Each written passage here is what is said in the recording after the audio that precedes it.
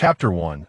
The beginning, the end, and the beginning is at his beard, or nasal hair, in Donghai, in the square before the town hall of Roguetown. A girl clad in a black leather jacket, draped with a raincoat, peered at the platform where a robust man awaited his execution. Beside her stood a woman, considerably more mature than the girl. Upon hearing the girl's remark, veins bulged on the woman's forehead. Amidst the crowd, a red-haired youth wearing a straw hat gazed at the girl who had just spoken, his tear-filled eyes seemingly intent on committing her, who appeared to be of similar age, to memory. The girl remained nonchalant, but the woman, sensing the scrutinizing gazes around them, abruptly covered the girl's mouth with her hand. "Come with me. If you linger here any longer, I fear you may soon find yourself among the executed."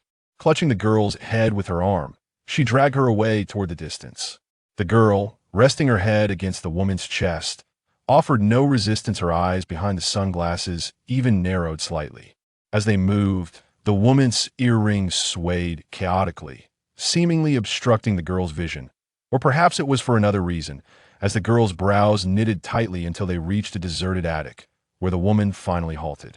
While the area was sparse in people, visibility was not as clear as before, and she consequently released the girl. The girl wiped the corner of her mouth with her t-shirt and, with a frown, addressed the woman. "Voganas, when was the last time you bathed? Even your hands reek." The woman, now referred to as Voganas, felt a vain throb on her forehead. She raised her right hand to pinch the girl's cheek, forcing her mouth open.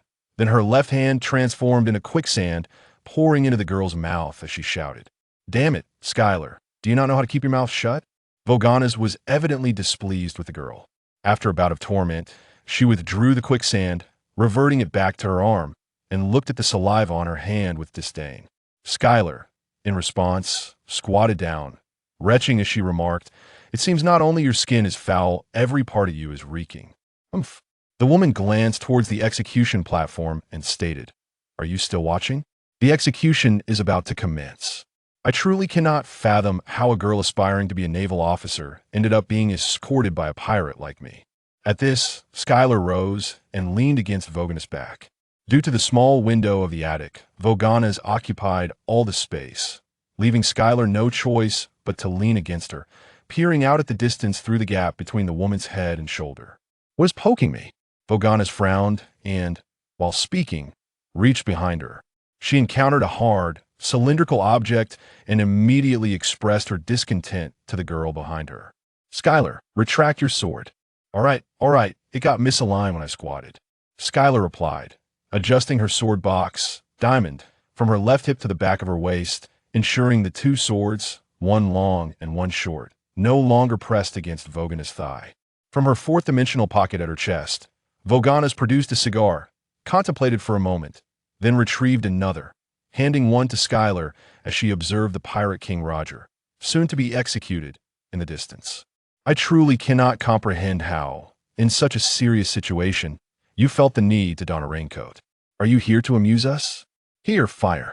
As she spoke, Voganas lit the cigar and offered a box of matches to the girl. Skylar, standing on her toes, gazed at Roger in the distance, seemingly reluctant to step back to light the cigar, simply biting it and declaring, "Because it's going to rain.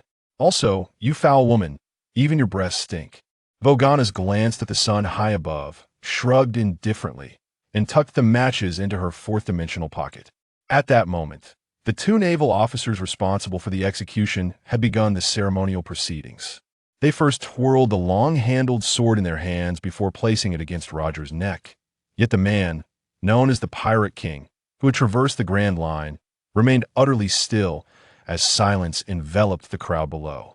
"Roger, you became the Pirate King, but where is your treasure?" Suddenly, a voice from the crowd below broke the silence, calling out to Roger on the execution platform. The previously expressionless Roger, upon hearing this, suddenly smiled, as if this was the scene he had anticipated.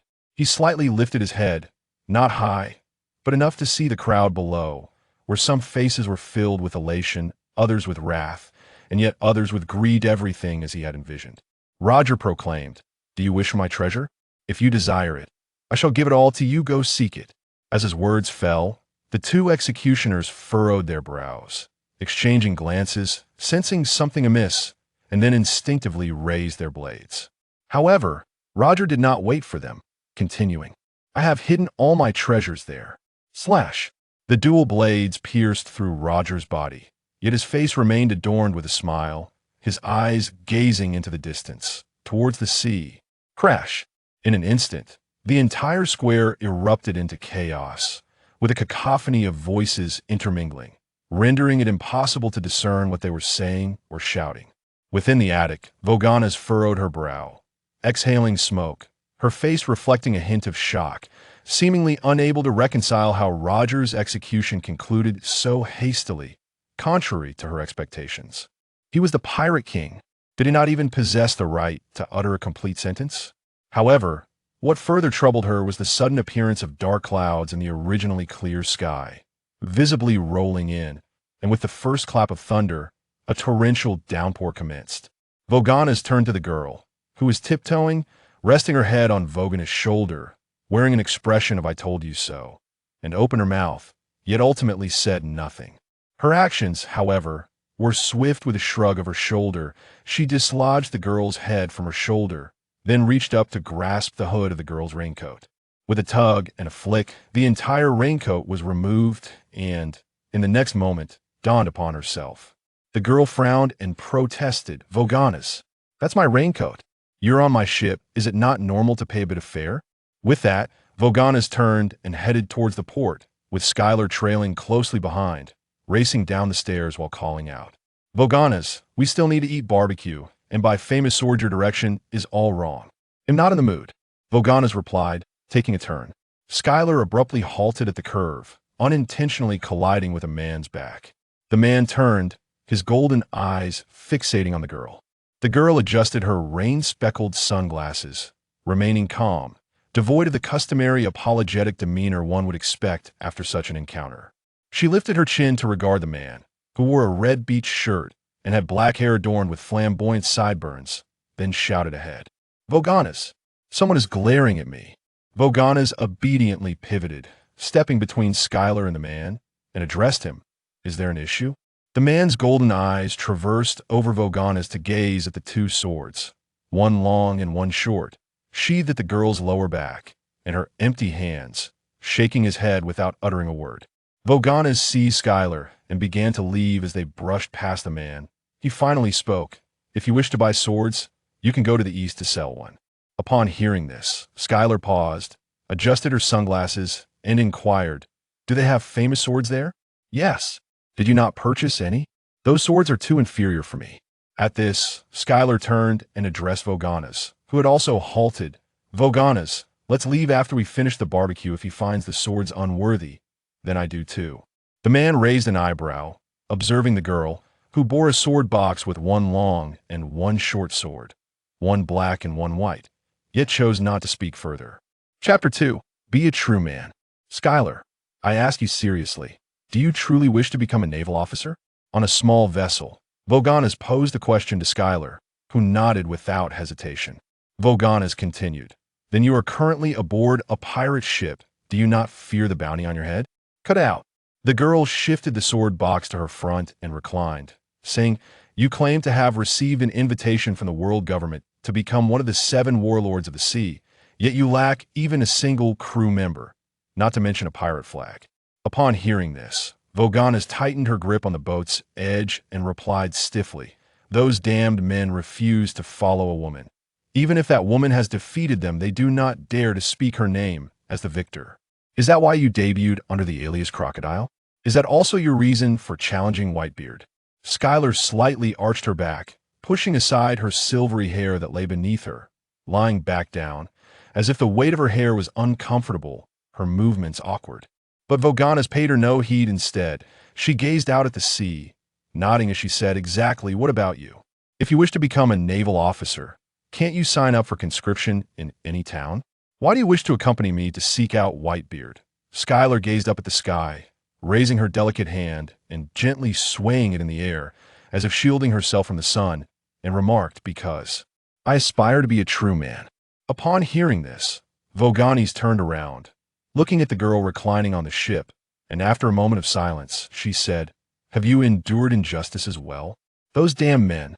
Noticing that Voganis seemed to have misunderstood her, Skylar merely raised an eyebrow without offering an explanation. In her line of sight, the position of her lifted hand concealed a panel invisible to others. As her fingers danced, a mission interface materialized. Mission title: Become a True Man. Mission requirements: Execute justice. Defeat the highest bounty pirate at sea. Mission rewards: Restore the host's gender, retain lineage effects, and officially activate the mission system. Mission targets: GOLD. Roger 5,564,800,000 target invalid. Edward Newgate 5,046,000,000. Mission status: Incomplete. Mission time limit: 1,396 hours. Observing the lengthy list and the continuously updating leaderboard, the girl let out a sigh. With so little time to challenge Whitebeard, it felt like a final gamble. Given her current strength, defeating Whitebeard was an utterly impossible task. It was not just the current Whitebeard she could not overcome. Even the frail version of him 22 years from now would best her effortlessly. As a transmigrator, she had only arrived in the world of One Piece a little over a month ago. Despite possessing the extreme skill, Blade Shadow Template inheritance, she was merely a weakling after all. It was merely a template, and cultivation required personal effort. Accompanying this inheritance was the image of Blade Shadow, a striking young girl. To be fair, Skylar quite liked her appearance as a girl, yet she did not wish to embody such a persona. The only way to restore her former gender was to defeat the highest bounty pirate within 100 days. If she were Roger's executioner, perhaps she would have already achieved it. However, with merely a month at her disposal, Skylar found it impossible to join the Navy, as no branch would accept a girl of merely 14 or 15 years of age without proper identification. In the past month, aside from training, Skylar encountered Voganis, a name the woman had claimed to possess. Skylar was uncertain of its authenticity. After all, when she first met Voganis, the woman had introduced herself as Crocodile to the male pirate she had defeated. Yet, Skylar did not care whether this woman had disclosed her true name, for Skylar herself was not her real name. Skylar's true name was one she intended to use after regaining her gender, though she was uncertain if she could accomplish this task, especially since even Voganis could easily overpower her. As the girl wallowed in melancholy, a trace of unprecedented sympathy and tenderness appeared on Voganis' face as she gently ran her fingers through the girl's hair, gazing out over the distant sea. As a woman, Voganis understood all too well the precarious position of a woman navigating these treacherous waters. Despite her bounty reaching 80 million and the world government extending an invitation to join the warlords of the sea, her bounty poster bore no photograph, only the name Crocodile. None of the men she had defeated would dare admit to being bested by a woman, and not a single pirate was willing to board her ship and become her crew. Those men sought to conquer her, to dominate her in every circumstance, rather than being conquered by her, even if it was merely to serve as her crew. Even the world government remained oblivious. They did not realize that the warlord they had invited was, in fact, a woman, which was why Voganis had yet to respond. She vowed to pull off a grand heist. She longed for recognition and acknowledgement from all. Thus, challenging and defeating the strongest man at sea became her best course of action. The demise of Pirate King Roger was a source of profound regret for her, a sentiment she shared with Skylar. They could only settle for defeating the second highest bounty after Roger, Edward Newgate, known as Whitebeard. With a shared objective, they both believed her could only believe that they possessed a bright future ahead. The small boat that Voganis and Skylar occupied was frail and unlikely to withstand the Great Line, a fact both were acutely aware of. When they encountered a pirate ship, they executed a meticulously coordinated raid on the pirate crew. Their motivations were straightforward. One was due to the pirates' disdain for women, and the other was the pirates treating her as merely a woman. Fortunately, the ship they plundered belonged to a pirate crew returning from the Grand Line, having come to witness Roger's execution. Thus, navigating through Reverse Mountain should pose no significant issue. Having never had crew members, Voganis was forced to become a versatile captain, and after a few days, they managed to reach the Grand Line safely. The two embarked on a journey across the Grand Line, encountering numerous challenges along the way. However, with the assistance of Voganis, an enigmatic figure with a bounty of 80 million, who was invited to join the 7 warlords of the sea, their voyage progressed relatively smoothly. After all, the current Skylar could only contend with those inexperienced deckhands who lacked any official rank, specifically those aspiring pirates eligible to venture into the Grand Line, rather than the minor pirate crews of the Four Seas or the infamous pirate factions of the New World. At last, with merely a handful of hours remaining in Skylar's mission, a despondent Skylar finally spotted a grand ship, flanked by 4 accompanying vessels. Voganis, wake up. It's the Moby Dick. It is indeed the Moby Dick. Skylar excitedly patted the sunglasses that had been taken by Voganis, who used them to shield her eyes during her afternoon nap. Voganis furrowed her brow but did not immediately rise. Instead, she leisurely remarked, "Are you so eager to embrace death?" With an elegant arch of her back, Voganis gracefully stood up and returned the sunglasses to Skylar's hair. Just as Skylar pondered how this woman could possess such a relaxed demeanor, Voganis suddenly stepped onto the bow of the ship and shouted towards the imposing Moby Dick in the distance, "Whitebeard, prepare the heads. I am coming to claim them now." Skylar's expression reflected exasperation. In the next moment, a young man, approximately 20 years of age with disheveled golden hair, peeked over the railing of the Moby Dick and called back, "Dad, 2 beautiful girls have come to see you." "Damn it, Marco. What are you talking about?" Laughter and playful jeers erupted from aboard the Moby Dick. Amidst the continuous mirth, Voganis's face flushed with indignation, even though such occurrences were commonplace. The disrespect shown towards women irked her immensely. Chapter 3. The Strength of the Mighty Man. A resounding voice pierced through the laughter, belonging to a man adorned with a triangular captain's hat and golden hair, sporting a crescent-shaped white beard. He appeared at the railing, gazing down at Voganis and Skylar. "Come aboard. We are celebrating the demise of that scoundrel Roger." Marco's head re-emerged beside him, remarking, "Dad, we've been feasting for 2 consecutive months. Is it not a bit excessive to still be celebrating?" "Ah, that is merely a grand banquet." The white-bearded man chuckled heartily, and below, Voganis could no longer contain herself. Her legs felt like quicksand, propelling her towards the Moby Dick. Skylar scratched his head, then removed his sunglasses from his hair and donned them properly. With a light leap, he followed Voganis onto the Moby Dick. Gazing around, Skylar discovered that the deck was indeed hosting a banquet, as Whitebeard had mentioned, with many individuals already appearing quite inebriated. Astonishingly, it was still midday. However, the laughter on the deck had dwindled, perhaps due to the audacious entrance of Voganis. After all, a devil fruit user, even on the Grand Line, commanded respect, regardless of being merely a woman. "Courre la la la," Whitebeard chuckled, then remarked, "A woman with a Logia fruit ability, alongside a swordsman girl. How amusing." "Courre la la la." With a booming laugh, Whitebeard raised his bottle for a drink, but Voganis swiftly intervened, shattering the bottle with a wave of sand. In an instant, Whitebeard's smile vanished, and many nearby regarded Voganis with serious expressions. "Fine wine. It is the best companion for a man traversing the seas," Whitebeard said to Voganis, then brought the remnants of the shattered bottle to his lips, savoring each drop as though he were a lost soul in the desert encountering fresh water. "I have come to challenge you. Not to drink or to listen to your tales of manhood," Voganis declared, her body transforming into yellow sand as she lunged at Whitebeard. A crew member nearby offered him his sword, Songyun Xia, but Whitebeard raised a hand, declining the weapon, while his other hand darkened, reaching for the massive blade formed from the sand. Clang!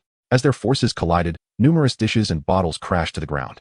Whitebeard remained expressionless, but Voganis, the aggressor, displayed a strained countenance on her half-sand face. "Impossible. How can he be this strong?"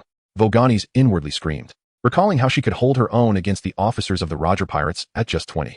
How could she be so easily thwarted by Whitebeard? What vexed her further was his refusal to employ Songyun Xia. At that moment, Whitebeard effortlessly released the massive blade formed by Voganis, who reverted to her human form and charged at him again.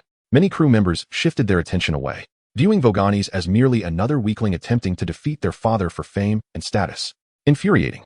Spotting their reactions, Voganis's rage intensified. She leapt high, her right hand morphing into a curved blade, smaller than before, yet imbued with greater force. "Damn it! Give it your all, you scoundrel! Desert's treasure." For an instant, Whitebeard's pupils dilated as he noticed the sand entwined with a purplish-black shimmer, yet it was feeble. Boom! Whitebeard unleashed a powerful palm strike that collided with Voganis's desert's treasure, sending her hurtling away, crashing against the rail beside Skylar before finally halting. "As a woman, you've done quite well. Depart now. We shall continue our banquet," Whitebeard remarked, turning back to his original spot, laughing heartily, showing no interest in even asking her name. As a woman, Voganis, this time, did not exhibit anger. The fury etched on her face was no longer sufficient to convey her emotions. Ignoring her injuries, she surged towards Whitebeard once more. Whitebeard glanced sideways at the obstinate woman, grunting softly. In an instant, an invisible force spread around him and Voganis. now with hands transformed into 4 curved sand blades, was struck down. Her eyes glazed over, on the brink of collapse, but in the next moment, defiance reignited within her. Resisting Whitebeard's overwhelming aura, Whitebeard, taken aback, reached for Tsongyun Xia, which had been held by a crew member. Do you wish for me to unleash my full power? Truly an intriguing individual, he mused, as the blade in his hand turned black. Sensing Vogani's distance with his observation Haki, he spun around and unleashed a full-powered strike. Strive to survive, Whitebeard bellowed, the blade slicing through the air. His explosive aura and the cracking atmosphere left Vogani's momentarily dazed, causing her sandy weapon to revert to her arms. Whitebeard regarded this nearly perfect woman, his eyelids fluttering. Yet he could not bring himself to alter the trajectory of his blade. A severed limb soared high, and Vogani sank to her knees. After the strike, Whitebeard contained his energy and strength, observing Vogani's. She gazed at her empty left hand and, lifting her head, demanded, "Why did you hold back? Is it merely because I am a woman? No, I gave it my all." Standing with his sword, Whitebeard smiled, yet Vogani's clearly did not trust his words. Dejected, she rose, clutching the wound on her severed left arm, and walked toward Skylar. "Let us go, Skylar." Whitebeard, unfazed by the blood pooling on the deck, laughed heartily. "Kuare la la la. Woman, what is your name?" Vogani's did not respond, but urged Skylar with her gaze. He ignored her, stepping forward to retrieve a fallen sword from the deck, proclaiming, "Edward Newgate, Whitebeard, I too have come to challenge you, or rather, to apprehend you in advance." Whitebeard paused, eyeing the 14 or 15-year-old girl, and burst into laughter again. "Kuare la la la. After that old rascal Roger's death, there are still such amusing individuals." His final laughter was somewhat hollow, yet Skylar paid no heed, raising the sword he had found on the deck, pointing it at Whitebeard, while his left hand rested on the hilt of his white short sword. White fang, double slash. Skylar surged forward, leaping with both hands in unison, wielding 2 swords to launch an assault on the laughing Whitebeard. Chapter 4. With a mere whim, I could bring about utter defeat. The sound of tearing fabric echoed as silence enveloped the Moby Dick. Everyone rose, directing their gaze towards Whitebeard. At that moment, Whitebeard, adorned in the captain's coat, bore 4 distinct slashes, while his chest displayed 2 intersecting wounds, from which beads of blood began to seep. With her twin blades now in hand, Skylar, who had just landed and had yet to sheath her dagger, wore a look of astonishment. She had never anticipated striking Whitebeard, yet here it occurred. Gazing at the bleeding wounds on his chest, she questioned whether her attack had some sort of guaranteed hit effect. However, in the next instant, she dismissed the notion. Over the past month, aside from sailing and training, she had engaged in combat and sparred with Vaganus, yet her strikes had never exhibited such a predetermined outcome. The swordsmanship she inherited was exquisite, yet it remained mere swordplay, devoid of quantification, lacking stringent constraints, and devoid of rules. Thus, the only plausible explanation was that Whitebeard had not intended to evade or defend himself. She lifted her gaze to behold this colossal figure, towering 4 or 5 times her height, and met his calm, unperturbed eyes. "Are you truly allowing me to strike?" Skylar took 2 steps back, allowing her to avoid tilting her head entirely upwards. The old man, observing the confusion on the young girl's face, burst into hearty laughter, exclaiming, "Ha ha ha. Are you truly expecting me to strike a little girl? What are you all so anxious about?" As he spoke, he glanced at his sons who were watching him from the side, and amidst his laughter, he wiped away the droplets of blood from his chest. The young girl's fierce strike had only managed to graze his skin slightly. Witnessing this, the crowd turned away, resuming their revelry, some indulging in drinks, others engrossed in conversation. Skylar continued to gaze at Whitebeard and inquired, "If you do not intervene, may I sever your neck?" "Ha ha ha, for a single drink. I shall permit you to attempt it." Whitebeard responded with unrestrained laughter. He even set down that Tsongyun cutlass, theatrically pulled a chair over, and placed a bottle of liquor along with a glass before Skylar. Turning to Marco, he commanded, "Let the festivities persist. Attend to that woman's wounds. The more, the merrier." Marco, scratching his tousled golden hair, approached Vogani's. Upon seeing him, Vogani's prepared to leap from the Moby Dick, but Marco swiftly grasped her arm. In an instant, the power of the fruit activated, and Vogani's found her left arm no longer bleeding before she could even protest. "Stay and celebrate with us," Marco urged. Ignoring the murderous glare she cast at him, he returned to Whitebeard's side and poured a drink for Skylar. Skylar, gripping her knife, stared at the drink before her, then glanced at Whitebeard, who lay back in his chair, slightly lifting his head. "All right," she declared succinctly, retracting her blade into its sheath. She accepted the glass and gulped it down. Her body, unaccustomed to alcohol, strongly rejected the drink, and she coughed, forcing it down her throat. Raising her head to look at Whitebeard, she proclaimed, "One cut." Whitebeard erupted into hearty laughter. Skylar had seized the bottle from Marco's grasp and began pouring herself another drink, her honesty apparent as she filled the glass to the brim each time. An hour later, a tipsy Skylar stood before Whitebeard, who resembled a man receiving a haircut, striking his neck repeatedly with her knife. In her drunken state, she struggled to maintain a firm grip on the blade, let alone penetrate Whitebeard's resilient skin. Her efforts resulted only in a scattering of golden hair upon the ground, as if Whitebeard were indeed there for a haircut, with the inebriated girl playing the role of the barber. As she prepared for her final strike, she concentrated, attempting to stabilize her wobbling form, eliciting laughter from the crew aboard the Moby Dick. Even Voganis, who had been forcibly retained, covered her eyes. Little Skylar, one last cut, give it your all. Marco, equally intoxicated, began to cheer for the girl, threatening to sever her father's neck. His words prompted a chorus of encouragement from the crew. Under the collective gaze, however, Skylar suddenly lost her balance and fell onto the deck, collapsing with her head resting on the side of her tilted sunglasses. Just wait for the last sword until I wake up. Don't cheat, she murmured before succumbing to a deep slumber. Laughter and merriment filled the deck of the Moby Dick. Untouched by the effects of alcohol before, her first experience of inebriation lasted unusually long. When Skylar finally awoke, it was the following day, approaching dawn. She found herself not on the deck, but reclined in a lounge chair, covered with an old yet clean cotton coat. Groggy and battling an excruciating headache, she accessed her system panel and saw the notification of mission failure. The task section dimmed and shrouded in silence. She realized that she would be trapped in this body for an extended period. With a heavy heart, she turned to gaze upon the Whitebeard pirates sprawled across the deck, including the thunderously snoring Whitebeard, despair taking root within her. After a moment of stillness, she rose and sought out Voganis, who clung to the mast, her remaining right hand still clutching a bottle of liquor. Skylar kicked the woman, but received no response beyond the sound of her snores. With great difficulty, she hoisted the much taller and heavier woman onto her back and made her way to the edge of the deck. Upon reaching the railing, a voice broke through. "Oh, aspiring naval monarch, will you not deliver the final blow?" Skylar turned in a flurry, spotting the drowsy Whitebeard and the tousled-haired Marco. "Leave it. Wait until I become a naval officer before you chop it off. Does Corolla still aspire to join the Navy? Perhaps it would be better to stay aboard and become my first daughter." Whitebeard's hearty laughter roused several crew members, who turned their gaze toward the girl upon hearing his words. "I will never become a pirate. I am Skylar. I would rather starve to death or leap into the abyss, drowning in the depths, than become a pirate." The girl expressed a vehement aversion to the notion of piracy. After declaring this, she truly leapt off with Woganis, causing Marco to rush to the railing. Once he confirmed that they had landed safely on their small boat, he sighed in relief. However, his mood soured immediately when the porcelain-like beauty flashed him the middle finger. "To hell with pirates. Next time we meet, I shall capture each of you and toss you into prison." With that, the girl hoisted the anchor and raised the sails, the small vessel drifting away. Her fierce farewell words brought a wave of laughter to the Moby Dick at this dawn. Chapter 5, Gender Discrimination?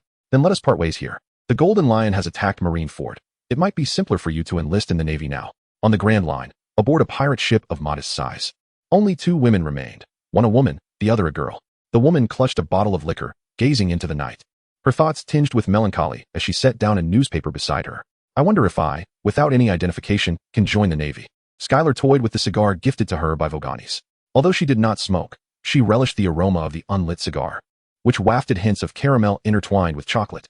Voganis downed the remaining liquor in one gulp and began to untie the lifeboat tethered to the side of the ship, which could accommodate only 2 or 3 individuals. Maneuvering with one hand proved somewhat challenging, yet she persisted stubbornly. In truth, she possessed a more efficient means of accomplishing this task by elementalizing her left arm.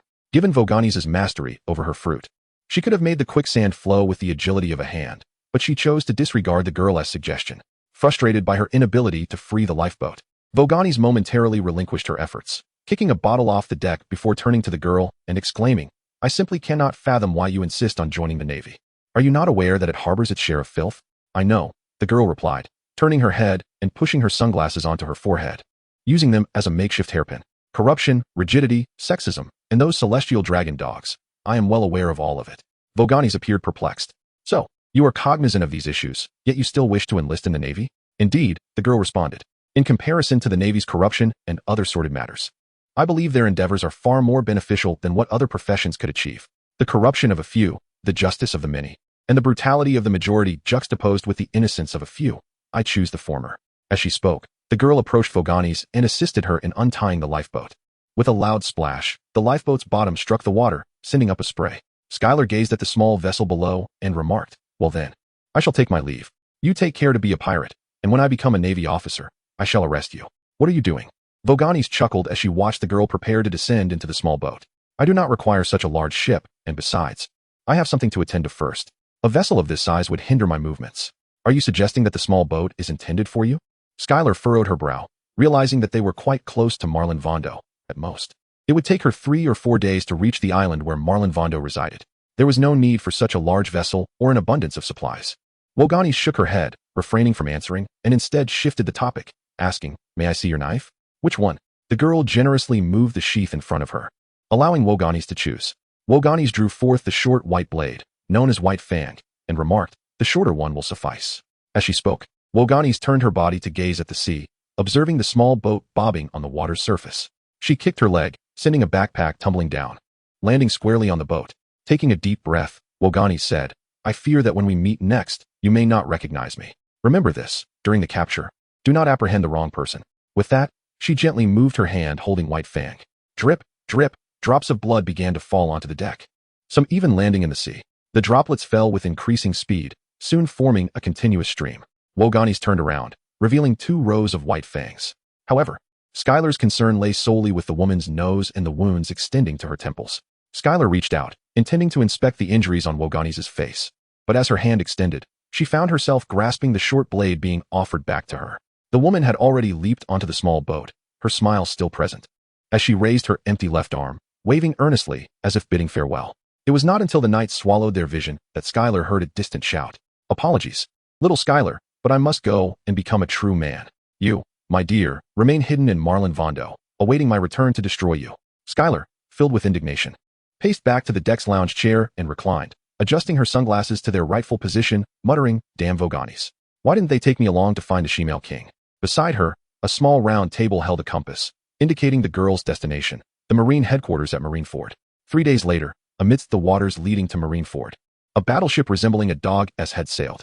On the deck, a vice admiral with hair half black and half white munched on rice crackers, gazing at the 2 pirate ships in the distance. This admiral reveled in the long-forgotten sea breeze, which rustled his justice cloak, while his black suit was stretched taut against his robust physique. Nearby, a youthful ensign, still bearing traces of boyishness, peered through a telescope to assess the situation aboard the pirate vessels, remarking, "One belongs to the Iron Bone pirate crew, with a bounty of 170 million, and the other." "Just a girl?" The ensign hesitated as he spoke, prompting the admiral to snatch the telescope for a closer look.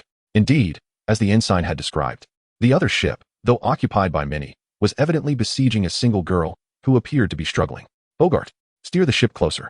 How dare these pirates engage in battle here, showing such disregard for the Navy?" commanded Vice Admiral Garp. "Yes, Vice Admiral Garp," Bogart replied, setting off to comply. Garp wore a confident expression. The Navy had just executed Roger, marking the end of an era of crime. Just days prior, he and Sengoku had defeated the Golden Lion and imprisoned him in Impel Down. The audacity of pirates to fight in such waters was an affront to the Navy. As Garp chewed on his rice crackers, despite their crispness, he seemed to engage every muscle in his face. Bogart returned, contemplating before speaking again. "Vice Admiral Garp, that girl is not a pirate. I checked the bounties, and there is none for her. The ship belongs to the Black Wave pirate crew, which has already been captured in the East Blue. That ship is not hers." Upon hearing this, Garp paused mid-chew and inquired, "So, a band of pirates is bullying a girl?" As he spoke, crumbs scattered, splattering Bogart's face, which he merely wiped away. "Should we rescue her, Vice Admiral?" Garp swallowed the rice cracker and replied, "Did you not hear about Crane's lesson? Such behavior is a severe form of discrimination against women. It must not happen again, understood?" "Understood, Vice Admiral." "Then, let's move," Garp ordered, exuding confidence as he added, "But mark my words, that girl will not call for help. Any woman brave enough to venture out to sea alone is remarkable." Bogart nodded in agreement, though his inner thoughts remained a mystery. As the iconic battleship approached, the Iron Bone pirates ceased their actions, many displaying expressions of fear. Garp stood at the ship's bow, regarding the scallywags with disdain. He expected the girl to reject his assistance, but upon spotting him, she adjusted her sunglasses and cried out, "Marine, help! Pirates are trying to kill me." In an instant, Bogart instinctively glanced at Garp, whose expression turned to stone. Chapter 6. Carnivorous beasts. The sea breeze grew restless, mirroring Garp's agitation. Beside his battleship lay 2 wrecked pirate vessels, with numerous Navy officers apprehending the pirates. Garp squatted down, facing the girl, who was of similar height, incredulous as he asked, "You sought assistance from the Navy just like that? You don't feel any gender discrimination in our help?" The girl readjusted her sunglasses and replied, "Why would seeking help be considered gender discrimination? You saying that is the real discrimination? Does the Navy have a channel for reporting gender discrimination?" "I wish to report that I've been discriminated against by a Marine Vice Admiral." Her barrage of accusations left Garp momentarily aghast. before he forced a smile akin to a goldfish, tenderly offering her rice crackers. Uncle will treat you to some crackers. Please refrain from such talk. While Garp feared little else, even the prospect of being reported for treachery against the Navy, gender discrimination was a different matter entirely, especially with Crane around. The girl, unceremoniously, snatched the bag of rice crackers, declaring, I haven't had roasted meat in ages. My mouth gets restless, and when it does, I just want to chatter away. Let us eat. Is 2 pieces enough? With that, Garp rose, directing the Navy's soldiers to prepare, while the girl, recognizing Garp's imposing presence, wisely remained silent. As Garp observed her quietude, he crouched once more, looking at the petite girl and inquiring, Little friend, how did you end up here? Where are your parents? I have no parents. As for how I got here, I heard this was the Marine headquarters, so I commandeered a ship, she replied, holding the rice crackers in one hand while stabilizing her sunglasses with the other, which were slipping down her face. Garp stroked his donut-shaped mustache and asked, What do you intend to do at the Marine headquarters? Planning an attack? At that moment, Garp noticed the girl rolling her eyes at him, even through her sunglasses, leaving him feeling somewhat embarrassed, having just dealt with the Golden Lioness affairs. Garp quickly interjected, You're here to join the Navy, aren't you? But why come to the headquarters? Realizing he had spoken out of turn, Garp chastised himself. Recognizing that a girl brave enough to navigate the Grand Line surely had no need to join a branch of the Navy. The girl, watching Garp's flustered performance, set aside her rice crackers and leaned against the railing, observing him with amusement. Garp, awkwardly smiling, asked, What is your name? Skylar. Just Skylar? Is that all? This time, Garp genuinely laughed. Your surname and given name. Do you only have a first name? The girl furrowed her brows, pondering, before responding, Gray. Skylar Gray. Garp regarded her thoughtfully. Do you go by Gray or Skylar? Skylar. Ah, so your full name is Gray Skylar, not Skylar Gray. Resting his elbows on his knees and supporting his chin with his hands, he continued, Skylar, if you wish to join the Navy, why not accompany Uncle back to Marineford? You have just smashed my boat, and I cannot possibly swim over to yours, can I? The girl's calm voice caused Garp's expression to stiffen as he gazed past her at the shattered vessel floating on the sea, prompting him to laugh once more. Oh, why not just follow me from now on? Ever since Kazan left, I have been in need of a first mate. Coughing slightly, Bogart interjected. Garp turned to him and inquired, Bogart, are you feeling unwell? Bogart shook his head and replied, Vice Admiral Garp, the Marshal has already arranged for you a first mate. Is that so? Garp rose and leaned closer to Bogart, asking, Who is it? No one has informed me. Bogart's forehead seemed to pulse with tension as he suppressed his emotions and calmly stated, Vice Admiral Garp, it is I. I am your first mate. Ah, you are too funny. Garp chuckled, clutching his belly, but as he observed Bogart's gradually pale face, his laughter faded. You cannot be serious, can you? Suddenly, a similar infectious laughter erupted from the girl, who had just choked on a rice cracker. Seeing her ungraceful demeanor, Bogart instinctively forgot his own sorrow and laughed aloud. Witnessing both of them laugh, Garp erupted into laughter as well. Below them, a group of handcuffed pirates looked on in confusion. They were merely small-time pirates. Was it truly worthy of such joy from a naval hero to capture them? Sometimes, joy can emerge from the most inexplicable reasons.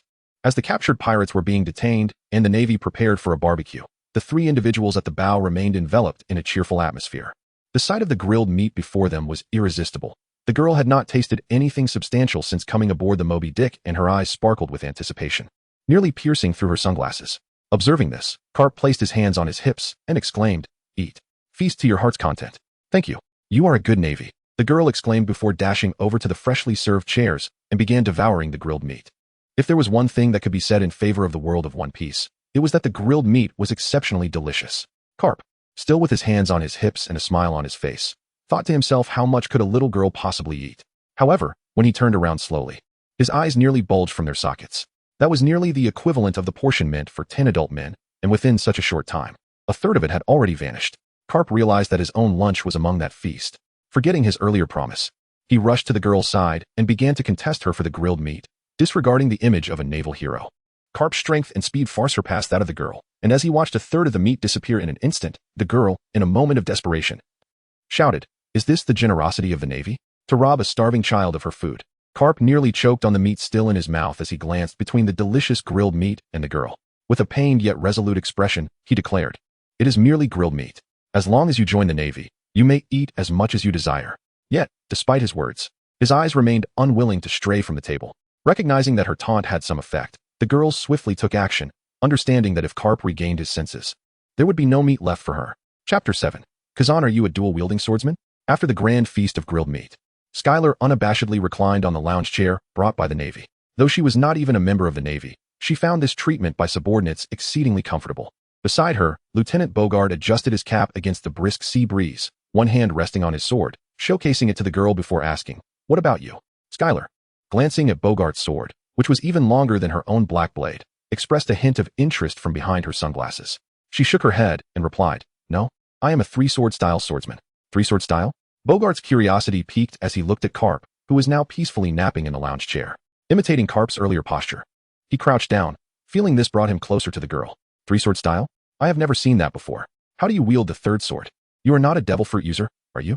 Bogart struggled to comprehend how an ordinary person could wield three swords. And since the seawater that splashed onto the girl when Garp shattered the pirate ship seemed not to hinder her, he was filled with curiosity. Noticing that this young man seemed intent on keeping her from her nap, Skylar sat up and said, "Would you like to see it?" "Unfortunately, I only have two swords with me at the moment, so I cannot demonstrate." Seemingly unaware of the subtlety in her refusal, Bogart stood up and approached a nearby naval officer, directly borrowing a sword from the Navy's waist before returning to Skylar, offering the sword to her. "Here." Skylar scratched her head, somewhat conflicted. Although she had previously stated her refusal, she would not go back on her word. Reluctantly, she stood up and accepted the standard-sized sword from Bogart. Of course, compared to her petite stature, the sword was still slightly long, but it posed no issue. Skylar drew the scabbard of her naval blade, wielding the dagger in her right hand while her other hand rested upon the hilt of her short blade, White Fang. Perhaps due to an unspoken understanding among swordsmen, Bogart also placed his hand upon his own weapon.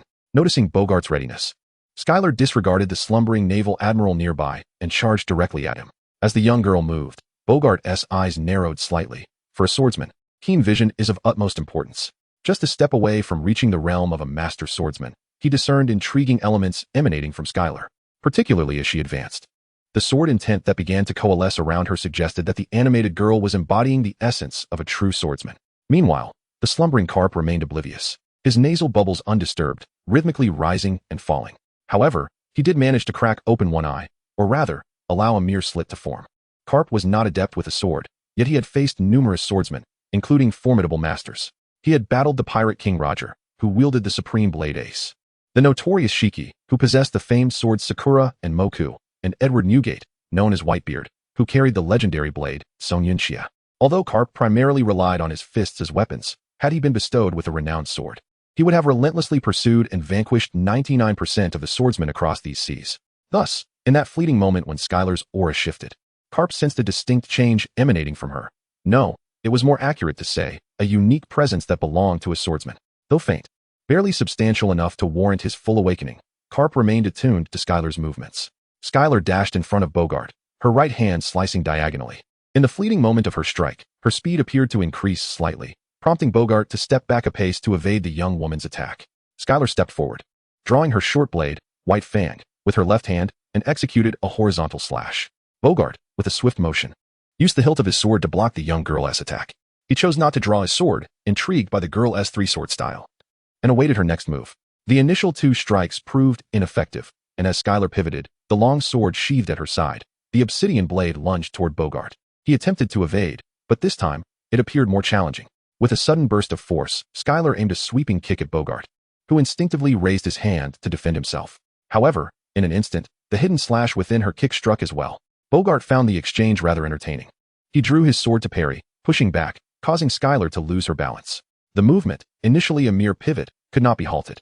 As Bogart smiled, eager to comment on the girl's so-called three-sword style, he was taken aback when Skylar transitioned to a reverse grip, wielding her blade with both hands. Despite facing away from Bogart, she executed a strike. This unexpected maneuver surprised him. The technique was indeed clever, yet too feeble. Bogart easily deflected her two slashes with a single-handed hold on his long sword, the violent recoil finally toppling Skylar as she fell onto the deck. Ouch, that hurts. Skylar, unusually removing her sunglasses, rubbed her nose. Any normal person witnessing the sight of her would likely rush to assist, but Bogart, armed with a dagger in one hand and a sword sheath in the other, mimicked her movements instead. "You didn't need that third sword. You only need to do this," he stated, demonstrating as he spoke, attempting to prove that her three-sword style was unnecessary. Skylar, her nose throbbing and tears welling up from the pain, refused to concede. "Just give me a few more years, and you'll see the true power of my three-sword style." Yet, the resolute declaration, paired with her teary expression, lacked any persuasive effect. Bogart frowned, replying, "You shouldn't create superfluous movements for the sake of your so-called three-sword style. One sword is sufficient, two swords are more than enough, three swords, truly unnecessary." Bogart earnestly sought to correct the young girl's approach to swordsmanship, but Skylar ignored him. Once the pain subsided, she donned her sunglasses once more, retorting, "If you were the world's greatest swordsman, your words might carry weight. But no, even the greatest cannot alter my sword's resolve." Bogart, observing Skylar's stubbornness, was about to offer further guidance when a languid voice resonated from the sea. "Alala, is this my successor? Bullying a little girl?" As the voice echoed, Garp, with a bubble of mucus bursting from his nose, sat up and laughed heartily. "Kazan, what brings you here?" A tall, lean figure draped in a cloak of justice rode a bicycle, soaring from the sea before landing gracefully on the deck. Kazan released the handlebars, rubbed his hands together, and explained, "Admiral Aokiji sent me to investigate reports of a pirate skirmish, but it seems you've handled it, haven't you?" "Ahaha. It's not a pirate battle, it's this little child against a group of pirates." Upon hearing Garp's words, Kazan turned to Skylar, whose nose was still red and cheeks glistening with tears, then shook his head and remarked, "Alala, Garp, you're joking again." Chapter 8. What does bullying with power mean? Tactical retreat. Observing the calm yet resolute expression on Kazan's face, Skylar sniffed, turning to the still laughing Garp and exclaimed, "Garp, to whom should I lodge a complaint regarding gender discrimination within the Navy?" Garp's laughter abruptly ceased, but the next moment, realization dawned on him. The individual Skylar referred to regarding gender discrimination was Kazan, not himself, prompting him to laugh even harder as he said to Skylar, "When we reach Marineford, you can speak with Admiral Tsuru. She is particularly sensitive to this issue lately. I wonder if it's..." Garp's words trailed off. Recognizing the girl's gaze upon him, he was no fool and would not allow himself to be caught in a trap. Beside him, Kazan scratched his head, saying, "Are you implying that those pirates were genuinely defeated by you? What an impressive little girl you are." "I did not defeat those pirates, but I assure you, I will report the matter of gender discrimination concerning you." The girl earnestly identified Kazan's rank within the Navy before stating, "Rear Admiral Kazan, regarding gender discrimination." Seeing the relentless girl, Kazan lazily replied, "Alala, I'm being threatened. Little girl, you're just a child. The gender discrimination between men and women does not concern you." Skylar adjusted her sunglasses and remarked, "Sexism and age discrimination. I believe Admiral Tsuru would certainly take a keen interest in this matter. Wouldn't you agree, Admiral Garp?" Kazan furrowed his brow, casting a disapproving glance at the audacious young girl before him. His fondness for her began to wane. However, Garp burst into hearty laughter, exclaiming, "Ah, Kazan, if Skylar doesn't report this, I shall certainly do so myself." At that moment, Garp discarded even the diminutive descriptor and directly called out Skylar's name. With a triumphant grin directed at Kazan, he proposed, "How about this? You treat Skylar and me to a week's worth of barbecued meat, and we shall let you off the hook." Garp shot a glance at Skylar, signaling her to temper her enthusiasm. She nodded and inquired, "Is that 3 meals a day?" "That is assuredly the case." Garp thumped his chest and looked at Kazan, asking, "What do you say?" Kazan studied Garp, realizing he was earnest. He absent-mindedly played with his curls, calculating Garp's appetite and his own salary, before nodding in agreement. As for the young girl, at her age, wasn't it typical for girls to eat little? Kazan was unconcerned about any potential antics from her, for she was clearly not a member of the Navy, and whether she would even meet Admiral Tsuru was uncertain. However, Admiral Garp, he was truly capable of such outrageous acts. Amidst his musings, Kazan noticed the gaze of Bogart, the successor. What kind of gaze was that? Sympathy? Pity? Mourning? Yet, Kazan had no time to unravel these thoughts, as Garp, reclining in his chair, had already exchanged a high-five with the young girl. Garp's warship was not far from Marineford. Indeed, the vessel's speed far surpassed that of Skylar's original ship. By dusk, the warship smoothly returned to Marineford. Skylar toured the naval headquarters at the port, which was neither new nor complete. Numerous craftsmen were engaged in repairing the naval base, suggesting that the aftermath of the Golden Lion Shiki's battle still lingered. After inquiring with the Navy personnel responsible for the warships, Garp discovered that his son had yet to return from leave, causing his previously cheerful demeanor to diminish significantly, even erasing any thoughts of reporting back to the headquarters. His gaze fell upon Skylar, who was scrutinizing Marin Fando alongside Kazan, who had one hand in his pocket and the other resting on his bicycle. Garp approached them, saying, "Let us go. It's time for dinner." "I didn't have enough for lunch, haha." Marin Fando was not merely the Navy's headquarters, due to the presence of many high-ranking officers. It had developed into a small town, not quite accurate to call it a town, but rather a scattered array of establishments outside the military barracks and naval buildings. Basic amenities such as food, housing, and transportation were readily available, as the Navy personnel received salaries, with some high-ranking officers dedicating their lives to naval service. Some even established families in Marin Fando, necessitating places for consumption and family provisions. Garp was likely more familiar with Marin Fando than his own hometown. He led Kazan and Skylar to a barbecue restaurant. Kazan remained calm. Having recently been promoted to Rear Admiral, he felt an increase in salary, yet had nowhere to spend it. However, as dish after dish of barbecue arrived, the empty plates began to accumulate on the table, and Kazan's expression transformed, from languid to neutral, then serious, and finally to a frown. Within the span of just an hour, he exhibited the full range of emotions from a wealthy individual to a proletarian. By the time the bill arrived, cold sweat had formed on his forehead, not due to the meal's expense, but because this generous treat was just one of 20 more to come. Kazan, as a natural ice fruit user, should not have been sweating cold sweat. He could control all low temperatures. Yet, for some inexplicable reason, this damned cold sweat refused to cease. Returning to the dining table, Kazan observed the two individuals, who appeared quite content. Both held cigars in one hand and toothpicks in the other, although Skylar's cigar remained unlit, seemingly imitating Garp. Have you settled the bill? Let us go find Tsuru, Garp announced, standing up and shaking his justice cloak before draping it back over his shoulders. Kazan frowned and said, Admiral Garp, didn't I say I would treat you to barbecue, haha? Rest assured, I'm not one to go back on my word. It's just that Skylar needs a place to stay, Garp chuckled, striding out of the barbecue restaurant. Kazan pondered for a moment before hastily pushing his bicycle to catch up, observing the duo ahead of him. He couldn't shake the feeling that they shared a certain disposition. Both were troublemakers. With the guidance of Admirals Garp and Kazan, Skylar faced no obstruction upon entering the military camp. The patrolling Navy personnel merely regarded her with a glance before allowing passage. After winding through several turns, the trio arrived at a quaint villa. Garp's iron fist knocked loudly on the courtyard door. Before long, a middle-aged woman with deep blue hair interspersed with silver gray appeared. Upon seeing this elegant woman, Garp waved his hand and said, Little Tsuru, why have your movements slowed? Is it because Garp fell silent? For the graceful Tsuru bore a gaze filled with an incongruous, chilling intensity. Tsuru regarded Garp and Kazan, asking, What do you two want? Tsuru had not noticed Skylar.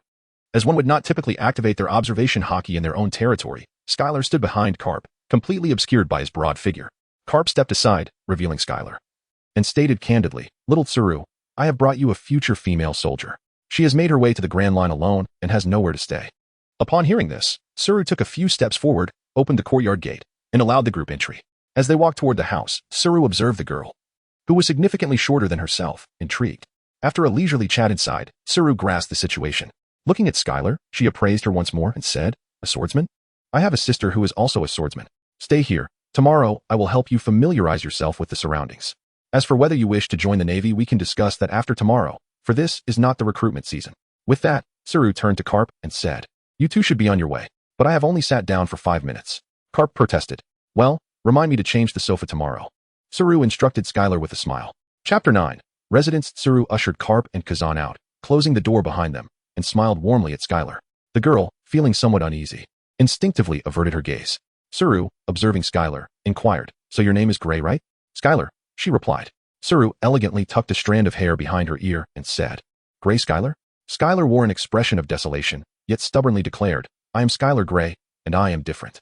Although it defied common sense, Crane nodded and said, I will arrange a room for you. I hope you won't find the pillow too high. I have a sister who also resides here and prefers lofty pillows. As they ascended the stairs, Skylar curiously inquired, By the way, who is eligible for a standalone house? Is it a vice admiral? Without turning back, Crane replied, Not necessarily. Any officer of the headquarters level suffices. Moreover, there is little difference between the residences of a general and a major, apart from their proximity to the headquarters. The housing allocated by the Navy is uniformly constructed, and considering the size of Marineford, as well as the philosophy proposed at its inception to avoid overt class distinctions. Officers above the rank of captain reside in nearly identical accommodations, with variations primarily based on location or personal preference. Those below the rank of captain, including naval cadets, all reside in dormitories. Naturally, should one start a family or accumulate savings, they may purchase their own dwelling, provided it does not interfere with training or mission execution. The Navy headquarters remains unintrusive. When Crane mentioned that generals' homes are closer to the headquarters, it referred to the administrative center where civilian personnel work. Generals, marshals, and even seasoned vice admirals like Crane and Garp do not adhere to a rigid task schedule. Therefore, roles in administration and education become their mainstay. Though when the Navy requires their expertise, they are always prepared to don their cloaks and board ships to combat pirates. For instance, Garp, unable to remain idle, requests numerous assignments from Admiral Sengoku, a privilege afforded to them. Conversely, Kazan, a fellow vice admiral, lacking sufficient seniority, must undertake regular patrols or other cyclical tasks to build his experience. Upon hearing that any officer of the headquarters level could possess their own home, the girl raised an eyebrow, influenced by her extensive viewings of One Piece, which may have led her to perceive headquarters officers as commonplace and inconsequential. Seemingly sensing her inner agitation, Crane jested, Should you truly become a naval officer and graduate from the Naval Academy in the top 5, you would directly achieve that rank. However, he added, every cohort of the Naval Academy produces some prodigies, even some extraordinary talents. With that, Crane glanced at the girl, his intent purely to encourage her. For she appeared exceedingly frail, making the idea of graduating in the top 5 seem utterly fantastical. What does it mean to be a headquarters officer? Take Bogart, who, after Kazan's promotion, became Garp's aide. He graduated from the Naval Academy 3 years ago and has now spent 3 years alongside Garp yet remains a mere captain. This captain, without effort, could easily overpower a fully exerted Skylar. It is undeniable that Bogart is stronger than many of his peers, yet he still has not ascended to the rank of a headquarters officer. The ranks at the Navy headquarters are 3 levels higher than those in the divisions, implying that an officer achieving headquarters status could potentially command a division in the 4 seas. Hence, Crane could only offer encouragement to this inexplicably self-assured girl. Their dialogue was brief, and upon concluding their conversation, they reached the 2nd floor, which contained only 2 rooms facing each other, with a washroom nearby. Crane opened one of the doors, revealing a room that was immaculate and sparsely furnished, resembling a hotel rather than a personal dwelling, perhaps due to a prolonged vacancy. Pointing to the 3-meter-long bed, Crane stated, "This will be your temporary room. You may stay here until you enroll in the Naval Academy. Rest assured, I won't charge you rent." As Crane spoke, he noticed a troubled expression on the girl's face and gently patted her back. He felt a pang of envy at her soft silver hair. By her age, his own hair had become coarse. The girl shook her head and said, "It's not that. I will pay you rent once I have a salary. It's just, I lack identification. Will the Navy reject me? After all, I might be a pirate's undercover agent." With a maternal smile, Crane playfully pinched the girl's cheek beneath her sunglasses and said, "Had you not encountered Garp, you might have already been captured by pirates. Do you really think a pirate crew would assign you as an undercover agent?" Though not a single word belittled her abilities, each utterance subtly undermined her strength. Nevertheless, Crane proposed a solution for her lack of identification. "However, your absence of identification is indeed a problem. Yet, since you've come from the 4 seas, you can apply for a replacement. You were from the East Blue, right? Which town are you from?" The girl wore a perplexed expression and shook her head. Crane furrowed his brow and asked, "Then how did you arrive here?" I sailed to Roguetown." The girl replied, gesturing with her hands to illustrate the size of the boat, as she earnestly attempted to convey the vessel's dimensions. She continued, "Then I paddled my way to the New World, but encountered a pirate ship and seized it." Thus, Crane inquired, "So, you do not recall where you previously lived? Any village or town names?"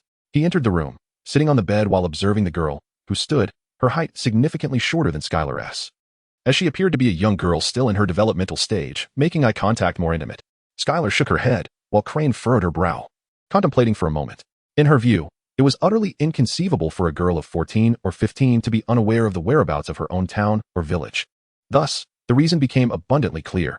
The girl was reluctant to speak of it. Crane, a woman of gentle disposition, recalled the girl's solitary ventures to sea, even her aspirations to join the Navy upon arriving at the Grand Line. In that fleeting moment, she surmised that the girl might have endured a tragically tumultuous childhood. Once more, Crane scrutinized the girl. Slender and diminutive, she evidently exhibited signs of stunted growth. Moreover, the girl had never removed her sunglasses. Even now in the dimness of the indoor setting, at night, wearing a pair that seemed 2 sizes too large. Perhaps it serves as some token, Crane mused, her gaze shifting to the 2 swords the girl carried, one long and one short, exquisitely crafted, with a lavish scabbard that starkly contrasted with the girl's inexpensive leather attire. In just a few breaths, Crane envisioned a narrative of a girl who had suffered grievously in her hometown, fleeing her nightmares with a cherished token and a family heirloom, embarking on a solitary journey across the seas. Furthermore, the girl's ambition to join the Navy after arriving at the Grand Line hinted at an indomitable spirit filled with hope. A maternal glow illuminated Crane's face as she patted the bed and said, "From now on, you shall reside here. The rent was merely a jest on my part. Regarding your identity, I shall assist you in resolving that matter. It is getting late, so I will prepare some clothes and a toothbrush for you. Rest well." Skylar gazed at the sudden, benevolent expression of Crane, who resembled a grandmother, and instinctively nodded, saying, "All right." Chapter 10. Yes, I have a daughter the next morning. Before the young girl awoke, Crane prepared breakfast and placed it in the kitchen before heading out to the Navy headquarters. Unlike Garp, her primary responsibilities involved training female sailors and handling administrative tasks. Upon arriving at her office, she did not immediately address the issue of the girl's identity. Instead, she retrieved information related to various pirate crews, particularly photographs, and sent someone to investigate reports of missing persons in the East Sea. Although Crane did not suspect that Skylar was an undercover agent, after all, she was someone without any identification. She felt compelled to prevent any unforeseen incidents for the sake of both the Navy and Skylar herself. Soon, the photographs of renowned pirate crews from the Grand Line and New World were assembled on her desk. The girl's appearance was quite distinctive, making her easy to identify if she had appeared in any of the images. Ultimately, although it was expected, none of the photographs revealed the slightest trace of the girl, which relieved Crane. However, the absence of her name in the subsequent reports of missing persons caused her to furrow her brow. Fortunately, this was not of great concern, as reports of missing persons were entirely voluntary. If the victims did not report their cases, they would not be registered. Crane tidied her hair and, noticing that the sun had fully risen, exited her office and made her way to Garp's office. She had promised to secure an identity for the girl, and Garp, hailing from the East Sea, would be of great assistance. Upon opening the door to Garp's office, she found him fast asleep, while his aide, Bogart, was busy handling paperwork following the recent incarceration of the Golden Lion. Upon seeing Crane enter, Bogart stood to salute and then roused Garp from his slumber. Garp, groggy and rubbing his eyes, reclined back, resting his legs on the desk, casually lighting a cigar, and impatiently remarked, "Little Crane, didn't I tell you not to disturb me before 3 in the afternoon?" As he lit the cigar and glanced at the clock on the wall, he grumbled, "It's only 9:30. I've barely slept, just half an hour into the workday and already so busy." With the cigar clamped between his teeth, Garp reached across the desk and randomly grabbed a piece of paper, pretending to read. Crane, observing with dissatisfaction, pointed out, "Garp, you're holding an ice cream advertisement. Such things shouldn't even be in the headquarters." "Ah, I brought it in. Didn't Admiral Kong say that even a small phenomenon could reveal a grand conspiracy? I'm just researching." Garp trailed off, crumpling the advertisement and tossing it aside. "What is the matter?" "Skylar, she has no identification." "No identification?" Garp removed the cigar from his mouth. "What is the issue? Is she an undercover pirate?" "It's not the first time a small-time pirate has disguised themselves as a civilian without identification to infiltrate the Navy. It's been mentioned numerous times in the Naval Academy, and even though Garp didn't pay much attention, the repeated information stuck with him." Crane smiled, saying, "Garp, let us not entertain such impossible notions." Garp burst into laughter. "Ah, indeed, that is quite impossible. So why have you come to me?" "According to Skylar herself, she is from the East Sea. Let her be affiliated with you, perhaps as a niece." Crane casually suggested this, aware of the risks involved. Especially for high-ranking Navy officials, any misstep could lead to significant consequences. Thus, she hadn't anticipated Garp would agree. However, given Garp's connections in his hometown, it should be easy to find someone to associate with. True to Crane's expectations, Garp shook his head. Yet, in the next moment, Garp laughed heartily, declaring, "Let us just say she is my daughter. Niece is far too complicated." Life was not easy, and Crane sighed. She rubbed her temples and looked at Garp, asking, "Are you serious?" Garp inserted his thick fingers into his nostrils, digging while he replied, "You're the one who claimed you have a sister nearly 30 years younger than you."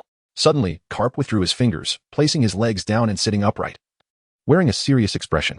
Crane thought this unreliable comrade might finally be acting rationally, but in the next moment, Garp slammed his hands on the desk and exclaimed, "Skylar is my daughter, which makes Dragon her elder brother." "Bogart." "Yes, Admiral Garp." Bogart saluted, then looked at Garp. Under their watchful gazes, Garp stood up, hands on his hips, and proudly declared, "Contact Dragon. Tell him he has a new sister and to come back immediately." In the next moment, both Bogart and Crane were left speechless. "Haha, I truly am brilliant. Let us see if that little brat Dragon dares to roam about now." "Bogart, why are you still standing there? Go." Garp remained oblivious to how absurd his actions were. Crane regained her composure, observing Bogart grab the transponder snail and exit the office. She then turned back to Garp, saying, "Garp, Skylar might not agree, and Admiral Kong may not permit it." "Why not? If I can't have another daughter, why should I help?" Garp once again shoved his fingers into his nostrils, staring at Crane. She sighed, addressing the obstinate Garp, "I'll ask Skylar, you figure things out with Admiral Kong." With that, Crane turned to leave, and as she passed the doorway, Bogart rushed back in, stating, "Admiral Garp, General Dragon said he will return immediately, but if you are deceiving him, he will never see you again." Garp pulled his fingers from his nose, producing a sound akin to a champagne cork popping. He frowned. "This is troublesome. It seems I must secure Admiral Kong's agreement." As he spoke, he headed toward Admiral Kong's office, barging in without a hint of decorum and plopping down on the sofa. Garp looked at Admiral Steelbone Kong and his close friend, Admiral Sengoku, who were engaged in a highly confidential discussion, and waved his hand, saying, "You two carry on." Steelbone Kong and Sengoku exchanged glances but chose not to continue their conversation. Steelbone Kong crossed his arms and looked at Garp, saying, "You had better have an important reason for interrupting my conversation with Sengoku." Sengoku also regarded Garp, who nodded affirmatively. "Yes, I have a daughter." "Haha." Two Steelbone Kong and Sengoku fell silent for a moment before bursting into laughter, their usually serious demeanor shattered by Garp's unexpected announcement. After a prolonged period, Steelbone Kong rubbed the corner of his eye, easing the tension in his face, and said to Garp, "All right, regardless of your reason for interrupting my conversation with Sengoku, I forgive you. Now, do tell, what is the matter?" Garp, with his wide eyes, earnestly declared, "I am serious. I have a daughter." "Ha ha ha. My apologies, Garp, I simply could not restrain myself." Chapter 11, The Young Naval Swordswoman. "All right, I understand now. You encountered a girl who wishes to join the Navy, yet lacks identification. You are willing to sponsor her as your daughter to enlist in the Navy, am I correct, Garp? After a considerable pause, Sengoku recounted what Garp had just stated. Garp nodded, then as if realizing something, shook his head and declared, "No, it is not that I encountered her. She is indeed my daughter, the sister of Dragon." Sengoku gazed at Garp, who was earnestly attempting to convey his seriousness, and inquired, "Did you just say this girl has white hair?" "It is silver," Garp replied, gesturing to his own temples, indicating, "This shade of silver, much like mine." Sengoku instinctively smiled, but quickly suppressed it, remaining silent for a moment before saying, "Garp, you must know that your silver hair has only developed over the past few years. Correct?" Garp seemed to just grasp this notion, tugging at his hair as he pondered, and finally, he slapped the table, exclaiming, "My daughter is precocious." At that moment, Steelbone Kong had already turned his chair around, yet his shaking shoulders revealed his silent laughter. Sengoku struggled to contain his amusement and said, "Very well. Let us say your daughter is precocious, but who is her mother? You just mentioned this girl is only 14 or 15. She cannot possibly share the same mother as Dragon. When did you acquire another wife?"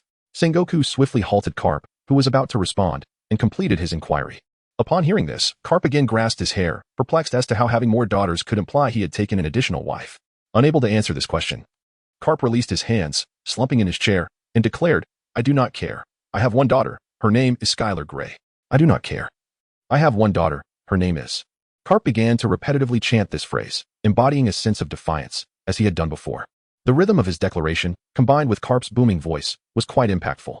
Steelbone Kong's shoulders ceased their shaking, and with resignation, he turned around and said, "Garp, cease your chanting.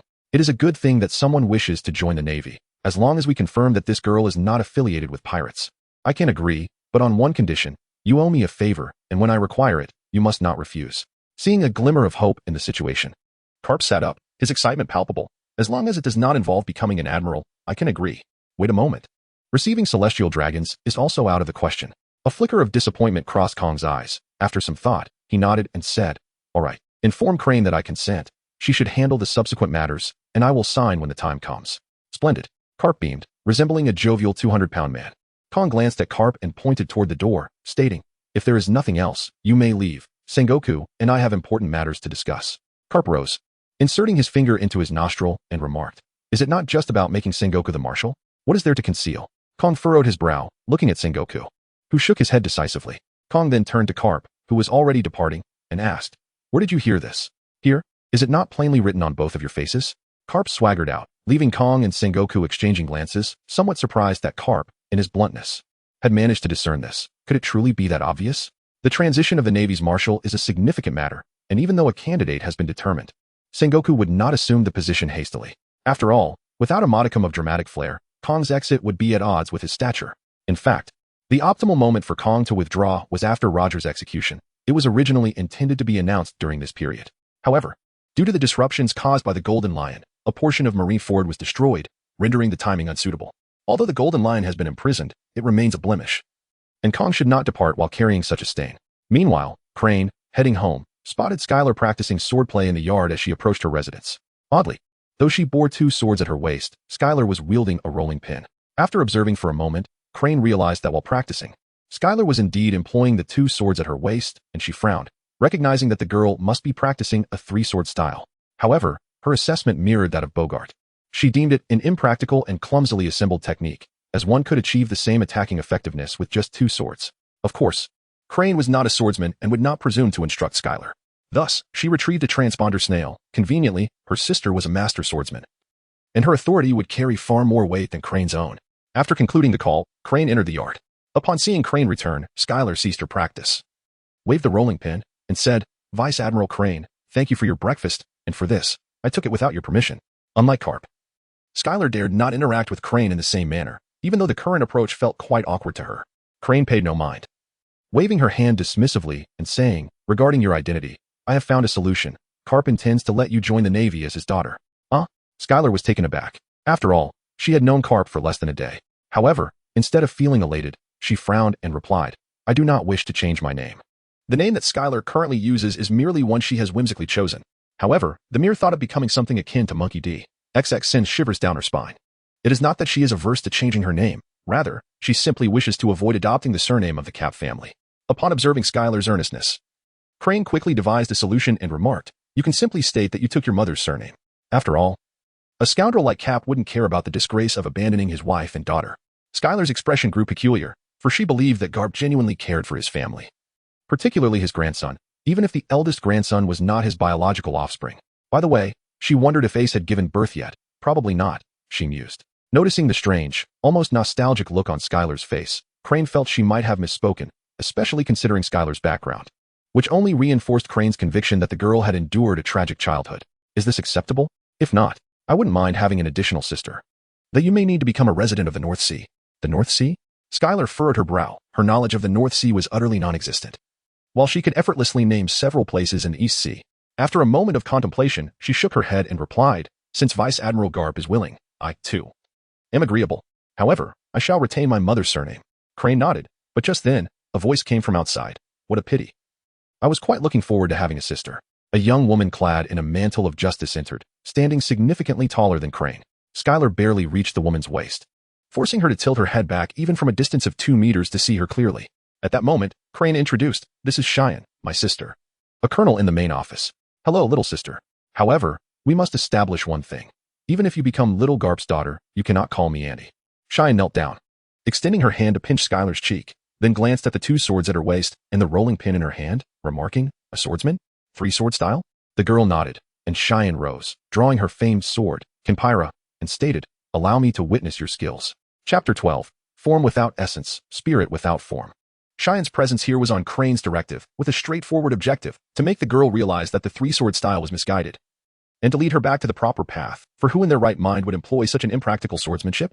Skylar sensed the piercing sword intent emanating from Guillaume. A thrill coursing through her. For reasons unknown, she possessed the uncanny ability to discern this intangible sensation, which seemed to be her innate gift. The young girl nodded in understanding, but in the next moment, her gaze fell upon the rolling pin in her hand. I also have a dagger, she declared. Though I do not employ it, I shall retrieve it for you. In but a moment, she returned with a dagger, albeit one that appeared unsuitable for actual combat, adorned with excessive finery and embellishments. Observing Skylar's hesitation, she reassured her, it matters not. You may use it freely. It was issued by the Navy, and should it become damaged, I can simply request a replacement. Skylar then took hold of the sword, drawing it forth. At first glance, it appeared comparable to the one she had casually borrowed from the young lady aboard the Pequod, yet it seemed unworthy of its lavish adornments. Clearly, this was a ceremonial blade where decoration outweighed quality. At this moment, Crane had stepped aside, clearing the entire courtyard. With the ceremonial sword in her right hand and her left resting upon the short blade, white fang, a faint smile graced Skylar's lips. She felt a sense of affinity for this elder sister, who had instantly recognized her as a practitioner of the 3-sword style. How wonderful it would be if she could gain this sister's acknowledgement of her technique. No one called for the duel to commence. Yet Skylar had already set her motion in motion. A swordsman, after all, must be prepared to fight to the last drop of blood from the very moment the blade is drawn. Of course, Skylar, the girl who could easily be felled, was not included in that category. As Skylar began to move, she gradually coalesced her sword intent. And it was this glimmer of sword intent that made Shiwan feel that this experience was truly worthwhile. At the tender age of 14 or 15, being a girl capable of harnessing sword intent was indeed remarkable. After all, at this age, many boys merely knew how to wield a sword without understanding its true essence. In the blink of an eye, the battle commenced, or rather, the young girl's unilateral display of swordsmanship began. Compared to her peers, Shiwan's swordsmanship was unparalleled.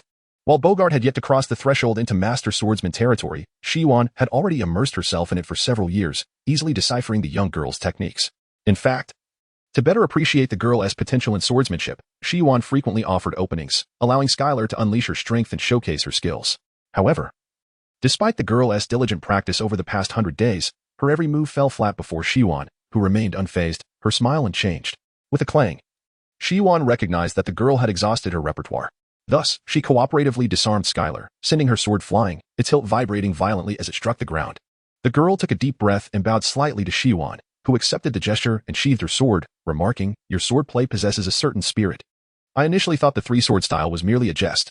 Nevertheless, you might indeed become a master of the 3-sword style someday, though you are still too young, particularly in terms of physical strength. Once you join the Navy, the most crucial task will be to strengthen your body. Hearing this, Crane displayed a hint of confusion. She had clearly instructed Shiwan to correct the girl's swordsmanship, yet Shiwan began to encourage her instead. Could it be that her sister discerned something through the eyes of a master swordsman that she herself could not? While Shiwan spoke earnestly, the girl listened attentively. Unable to utilize any special techniques, she understood that everything required learning and training, making her no different from other swordsmen. Perhaps the only distinction lay in the fact that the girl possessed a complete and profound legacy of swordsmanship to explore. After Shiwan finished speaking, Skylar bowed once more in gratitude. Such simple expressions of thanks required no expense, and this was the only way she knew to convey her appreciation. Subsequently, she rushed to the side, retrieving Crane's sword from the ground. Though its quality was not exceptional, the materials and craftsmanship were solid, and the blade remained undamaged. The girl wiped it with her sleeve and sheathed the longsword.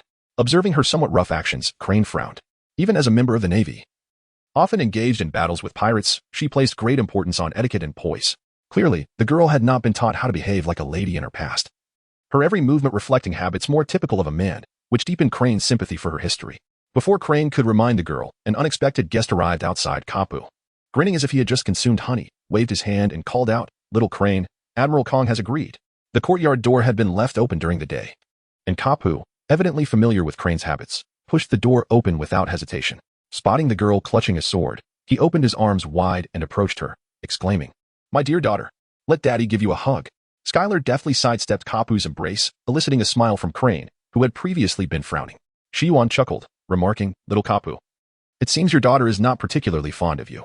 Kapu, feeling a bit dejected, directed his attention to Shiwan, poking his finger into his nose as he said, "Little Shiwan, Dorag is older than you. How can you call me Little Kapu? From the moment I grew taller than you, I could call you that, as you yourself stated.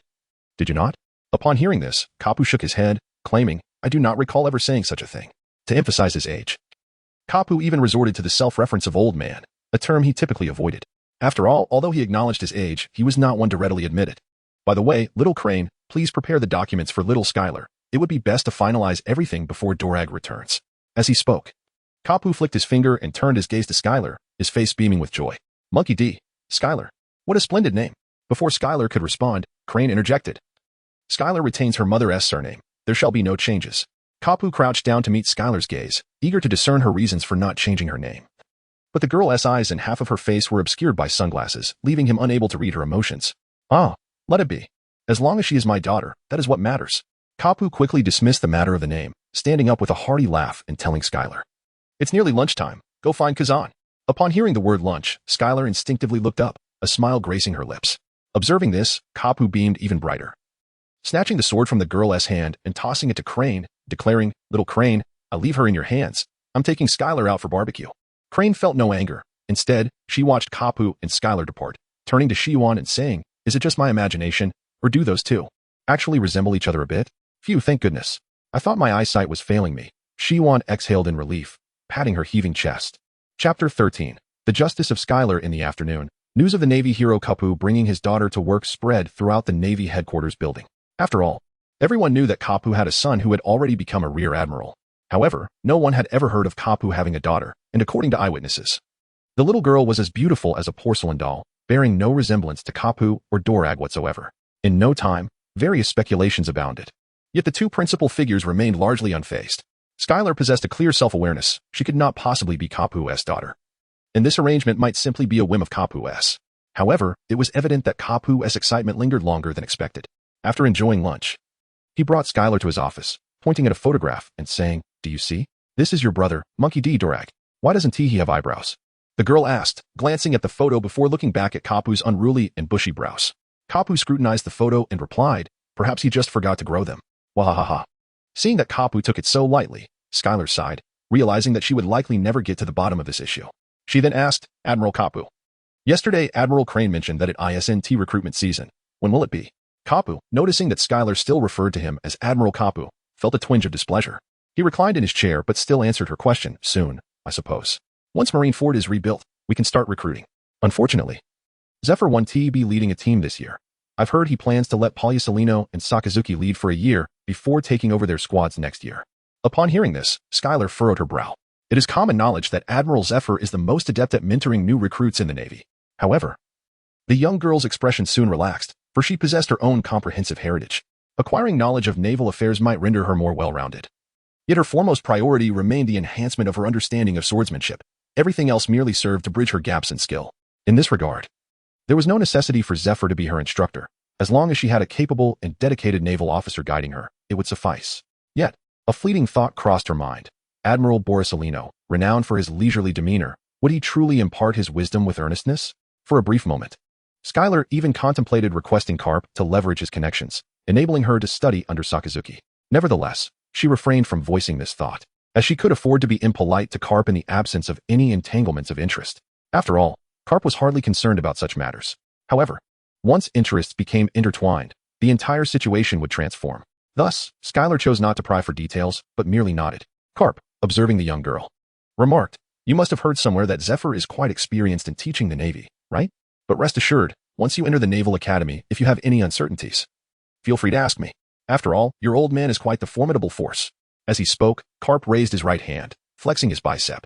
In that instant, Skylar could have sworn she heard the sound of fabric tearing. Sure enough, as Garp inspected with his other hand, an awkward smile spread across his face.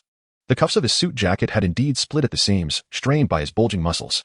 Yet, Garp's embarrassment swiftly transformed into hearty laughter as he exclaimed, "See? Quite impressive, isn't it?" Before Skylar could utter a word, a sudden knock at the door echoed through the room. Cap had not closed the door, suggesting that the visitor was a person of considerable politeness. Skylar turned to see it was Bogart, the aide to Captain Garp, and subsequently averted her gaze. For she held no fondness for a man who failed to appreciate her three-sword style. "Admiral Garp, the fleet admiral invites you and Miss Skylar to his office," said Bogart. Garp acknowledged this with a grunt, rising while muttering, "I wonder what the urgency is about." He strode toward the door, and Skylar followed suit. Mindful that this was a meeting with the fleet admiral, she felt the need to maintain decorum lest he reconsider her inclusion in the Navy. The distance from Garp's office to the fleet admiral's was short, and they arrived swiftly. The door to the admiral's office stood ajar, clearly awaiting Garp's arrival. Garp entered with a hearty laugh, and inside sat Kong and Sengoku. Skylar caught sight of the two and quickly diverted her gaze, allowing them to scrutinize her. "So, this is Skylar?" Kong inquired. Garp nodded, unabashedly munching on snacks from the fleet admiral's desk. Kong turned his attention to Skylar and said, "Skylar, I have received your information. Before I consent to your enlistment in the Navy, I would like to ask you, what does justice mean to you?" Had Skylar been merely an ordinary individual rather than the daughter of Garp, such a question would not have arisen. However, once one aligns with prominent figures like Garp or Tsuru, the stakes are considerably heightened. Their influence is immense. Should Skylar engage in actions that conflict with the Navy's principles, the repercussions would be magnified due to their identities, a matter of grave concern. Nonetheless, Kong did not decline Garp's request, recognizing that affiliations of this nature are not uncommon within the Navy. Tsuru had previously done so, as had Sengoku. Recently, the Navy even uncovered the identity of a child Sengoku had adopted, who was originally a celestial dragon. The child's brother had just begun his piratical endeavors. Yet the Navy took no significant action. Both Tsuru and Sengoku's adopted son, Razananti, possessed their own sense of justice, which had been evaluated by Kong as unlikely to jeopardize the Navy. Now it was Skylar's turn to undergo a similar assessment. Regarding the evaluation of her perception of justice, Skylar did not overthink it. After all, the inquiry into one's understanding of justice is not unlike Konoha's examination of the will of fire, merely a standard question. Skylar pondered for a moment. She had no intention of fabricating grandiose dreams. Rather, she found herself contemplating why the notion of joining the Navy had emerged since her arrival in the world of One Piece. This was, in fact, the first time Skylar had considered this question. Previously, she merely believed that she was unlikely to become a villain. Yet she also did not wish to lead a mundane existence akin to her past life. As she lifted her gaze towards Admiral Steelbone Kong, she continued, "Justice is something I find hard to comprehend, yet I believe that within the Navy, one can boldly pursue what they deem to be right, instead of living a life shrouded in secrecy. What, then, do you consider to be the right course of action?" Kong did not harbor disdain for the girl's uncertain response. After all, who could truly grasp their own sense of justice at such a tender age? Skylar replied, "Much like the Navy I have witnessed along my journey, combating the wickedness of pirates and aiding the innocent, I aspire to be that kind of person. After all, if one is capable of doing good, why not pursue it? Justice within one's means, is it? Huh, delightful." The girl smiled, and both Kong and Sengoku returned her grin, while Garp beamed broadly. Chapter 14. Evidently, Kong was quite pleased with Skylar's response. Perhaps the Navy possessed a hidden side, and having read the original work, Skylar was indeed aware of these complexities.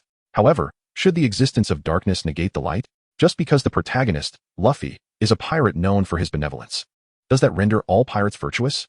Moreover, Luffy himself has not always acted righteously. He may have been oblivious at times, but he has also committed wrongs. And what of the Navy? Should we dismiss their contributions to the peace of the seas merely because their corruption and darkness have been exposed? It is true that the Navy may not be entirely virtuous, yet they are undeniably more honorable than the vast majority of pirates. Kong rose, extending his long arm to ruffle the girl's hair, saying, "When the recruitment season arrives, I hope to see your application. And remain steadfast in your ideals." He resumed his seat and turned to Sengoku, stating, Do you have anything to add? Sengoku regarded Skylar and said, should you encounter any challenges or witness any injustices, do not hesitate to seek me out, for I am your uncle and a vice admiral of the Navy. His words resonated with authority, but before he could continue, Garp interjected, coaching her in training is a privilege exclusive to our father-daughter bond. What right do you have to intrude? As for injustice, who would dare act unjustly towards my daughter? This behavior, in fact, represented a form of injustice within the Navy itself. The girl adjusted her sunglasses and calmly replied, causing Sengoku and Kong to pause in astonishment for a moment before their newly established images crumbled, erupting into laughter, slapping their thighs or the table in amusement. If it weren't for Garp's unseemly appearance, I would genuinely believe she was your biological daughter, Kong bellowed, laughing unabashedly, while Garp, in a fit of indignation, pulled the girl closer. This time, she had no chance to evade as Garp rested his head on her shoulder, exclaiming, do you really think Skylar and I bear no resemblance? What do you mean believe? Skylar is my daughter. Skylar struggled several times before finally breaking free, and the brief moment had already sufficed for Kong and Sengoku to draw a comparison between the two. If this were a game of finding faults, then touching every part of the face would easily lead to victory, having lingered in the main building for quite a while. Skylar seized the opportunity while Garp was napping, or perhaps merely sleeping, to inquire her way to Crane's office.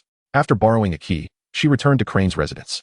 2 encounters with the Navy and her experiences with the pirate crew after Wogana's had deeply impressed upon the young girl the reality of her own strength. Just as she contemplated training with a rolling pin once more, she discovered a long sword resting on the kitchen table. Though it did not compare to any renowned blade, its quality was commendable. Beneath it lay a small note signed by Guion, which simply urged Skylar to persist in her swordsmanship. Despite having known her for less than 10 minutes and parting for barely 3 hours, Skylar found herself missing that older sister figure. After all, she was the first to acknowledge her 3-sword style, and she was quite beautiful. Armed with the brand new long sword, Skylar returned to the small courtyard to commence her training. Aside from repeatedly practicing her swordplay, she had no other training regimen. Although Guion had reminded her that her most pressing need was to strengthen her physique, Skylar was at a loss as to how to effectively train her body. Her current abilities were woefully inadequate in the world of pirates, yet from her memories, the physical training routines, aside from those involving weights, seemed largely ineffective. Strength and weakness must be compared, and given her current frailty, the bodyweight exercises she recalled could at best serve as warm-ups, failing to yield any substantial results. Before joining the Navy, or prior to receiving guidance from others, practicing swordsmanship was the only avenue of effort available to her. At the very least, it could enhance her strengths. That evening, Garp did not come to invite Skylar for dinner, for he was not a gluttonous man. During lunch, he had already discerned the desolation etched on Kazan's face. Crane had returned with Guion, who, having graduated from the Naval Academy and honed her skills within the Navy for several years, had attained the rank of colonel. She had her own home, and her returns were infrequent. Consequently, Crane prepared an array of dishes, perhaps knowing that Skylar favored meat, as most of the offerings were meat-based. Though feeling somewhat guilty for taking advantage of their hospitality, the young girl relished the meal with great enthusiasm. Crane and Guion exchanged astonished glances, observing this seemingly flat-bodied girl consume an astounding amount of food. They had witnessed such impressive eating capabilities before, even in themselves, but it was inconceivable for a girl of her stature. Given her current physical strength, it was implausible that she could master the advanced techniques of the 6 forms, let alone meet the prerequisites for learning them. In this light, one could only attribute her prowess to innate talent, akin to the boisterous Garp and his son. A moment later, Crane and Guion exchanged knowing glances before turning their attention back to Skylar, noting the similarity between her vigorous eating and that of the father-son duo. Once satiated, Skylar eagerly volunteered to wash the dishes while Crane and Guion chatted in the living room, initially planning to engage with Skylar once she had finished her chores. However, upon completing her task, Skylar grabbed her sword and ventured outside. Her spirited demeanor was hardly that of a proper lady, which left Crane somewhat dissatisfied, while Guion wore a smile reminiscent of a proud aunt, observing the girl's figure training outside. Sister, perhaps we have underestimated Skylar, Guion mused. Her talent is not insignificant. Her swordsmanship possesses a certain spirit, albeit somewhat unrefined. It's likely she has only been training for a year or 2, or even less. Compared to those with fruit abilities, the progress in swordsmanship and physical techniques is considerably slower.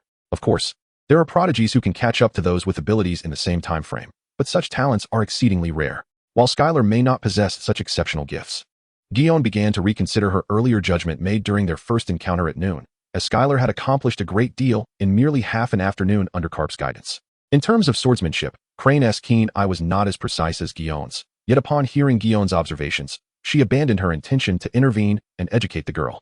After all, there was ample time ahead. Before the recruitment season, Skylar would still reside in her home, providing plenty of opportunities for correction. Sipping her tea, Crane proposed, Why not stay the night? You and Skylar should converse more. Guion nodded in agreement, declining to refuse the invitation. In the deep of night, as nearly all the officers extinguished their home lights, Crane gently ushered the tireless Skylar inside. Startled by Crane's sudden appearance, Skylar instinctively drew her sword. Yet in the next instant, she transformed into a mere fabric, being deftly pulled into the house by Crane, who then informed her of Guion's intention to spend the night.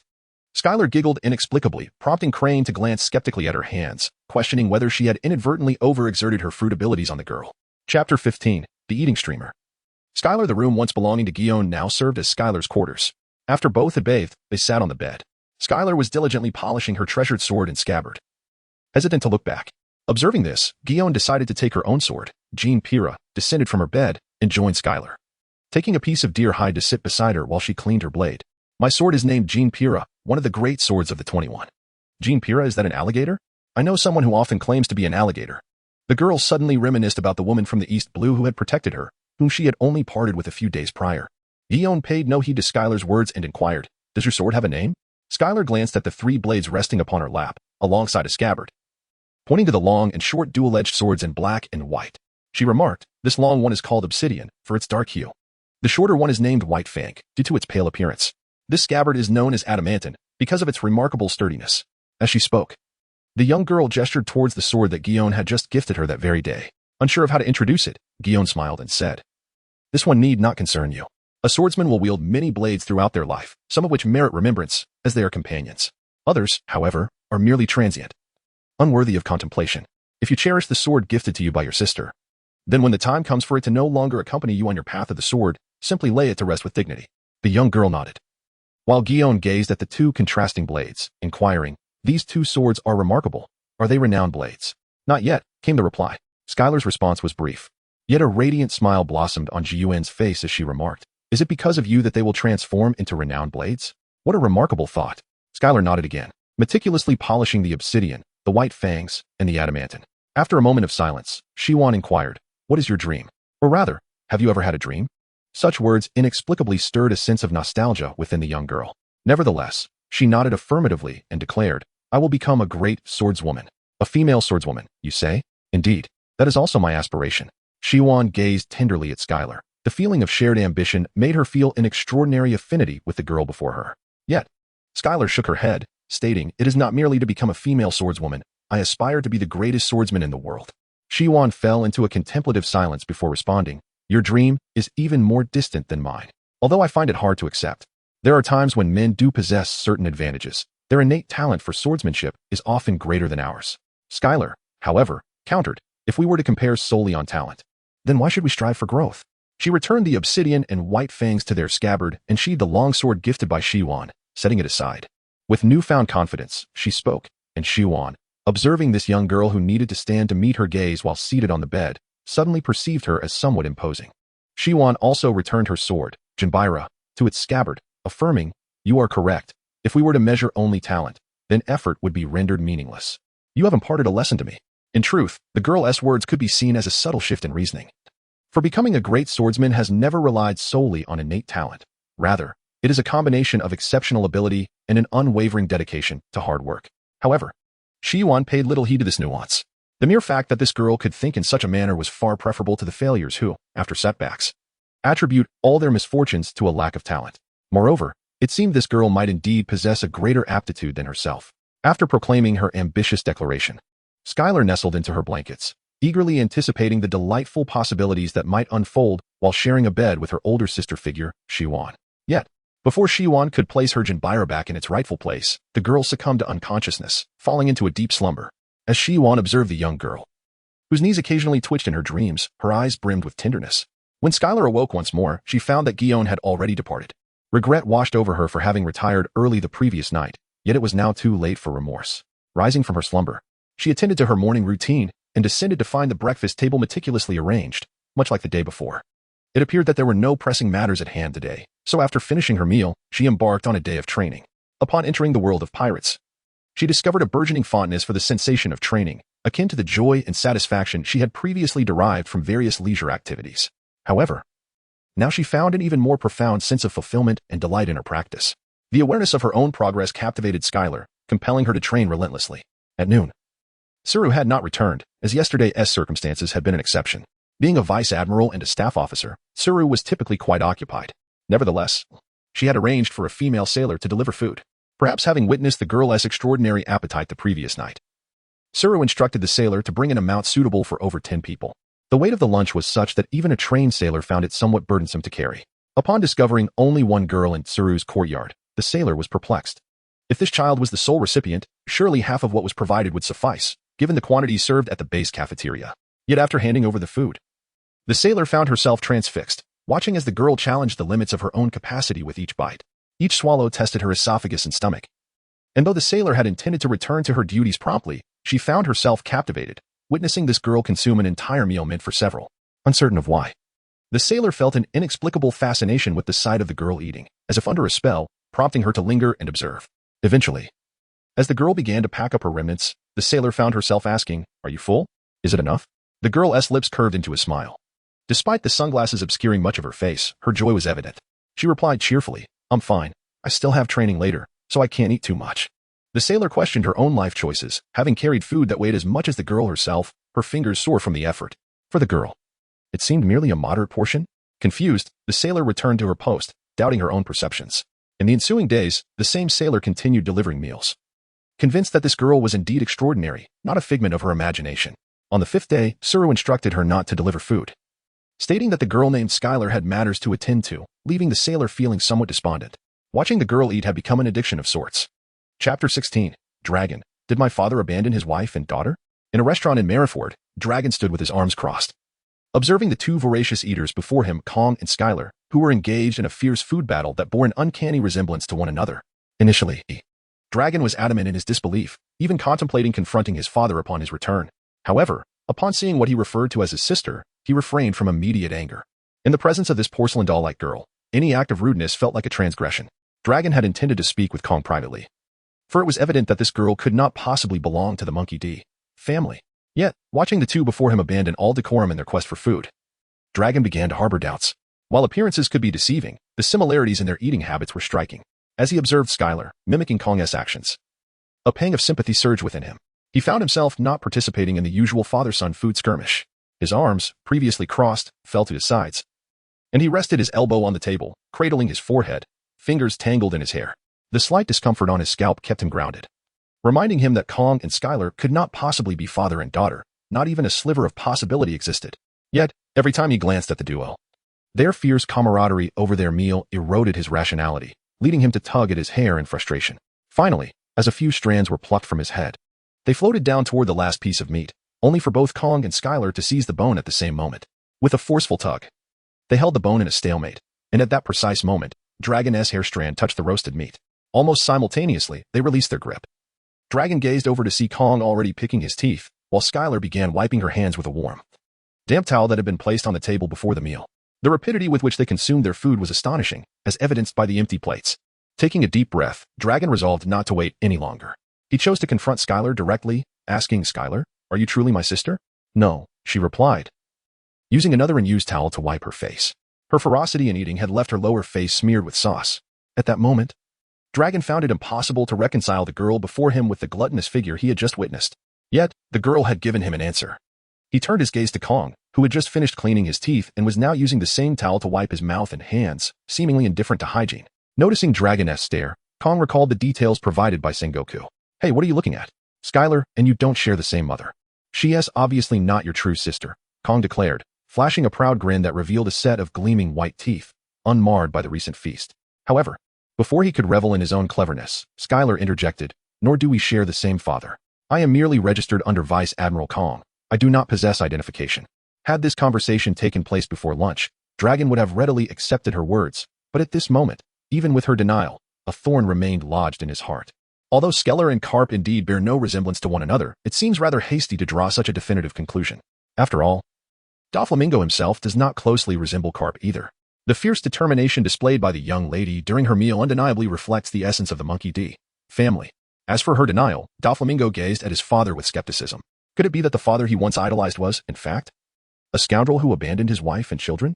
If that were the case, the young lady's denial would become quite understandable. Moreover, The tension between the young lady and Garp at the dining table, their opposing stances, suggested that if we set aside the matter of the barbecue, her animosity seemed rather justified. Garp appeared oblivious to Doflamingo's penetrating gaze as he pulled out a cigar, lit it, and began to exhale clouds of smoke. This demeanor led Doflamingo to believe that Garp was unwilling to confront the mistakes he had left behind. He turned his attention back to the young lady. Although he found the likelihood of her being his sister slim, he nonetheless said, "Skeller, regardless of the circumstances, you may consider me your elder brother. And I shall regard you as my sister." Observing the complex expression on Doflamingo's face, particularly the comical movements of his browless brow, Skeller quickly waved her hand and replied, "Admiral Doflamingo, you need not go to such lengths. I am merely affiliated with Admiral Garp. There is no need to elaborate. I must take my leave to fulfill my duties." Standing up, Doflamingo gestured dismissively as he made his way to settle the bill. Garp extinguished the cigar he had only taken a few puffs from. He had recently been trying to quit smoking, though not with great urgency, which also explained his penchant for snacking. After snuffing out the cigar, Garp looked at Skeller and inquired, "Are you heading to the headquarters? I heard this morning that Sengoku has procured a large quantity of sabe. Would you care for some?" Skylar gazed at Garp in disbelief. "You yourself stated that was purchased during the Warring States period. How is it that when inquiring whether I would partake, you equate it with those sabe as if they were your own?" Shaking his head, he added, "No, thank you. I am not a Navy officer. It would not be prudent for me to go there. I shall return to my training." Garp nodded, showing no insistence on taking Skylar to the headquarters. At that moment, Dorag returned, prompting Garp to express his discontent. "Why did you take so long? I thought you had run off again." Dorag remained silent, seemingly unwilling to elaborate on his activities since leaving Marineford a few months prior. Skylar stood up with a sense of awareness and expressed her gratitude to Admiral Dorag for his hospitality, indicating her intention to take her leave and not disturb their work. "Well, take care," she said. Dorag offered a perfunctory remark, questioning the notion of safety in Marineford, a place devoid of any tangible threats. As Skylar walked away, Garp turned to Dorag and remarked, "I am aware of your visit to Roguetown, but I urge you to refrain from pursuing those misguided thoughts any further. Let this be the end of it." With that, Garp rose and strode out of the dining hall. Left alone, Dorag lingered for a while before departing to report back at the headquarters. Although he was on legitimate leave, his absence would inevitably impact the Navy, and upon his return, he had responsibilities and obligations to fulfill. The weather that day was far from pleasant. The azure sky was shrouded in ominous clouds, obscuring any hint of clarity. As Dorag walked, he occasionally glanced upwards at the threatening sky, murmuring, "Skylar. Gray, a gray-blue sky. Intriguing." Chapter 17. Recruitment Assessment. A month and a half after Skylar's arrival in Marineford, the reconstruction efforts following the incident with the Golden Lion were finally completed, and the Navy headquarters began preparations for new recruitments. The recruits at the Navy headquarters, or rather, the Naval Academy, were not true novices in the conventional sense. While many young individuals without any naval or pirate background would be admitted to the academy, a significant proportion of the students were selected young elites from various branches across the seas and the Grand Line, sent to the headquarters for training. Thus, the recruitment process at the Naval Academy was not expedited, as it necessitated the dissemination of information to various branches, which would conduct internal selections before forwarding the candidates to Marineford. This process typically required a month or more. However, this time, Marshal Kong seemed intent on accelerating the procedure. He dispatched 6 vice admirals, each commanding a warship, to directly gather recruits from various locations. With the involvement of the vice admirals' fleets, the time-consuming travel would be significantly reduced, potentially allowing the recruitment process to commence within half a month, encompassing applications, screening, and assessments.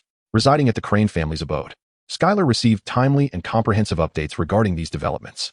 Aware that the recruitment would not commence immediately, she resolved to strengthen herself in preparation for the assessments. Even if only marginally, Crane finally recognized a quality in Skylar that she admired: patience. A lady must embody patience, and Skylar's composure pleased her greatly. At last, the day of recruitment arrived. Amidst the bustling crowd, Skylar made her way to the assessment venue. The Navy's recruitment assessment was rather straightforward, consisting of only 2 steps: a political review and a physical examination. Individuals with unclear or unsatisfactory backgrounds would be rejected, as would those whose physical conditions did not meet the standards. Subsequently, successful candidates would enter the Naval Academy for studies, graduating 2 years later. However, graduation seemed a distant prospect for Skylar at present. Her immediate concern was to pass the Navy's recruitment assessment. Her identity was no longer a hindrance, yet the physical examination posed a challenge. This examination was not merely a check for health or the absence of injuries, but a test of strength. For instance, if 50,000 candidates participated, only 10,000 would be accepted. Thus, even with a cleared identity, one had to rank within the top 10,000 in the physical assessment to gain admission. Over the past 2 months, Skylar had made considerable progress. In these 2 months of stable and focused training, she had improved significantly compared to her initial days in the pirate world. Yet, She remained unaware of how her capabilities measured against those of other candidates, particularly the numerous young prodigies who had already attained the rank of ensign in various branches. How formidable were these ensigns? Skylar could not ascertain, only realizing that she was still no match for the likes of Ju, let alone mastering advanced techniques such as aerial slashes or Haki. Even a casually delivered strike from Ju was beyond her grasp, the strength emanating from his lithe form making her wonder if an elephant resided within her own body. After several practice bouts, she had faced dismal defeats. Thus her confidence in passing the assessment was rather low. Arriving early, Skylar soon found herself at the registration desk, where a female naval officer greeted her with a warm smile, a stark contrast to the demeanor she had shown to others before. Skylar arrived at Marineford, and although her stay lasted merely 2 months, she had already garnered recognition among many in the naval headquarters.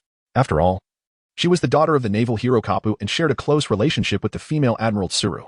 Most of the female Navy personnel at Marineford fell under Tsuru's jurisdiction. Moreover, Skylar's remarkable appetite and her ability to indulge without gaining weight became well known, further increasing her visibility within the female naval community. However, Skylar did not recognize the soldier before her. Noticing the soldier's warm demeanor, she responded with a smile. The soldier then produced a new application form and presented it to the young girl, inquiring, "Are you familiar with these characters?" Skylar nodded. After arriving in the world of pirates, she had acquired the ability to comprehend the written language of this realm, making it a simple task to fill out the application form. She diligently completed her name, gender, and other essential information. Following that were sections for her special skills and motto, even including a space for a message to herself upon graduation. Without a moment's hesitation, she inscribed 3-sword style in the special skills section. For the motto, she paused briefly before pinning, "The world is neither black nor white, but rather a delicate shade of gray." After completing additional information, she reached the final section, a message to her future self upon graduation. The young woman hesitated for a considerable time, prompting the female soldier to remark, "In truth, many do not fill this out. After all, this is merely the first round. It remains uncertain whether one will even gain admission to the Naval Academy. How ironic it would be to write something only to find oneself unable to enter." Nevertheless, the young woman shook her head. She had made up her mind. She wrote, "Either fight or flee. Indecision is utterly distasteful." Once she finished, she placed the pen on the table along with the application form and pushed it towards the female soldier. The soldier nodded and instructed, "Just proceed inside. That is where the physical aptitude tests are conducted." "Thank you," Skylar replied. After Skylar finished speaking, she glanced at the commoners beside her, all of whom shared her aspirations of entering the Naval Academy or the Naval Division. Taking a deep breath, she strode forward with determination. The female soldier, observing the form filled out by the young girl, noted the forceful strokes of her handwriting, sharp and angular, lacking any softness. Once she placed the application form in order, she turned her gaze toward the line of candidates and announced, "Next." Skylar had already entered the venue, which housed numerous machines resembling the punching targets of an amusement park from Skylar's previous life, albeit on a much larger scale, standing 6 to 7 meters high, clearly designed to accommodate varying heights. Regarding the concept of combat power, Skylar had gleaned some insights from Crane. It was an algorithm collaboratively developed by the Navy and the world government to assess combat prowess. Armed Navy personnel, through extensive sampling and testing, had established an average combat power value of 10. However, this algorithm was not without its flaws, as it could only accurately measure melee combat power, failing to account for abilities derived from devil fruits, swordsmanship, and other forms of combat. Additionally, due to material limitations, the testing scope was fairly restricted. Consequently, this algorithm had gradually devolved into a means for the Navy to evaluate the potential of new recruits, correlating their combat power values with their ages to derive a talent metric. Yet, this talent metric also possessed a ceiling, particularly for those with exceptionally high aptitude who could achieve full marks. As for elite combatants, their prowess was not assessed using combat power values. Firstly, the machines could not withstand their strength, and secondly, among elite fighters, few specialized in close combat. As for the likes of Garp, how could one measure the force of a punch capable of shattering the machine? Nonetheless, for novice Navy personnel, it remained an excellent tool and algorithm. Skylar began to cue, simultaneously listening to the voices of the Navy near the machine, calculating the amount of spiritual energy she would require to potentially pass the test. There were only 2 individuals ahead of her in line. The testing process was remarkably swift, and she had arrived early. However, Ghost Spider, 540. Doberman, 595. Skylar's brow twitched incessantly, astonished by the 2 future generals. Soon, she positioned herself before the machine, focused, regulating her breath and muscle tension, and delivered a powerful punch. Skylar, 49. Darkness enveloped her vision, nearly causing her to faint. Chapter 18. Oh my, how terrifying indeed under the guidance of the Navy. The young girl made her way to the waiting area, her eyes vacant, her movements rigid, and a look of profound despondency etched upon her face. Yet, Apart from the singular point of her distress, others failed to notice her unusual demeanor, as her sunglasses obscured much of it. Seated in the waiting area, Skylar paid little heed to the gazes directed her way. She merely felt a deep sense of humiliation, realizing that her abilities were but a mere fraction, 1/10 of those displayed by the two in front of her. The term like sitting on pins and needles had never resonated with her so profoundly as it did at that moment. She could only hope for the swift announcement of results, after which she longed to return home and recuperate on her 3-meter-long bed. Hello, I am Doberman. Are you also a swordsman? A sudden, gravelly voice interrupted her thoughts. Skylar turned her attention to the serious-looking man beside her, who bore an X-shaped scar beneath his left eye. Hello, I am Skylar, a 3-sword-style swordsman. After Skylar finished speaking, Doberman withdrew his scrutinizing gaze, lowered his head to glance at the ground, and remarked, You seem quite disappointed. Is it due to the power level? I just overheard it. Skylar nodded, suddenly realizing that Doberman might be unable to see, as the seating in the waiting area was quite spacious to accommodate various body types. Skylar remarked, Well, I only have 49. Is this your first time enrolling in the Navy? Doberman gently lowered his waist and replied. Skylar merely hummed in acknowledgement. After a moment of silence, Doberman continued, That's quite commendable. When I first enrolled, my strength was only 20, and I've served in the West Sea for 5 years now. Though Doberman's speech pattern was somewhat peculiar, Skylar understood and quickly grasped that this burly man was, in fact, comforting himself. While this might not alter the outcome, the pressure weighing on the young girl's heart significantly lessened. She said, Thank you. If I don't pass this time, I will train for another year and challenge it again next year. Doberman emitted a sound from his nose but fell into silence thereafter. Skylar wished to engage him in conversation to pass the time, yet gazing at his stern and unyielding visage left her at a loss for words. The atmosphere in the waiting area was rather dismal. The candidates entered, took their seats, and then remained silent, as more individuals gathered. Even the sound of breathing became apparent, not the breath of a single person, but rather a collective symphony of inhalations that grew increasingly irksome. Finally, no one else entered. The door at the back had closed, yet the door in front remained shut. After a lengthy pause, even the breathing began to sound like a variation of a melody when the front door finally swung open. A regimental officer, accompanied by several junior sailors, pushed in a large box. Subsequently, the sailors closed the door behind them and drew the curtains, casting the waiting area into a dim light. At this moment, the sailors unlatched the box, revealing a snail. This snail was larger than a person, facing the wall ahead. Then, a beam of light shot from the snail's singular eye, illuminating the vast wall where names were projected. Observing the throng of restless candidates, the regimental officer proclaimed, Silence. I am Lieutenant Colonel Zdenek of this unit. The names displayed by the projection system are those who have passed the assessment and will enter the unit as naval cadets. Those whose names are not on the list, please exit in an orderly fashion. As soon as his words fell, 2 smaller doors at the back opened. Yet no one paid them any heed, focusing instead on the dense array of names, striving to find their own. Numerous voices erupted in cheers, which only intensified Skylar's anxiety. Though it was a matter of luck, her eyes scanned the list incessantly. Surely, there were tens of thousands of names, and finding her own would require time or perhaps a stroke of luck to catch sight of it. The continuous cheers behind her caused the young girl to lose track of where she had last looked several times. Ultimately, she opted for a random scan, hoping to spot her name. Skylar, is that your name? A steady voice emerged from beside her. Skylar lifted her gaze and followed Doberman's pointing finger. After a few unfamiliar names, she finally beheld her own name. Skylar clenched her fists tightly and made a slight, restrained motion in place, exhibiting an odd demeanor that went unnoticed by others. Meanwhile, Doberman beside her had already relaxed his hands and lowered his gaze once more. Doberman, did you catch sight of your own name? Skylar inquired, and Doberman raised his head, nodding in response, uttering not a single superfluous word.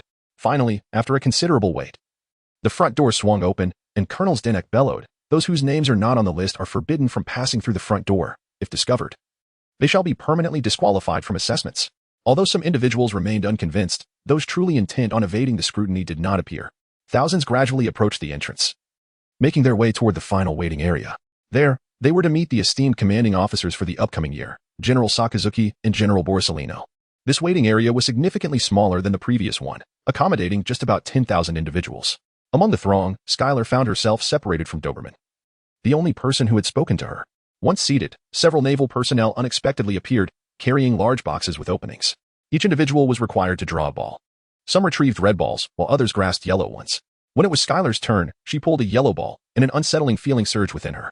At last, everyone had obtained their respective balls, and Colonel Zdenek began to explain. This time, you will be divided into 2 formations, each led by one of the 2 generals. A year from now, these formations will engage in a contest. The outcome will determine whether your formation members will continue their studies under Admiral Zephyr or be directly assigned to the fleets of the generals. For the next year, train diligently for your formation. Those who drew red balls would be under the command and instruction of General Sakazuki for the coming year. while those with yellow balls would be guided by General Borsalino. As Colonel Zdenek continued to speak, Skylar could no longer hear him.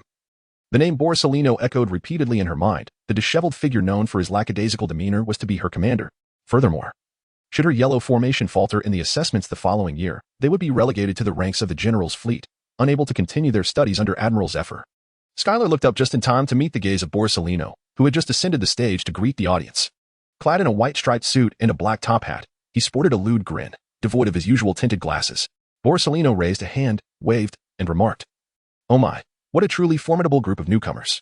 Chapter 19, The Water Parade in Truth. Whether it was Sakazuki or Borsalino who became Skylar's squadron commander would not significantly impact her in the short term, for neither would personally engage in instructing every lesson for the soldiers within their ranks. However, the differing temperaments of the commanders would inevitably shape the ethos of their troops. As the saying goes, a poor leader breeds a poor following, and over the span of a year, the contrasting atmospheres of the two squadrons could become strikingly distinct. Skylar may be able to ensure that she does not veer off course with the majority, but what is the value of that if she is alone? Skylar did not wish to remain at the Naval Academy for merely 1 year, only to be cast into a naval fleet, particularly given her current lack of prowess. An additional year of study was of paramount importance to her. Furthermore, the second year would be under the tutelage of Zephyr, signifying more than just an extended stay. It represented a profound opportunity for learning. With a multitude of concerns weighing on her mind, Skylar followed in the footsteps of Borsalino. As the two formations began to part ways, marking the inception of two distinct camps. In the periphery of her vision, she faintly discerned Doberman and the Ghost Spider, their paths seemingly diverging from her own, intensifying her sense of unease. For from this moment forth, within her formation, there resided at least two adversaries boasting an initial combat power exceeding 500, a caliber of formidable Navy officers. And what did she possess on her side? Straining to identify familiar faces among her fellow Navy recruits, the young girl found none. At last, under Borsalino's leisurely guidance, the group arrived at one of the Navy's training grounds, which appeared dedicated to firearms training, evidenced by the scattered targets in the distance and the remnants of spent ammunition on the ground. "Oh dear, how terrifying. Are you all gazing at me with intentions to kill?" Borsalino remarked with an odd smile directed at the 5,000 eager Navy recruits standing before him. He then produced a cigarette, ignited it, inhaled deeply, and declared, "Until we meet again in a year, young Navy men." Skylar raised her eyebrows slightly, and then, in a flash of light, the yellow gorilla vanished without a trace, leaving the 5,000 new naval recruits in collective silence. What kind of vice admiral is this? Damn it. After a brief moment, one recruit could no longer contain himself and erupted into a roar, a sound that ignited the crowd like a fuse, causing a frenzy among the majority of seasoned veterans who had spent several years in various divisions. They held respect for the vice admiral's accomplishments and admired his combat prowess. Yet when faced with such an eccentric commander, they would not hesitate to voice their grievances in his absence, refusing to indulge him. The cacophony reverberated, causing the girl to feel a slight itch in her ears. She reached up to touch them. Soon, amid the gaps between the new recruits, several officer cadets from the naval headquarters made their appearance, bringing a momentary hush to the scene. As more and more individuals noticed the presence of the officer cadets, the tumultuous crowd gradually calmed down.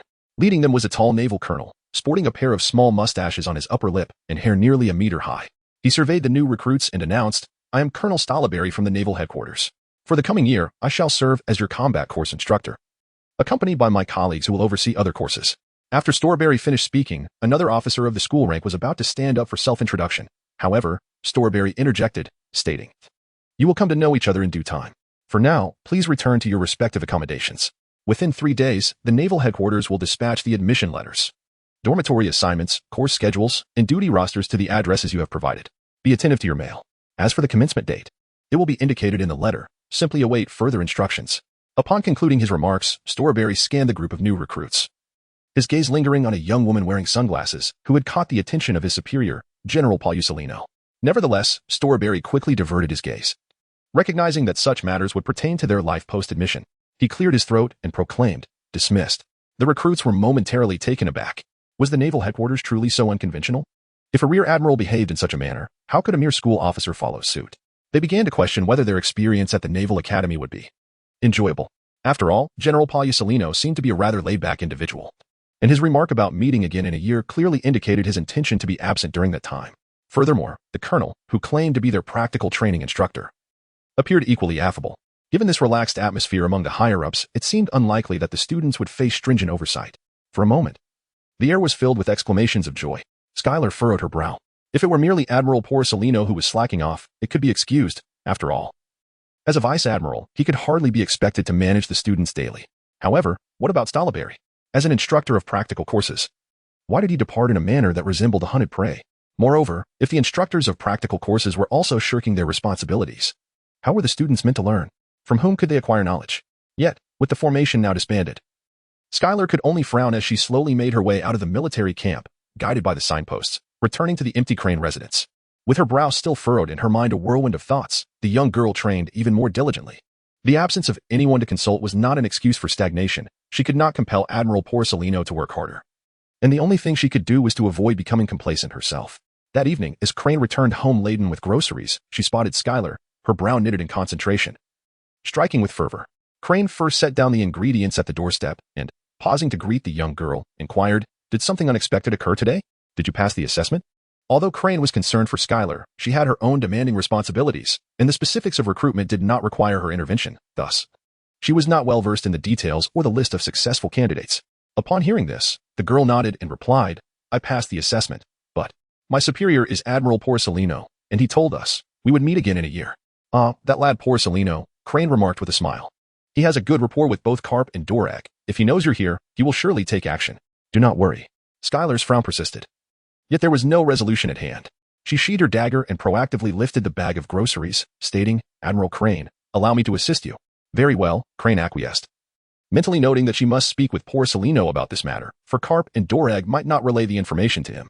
The following afternoon, Skylar received a letter from headquarters, an enrollment notification, a dormitory allocation list, a course schedule, and a duty roster. "Goodness," she exclaimed, gazing at the duty roster. Discovering that she was to participate in duties within the first month, and her assignment would be the commander's clerk. Chapter 20, The Infuriating Admiral. 7 days after the assessment, on the morning following enrollment, a girl clad in a naval uniform, devoid of a dashing cape, appeared at the entrance to Admiral Porcelino's office. Knock, knock, knock. She knocked repeatedly, yet no sound emerged from within. Furrowing her brow, she noted that Admiral Crane usually arrived at the headquarters building at this hour. After waiting for a considerable time, many individuals began to arrive at the headquarters. Some passing by and casting curious glances at the girl, as it was unusual to see anyone at such an early hour. At last, the chimes of the headquarters rang out, an array of light materialized before her, coalescing into a human form that exclaimed, "Oh dear, I almost arrived late, what a fright." "Admiral Porcelino." Skylar Gray, reporting for duty. As Porcelino pushed open the door, he heard the voice behind him. The epaulets of his naval justice cape fluttered slightly as he turned to regard the girl, who was standing at attention, and said, "Good morning. Please lower your voice. You might startle someone." Skylar gazed at the seemingly furtive man before her in silence. Had she not known that Porcelino was the proprietor of this office, she might have believed him to be a petty thief attempting to infiltrate someone else's domain. Following him into the office, her eyes fell upon a desk. And on the wall behind it, a framed piece of art with the ambiguous word justice emblazoned across the center. The young girl quickly averted her gaze to the general, who had settled into his chair and was about to recline. "General Porcelino, may I inquire if there is any work to be done?" In her first month, she was required to attend to duties in the morning, assisting Porcelino with paperwork, while in the afternoon, she needed to return to the military camp for classes, fortunately scheduled for later in the day. However, she felt her mornings were wasted on drills and free training, prompting her desire to expedite the paperwork to return to the camp for practice sooner. Interrupted by her, Porcelino rubbed his face, looking at her with a pained expression. "Ah, this poses a problem. The documents have yet to arrive here." "May I leave the train?" Skylar inquired, glancing at Porcelino's vacant desk. Upon hearing her, Porcelino frowned and replied, "No, just brew some tea for me. I prefer it light." He gestured towards a nearby tea table, then reclined in his chair. However, instead of resting, he lit a cigarette and remarked, "In the Navy, Dolag is my closest friend, and you are his sister." Skylar paused.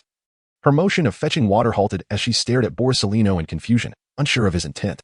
Porcelino remained unhurried, taking a couple of puffs from his cigarette before saying, "I'll make an exception this once. If you have any questions, feel free to ask, and I shall respond depending on my mood." At this, Skylar felt a surge of joy. It seemed that having connections had its privileges. She hurriedly asked, "General Porcelino, could you teach me Haki?" Porcelino's eyes widened slightly as he regarded her, then replied, "No." Skylar's hope shattered as she pressed further. "Why not? It's too troublesome. You should learn it on your own," he said, taking another drag from his cigarette and gesturing for her to prepare the tea. "Is this how one should speak?" Skylar thought, feeling a pang of frustration. Perhaps she should have anticipated this outcome. The influence of the monkey family was not to be wielded lightly. Once she had brewed the tea, she placed it before Porcelino and stood across from him, fixing him with a determined gaze, though the effect was somewhat diminished by the sunglasses he wore. Porcelino lifted the teacup, took a sip, nodded, and asked, "Do you know what qualities a strong person must possess?" "Haki?" Skylar ventured. Porcelino shook his head. "Physical prowess?" she guessed, only to receive another shake. Fruit abilities? She proposed, yet again met with disapproval. Skylar listed more than 10 potential answers in one breath. But Borsalino continued to shake his head.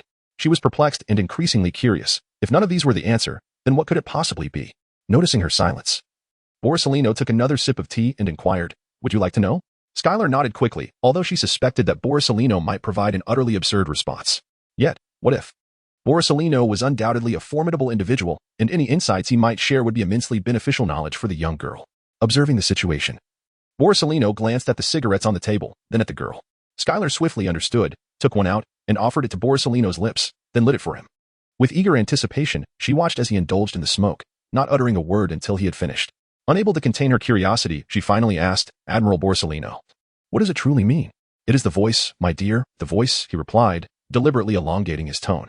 He continued to explain, "You see, when I remained silent, you misinterpreted my intent. What I meant to convey was a request for you to smoke, considering I had just finished my last one 5 minutes ago. However, due to the absence of sound, you misunderstood my meaning. Do you comprehend?" The girl shook her head, for she had anticipated this response, deeming it ludicrous. Borsalino chuckled at her reaction and remarked, "Do not underestimate the significance of sound. If we were 1,000 meters apart and I declared that as long as you concede, I would spare you, should your voice be too faint for me to hear, you would inevitably meet your demise at my hands." "But," the girl interjected, picking up a pen and clutching a blank sheet of paper, waving it and asking, "Is this not sufficient?" Borsalino sat up, resting his right elbow on the table, cradling his chin in his palm as he scrutinized her actions. He frowned and replied, I had not considered that. What if I were blind? What if you were deaf?" Skylar retorted directly, her conviction solidified at that moment. The Admiral showed no desire to teach her. Upon witnessing the girl's exasperation, Borsalino's face broke into a smile, albeit one that appeared rather lewd. "You are certainly not the sister of Dorag," Borsalino concluded. Skylar, somewhat incensed, replied, "I am not his sister." "Indeed," Borsalino nodded, stating, "As compensation, I shall impart some knowledge of Haki when you wish to learn." "Compensation? What compensation?" she inquired. "Regarding my experiments on the Monkey D family." "But I am not," she protested. "Precisely for that reason." Hearing this, the girl took a deep breath, reminding herself that she could not afford to be angry at this insufferable individual. After calming herself for a while, she said, "Then I wish to learn Haki now. Please teach me." "Oh, ho." Borsalino let out an odd chuckle, then pushed the teacup away, saying, "The tea is finished." "What do you mean? Did you not say you could teach me? Are you truly not a member of the Monkey D clan?" I have now altered my perspective. Chapter 21. The Teacher's Megaphone. At noon, after spending the entire morning idly sipping tea, Skylar seized the opportunity during her lunch break to quickly finish her meal and hurried to engage in additional training. She envisioned the wooden post before her as Borsalino, swinging her training sword repeatedly. Colonel Dalmesia, who was that soldier? In the distance, Admiral Sakazuki and a half-human, half-canine naval colonel observed the girl training diligently. A hint of curiosity crossed Sakazuki's face. He was familiar with such earnest dedication. Beside him, Dalmesia contemplated for a moment before replying, "That is Vice Admiral Garp's daughter. I saw her not long ago." Sakazuki furrowed his brow and remarked, "Why did I not see her this morning?" "She should be a student under Vice Admiral Borsalino," Dalmesia responded. Upon hearing this, Sakazuki's frown deepened as he regarded the girl, whose passion and seriousness and training were qualities that many students lacked. He then shook his head, stating, "What a waste." Sakazuki reflected on the morning when he inspected the loosely assembled recruits of the Naval Academy, particularly those under the command of Borsalino, and he found himself sighing over the young women. Sakazuki admired diligent and hard-working individuals, for he himself embodied such qualities, as did his mentor, Admiral Zephyr. Consequently, he disapproved of Borsalino's demeanor and approach to training.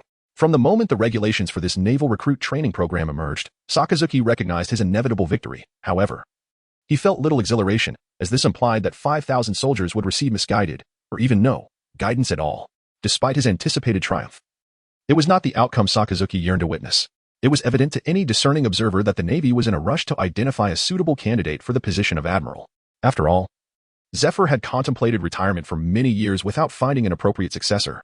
Ultimately, Zephyr remained in his position, but this was merely a temporary arrangement. Over the past few years, Admiral Zephyr had gradually distanced himself from frontline combat, making the appointment of a new admiral a pressing necessity. Among the candidates, only Sakazuki and Borsalino stood a chance of contending for the title. Both men possessed extensive experience and formidable strength, thus, should a new admiral be appointed, it would undoubtedly be one of them. This training program for recruits essentially served as a battleground for their rivalry. While the promotion and demotion of officers below the rank of vice admiral could rely on merit and experience, the selection of an admiral was a far more intricate matter. Such appointments were typically reserved for dire circumstances or a lack of suitable candidates. However, when choices are available, one must consider the aspect of connections. Connections can be categorized into two types, upward and downward. In terms of upward connections, both Sakazuki and Borsalino enjoyed similar levels of recognition from the upper echelons. With the exception of Zephyr, who did not support either. Sakazuki, with his fierce stance against pirates, contradicted Zephyr's philosophy of prioritizing regulation, while Borsalino, although not as fierce, shared a similar belief that slaying was not the most effective means of dealing with pirates. Nevertheless, Borsalino's principles and operational guidelines often treaded upon Zephyr's sensitive areas. In terms of support, Zephyr unequivocally favored Borsalino less, yet this sentiment did not hinder Borsalino's candidacy for admiral. This illustrates the nature of upward connections. Conversely, the downward connections pertain to the emerging talents within this naval recruit training program, who would remember those who supported them once they established themselves within the Navy. As they progressed in their careers, they would reciprocate by supporting either Sakazuki or Borsalino, thus justifying the headquarters arrangement. Once the naval recruit training program commenced, the results aligned with Sakazuki's expectations. Borsalino exhibited no ambition to strive, appearing indifferent after their initial encounter. Much like the young woman training under the blazing sun during the midday break, Sakazuki believed that such individuals, if integrated into his team, could unleash their potential to the fullest. Of course, while they may not necessarily become exceptionally strong, they would certainly not squander their capabilities. However, Sakazuki merely lamented. As he remained a vice admiral, harboring numerous grievances regarding the current state of the Navy, yet he felt powerless to enact any substantial change. As Sakazuki departed, he acknowledged his responsibilities as a vice admiral, burdened with a multitude of tasks that required his attention. The young woman continued her training until the sound of the bell resonated through the camp, prompting her to stow away her 3 wooden training swords and head toward a nearby building. Each of the 2 vice admirals commanded a battalion of 5,000, subdivided into nearly 100 classes, indicating that the absence from even a single lesson could jeopardize an entire subject. While Schuyler understood that for true naval powerhouses, theoretical courses held little significance, as they often defied many textbook principles, one must not forget the foundation upon which their ascent to leadership was built. Prior to attaining the rank of vice admiral, the knowledge acquired in these classes had served as the guiding force behind their combat strategies and promotions. In the changing room, as she placed her wooden sword down and gathered the relevant textbooks and supplies, the moment the official class bell rang, Schuyler arrived at her classroom just in time. The previous day marked the initial report day, focused on imparting ideologies of loyalty to the world government, the Navy, and the people. Today, however, marked the commencement of specialized courses. The subject for today was military equipment studies, encompassing a wide array of topics related to individual and collective combat, the composition of warships, and cooperative naval operations, serving as an introductory course. Having previewed the material the night before, Schuyler was aware of the day's focus, primarily concerning the history and evolution of naval equipment under the world government. For many recruits selected from various branches, this lesson seemed trivial, as their prior practical experiences had afforded them a rudimentary understanding despite the lack of formal, comprehensive education. However, as a complete novice, Schuyler recognized the necessity of paying close attention, for what was common knowledge to others was the very information she required. As she opened her textbook, the instructor for this course, a major from headquarters named Whitebeard, entered the classroom and frowned upon observing that only half of the students had arrived. Each class comprised 50 individuals, corresponding to a single team, yet the current attendance barely constituted 2 squads. Scanning the classroom, Whitebeard noticed Schuyler, the sole student present with both a textbook and a notebook.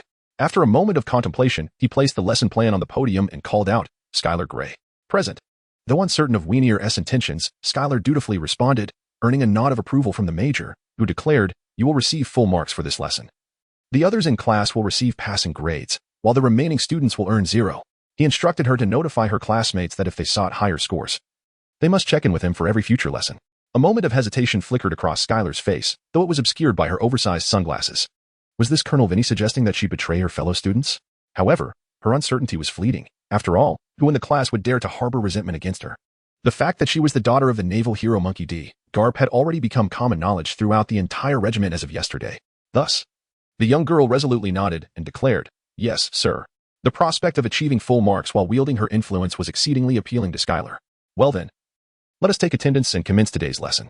Chapter 22. To become a dove, one must temper their temper. Bang. Schuyler forcefully kicked open the door to the boys' dormitory. Observing the startled young men hastily scrambling to cover themselves, brandishing the roster she had obtained from Major Venial, she called out, "Ross, Tyron, Vaughn, Kenneth, you 4 from room 503 have been marked absent for military equipment studies, receiving a score of 0. If you wish to improve your grades, report to Major Venial for every subsequent class."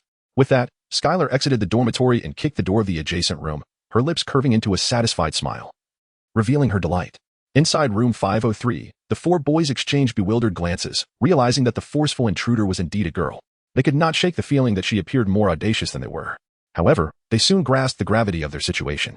With a collective groan, they commenced a discussion about their zero scores and military equipment studies.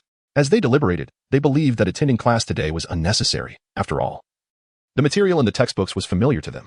According to one classmate, who had received information from his brother, a fellow naval recruit from the same training camp, this particular course was one that even the instructor was reluctant to teach.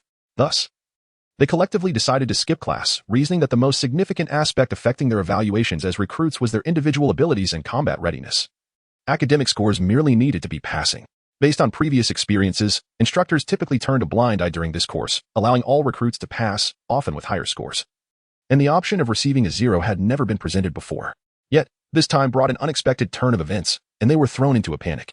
Even though academic scores were not of utmost importance, they still needed to achieve passing grades. Otherwise, their high evaluations in other areas would not secure favorable placements upon graduation. The lamentations did not cease within this dormitory alone. As Skylar's footsteps echoed, the sounds of despair spread throughout the entire floor, occasionally mingled with mocking laughter. This laughter did not originate from Skylar. After all, a key aspect of being an instructor was to embody a certain authority and refrain from frivolous amusement. The laughter emanated from those who had chosen to attend class that day, eagerly awaiting Skylar's arrival to witness the unfolding spectacle. And it became evident that their anticipation had been well rewarded. They were far more delighted than they had been upon learning of their roommate's failure in the classroom earlier that day. Skylar, akin to a nightmare from legend, left a trail of dread in her wake, her face adorned with a satisfied smile as she made her way back to her own dormitory. To maintain order, the Navy had organized dormitory accommodations for the recruits and mandated their residence therein. However, exceptions did exist. In fact, Skylar could have opted for a semi-commuting arrangement, given her connections with figures like General He and Admiral Garp, who would undoubtedly allow it. Yet, Skylar felt a sense of discomfort residing continuously at General He's home, especially considering that naval training extended over 2 years. Even if her squad faced defeat, she would still need to study for a year, implying that for at least a year without military pay, she would be staying at General He's house without compensation, something she wished to avoid. Moreover, Skylar held aspirations for the girls' dormitory. Thus, she had cheerfully arrived there yesterday, only to find herself assigned a single room under the arrangement of a female naval officer. With only 5 female recruits in her class, which was relatively numerous, Skylar became the odd one out in a dorm that typically housed 4. However, upon witnessing the knowing expression of the officer managing the dormitory, Skylar felt that her assignment to a single room was somewhat of a favor. Nevertheless, she remained less than thrilled about it. Of course, Skylar did not complain, for a single room offered its own advantages. No disturbances, no need to compete for the bathroom, and no worries about conflicts with roommates. Upon returning to her dormitory, Skylar swiftly organized her notes from the day, reinforcing her memory, and conducted a brief review of the next day's lessons before preparing for bed. As a naval recruit, maintaining a regular daily routine was essential. Even though she was not required to rise early for training during her first month, there was no harm in adhering to an early bedtime. A healthy appetite and high-quality sleep were 2 of the most fortunate outcomes for Skylar since arriving in this maritime realm, as her previous life had not afforded her such luxuries, especially concerning sleep, which had often taken her 1 to 2 hours to fully embrace.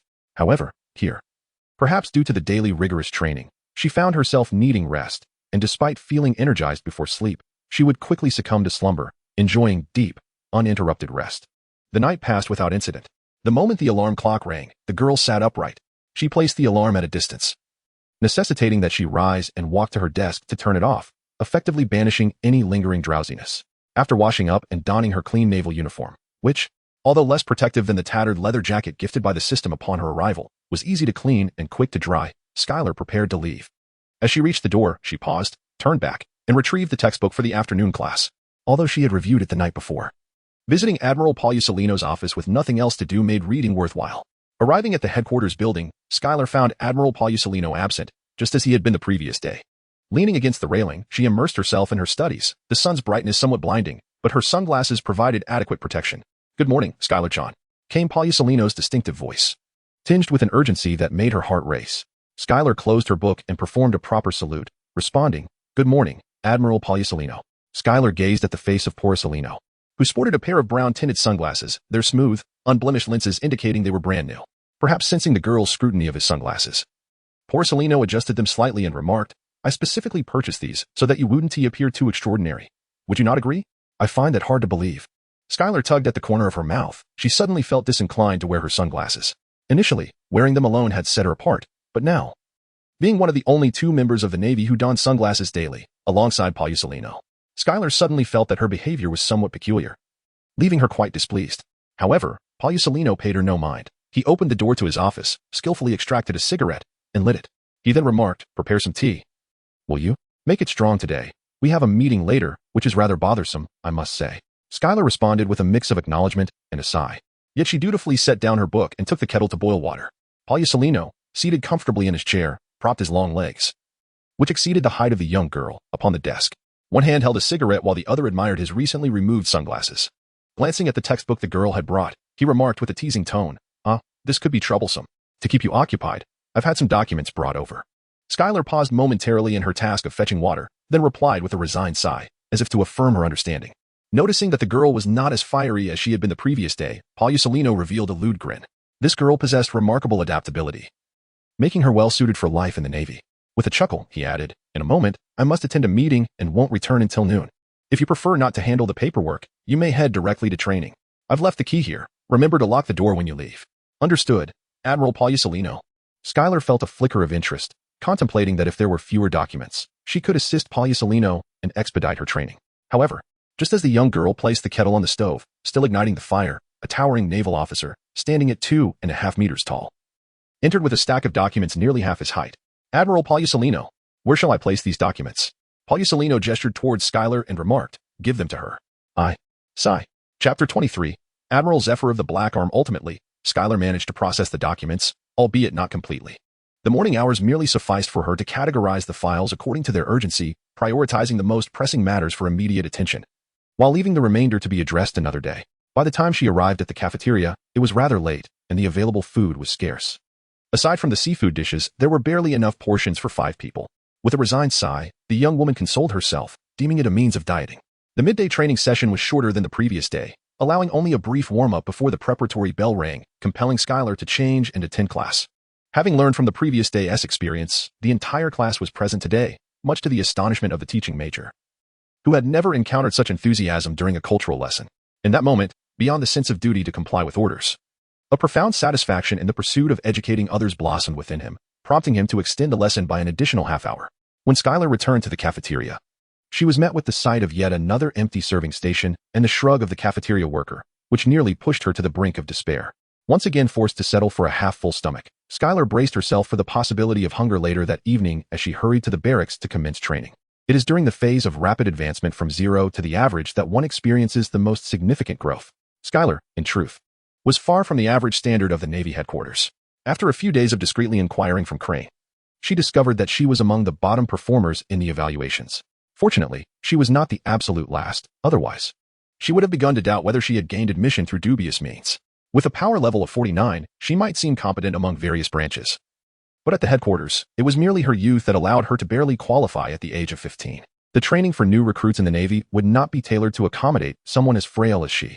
Hence, Skylar resolved to elevate her performance as swiftly as possible, aiming to align herself with the average standards of her cohort before the imminent real combat training and drills commenced, so that she would not appear overly weak or exceptional. For a young girl, every moment of training was invaluable, as no one desires to be the subject of ridicule. With sufficient sleep as her only condition, Skylar imposed an exceptionally rigorous training schedule upon herself. Having tasted the comforts of laziness and the resultant powerlessness in her previous life, she was determined to see if the moonlight that enveloped her would prove worthy of her efforts this time. People often say that if given another chance, they would act differently. In her past existence, Skylar had merely been a person of hindsight, but this time, with a new beginning at her disposal, why not strive for something greater? Constantly encouraging herself, the young girl immersed herself in training, and as the number of new recruits dwindled around her, the sound of her swordplay, previously masked, grew increasingly pronounced. Among the throng, she was the weakest, yet when she found herself alone, each fragment of progress signified a victory over another, a triumph over her former self. Within the office of Admiral Zephyr, he set down the polished frame he had been cleaning. Despite his daily efforts, he could not prevent the photographs from yellowing and becoming hazy. With a heavy sigh, he extinguished the lights in his office, locked the door, and descended the stairs towards his residence. The faint sounds of swordplay, not particularly crisp or distinct, reached his ears. While not situated too close to Skylar's training area, the Admiral had an innate sensitivity to the sounds of earnest effort. Adjusting his short purple hair, Zephyr chose to follow the source of the sound, curious about the individual who exhibited such fragility yet earnestness. Having taught countless Navy personnel, He understood that those who progressed swiftly were often the most dedicated to their training, for their visible advancements served as motivation to continue striving. This was true even for Borsalino, who, despite his inherently laid-back personality upon entering the Navy, approached training with sincerity, until Zephyr sighed, recalling the devil fruit that lived up to its notorious reputation. However, he quickly refocused. He could discern that the individual training was quite weak, still lacking strength even at the headquarters, likely due to either youth or improper early training, yet possessed immense potential. Yet, Zephyr was aware that the new recruits were still in the foundational stages of endurance training and theoretical knowledge acquisition, meaning they had yet to receive proper guidance. Thus, the mere fact that this recruit was persevering in her training, albeit with minimal progress, was enough to pique Zephyr's interest. Yet, he did not reveal himself immediately. Instead, he remained hidden in the shadows, observing the girl as she trained. After just a few glances, his brow furrowed, for while her sword techniques were undeniably intricate, they lacked the requisite strength, rendering them somewhat superficial. This was Zephyr's initial impression, yet he patiently continued to watch. A true swordmaster would discern the underlying fluidity in her movements. For those less experienced, like Zephyr himself, it might take longer to recognize. Although not a master swordsman himself, Zephyr had trained many within the Navy who were. As he observed the girl as practice over time, his expression gradually relaxed.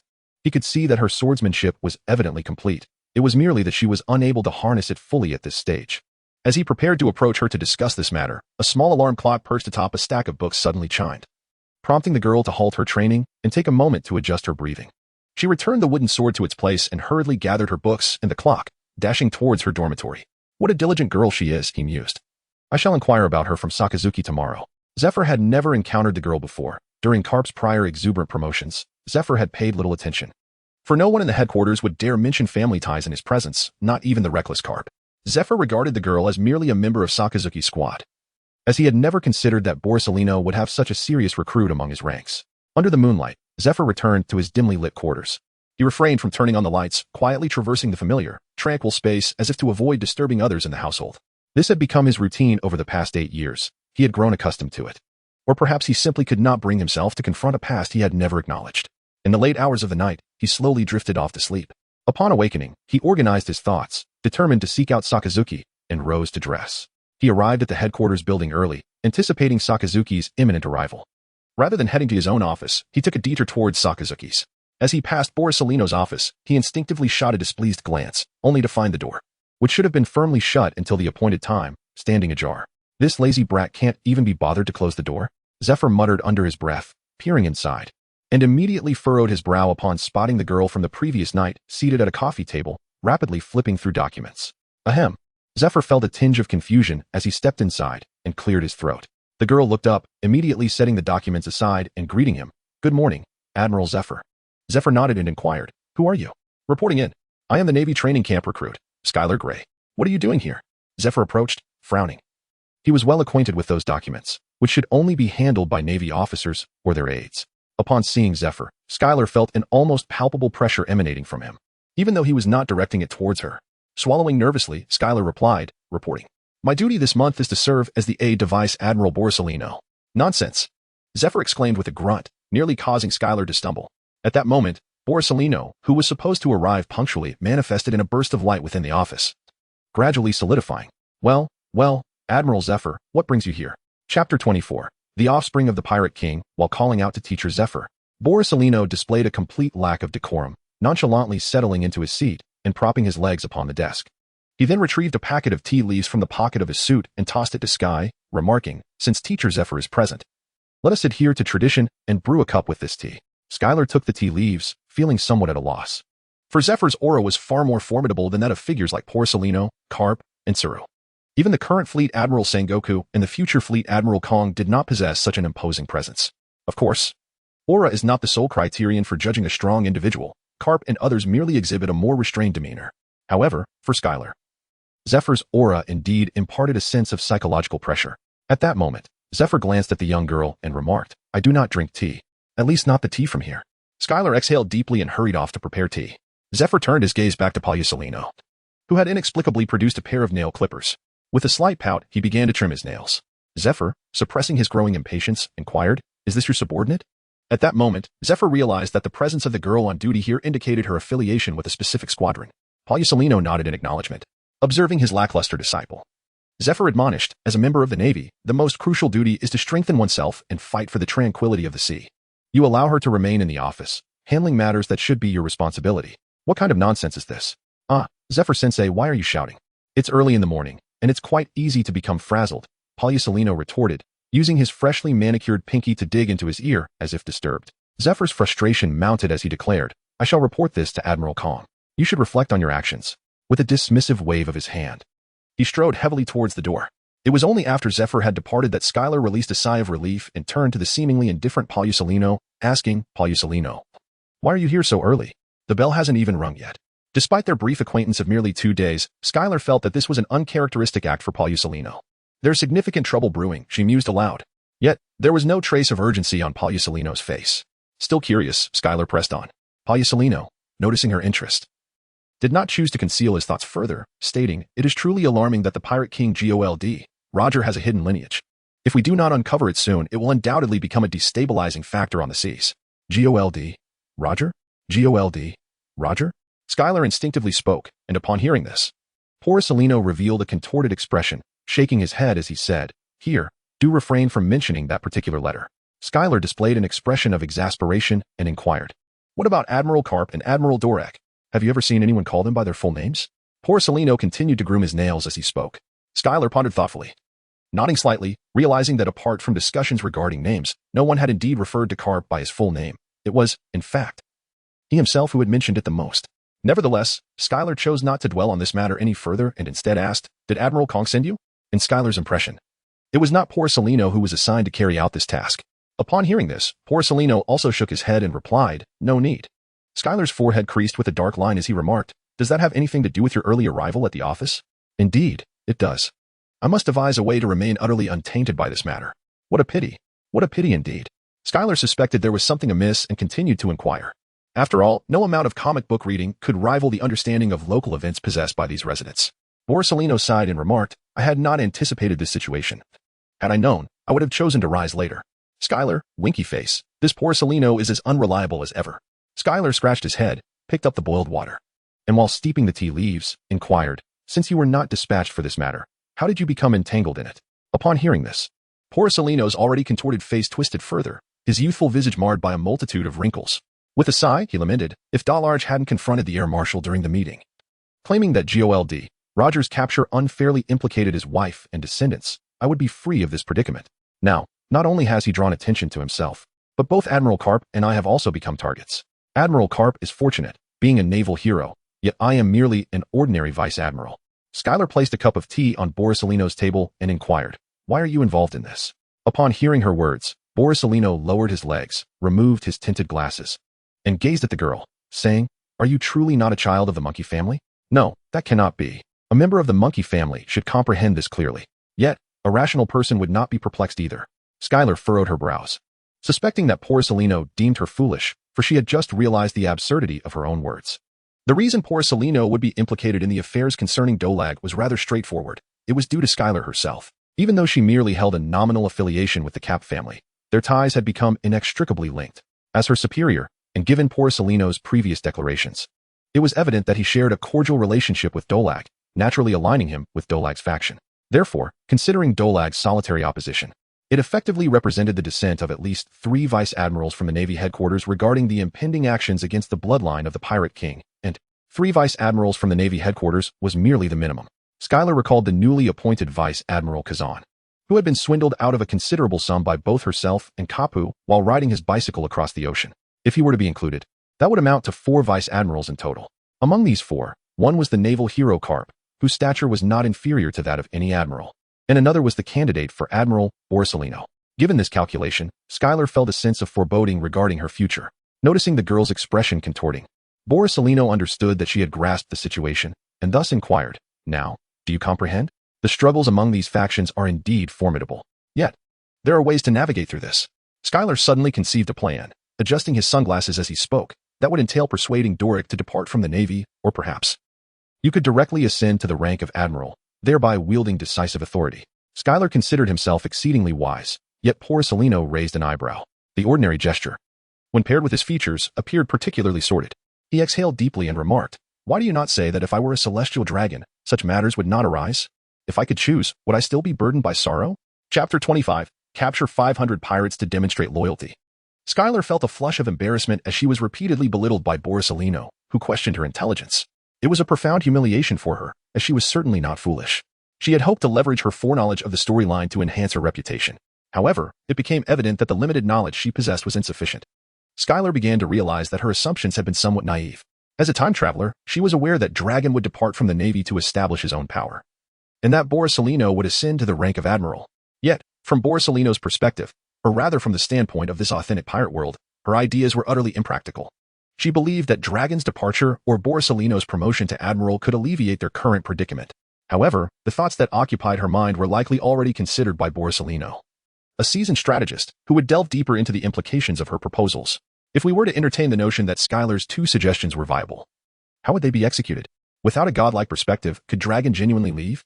He was a promising rear admiral, the son of the legendary marine hero, Admiral Garp.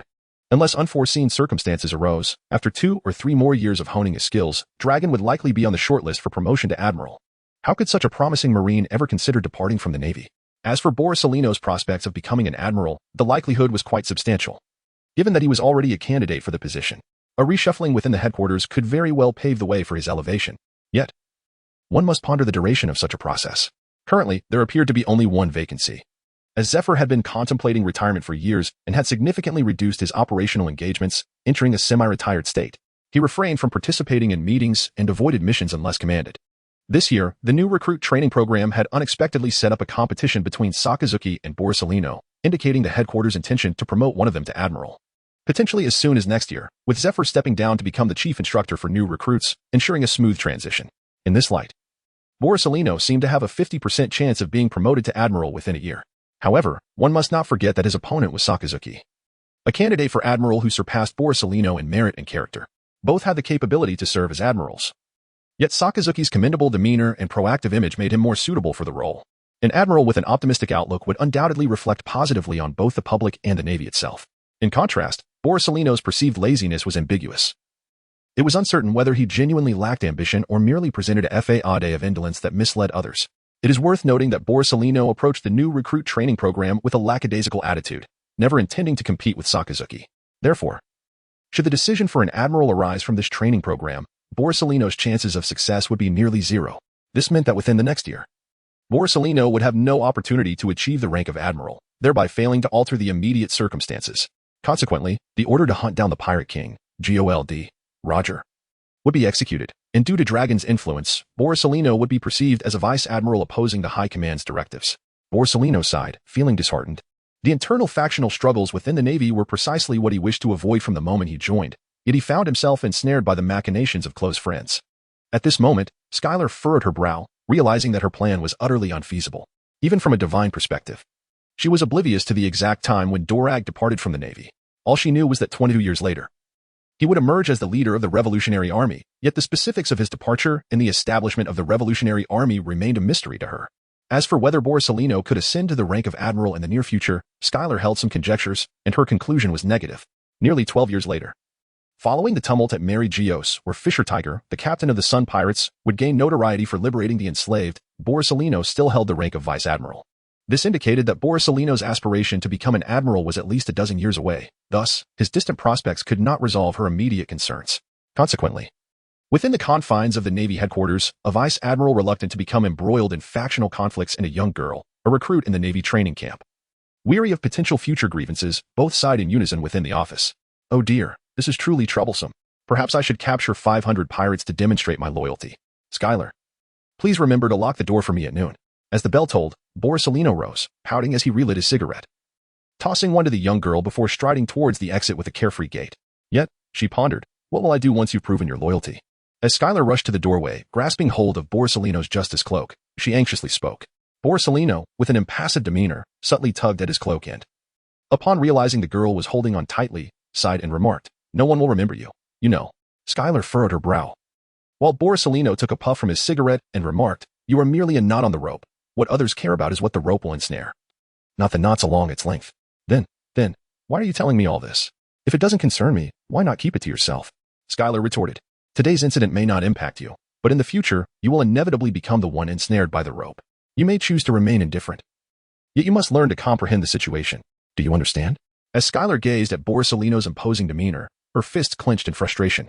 This insufferable officer was deliberately burdening her with unnecessary words, making her feel as if she were the architect of his troubles. She feared that this matter might jeopardize her naval aspirations, only to have Borsalino dismiss it as irrelevant to her. A knot on the rope? Nobody? And he had the audacity to adopt a patronizing tone? At that moment, Borsalino noticed the pulsing veins on the young girl's forehead and realized that he should not treat her with the same approach he had used with the monkey family.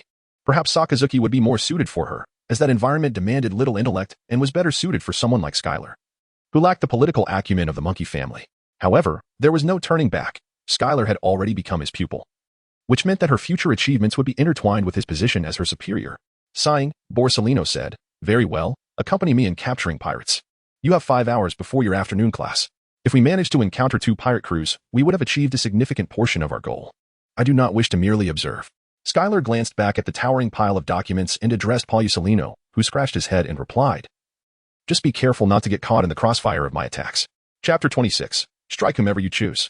In the Grand Line, Borsalino, with fingers continually coalescing shimmering orbs of light, observed with curiosity the young girl maneuvering deftly amidst the pirate ship below, skillfully evading the luminous spheres while wielding her blade. Skylar's progress may not be earth-shattering. At this moment, she remains capable only of contending with minor adversaries. Whenever she finds herself on the brink of danger, the general above her instinctively intervenes to alleviate the threat. Borsalino observes the young girl with intrigue, specifically her movements, possessing an uncanny ability to predict where the orb of light in his hand will travel without needing to glance back. He shakes his head as the luminous projectiles continue to erupt from his fingertips, murmuring to himself, "A natural mastery of observation Haki? No, that cannot be." Haki is one of the advanced combat techniques in the pirate world, divided into 3 categories: Conqueror's Haki, Armament Haki, and Observation Haki.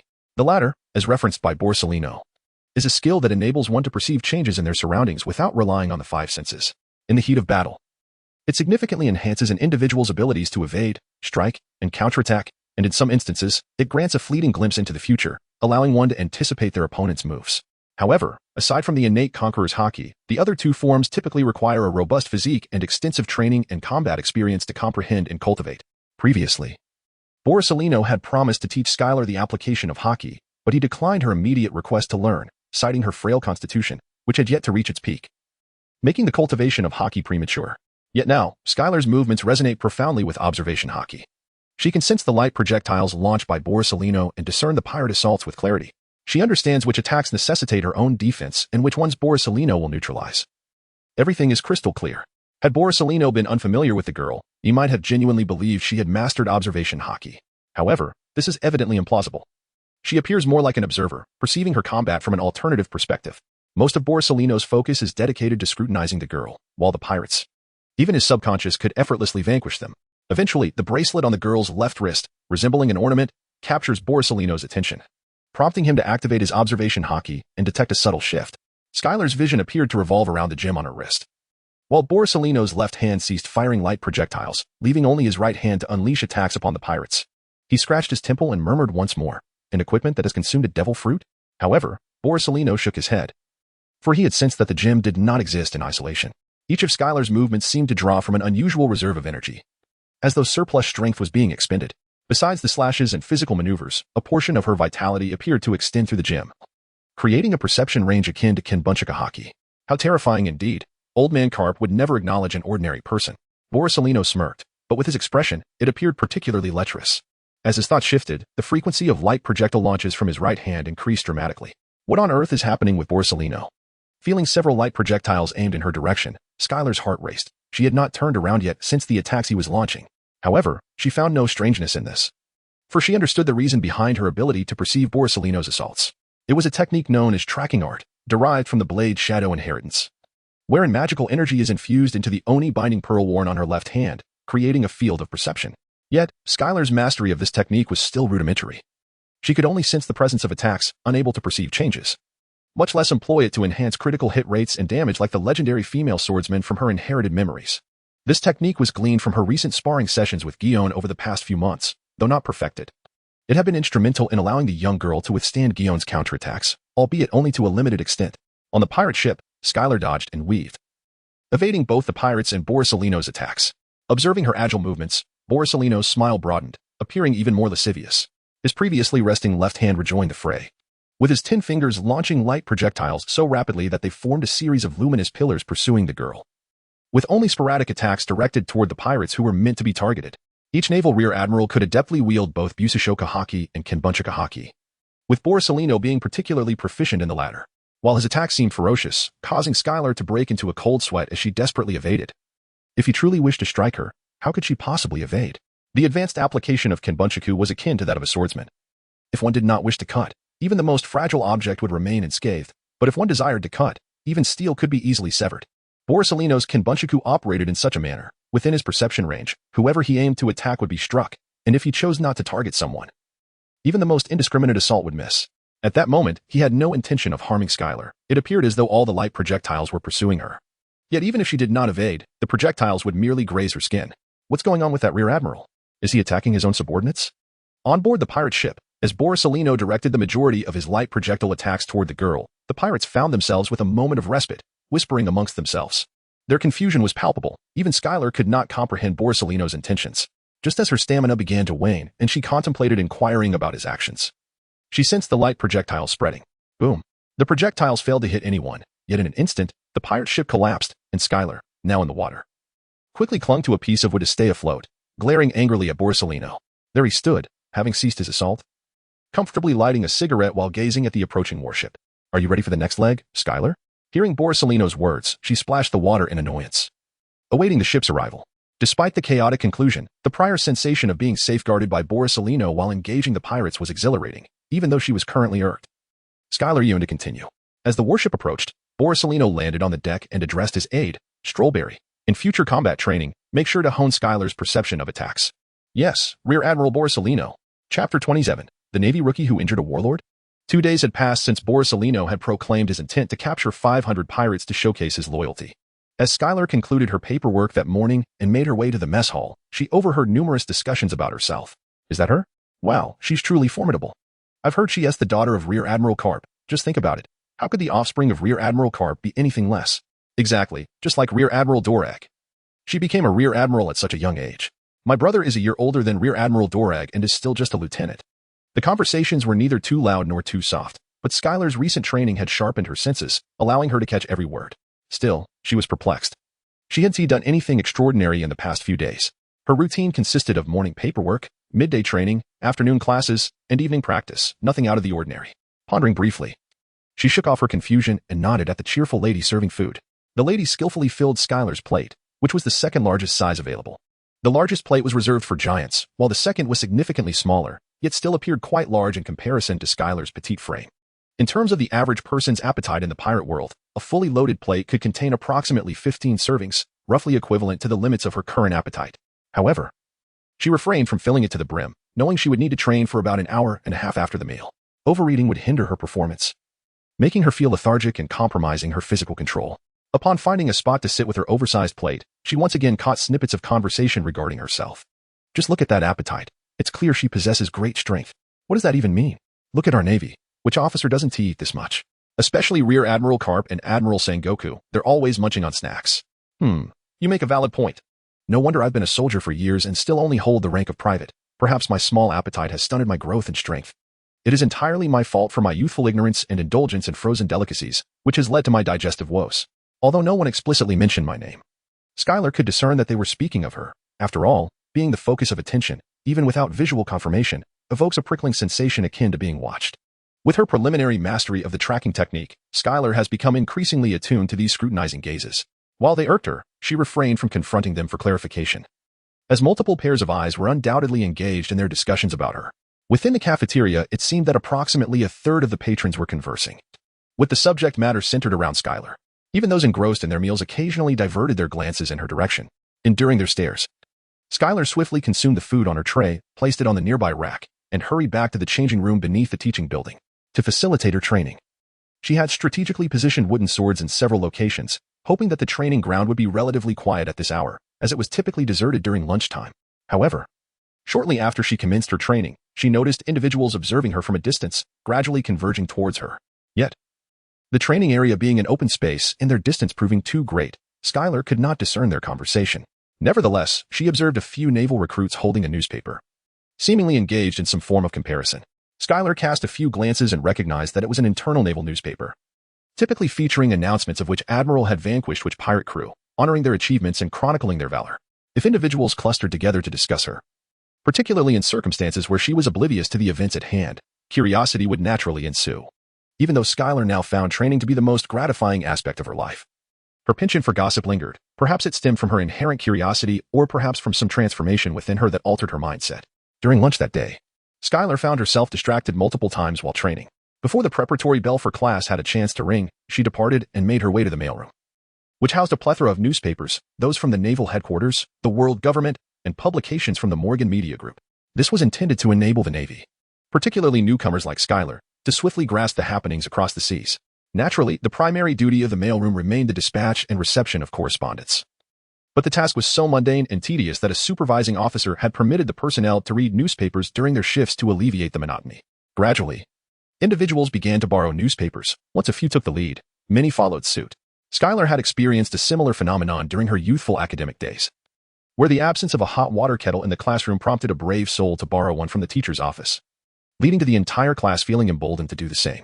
The naval training camp's mailroom followed this pattern. Initially, borrowing newspapers was a simple act. Yet as more individuals sought to read, the supply dwindled, and the newspapers, delicate by nature, often sustained damage during their circulation. Newspapers are not particularly expensive, and the headquarters allocated a budget specifically for their procurement, allowing Navy personnel to peruse them freely. Should one wish to take a copy away, they could purchase it at the same price as outside, 50 berries per issue. Skylar soon discovered a newspaper dispatched by the Navy, with a headline announcing Vice Admiral Borsalino's expedition to eradicate pirates, resulting in the capture of 500 rogues, among whom were 5 notorious pirates with bounties exceeding 100 million. However, as she continued reading, Skylar found herself scratching her head in confusion.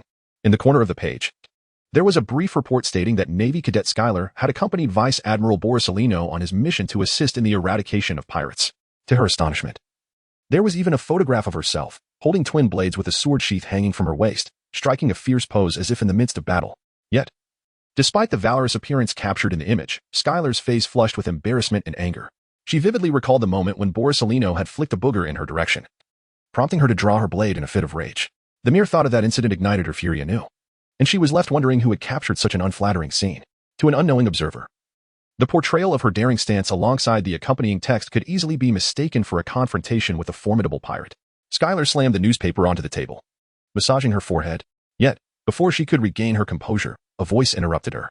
"Hello, you must be Skylar, right? Could you grant me an autograph?" Skylar turned around. She was a young woman in her 20s, holding a newspaper, not the one Skylar had just read, but a publication issued by Morgan's, still carrying the scent of fresh ink.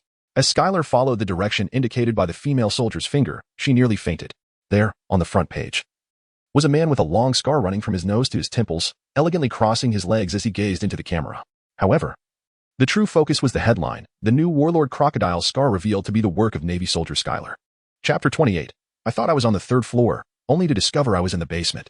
The article featured an interview regarding the enigmatic pirate, Crocodile, who had received an invitation to become a warlord even before making an appearance.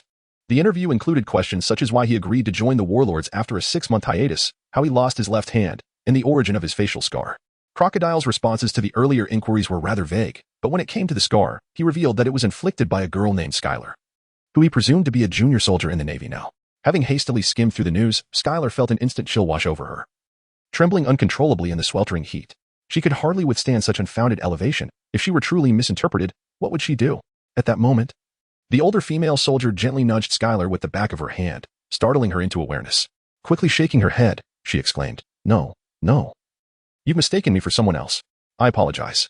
As she spoke, Skylar began to turn and rushed outside, determined to discuss the matter with someone before class. A flurry of faces from her acquaintances in the Navy flashed through her mind. Garp? No, that was implausible. He would undoubtedly find it amusing if she sought him out.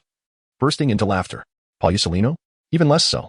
That individual was even more unreliable than Garp, likely to waste her time with casual remarks like, "I understand, Skylar-chan," and let the matter drop. Thus, her only option was to approach Admiral Tsuru, although seeking assistance in such a manner was undeniably unwise. Skylar felt compelled to find someone to help her. After all, this was no trivial issue. Not only could it lead to misunderstandings regarding her capabilities, but the fact that she had previously encountered a notorious pirate was already significant. Until now, Skylar had maintained an impeccable reputation, one that was beyond reproach. However, Crocodile's sudden interference had transformed her past into something suspicious. The very notion of having interacted with a notorious pirate and having inflicted harm upon him rendered her circumstances extraordinary. Moreover, the specifics of her encounter with Crocodile and their relationship were paramount. It was evident that a mere glance at the timeline would reveal that Skylar had joined the Navy only after her encounter with Crocodile. If mishandled, or if the higher-ups sought to exercise caution, they might very well treat Skylar as an undercover agent. This was the source of her alarm. For after all, who among the living is truly devoid of fear? Is one who fears nothing even human? Damn that Voganis! Skylar silently cursed under her breath. Yet her pace quickened. However, by the time she reached Major Crane's office, class had already commenced. Thus, Skylar's inaugural absence from the Naval Academy had come to pass. Huffing and puffing, Skylar, breathless, knocked on the office door of General Crane, and immediately a voice from within responded, "Come in." As Skylar pushed the door open, he was greeted by the sight of Admiral Crane sipping tea. To his surprise, Garp was also present, as was Giant, and even Aokiji. "Have I arrived late?" Suddenly, Skylar heard a voice from behind. The principal party has arrived."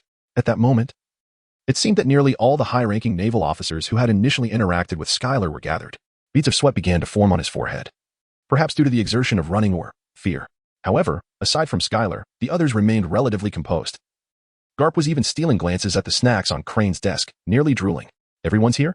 Please, take a seat." Crane's gentle voice broke the tension, rousing Skylar from his dark reveries about the future. Feeling somewhat awkward, he found a spot to sit, positioned directly in front of a plaque inscribed with the words "Pure Justice." Aokiji also settled into a chair, lazily crossing his legs. Crane glanced around and said, "Now, let us hear your thoughts. What do you all think?" Garp withdrew his gaze from the tempting snacks, looked at the downcast Skylar, stroked his donut-shaped mustache, and remarked, "Ahem, believe that vigorous promotion is the way to go." Skylar raised her head, gazing at Garp with a look of bewilderment. Garp averted his gaze, returning his attention to the refreshments, and the conversation ceased. Crane nodded slightly and remarked, "I believe it is feasible, but there is one concern. Skylar's abilities must remain unknown to outsiders." Skylar gazed at Crane in bewilderment, yet Crane offered no further explanation. Instead, he picked up his teacup and sipped gently, savoring the flavor of the tea. However, with such circumstances, Skylar could no longer train alongside the other Navy personnel. This matter required the consent of Vice Admiral Pacifist. As he was indeed Skylar's superior, Guion added a bit more tea to Crane's cup, furrowing her brow slightly as she spoke, and Aokiji nodded in agreement. Skylar wore an expression of utter bewilderment, struggling to comprehend the conversation unfolding around her. Was it possible that she truly lacked intelligence? She felt grounded on the first tier while they seemed to float at the ceiling. How dare he dissent? Garp slammed his hand on the armrest of his chair, causing a nut to roll away. Despite recognizing the gravity of their discussion, Skylar's gaze trailed after the rolling nut. "What is your opinion, Skylar?" Admiral Crane suddenly inquired, startling the girl, who flinched slightly before stammering, I certainly agree, but what are you all talking about?" Crane sighed in exasperation, while Gun facepalmed. Garp, already in a facepalming position, added to the atmosphere. Green Bull, who had been in a similar pose, was the next to chuckle, prompting Gun to explain, "I thought you had come to a realization, but it seems you were simply startled. You must be quite worried about being associated with pirates, right?" Although Vokanas held immense significance for her, Skylar nodded vigorously, declaring that it was all about the Navy's justice. If there were issues, they should be directed towards the judge. Gun reassured her, "You need not be concerned about that. In fact, the Navy wishes to leverage this opportunity to showcase its strength. After all, the 7 warlords can also be injured by an ordinary Navy officer. If you agree, we intend to have you assist Vice Admiral Pacifist in subduing pirates, but this will place you in the eye of the storm. Once you graduate, countless pirates will be fixated on defeating you to rise through the ranks alongside Crocodile. Then why not approach Vokanas or Crocodile directly?" The girl retorted. Gun's smile widened as he replied, "Well, they must first be able to contend with Crocodile." While Gun aimed to clarify matters with Skylar, Garp interjected, waving his hand and confidently proclaiming, "Let us proceed. In my years within the Navy, I have forged connections. Before your graduation, I can arrange for various commanders to serve as your instructors, directly training you." "Oh, it seems this matter doesn't require my input." A cheeky voice interjected as a figure bathed in light made an entrance. Chapter 29, The Young Woman's Training Plan. Upon hearing this nonsensical voice, Skylar inexplicably felt a wave of comfort rise from within her, but as the light coalesced and the lewd face appeared, that sense of security dissipated entirely. Garp burst into laughter at the swift change in Skylar's expression, directing his amusement at Pacifist, who was holding a newspaper. "Pacifist, your greatest strength lies in your devil fruit mastery." Crane nodded in agreement. The discord between Pacifist and Zifa was well known, stemming from a simple truth. In addition to his laziness, Pacifist neglected the development of his physical prowess and Haki. Undoubtedly gifted, Pacifist exhibited remarkable progress in mastering the Pika Pika no Mi, achieving near 10 levels of advancement within a few years, thus earning a place among the reserve admirals. However, his physical and Haki development paled in comparison to his fruit mastery, bordering on superficial. The individuals present did not share Zifa's stubbornness, and they did not underestimate Palusolino merely because of his focus on the Pika Pika Nomi. Yet, for Skylar, a swordswoman aspiring to become a swordmaster, there was little compatibility with Palusolino. Upon hearing their remarks, Palusolino exhibited no signs of anger or any adverse emotions, as if he were incapable of harboring negativity. Even matters concerning his future received only half a day of contemplation before he sought the simplest solution. This approach to life harmonized with his development of strength, characterized by a tendency to contemplate all methods before settling on the easiest. In terms of his abilities, Palusolino was no less proficient than any other vice admiral, excelling in both forms of Haki. Zifa's dissatisfaction with him stemmed from his innate talent. Zifa believed that Palusolino had better choices but opted for shortcuts. To Zifa, a shortcut was often the longest route, which colored his opinion of Palusolino.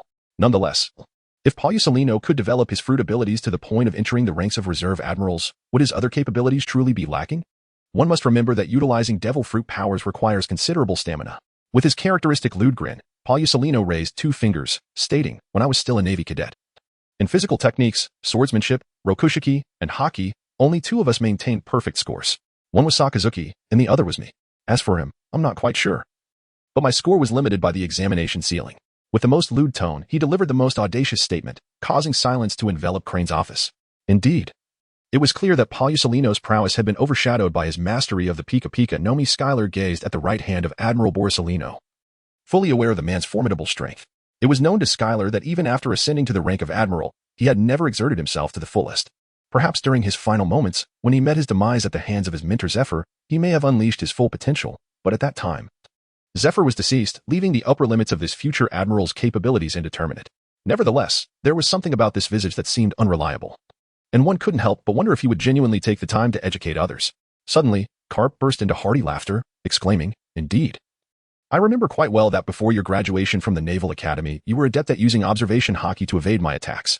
Kazan regarded his senior in silence, merely nodding in concurrence with Garp's words, as he was not well versed in Borsalino's achievements during their academy days.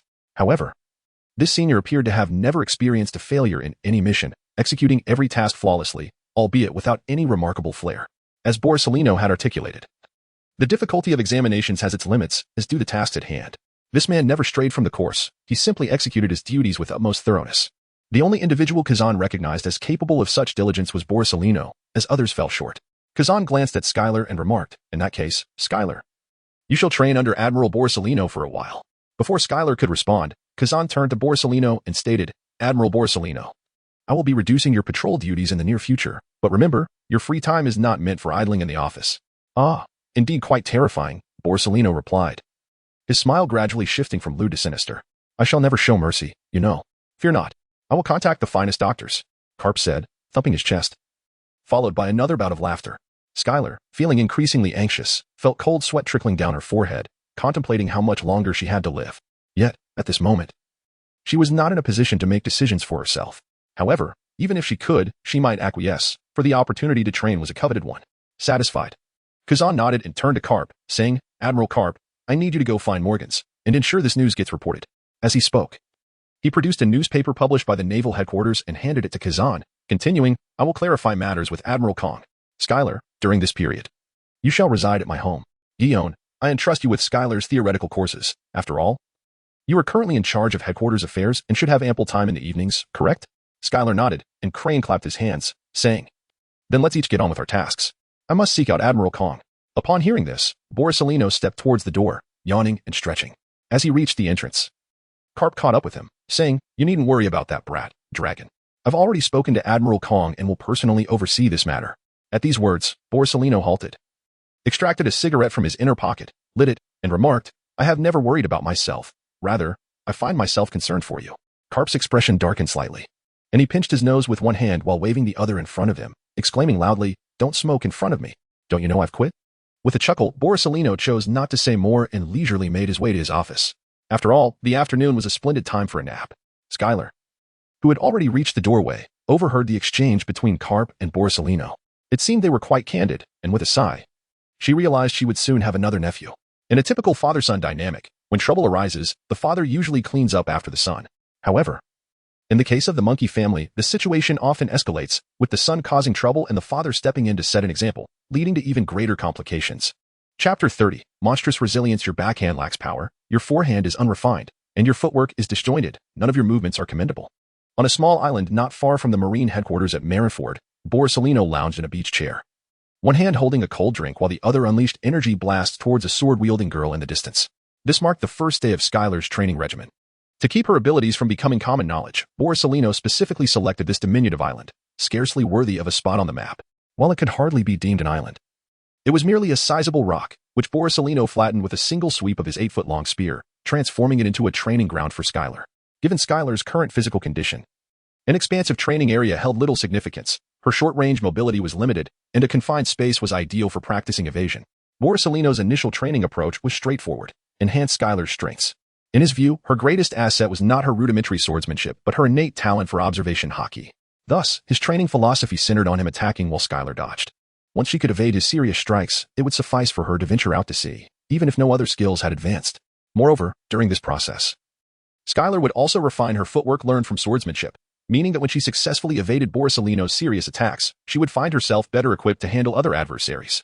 After all, whether it be dodging or countering, proficiency in footwork was essential. Mastering this aspect would render defeat unlikely, and at the very least, she would be able to escape if necessary. However, at this moment, Skylar was entirely absorbed in evading Borsalino's strikes, indifferent to his disparagement of her abilities. Compared to the previous days aboard the pirate ship, Borsalino, while still not fully serious, was now launching distractions that were sufficiently painful for Skylar. Yet, she felt no fear.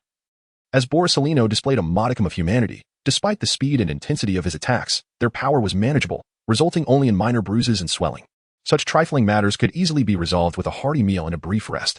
Thus, Skylar boldly maneuvered to evade, gradually seeking opportunities to employ her footwork from the swordsmanship legacy. If she were to cower and merely dodge, she would only learn to flee in a disheveled manner. And Skylar could not afford to lose face. Even in retreat, she must maintain a semblance of dignity. Yet, her footwork did not grow more adept or agile. Rather, it became increasingly unsteady. She was dehydrated. Her stamina was insufficient to sustain prolonged evasion at the brink of her limits. With each dodge, her body required maximum sharpness, and her application of tracking techniques had reached the limits of her understanding. It was akin to a person who could run a half-marathon at a steady pace but would falter if forced to sprint at a 100-meter pace for the entirety of 21 kilometers. They would struggle to maintain speed past 200 meters. Skylar finds herself in such a predicament now, during her training sessions, when unencumbered by weight. Her stamina suffices to sustain her through an entire morning or evening. However, under conditions of high strain, such endurance becomes utterly unattainable. Even as Skylar grits her teeth and strives to maintain focus, the frequency with which she is struck by light projectiles continues to escalate. Borsalino places his nearly empty icy beverage down, halting the relentless barrage of light projectiles from his right hand. While searching for a cigarette pack, he remarks, "Rest until I finish this cigarette. Drink water as needed and indulge in some sweets." Skylar let out a sigh of relief, placing his twin daggers aside and reaching for the water flask hanging at his waist. Just as he twisted the cap off, he noticed that Borsalino had already lit his cigarette. Sensing an impending unease, Skylar hastened to quench his thirst. A sharp and prolonged sound of inhalation emanated from Borsalino's direction, and before Skylar could even complete the act of swallowing, Borsalino remarked, "Let us begin anew." Damn. As Skylar swallowed the first sip of water, he felt a sudden lightness in his hand. Upon glancing down, he noticed that the water bottle had been shattered. In the distance, Borsalino was casually discarding his spent cigarette but on the ground, gently crushing it beneath his foot. Following that, a relentless barrage of flashbangs ensued. Skylar found himself rolling clumsily, evading the onslaught of light while simultaneously retrieving 2 swords from the ground. Striving to find the opportune moment to familiarize himself with the rhythm of swordplay. "If you smoke like that, a single pack could lead you to lung cancer," Skylar shouted. And all her focus was directed towards evading Borsalino's attacks. A smile appeared on Borsalino's face as he remarked, "Is that so? How frightening indeed."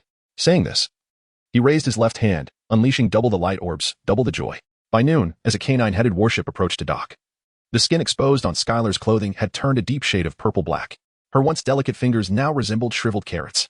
"Ahaha, it seems the training has been quite intense," Garp exclaimed as he jumped off the warship, noticing Skylar struggling to hold her sword, bursting into laughter.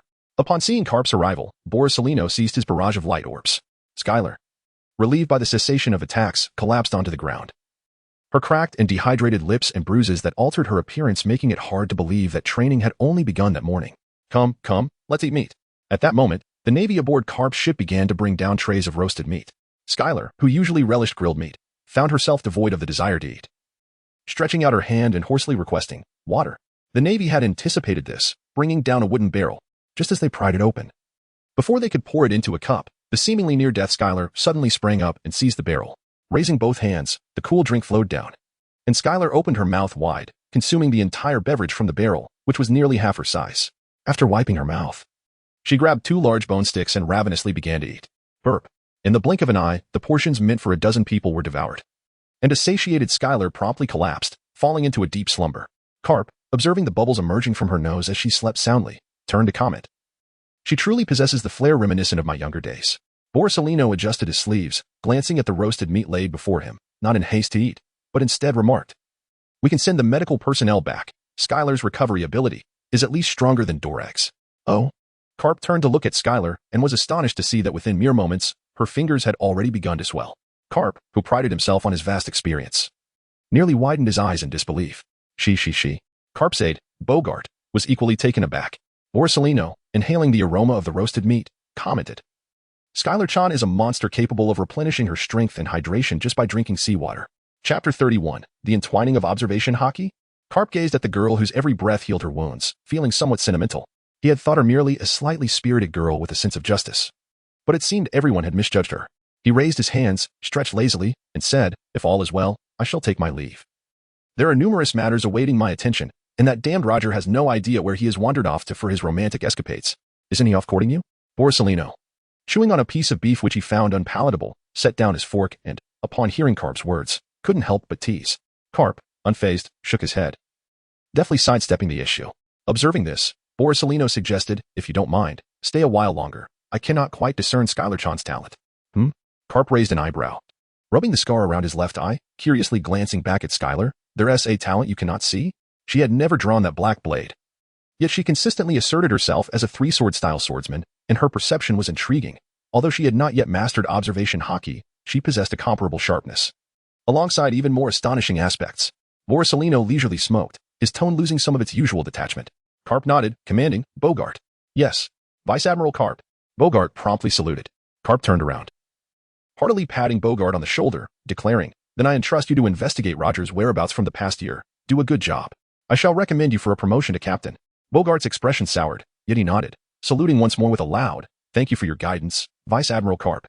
Garp waved his hand dismissively. "All right, off you go, and remember to bring back some roasted meat tonight." "Yes, Vice Admiral Garp." Bogart saluted again before turning to summon the Navy soldiers back aboard, heading towards Marineford. Perhaps due to the lingering aroma of roasted meat dissipating, Skylar awoke. In just a few minutes, her injuries had remarkably healed. Aside from a lingering stiffness in her body, there were no other abnormalities. No, that isn't quite right. Skylar performed a few gripping motions and discovered that her grip seemed more powerful. But before she could discern whether this was reality or mere illusion, Borsalino called out, "Skylar-chan, your nap is over. It's time to resume training." Almost instinctively, despite not facing Borsalino, Skylar extended her hand, bracing herself on the makeshift wooden table, and executed a one-handed forward roll. Thud. The spot where she had been was now marked by 3 fist-sized holes. With no time to think, a sense of danger prickled at her neck, prompting Skylar to crouch and roll while retrieving the twin swords she had just set down, with blades in hand. An indescribable feeling surged from her petite frame, but it was immediately followed by a barrage of relentless attacks that forced the girl to dodge with all her might. As she evaded, she sought opportunities to observe Borsalino, but her brow furrowed in confusion. Borsalino was not directing his light orbs towards her at all. Although she was staring directly at Borsalino, Skylar felt another wave of danger approaching from behind. Using her right foot as an axis, she spun her body halfway to evade the attack while glancing towards the source of the light orbs. To her surprise, hovering 10 meters above her was a cluster of light. Skylar instantly realized that Borsalino had intensified the training difficulty. As she evaded, she quickly scanned for more light clusters and discovered 2 additional orbs. Including Borsalino himself, there were now 4 directions from which she was under attack. However, unlike the mornings, the well-fed Skylar felt invigorated. "I shall give it a try as well." Just as Skylar exerted all her effort to evade Borsalino's attacks, Garp's hearty voice resonated. He crouched down and, with sheer force, pried a stone half the size of his fist from the flat rocky ground. Weighing it in his hand, he hurled it towards Skylar's direction. The stone flew faster than the light orbs launched by Borsalino. Of course, Borsalino hadn't used his full strength. The moment the stone was released, a chill ran down Skylar's spine. The feeling of danger was far beyond that of the light orbs. If struck, the sensation of life being threatened heightened her speed. Clang. A strange sound echoed as Skylar had yet to fully turn when the gem on her wrist shot forth a semi-transparent thread, which latched onto the stone. With her left hand gripping White Fang, she swung it just in time. Although she had no clear line of sight, White Fang managed to cleave the stone in two. Oh? Garp and Borsalino simultaneously expressed their bewilderment. Borsalino silently lowered his recently raised right hand, then pressed his palms together, fingertips resting on his chin. Pondering the sudden appearance and equally abrupt disappearance of the thread, Garp, stroking his donut-shaped mustache, also wore a hint of confusion. His initial instinct pointed towards a devil fruit ability. However, he quickly dismissed that notion. Not only had the girl not consumed a devil fruit, even if she had the chance, the nature of that thread's ability. Garp recalled the intelligence provided by the former fleet admiral regarding the child adopted by Sengoku. If memory served him correctly, that child's brother was indeed a user of a devil fruit that granted the power over threads. Yet, it was impossible for two identical devil fruits to exist, except in a hierarchical relationship. However, the sample size was too limited to discern the true nature of the thread he had witnessed. As Garp contemplated this, Borsalino was also deep in thought. Nevertheless, he refrained from intensifying his light projectile attacks against the girl, for she had yet to master the armament Haki, and thus could not possibly deflect his light blasts. Bang! Bang! Bang! However, the inability to use light projectiles did not render Borsalino powerless. A few errant light blasts struck the rocky ground, and in an instant, several fist-sized stones were propelled towards the girl. Simultaneously, his fingers were aimed in her direction, as this was merely a test, not an assassination attempt.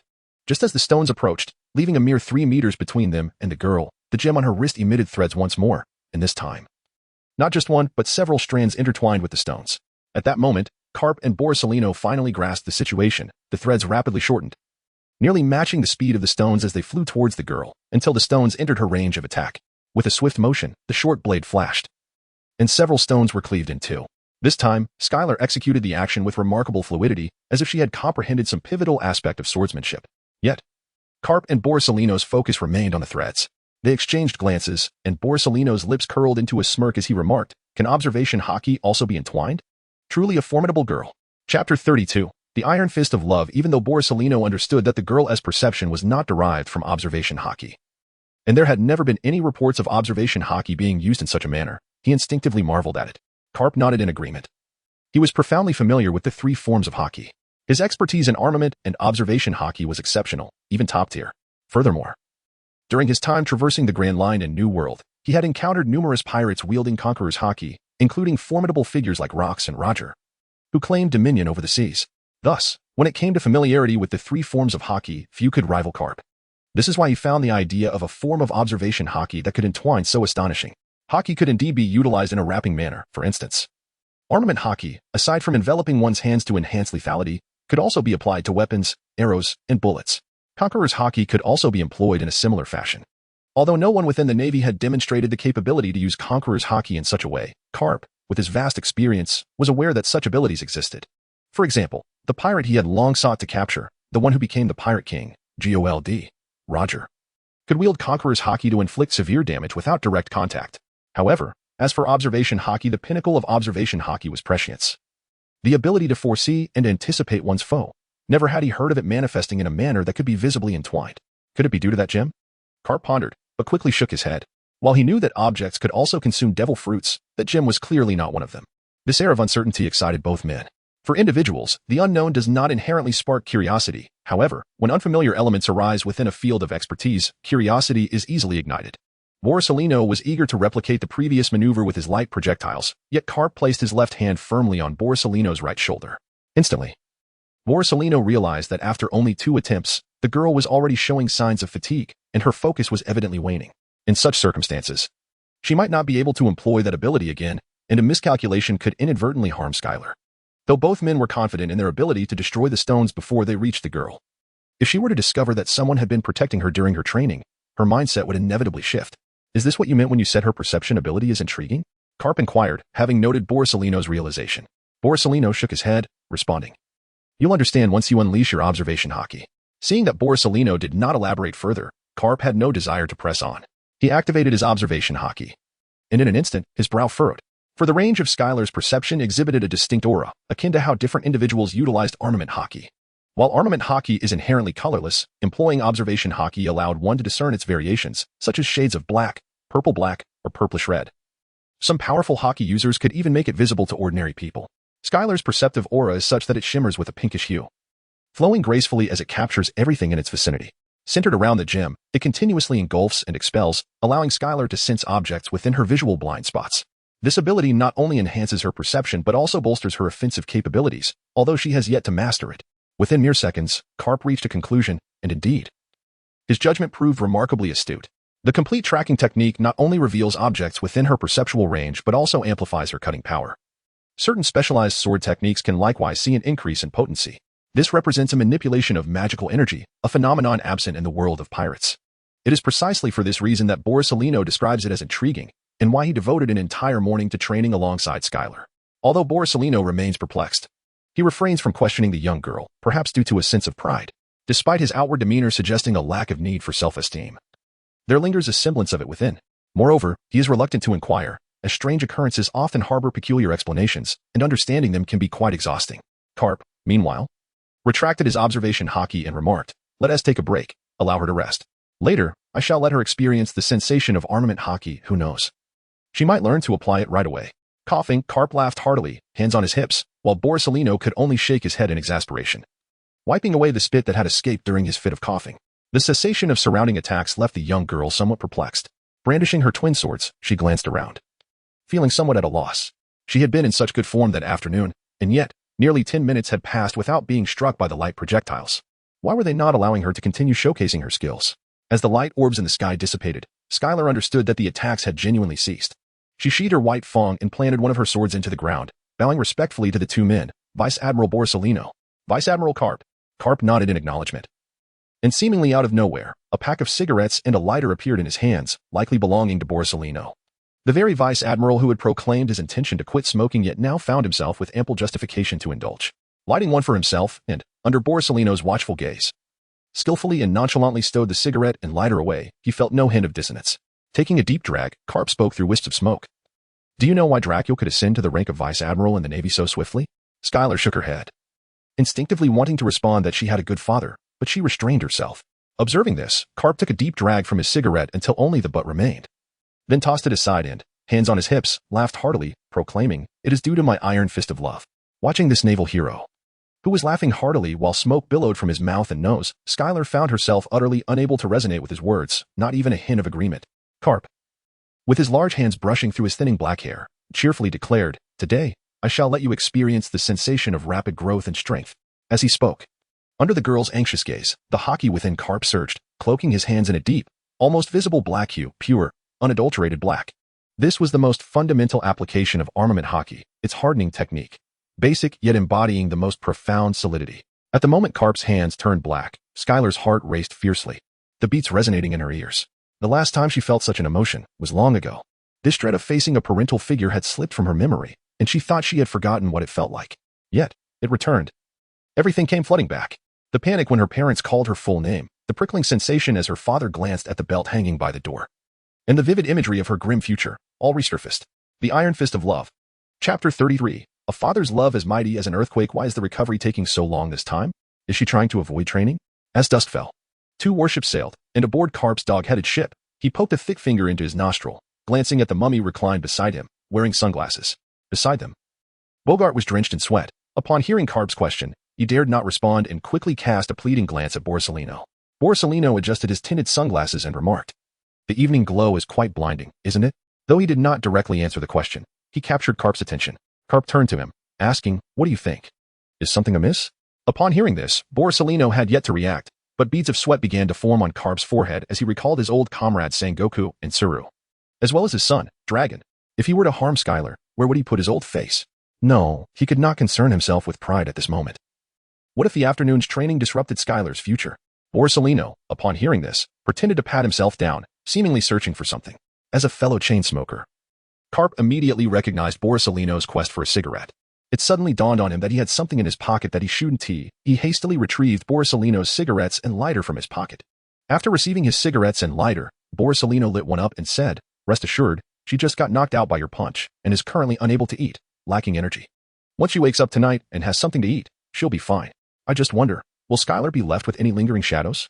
Listening to Borsalino's reassurance, Garp initially breathed a sigh of relief, but his heart sank again at the thought that something must not happen to Skylar. Skylar has now become the designated naval benchmark among the group, and throughout the day, Garp has also discerned her innate talent worthy of their cultivation. Should he allow such a promising prospect to falter, he would never forgive himself. In a fluster, Garp hastily instructed the ship's cook to ignite a fire for grilling. The grill set up right on the deck. Simultaneously, he commanded the helmsman to reduce the ship's speed, hoping to return to Marineford only after Skylar awakens. Given the remarkable recuperative abilities of a young woman, if she awakens and ingests sufficient nourishment, she may well recover by the time they reach the port. As fate would have it, spurred by the enticing aroma of grilled meat, the figure reclining on the deck chair, donning sunglasses, stirred slightly. The mummy-like figure raised a hand to tug at the bandages covering her face. With the covering over her mouth and nose removed, she inhaled greedily, savoring the air imbued with the delectable scent of grilled meat. In truth, Skylar's injuries were not as grave as they appeared. Her being wrapped like a mummy was perhaps merely the personal habit of the medic. Noticing the girl's movements, Garp promptly directed Bogart, exclaiming, "Refill her drink." Bogart nodded and positioned the straw connected to a large barrel at Skylar's lips. Although still somewhat dazed, Skylar expertly bit down on the straw and began to vigorously sip. In mere moments, the entire barrel of drink was emptied, a true tempest of consumption, having savored what could only be described as an exquisite beverage. Skylar contentedly wiggled her toes. With a swift roll, she tumbled from the chair, her legs bound together. She steadied herself and began to hop towards the source of the enticing grilled aroma. The cook, displaying remarkable initiative, quickly chopped the grilled meat into bite-sized pieces without needing Garp's command. Meanwhile, the female medic who had bandaged Skylar rushed to feed her. This meal marked the longest Skylar had dined since arriving in these waters. This was not solely due to the speed of the female soldier's feeding, but also because her appetite was unprecedentedly robust. With a long, satisfied belch, Skylar was assisted back to the deck chair, and just as she reclined, the unmistakable sounds of her deep slumber emerged. Upon witnessing this, the group of cooks exhaled in relief, rubbing their shoulders, elbows, and wrists. Garp, observing Skylar's conclusion of her meal, burst into hearty laughter, proclaiming, upon our return, each of you shall receive 20 pounds of sea beast meat to reward your families. Thank you, Vice Admiral Garp. The cooks, having followed Garp for a considerable time, had honed their skills in the rapid, precise, and abundant art of grilling meat, a feat not easily achieved without such experience. However, their smiles soon faltered as Garp patted his belly, stating, "Just right. I'm hungry too. You all grill some more. You've worked hard." "Yes, Vice Admiral Garp," came the somewhat lackluster reply. Yet Garp paid little heed to these details. If he were to concern himself with every matter, it would be quite tiresome indeed. During the course of the evening meal, Garp resolved that should he ever dine on a split-bill basis in the future, he would certainly invite Borsalino. For the reason that Borsalino's appetite could only be described as remarkably minimal. Perhaps it was a matter of taste. But after nibbling on 2 bananas and a small piece of grilled meat, he resumed his seat and lit a cigarette, as if smoking somehow aided his satiety. The training grounds of Skylar are not far from Marineford, and despite being advised to slow down, they arrived at the port of Marineford while the twilight still lingered. Just having savored a delicious barbecue, Garp suddenly widened his eyes upon spotting an individual he was not keen to see, Vice Admiral Crane from the Navy headquarters. Before he could conceal himself, their warship had already docked. Crane gracefully leaped onto the deck of the Doghead warship, her sharp gaze scanning the surroundings. A slight frown creased her brow as she searched for Skylar, but despite Garp and Borsalino being present, she could not locate her. Intending to inquire about Skylar, she was distracted by the sight of a mummy reclining on a lounge chair. The figure was of similar height and build, donned similar glasses, and beside it lay 2 remarkably distinctive sabers. Pondering this resemblance, Crane turned to Garp and asked, "What has happened to Skylar?" Garp, scratching his head and sweating profusely, stammered, Skylar finished her training, had a hearty meal, and is now taking a nap. I feared she might catch a chill." Crane was unimpressed by Garp's flimsy excuse. Approaching the mummy, she extended her right hand, her Haki concentrating at her fingertips, and with a gentle flick, she severed the bandages. As the bindings fell away, the anticipated sight of numerous wounds was absent. Aside from a slightly disheveled and worn outfit, Skylar appeared unscathed. Garp exhaled in relief, his laughter now more robust than before, proclaiming, "I told you so. Yet you didn't believe me, haha." Chapter 34. The swordsmanship mentor. On the first day of special training, Skylar was unable to attend the evening theoretical lesson, having succumbed to deep slumber. Crane chose not to disturb her, instead utilizing her devil fruit ability to transform Skylar into fabric and carry her home. Whether it was due to Skylar's own physique or the cleansing nature of Crane's fruit, akin to the effects of the machi fruit, which seemed to wash away fatigue, Skylar awoke the following morning feeling utterly refreshed. Glancing at the alarm clock and the older sister, Ji Yuan, sleeping beside her, Skylar inhaled deeply, holding her breath as she stealthily rose from bed, silencing the alarm and gathering her sword and a change of clothes before slipping out of the room. After washing up and preparing breakfast, she relished this rare occasion of waking up earlier than Crane, feeling it would be remiss not to do something productive. Swiftly consuming her breakfast, she was ready to depart by the time sounds echoed from upstairs. Standing at the staircase, she called out to the upper floor before hastily grabbing her sword and heading toward the port. Crane, who had already awakened but preferred to ponder for a while before rising, had just opened her door when she heard the hurried footsteps of the girl. With a sigh, she turned to Ji Yuan, who was also awake, and remarked, "You were never this raucous as a child. How am I supposed to teach her?" In response, Ji Yuan offered a gentle smile and said, "Sister Crane, why worry about that? Girls tend to become gentle and refined when they meet someone they like. Is that so? Did you become gentle because of a boy you liked?" Ji Yuan's expression turned to one of surprise, disgust, and exasperation. Crane chuckled at her reaction, adding, "In truth, Colonel Kaji is quite a decent fellow. Had he not looked like that, I might have considered playing matchmaker for you." "Please, no. Thank you, Sister Crane. But let's never speak of him again." Ji Yuan quickly declined, and Crane's smile widened, her nostrils flaring slightly as she remarked, "Skylar made breakfast. I honestly didn't expect her to." Suddenly falling silent, Crane sighed. Such a young age and already so considerate, she must have endured much hardship. How could she have lived a life of ease? Skylar had never spoken of her past, yet as the days of their acquaintance unfolded, Crane increasingly believed that Skylar must have endured a rather tragic childhood. Otherwise, how could she have become the person she was today? Ji Yuan nodded in agreement and remarked, "Now that you've joined the Navy, everything will get better." Indeed, everything would improve. Crane nodded in affirmation and said, "All right, let's wash up. Skylar has gone to the trouble of making breakfast. We should give it a try." The port where the main naval ship was docked appeared far more modest compared to Garp's formidable vessel. Borsalino's ship was considerably less grand and somewhat smaller, a reflection of his lackadaisical attitude. After being promoted, most naval officers would request superior ships, but Borsalino had not changed his vessel since his graduation as a colonel. The ship even bore signs of patchwork repairs, yet Borsalino remained utterly indifferent. After all, his combat style had never necessitated close-quarters engagements. If the ship was not on the verge of disrepair, why bother replacing it? Writing a request was simply too tedious. Typically one to favor late nights and late mornings for a refreshing body, Borsalino surprisingly arrived punctually today. Initially, Crane thought it was merely a whim from the previous day, but she soon realized that Borsalino was genuinely committed. However, today as Borsalino seemed somewhat different. He had a cigarette dangling from his lips, which was not unusual for him as he was quite the chain smoker. Yet, what was peculiar was that he had another lit cigarette in hand as well. Approaching him, he noticed the young girl and, using the hand that was occupied, rubbed his forehead and said, "Good morning, Skylar. Is that a longevity cigarette?" In Skylar's ancestral home, a tradition prevails. The incense in the ancestral hall must never cease. As one stick continues to burn, another must be lit to maintain the continuity. Known as the eternal incense. Observing the demeanor of Borsalino, it seems he embodies this notion. Amidst his conversation, he discards one stick and places another between his lips, his hands already in search of cigarettes and a lighter. Borsalino pays no heed to Skylar's jests, for he is oblivious to matters outside his realm and shows no curiosity towards them. During the journey from the port to the warship, Borsalino consumed 5 or 6 cigarettes. By the time he settled on the deck, he had regained a semblance of clarity, perhaps due to the ache in his throat that hindered further indulgence. Squinting, despite donning sunglasses in the gentle sunlight, he appeared as if the brightness was too harsh for his eyes. After adjusting for a while, he called out to a naval officer, requesting that gentleman, a red tea, quadruple extraction. The officer seemed unfazed by Borsalino's state, considering it entirely normal, and promptly turned to fulfill the request. Before long, a cup of tea, its hue reminiscent of deeply roasted coffee beans, was presented to him. "Admiral Borsalino, please enjoy your tea," the officer said, placing the cup down. Borsalino merely tapped his fingers lightly on the table, prompting the officer to understand and return to his post. With an impeccably professional sipping posture, Borsalino could easily have been a cup tester at a coffee farm or tea estate if he were not in the Navy. Sipping is a technique for tasting beverages. The motion is simple, akin to drinking from a cup of water that is too hot while desperately thirsty. Inhaling air as one sips. However, when applied to wine, tea, or coffee tasting, this action accentuates the flavors within the drink, allowing the taster to discern the nuances more readily. For Borsalino, however, the act of sipping was merely a means to stimulate his senses with the tea's flavor, and it proved effective. The rich, bitter taste of the tea exploded in his mouth, overwhelming even his sense of smell with its intense bitterness, contorting his already relaxed features.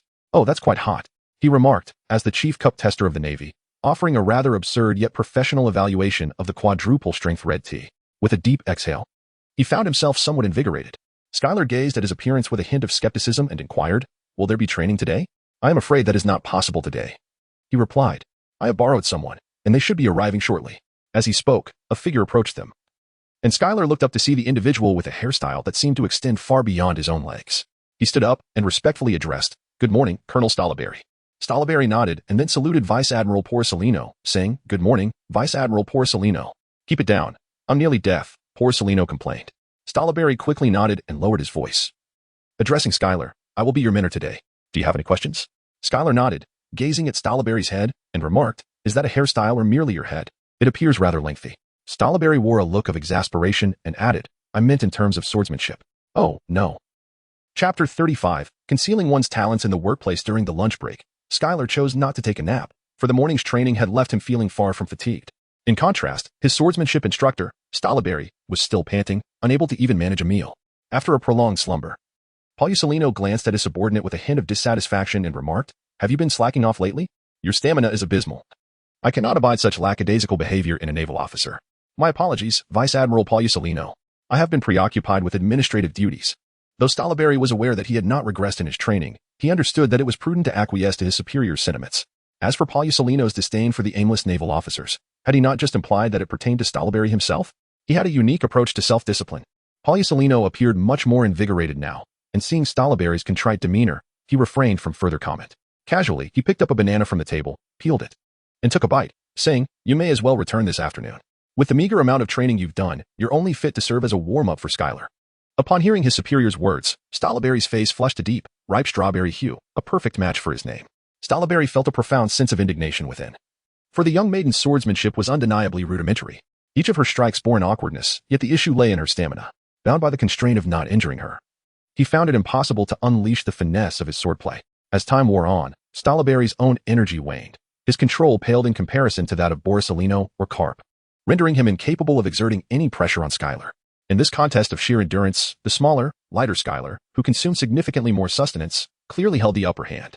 Although he had managed to keep the girl on the defensive until the final moments before their midday respite, he now found himself gasping for breath while she had already satiated her hunger and was leisurely sipping a cold drink, seeking the tranquility of an afternoon nap. In this regard, he could not deny that he was indeed inferior to Skylar. Despite his inner turmoil and resentment, Stalaberry could only bow respectfully and say, "I am grateful for your understanding, Vice Admiral Borsalino. I shall take my leave now." He felt utterly embarrassed to remain in that place, opting to forego lunch and turn away. Observing his subordinate's demeanor, Borsalino comprehended the situation, yet he offered no words of consolation, continuing to indulge in his banana. After a brief moment, he turned to a sailor from the mess and inquired, "Is there coffee available? It appears I shall need to remain alert this afternoon." Once Stalaberry departed, Paulusolino had no choice but to take matters into his own hands. Despite his rank as a lieutenant general and a candidate for promotion to general, Paulusolino was not inclined to engage in personal connections, resulting in a limited circle of acquaintances. One of them was Dorag. Given their camaraderie and the fraternal bond between Dorag and Skeller on paper, inviting Dorag would undoubtedly be welcomed. However, Dorag's role overlapped with that of Garp. It would be more prudent to summon Dorag once Garp had left the Navy headquarters in pursuit of Gold, Roger's offspring. Furthermore, with today's focus on training young girls in swordsmanship, it would be inappropriate to call upon Kazan, his junior. As for Guillaume, Paulusolino admitted he was not well acquainted with her and was uncertain whether she would be suitable as an instructor for the girls. Thus, he was left with no choice but to attend personally. Upon hearing this, the Navy nodded and returned to the warship. Before Stalaberry was brought back to Marineford, he gathered some coffee beans and brewing equipment. Paulusolino had a preference for tea, yet he would not hesitate to indulge in coffee when in dire need of revitalization. Several jars of coffee beans were placed on a small table, and Paulusolino began to open each jar to inhale their aroma. However, his brow gradually furrowed as he realized that the coffee beans aboard the warship seemed to have been stored for quite some time. Instantly, he lost interest in brewing them himself and turned to Skeller, who was clearly unable to sleep, saying, "Come here and make some coffee. Do you know how?" Upon hearing this, Skylar rose and nodded. In her previous life as a quintessential office worker, she had mastered the essential skills required in an office environment. She could not only brew a simple cup of coffee, but could easily apply for a position at a specialty coffee shop. She pulled her chair beside Borsalino's table and began selecting coffee beans. The ship was equipped with filter paper and hand brewing tools, necessitating a careful choice of suitable coffee beans. Deeply roasted beans with excessive oil were unsuitable and blends were best avoided. However, it appeared that the crew had grown accustomed to dark roast coffee, as there were no light or medium roasts available. Yet, dark roast could still be hand brewed, requiring adjustments in technique such as water temperature, grind size, and brewing time. Observing Skylar's adept selection of coffee beans, Borsalino felt quite pleased. Having chosen the beans, it was time to heat the water. Skylar preferred to grind the beans just before brewing to retain more aroma, generating anticipation during the brewing phase. The water temperature for dark roast beans should not be too high, or the brew would yield only bitterness and possibly even a burnt flavor. After boiling the water and removing it from heat, she moistened the filter paper and preheated the filter and cup before beginning to grind. She desired a cup for herself as well, and after assessing the size of the filter and the quality of the beans, she ground enough for nearly 4 cups. Dark roast brewing emphasizes high concentration with low extraction rates, and the coffee grounds should be coarser to mitigate bitterness while enhancing other flavors inherent in the coffee beans. This step evidently exceeded Borsalino's understanding, yet he remained silent, partly out of laziness and partly because he recognized that Skylar was clearly a connoisseur of coffee. Drinking coffee and tea are similar. Both require extensive practice to discern their flavors. Otherwise, one might only experience a dull bitterness and astringency. Tea is somewhat more forgiving due to its extraction concentration, making the unpleasant flavors less pronounced and easier for beginners to appreciate. Yet true appreciation at a higher level demands considerable effort. After grinding the coffee beans and sifting out the fine particles, she placed them into the filter paper. Smoothing them out and creating a small well in the center to facilitate liquid flow, details essential for hand brewing dark roast beans. At this point, the water temperature was just right, and she began to pour. Considering the beans were not particularly fresh, she skipped the blooming phase, which would also reduce extraction and prevent excessive bitterness. A steady stream of water flowed, a technique known as one-shot brewing. Borsalino, now attentive, noticed an aroma that exceeded his expectations. He had anticipated a cup of burnt charcoal water, but was surprised to find that this young lady could salvage the beans. As the pot collected approximately 1.5 cups of brewed coffee, Skylar ceased pouring and removed the filter, disregarding the coffee remaining in it. After sniffing the extracted coffee, she did not immediately pour it for Borsalino. Instead, she poured a small amount for herself and raised her cup. With a gentle slurp, she tasted the concentration and then added water to the coffee, a technique known as bypassing, which is incredibly beneficial for lower quality beans. The principle behind this method is to extract the desirable flavors concentrated in the initial stages while diluting the high concentration later with water. These techniques were evidently beyond Borsalino's knowledge, yet he felt a flicker of anticipation as Skylar poured him a cup. He raised his cup, skillfully producing a slurp. Wow, it's hot. The sweetness is commendable. In the future, I shall brew tea on odd days and coffee on even days. Thank you. Observing Borsalino's unabashed behavior, Skylar felt somewhat speechless and remarked, I'm only on duty for a month. That's fine. We can make adjustments, it's settled. He replied. Skylar's features gradually contorted as memories of her first job in a past life resurfaced. Her boss had treated her in the same manner upon discovering her myriad of skills. Chapter 36. The aura of duality. After a moment, having consumed the coffee, Borsalino's mental state noticeably improved, although he had slept through the morning and was not as fatigued. The absence of fatigue did not equate to alertness. They were two distinctly different states. With the coffee serving as a catalyst, Borsalino was evidently revitalized. He rose to his feet and, observing Skylar's displeased expression, declared, let us train. Skylar was taken aback to see Borsalino standing. During yesterday's training, he had hardly moved, barely shifting his posture. Today, however, he was upright. Despite her confusion, Skylar stood as well, adjusting her sword sheath and dagger, only to discover Borsalino's hands emanating a golden glow. Tongue-long cloud sword, he uttered in an exceedingly mischievous tone, invoking the legendary sword's name. In an instant, the light coalesced into a long sword, leaving Skylar momentarily stunned, followed by a cold sweat. Borsalino, I cannot wield armament Haki. Then you must learn quickly, Borsalino replied playfully. Yet he was already advancing, swinging his sword toward Skylar. Alarmed, Skylar's scalp prickled, and she hastily dodged. Without armament Haki, she was utterly incapable of blocking the natural elemental fruit's condensed attack, which could indeed inflict harm upon her. Compared to Strawberry's earlier assault, Borsalino's strikes posed an exponentially greater threat. His attacks were unstoppable, and he was far more willing to engage. After several evasive maneuvers, Skylar's footing became increasingly unstable. As she witnessed Borsalino's sword coming at her once more, she instinctively raised her sword to defend herself. However, the training sword gifted to her by Jiyuan was cleaved in two. Fortunately, Borsalino granted her a moment's reprieve. With no time to lament the loss of her sword, Skylar swiftly evaded, her left hand grasping the white tooth resting on the sword sheath. Ghost binding. At that moment, fine threads shot forth from the gemstone on the wrist of her left hand. Borsalino, perceiving the trajectory of these threads, chose not to intervene, allowing them to entwine with his hands, feet, and the sword's tip. Upon witnessing the threads connect with the blade of the Tongue-long cloud sword, a curious smile spread across Borsalino's face.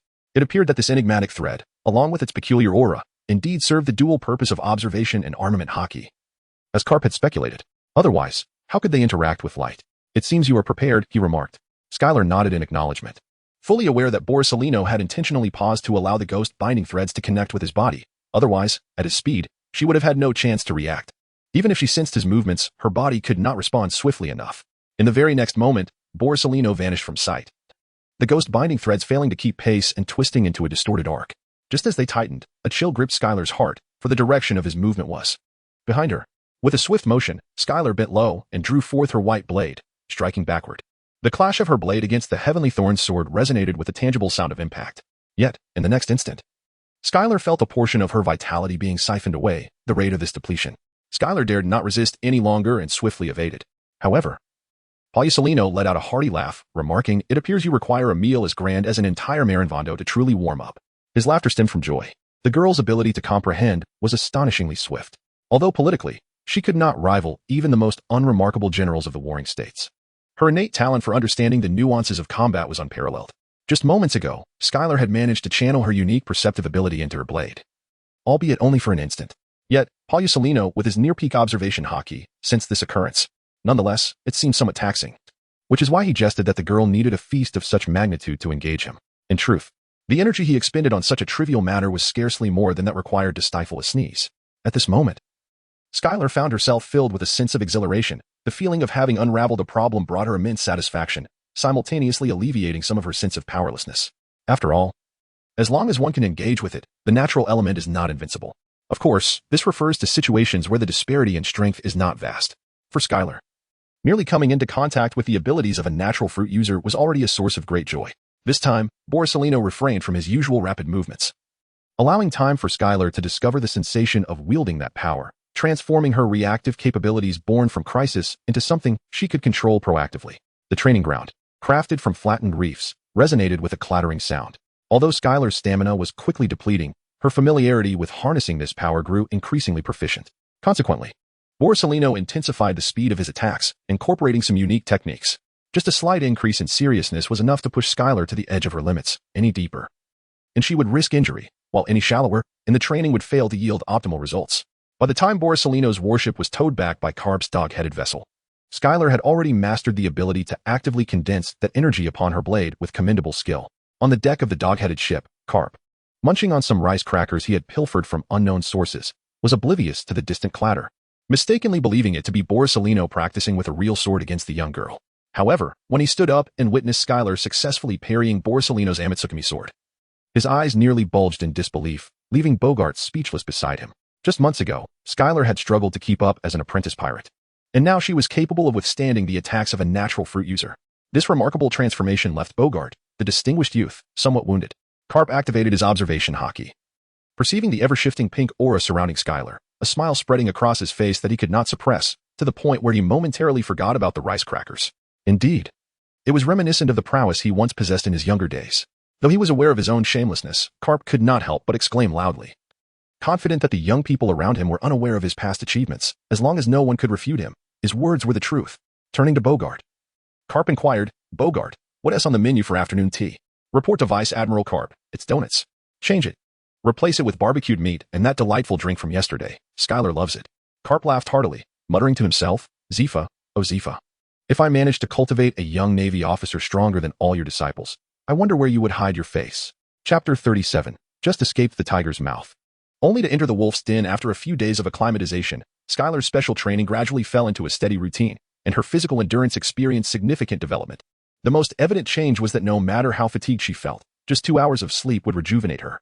For this reason, after enduring the rigorous training from Pagliusolino, Garp, and others during the day, she would attend theoretical lessons in the evening, sometimes even following Tsuru to learn etiquette. Etiquette, indeed, holds immense importance in any context. Skylar understood that until her strength and status reached a point where she could disregard such formalities without facing criticism, it was prudent to adhere to them diligently. Tsuru taught 2 kinds of etiquette. One was the decorum that a woman should uphold, encompassing posture, demeanor, and the subtleties of interaction. Skylar found this particularly awkward and challenging to adapt to. The second type pertained to naval etiquette, which dictated the proper respects to pay based on rank and circumstance, including how to discern the hierarchy among superiors. Even when standing before several vice admirals, it was vital to ascertain who should be greeted first, the esteemed naval hero Garp, followed by the admiral candidates, and then Tsuru, who held a significant position as a vice admiral.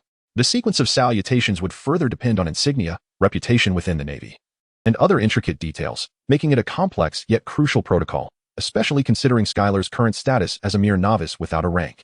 She was just a small trainee, thus, theoretically, she owed respect to all naval personnel except her classmates, a rule intrinsic to the Navy structure. As her training progressed, Garp's role as a sparring partner diminished. Tsuru mentioned that they had seemingly located the island where Roger once resided, and the higher-ups were currently deliberating on how to handle Roger's wife, an unborn child. Undoubtedly, Garp was the pivotal force in any decision made, especially given Dragon's overt opposition. Even as a celebrated hero of the Navy, Garp had to take actions that demonstrated his unwavering loyalty to justice. Soon enough, Skylar welcomed the arrival of her first new year at sea. In truth, It had only been a little over a month since her training began, yet the new year approached swiftly. However, none of this affected Skylar personally. She had no family here. Coincidentally, most of the acquaintances she knew were also solitary figures, so even on New Year's Eve, her daily routine remained unchanged. Fortunately, the climate in the Grand Line was peculiar. Despite it being the new year, the weather in Marineford was neither cold nor hot, thus lacking any festive atmosphere that might invoke nostalgia. The first day of the new year brought a shift. Garp departed, seemingly indicating that the higher-ups had made a definitive decision, though Skylar was aware of Garp's intended actions. The thought of the many innocent pregnant women and their unborn children filled her with melancholy. This represented the darker side of the Navy. Garp, as an operative, could not be deemed malevolent, yet he reluctantly became an accomplice to darkness. In order to prevent the remnants of the Pirate King from surfacing in these waters, orders were issued to apprehend all eligible pregnant women and infants on the island. The subsequent actions following such arrests could easily be inferred. Reflecting on the serious expression that had unexpectedly surfaced on Garp's otherwise carefree face during their morning encounter at the port, Skylar found it difficult to concentrate on her training. Poliusolino did not intervene much with Skylar's training, as he no longer needed to personally oversee her. Skylar's natural potential had been fully realized, and her next phase of training would focus on surpassing her innate capabilities. Weighted training had become Skylar's primary focus, as her body had yet to catch up with her perceptual acuity. Although she had made remarkable progress over the past month amidst Poliusolino's rigorous training regimen, it was her tracking skills that had advanced the most. Skylar could now even anticipate Poliusolino's movements, yet her body struggled to respond accordingly. Naturally, she could only track Poliusolino when he limited himself to physical techniques. If he utilized the powers of the Pika Pika no Mi, she would remain far behind. Without the support of her physical prowess, Skylar's tracking abilities had reached a plateau. Her body could only accommodate a certain level of anticipatory perception. Without enhancing her physical condition, her tracking skills would be stunted. However, weighted training presented no risk to Skylar, whose recovery ability was akin to that of a beast. Even if she were to misstep and sustain an injury, a brief rest and some nourishment would suffice for her recovery. Thus, Poliusolino felt at ease allowing Skylar to train independently, showing no dissatisfaction with her occasional lapses in focus. Rather, he felt a sense of pride. After all, this was the first instance where the young woman demonstrated an understanding of the higher-ups' decisions. Previously, Poliusolino had considered her political awareness alarmingly low, only grasping the surface of matters and offering mere platitudes.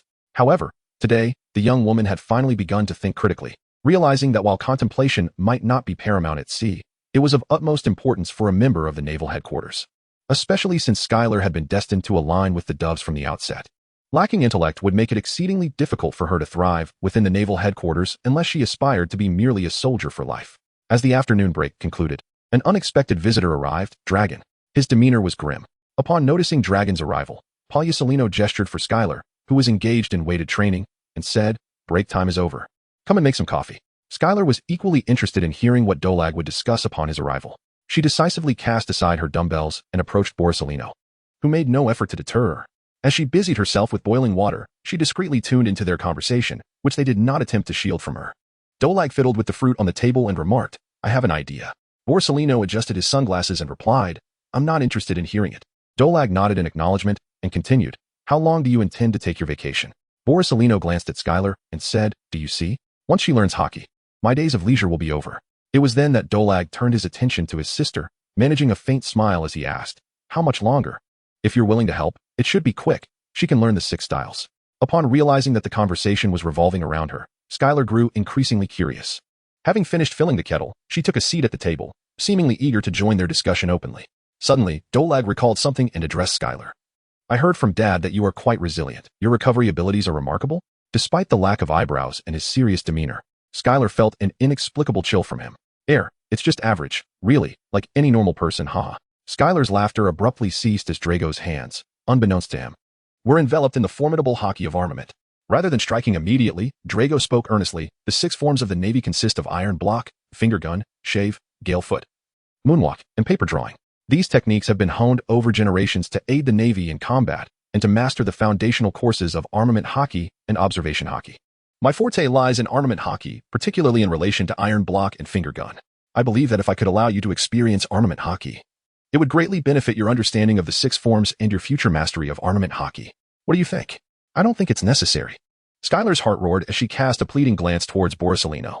The barrier of 2 layers of sunglasses might have led Borsalino to misinterpret the girl's intentions, prompting him to say, "It seems Skylar-chan is quite eager." Chapter 38.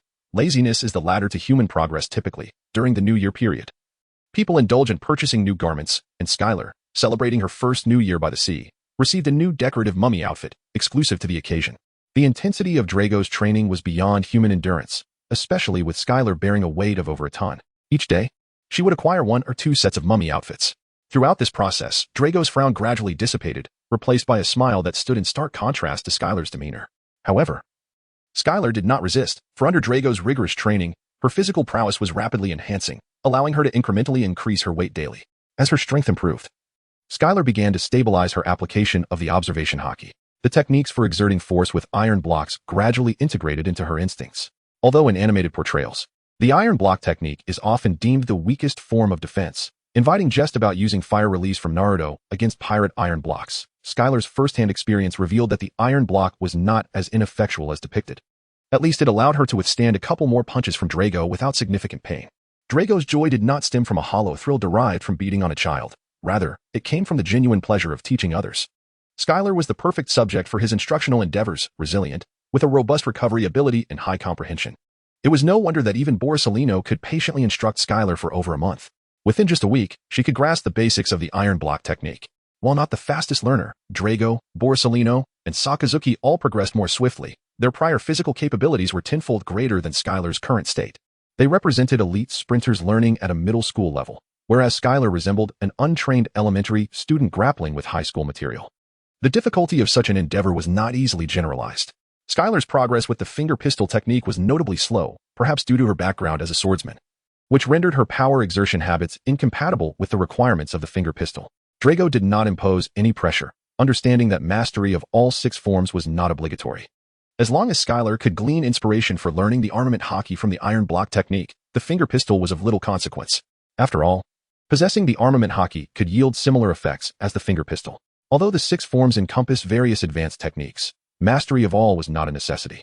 For instance, Borsalino excelled in the 6 forms, yet he refrained from learning advanced techniques, not due to incapacity, but rather a lack of desire, as he found no need for them. Skylar's situation mirrored this. As a swordsman, the impact of techniques like the finger pistol or advanced variations such as the flying finger pistol on her future battles was minimal. Unless she found herself in a situation requiring unarmed combat, the need for the finger pistol might become moot. Having just begun to grasp the iron block technique, Drago swiftly shifted direction. While his expertise lay in the armament Haki, he was capable of teaching anything else to Skylar, save for the Conqueror's Haki. Thus, after concluding the iron block session, he introduced the techniques of paper drawing and shave. Paper drawing enhances the body's flexibility, allowing for instinctive evasion in combat, aligning seamlessly with the observation Haki. Shave, on the other hand, is a technique to increase speed, a current shortcoming for Skylar. It involves multiple rapid footfalls on the ground to generate sufficient thrust, thereby accelerating one's speed.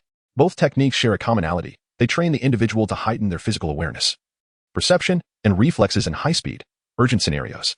The application of techniques in combat and physical capability are mutually reinforcing. And the Navy has distilled these principles into the Navy's 6 forms, a comprehensive and mature training system. With a responsible mentor like Drago, Skylar's progress was nothing short of remarkable. Although she continued to endure Drago's rigorous training, it was a necessary precursor to her increasing burdens. Unfortunately, unlike Borsalino, Drago did not enjoy the privilege of a special leave. After completing a combined spring and annual vacation of 2 weeks, he set sail on a patrol mission. On the day of Drago's departure, as Skylar bid him farewell at the port, she turned to Borsalino, who was clad not in his usual suit and justice cape but in a floral shirt and beach shorts, and said, "Borsalino, about the training." Borsalino, upon hearing her, slapped his forehead and remarked, "Has time flown by so swiftly?" For him, these past 2 weeks had been purely a holiday, devoid of any work. He had relinquished the responsibility of training Skylar entirely to Drago. Each day was spent on that island, sleeping, and by night, he was too exhausted to engage in any nightlife. Borsalino began mentally calculating how many friends he had who could substitute for him in teaching Skylar. After a brainstorming session, he concluded that there were none. The individuals capable of accurately training Skylar were few. He dared not approach Tsuru, for enlisting her would unmask the truth of his idleness. As for others of equal caliber, there was Sakazuki, but their relationship was lukewarm, making it unwise to impose upon him. Besides, Sakazuki would not necessarily feel indebted to Borsalino. Of course, the current admirals and even the fleet admiral could instruct Skylar, but would Borsalino dare to ask them? He was lazy, not foolish. Feeling the weight of the dilemma, Borsalino furrowed his brow, scratching his temples as he muttered, "This truly is a predicament." Just as he contemplated giving up on teaching Skylar, the sounds of morning exercises in the distance reminded him. A sly grin crept across his face as he said to Skylar, "Skylar-chan, wait here for me a moment." Without waiting for her response, Borsalino transformed into light, vanishing before reappearing in a crisp suit and the justice cape that signified his status. Adjusting his sunglasses, he announced, Skylar-chan, today we shall train in a different location. All right. Skylar did not refuse and followed Borsalino into the training camp. However, it was not the camp designated for new recruits, but rather a free training ground without specific assignments. Those who trained here were typically seasoned Navy veterans with commendations and ranks. The space was spacious, and early in the morning it was largely deserted. Furthermore, it was in close proximity to that person's residence, reflecting on the teacher he despised, who also seemed to harbor disdain for him. Borsalino smiled as though he had just tasted honey mixed with bee excrement. Teacher Zephyr, witnessing my guidance of the newcomers. You must be unable to contain yourself, right? Skylar did not witness the scene. Upon arriving at the venue, she commenced training with Borsalino. Although the training differed somewhat from past sessions and the intensity was somewhat lacking, the young girl remained diligent and eager in her efforts. Occasionally, Borsalino would loudly correct her. And just when Skylar felt everything was proceeding normally, an irate voice rang out. What sort of instruction is this for a newcomer? It is you, Teacher Zephyr. Please enlighten me as to where I have erred. Chapter 39. Triple triumph. Observing the disdainful and mocking expression on Borsalino's face, Zephyr's chest heaved with indignation. Having awoken early with the intention of heading to the headquarters, he had not anticipated encountering such an infuriating situation upon stepping outside. Zephyr regarded the young girl, recognizing her as the child he had seen training under the moon at the camp. In a little over a month, her abilities had indeed grown considerably. However, this could only be attributed to her remarkable talent. Though Zephyr had entered a state of semi-retirement, he remained acutely aware of affairs, keeping abreast of the Naval Headquarters newspapers and Morgan's World Economic Journal. He had even taken the initiative to review Skylar's file after learning from Kong that she was to undergo special training. Eager to act as her mentor, he had approached Kong, but the latter had declined. The reason was straightforward. Skylar was under Borsalino's tutelage, and since Borsalino had expressed a desire to teach her personally, Kong felt it inappropriate to intervene, despite his rank as admiral. Upon receiving this news, Zephyr had nearly sought out Borsalino to contest his methods, urging him not to mislead the young recruit. Fortunately, after hearing from Crane that Garp was also training Skylar, he had refrained from acting on his impulse. As Garp ventured to the South Sea in search of Roger's wife, Zephyr had nearly forgotten the matter, until today when he witnessed the unfolding scene. A lackluster disciple employing questionable teaching methods to instruct such a gifted recruit. No, it could not be called instruction, it was outright misguidance. Moreover, the very demeanor of Borsalino suggested he believed his methods to be sound, as he deliberately showcased the young girl on his route to work, flaunting his prowess. This sight was repugnant to Zephyr. Turning to glance at the headquarters building, then back at Skylar, who had halted her training and appeared bewildered, Zephyr clenched his teeth, stamped his foot, and pointed at Borsalino, declaring, Today, I shall teach you how to train a recruit. Are you attempting to meddle in my affairs? How brazen. Do you not fear my reporting this to Admiral Kong? Borsalino retorted, still with a challenging expression.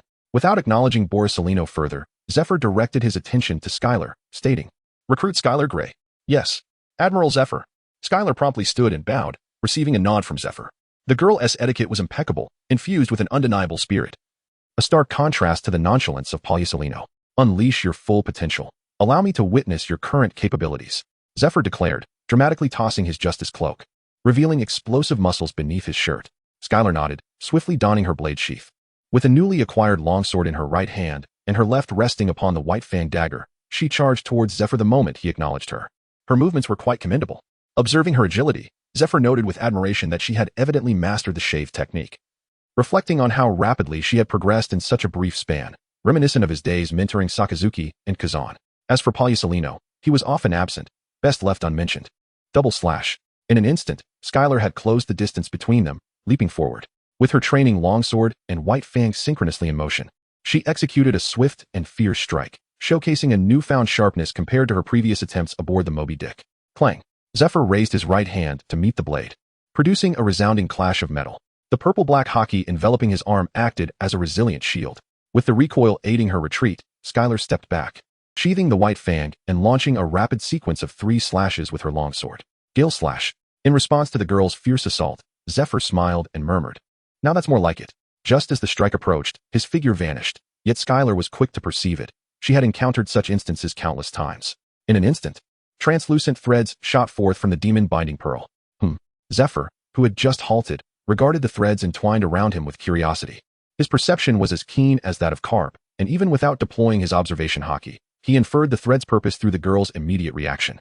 This time, Skylar did not evade. Instead, She turned and struck decisively with her sword. The clash produced a remarkably prolonged sound.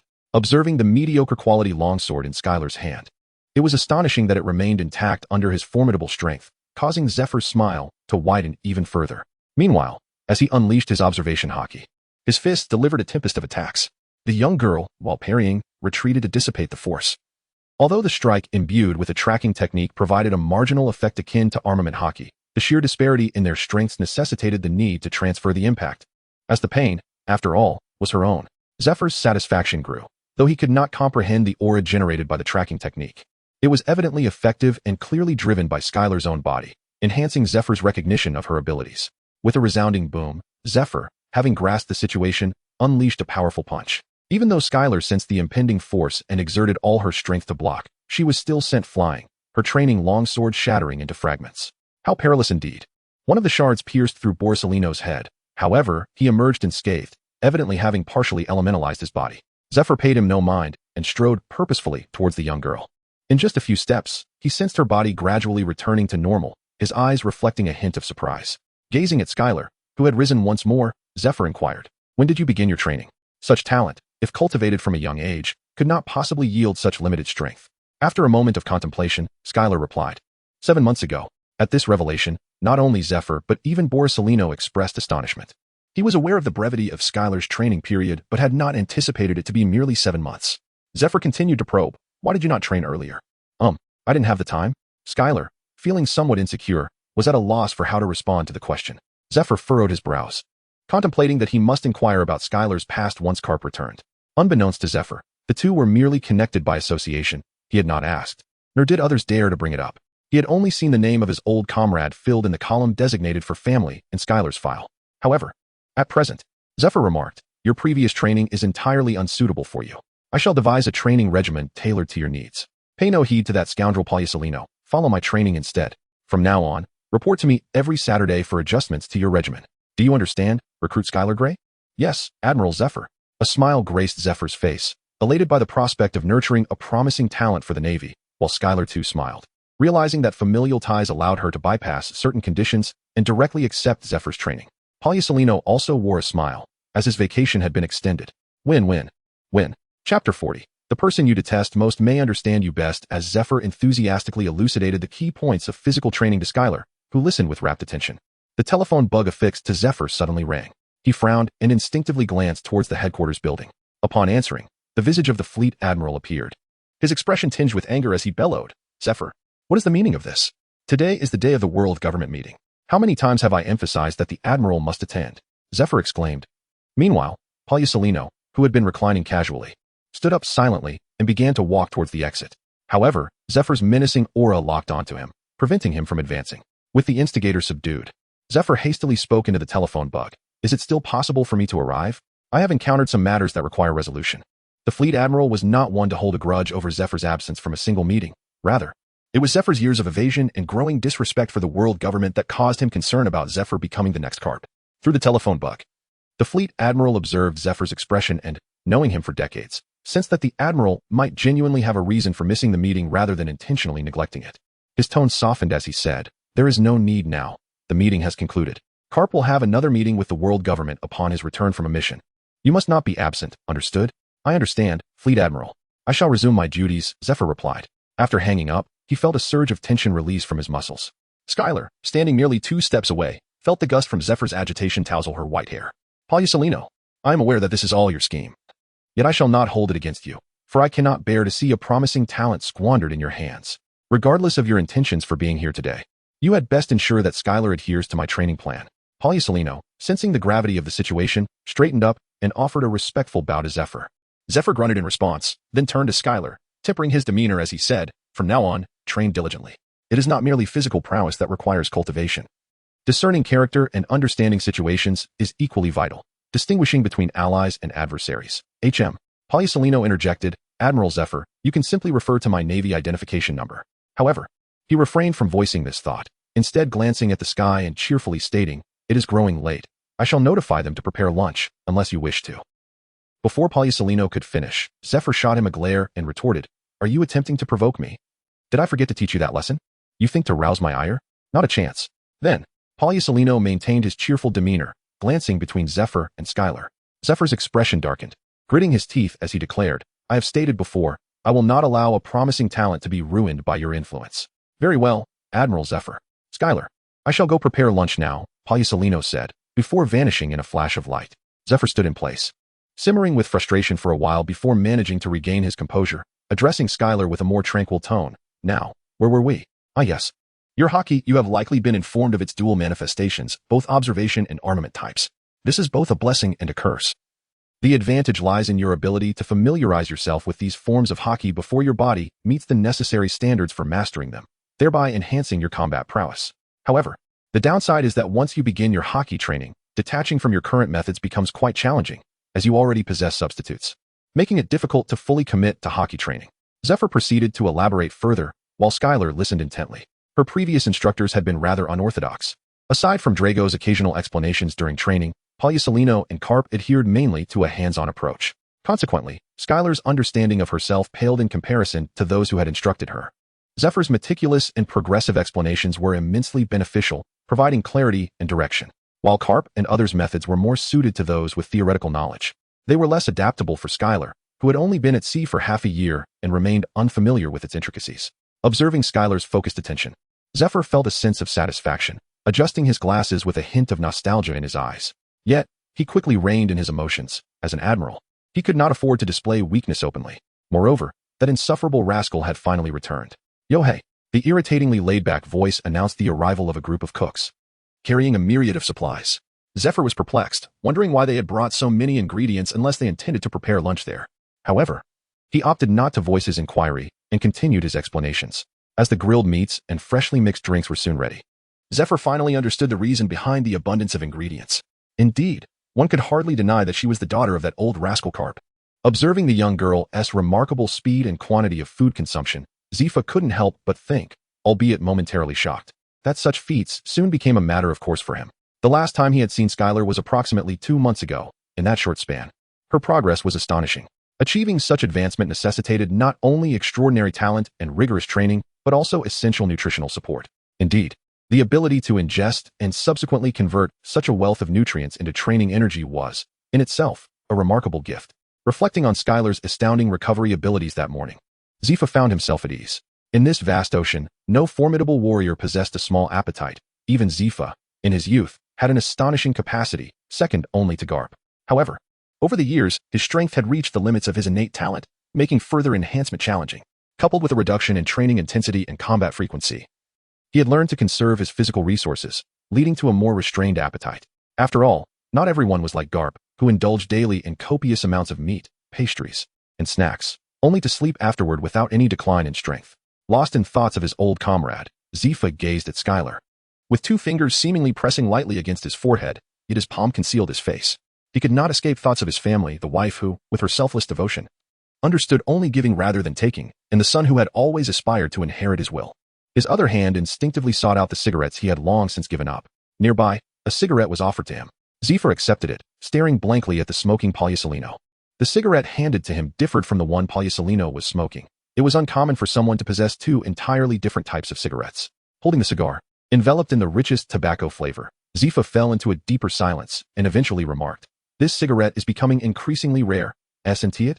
Palisolino, seemingly unfazed, casually flicked his lighter open, adjusting the wheel before offering it to Zephyr. "He has passed. I wonder if his son has inherited his craft." Zephyr placed the cigarette between his lips, leaning forward to ignite it. As the smoke swirled around him, he mused, "It's strikingly similar. That old chain smoker had a fine son." Chapter 41. Zephyr's training during a single lunch hour. Zephyr contemplated adjustments to Skylar's training regimen. Such formidable recuperative abilities must not be squandered. Previously uncertain, he now recognized the necessity of maximizing her potential. The rest periods would be shortened. The frequency of training sessions would increase, and daily nutritional intake would be maximized. Eagerly, Zephyr initially envisioned a training schedule exceeding 16 hours for the young girl. But upon learning that Crane had evening classes planned, though he felt it a waste of her prime development phase. Crane's stature was not inferior to his as a general, particularly in the governance of female soldiers, where her authority was absolute. Moreover, Crane oversaw the naval discipline. Should Zephyr openly advocate physical training over theoretical study, a mere whisper to Admiral Kong would suffice. "I, Zephyr, am not a mindless individual like Garp.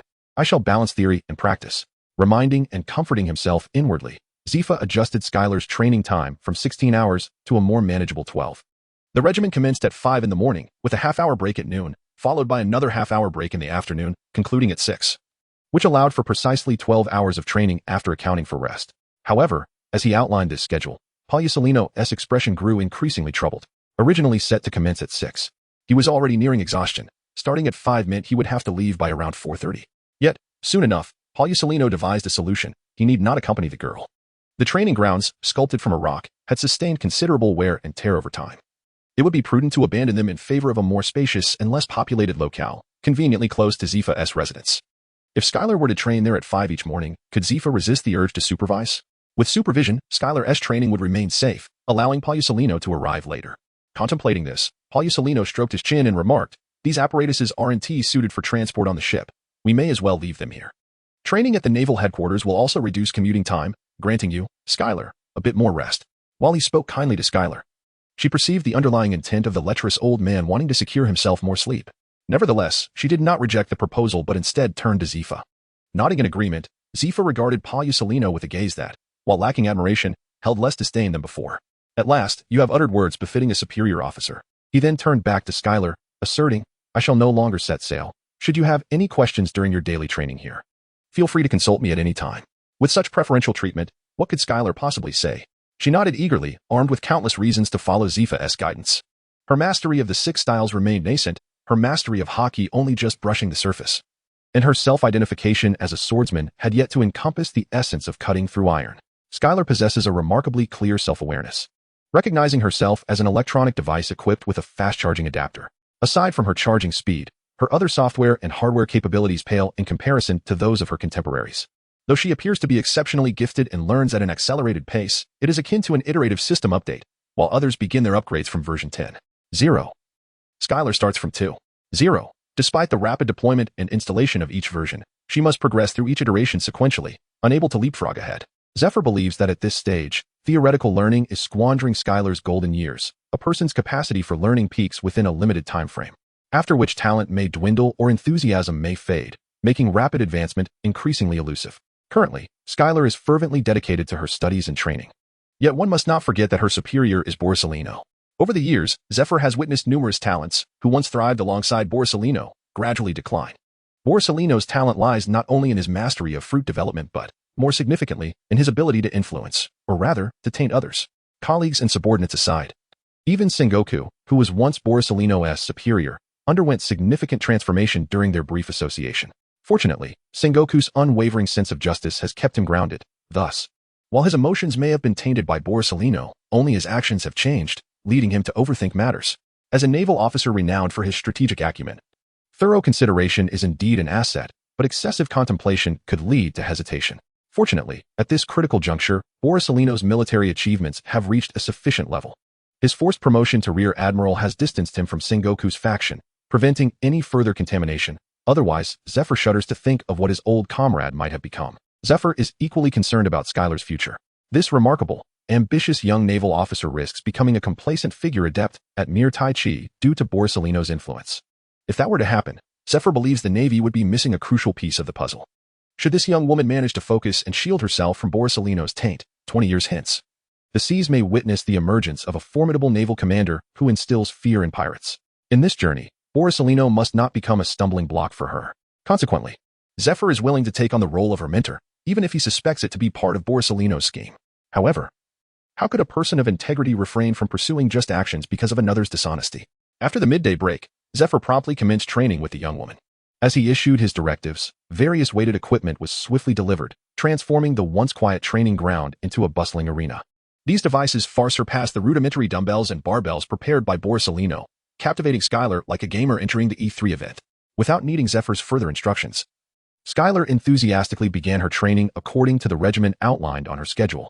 Observing her from the sidelines, Zephyr's eyes sparkled with delight. If every naval officer exhibited such enthusiasm, what woes could the seas not overcome? As time progressed, an increasing number of seasoned sailors gathered at the training ground, including several venerable officers with graying hair, all eager to witness this exceptional naval rookie, whom Zephyr was personally mentoring. Borsalino, observing the crowd, wore a sly grin. However, his amusement was short-lived. As the peculiar gathering attracted the attention of individuals he preferred to avoid, namely Fleet Admiral Kong, General Sengoku, and Vice Admiral Tsuru. Upon noticing them, Borsalino's most striking gaze was not from the Admiral or the General, but rather from Tsuru, who wore an elegant smile, removing his sunglasses and rubbing his weary eyelids. Borsalino muttered, "It seems this is no longer a matter that can be resolved by merely capturing 500 pirates. It's time to take things a bit more seriously." Tsuru's smile grew even more refined in response. Chapter 42, The Last Sword of the Three-Sword Style. Let us place a wager and see how long little Skylar can endure against that old fellow, Hyler. Before long, summer arrived, and the familiar training ground, once alive with the youthful exuberance of veteran sailors, now found few engaged in training. Their attention fixed on the center where the young naval officer faced an old soldier leaning on a cane. An elderly naval officer of similar age produced a roll of parchment, unfurling it to reveal numerous segments, each denoting a specific time, 5 minutes, 10 minutes. With one corner even designating a space labeled victory. At this, the surrounding veterans pulled out their stakes, cigarettes, cigars, rum, and medals of honor. Yet no one produced any berries. One imposing elder surveyed the scene and declared, "That old rascal Hyler was once under my command. I know precisely what he is capable of. 20 minutes. I wager a first-class medal." He slapped his gold-framed, red-bottomed medal onto the segment marked 20 minutes. And with his lead, others promptly joined in the betting. Ultimately, only two remained without wagers, Zephyr and Borsalino, who crouched down, huffing and adjusting his sunglasses. Zephyr glanced at the older veterans and stated, "I shall not bet. How dull." "Hey, Zephyr. Last time I heard you wagered that little Skylar is the future of the Navy. Why not place a bet now?" The old sailors teased. Their accolades and ranks prior to retirement may not have matched Zephyr's, yet their experience allowed them to speak and scold freely, leaving Zephyr to endure their jests with a flushed face. Noting Zephyr's reluctance to bet despite the mockery, the seasoned sailors turned their gaze toward Borsalino, who exaggeratedly remarked, "Oh dear, how terrifying. Each of you elders looks as though you're ready to devour me. I shall place a wager too." With that, Borsalino placed his freshly polished sunglasses on the victory segment, prompting an uproar among the veterans. "Little monkey, I see you're just looking for an excuse to swap your glasses. Those glasses look splendid. I'll take them. Just don't try to snatch them from me later." Amidst the skeptical remarks, Borsalino merely grinned slyly. Just days prior, he had made an exception and taken Skylar, still a rookie at the Naval Academy, on a mission to eliminate bandits. Now, he knew better than anyone how capable Skylar had become. Defeating a former colonel on the verge of achieving a century of life was certainly within the realm of possibility. Furthermore, should he lose, it would only be a pair of sunglasses. Contemplating the reward he would receive next month, Borsalino felt no regret, merely a habitual discomfort with the brightness of the sun. Meanwhile, in the center of the training ground, Skylar was well acquainted with the routine. Each sparring session required a pause until all the veterans had placed their bets. Seeing the betting concluded, Skylar bowed respectfully to the elderly soldier before her. "Colonel Hyler, I beg your pardon. Come now, little one. My granddaughter is old enough to be your mother, so why the formality?" Although Heller's age has rendered her eyelids heavy, she is evidently a person of exceedingly irritable temperament. Were it not for the presence of this girl, who could easily be her great-granddaughter, she would not hesitate to unleash a torrent of foul language. Gale slash. In an instant, Skylar surged forward, adeptly coordinating with her scythe, and with a swift movement, she found herself before Heller. With her longsword, she executed 3 consecutive slashes, each infused with a fierce and almost lethal intent. The clang of metal echoed as Heller made no effort to evade. Instead, with a flick of his wrist, he redirected his cane. The once earthy hue of the cane transformed into a deep black, effectively parrying the young woman's assault. After this initial test of skill, the two finally engaged in earnest combat. Heller remained steadfast, wielding his cane imbued with the power of armament Haki, as it clashed repeatedly with the sword in Skylar's grasp. Although Skylar's longsword was not enveloped in the formidable armed Haki, it was nonetheless shrouded in an invisible power that prevented the otherwise mediocre weapon from shattering upon impact. Young Skylar still harbored a fondness for the elder, who wielded but a single sword. An observing old Navy man stroked his beard in contemplation, reflecting on the deepening understanding they had gained of Skylar over the past few months. This girl, who consistently proclaimed herself a master of the three-sword style, wielded her greatest strength with merely 2 blades. As for the black longsword, it had never been drawn, at most. It was employed in a sweeping motion to assist in the attacks or parries of the other 2 swords. Consequently, many jested that for Skylar to truly master the three-sword style, she would need to grow a bit taller, given her current height and arm span. She found it quite challenging to draw or sheath the obsidian blade with ease. Nevertheless, the sight of the girl wielding 2 swords was undeniably captivating. In the midst of combat, it became abundantly clear to Skylar that if she were to rely solely on this training sword, she would stand no chance against the seasoned Navy man before her. As the white fong was drawn, Heller's ears pricked up at the sound, his drooping eyelids tightened slightly, revealing a narrow sliver of focus, as if he had momentarily sharpened his concentration. Double slash. Skylar wielded her twin blades in a swift cross. While Heller finally took his first step, employing the technique of the shave, it appeared as though he had only moved a single step. Yet he found himself several meters away. This distance was intentionally shortened, as any further and those old-timers would have declared Heller to be fleeing. Throat-binding thread. Seeing Heller create distance, Skylar advanced while the cursed thread on her left wrist shot forth rapidly towards Heller, ensnaring him in an instant. Heller's brow furrowed. Sensing a peculiar strangeness in the cursed thread today, initially deemed to be a mere manifestation of observation Haki, it now bore a tangible presence. And before he could comprehend this change, he felt a force pulling him upward. He was lifted from the ground, swirling in the air before being thrust downwards. Armament Haki, hardening. As Heller enveloped himself in armament Haki, he crashed to the ground, stirring up a cloud of dust that elicited laughter from the onlooking veterans. They were baffled by the suddenly physical nature of the thread, yet mocking their old friend was far more enticing than understanding the phenomenon. Zifa, however, appeared intrigued. Observing the unyielding Borsalino, with an inkling of understanding stirring within him. Then, a moment unfolded that ignited the excitement of the old Navy men. Skylar, the three-sword-style maiden, finally placed her hand upon the hilt of her third longsword. The other two swords returned to their sheaths as her hand grasped the obsidian blade, quickly adjusting her breath and searching for the sensation of striking. Twilight blade. With the swift unsheathing of the black longsword, its edge cleaved through the smoky haze. Although her current slash had yet to reach the proficiency of a flying slash, the sharpness enveloping the blade was nonetheless piercing. Grandfather, I am truly enraged. From within the smoke, Heller's aged voice resonated, followed by a simple wooden cane emerging from the mist, colliding with the obsidian blade in Skylar's grasp. In that fleeting moment, the cane shattered, unveiling the hidden blade within, its slender edge now fortified with armament Haki, as solid as stone. A shockwave radiated from the point where their blades met, dissipating the dust kicked up by Heller's landing, revealing his form. His clothing was disheveled, marked by abrasions, yet beneath it, his skin, gnarled like tree bark, bore no wounds. At that moment, Heller channeled his entire reserve of armament Haki into his hands and the blade. As his eyes gradually widened, Skylar began to sense the mounting pressure, not merely a mental strain, but a palpable force. The burgeoning power upon the blade rendered it exceedingly difficult for her to maintain her stance. This old Navy man, despite needing a cane to walk, unleashed a terrifying strength in battle, a latent power within him that surged forth with a ferocity unprecedented even in his prime. Were Heller to wield this current mastery of Haki in his youth, he would surely have ascended beyond the rank of a mere colonel, grasping command with ease. As the intensity of their powers and Haki continued to escalate, waves of pressure surged forth like relentless tides, each new wave overtaking the previous, extinguishing the remnants of what had come before. Skylar gritted her teeth, yet Heller remained unfazed, his expression shifting only slightly, while his blade remained still, as if he were exerting pressure within a realm he could effortlessly control. Oh no, that old rascal Heller is about to win. The veteran Navy men surrounding the duel, witnessing their old friend's apparent triumph, began to shout suggestions at Skylar, hurling advice filled with tricks and underhanded tactics such as feints, strikes to the eyes, and heart-rending moves. Heller's brows twitched in response to their cacophony, and he exerted himself to push the girl away, fearing that Skylar might fall prey to the deceitful counsel of those old ghosts. Ghost binding silk, whirling slash, feeling the force emanating from the blade. Skylar summoned the last remnants of her strength, channeling a portion into the ghost binding pearl. In an instant, a strand of ghostly silk materialized, not aimed at Heller before her, but rather directed towards the blade box, ensnaring the white fang. With a tug, white fang was drawn from its sheath, arcing back towards Heller's rear. At the opportune moment, the ghostly silk tightened, altering the trajectory of white fang as it sped towards Heller's vulnerable back. The onlookers erupted in cheers at this maneuver, for Heller was now enveloped in the flowing might of his armament Haki, wrapping around his hands and sword. He sought to redirect this force back to his body, hardening it to withstand the impending assault. Though feasible, his response was sluggish. Additionally, dispersing his armament Haki risked granting Skylar an opening. Therefore, Heller refrained from dividing his Haki. Instead, his body surged with power, muscles swelling like bark, appearing robust and formidable. Just when the spectators anticipated Heller to absorb the blow like solid iron, he vanished in an instant. The clash of white fang and the girl's obsidian blade resounding as he deliberately disrupted his own aura. In the next moment, Heller re-emerged behind the girl, bringing his blade down with force. The impact slash.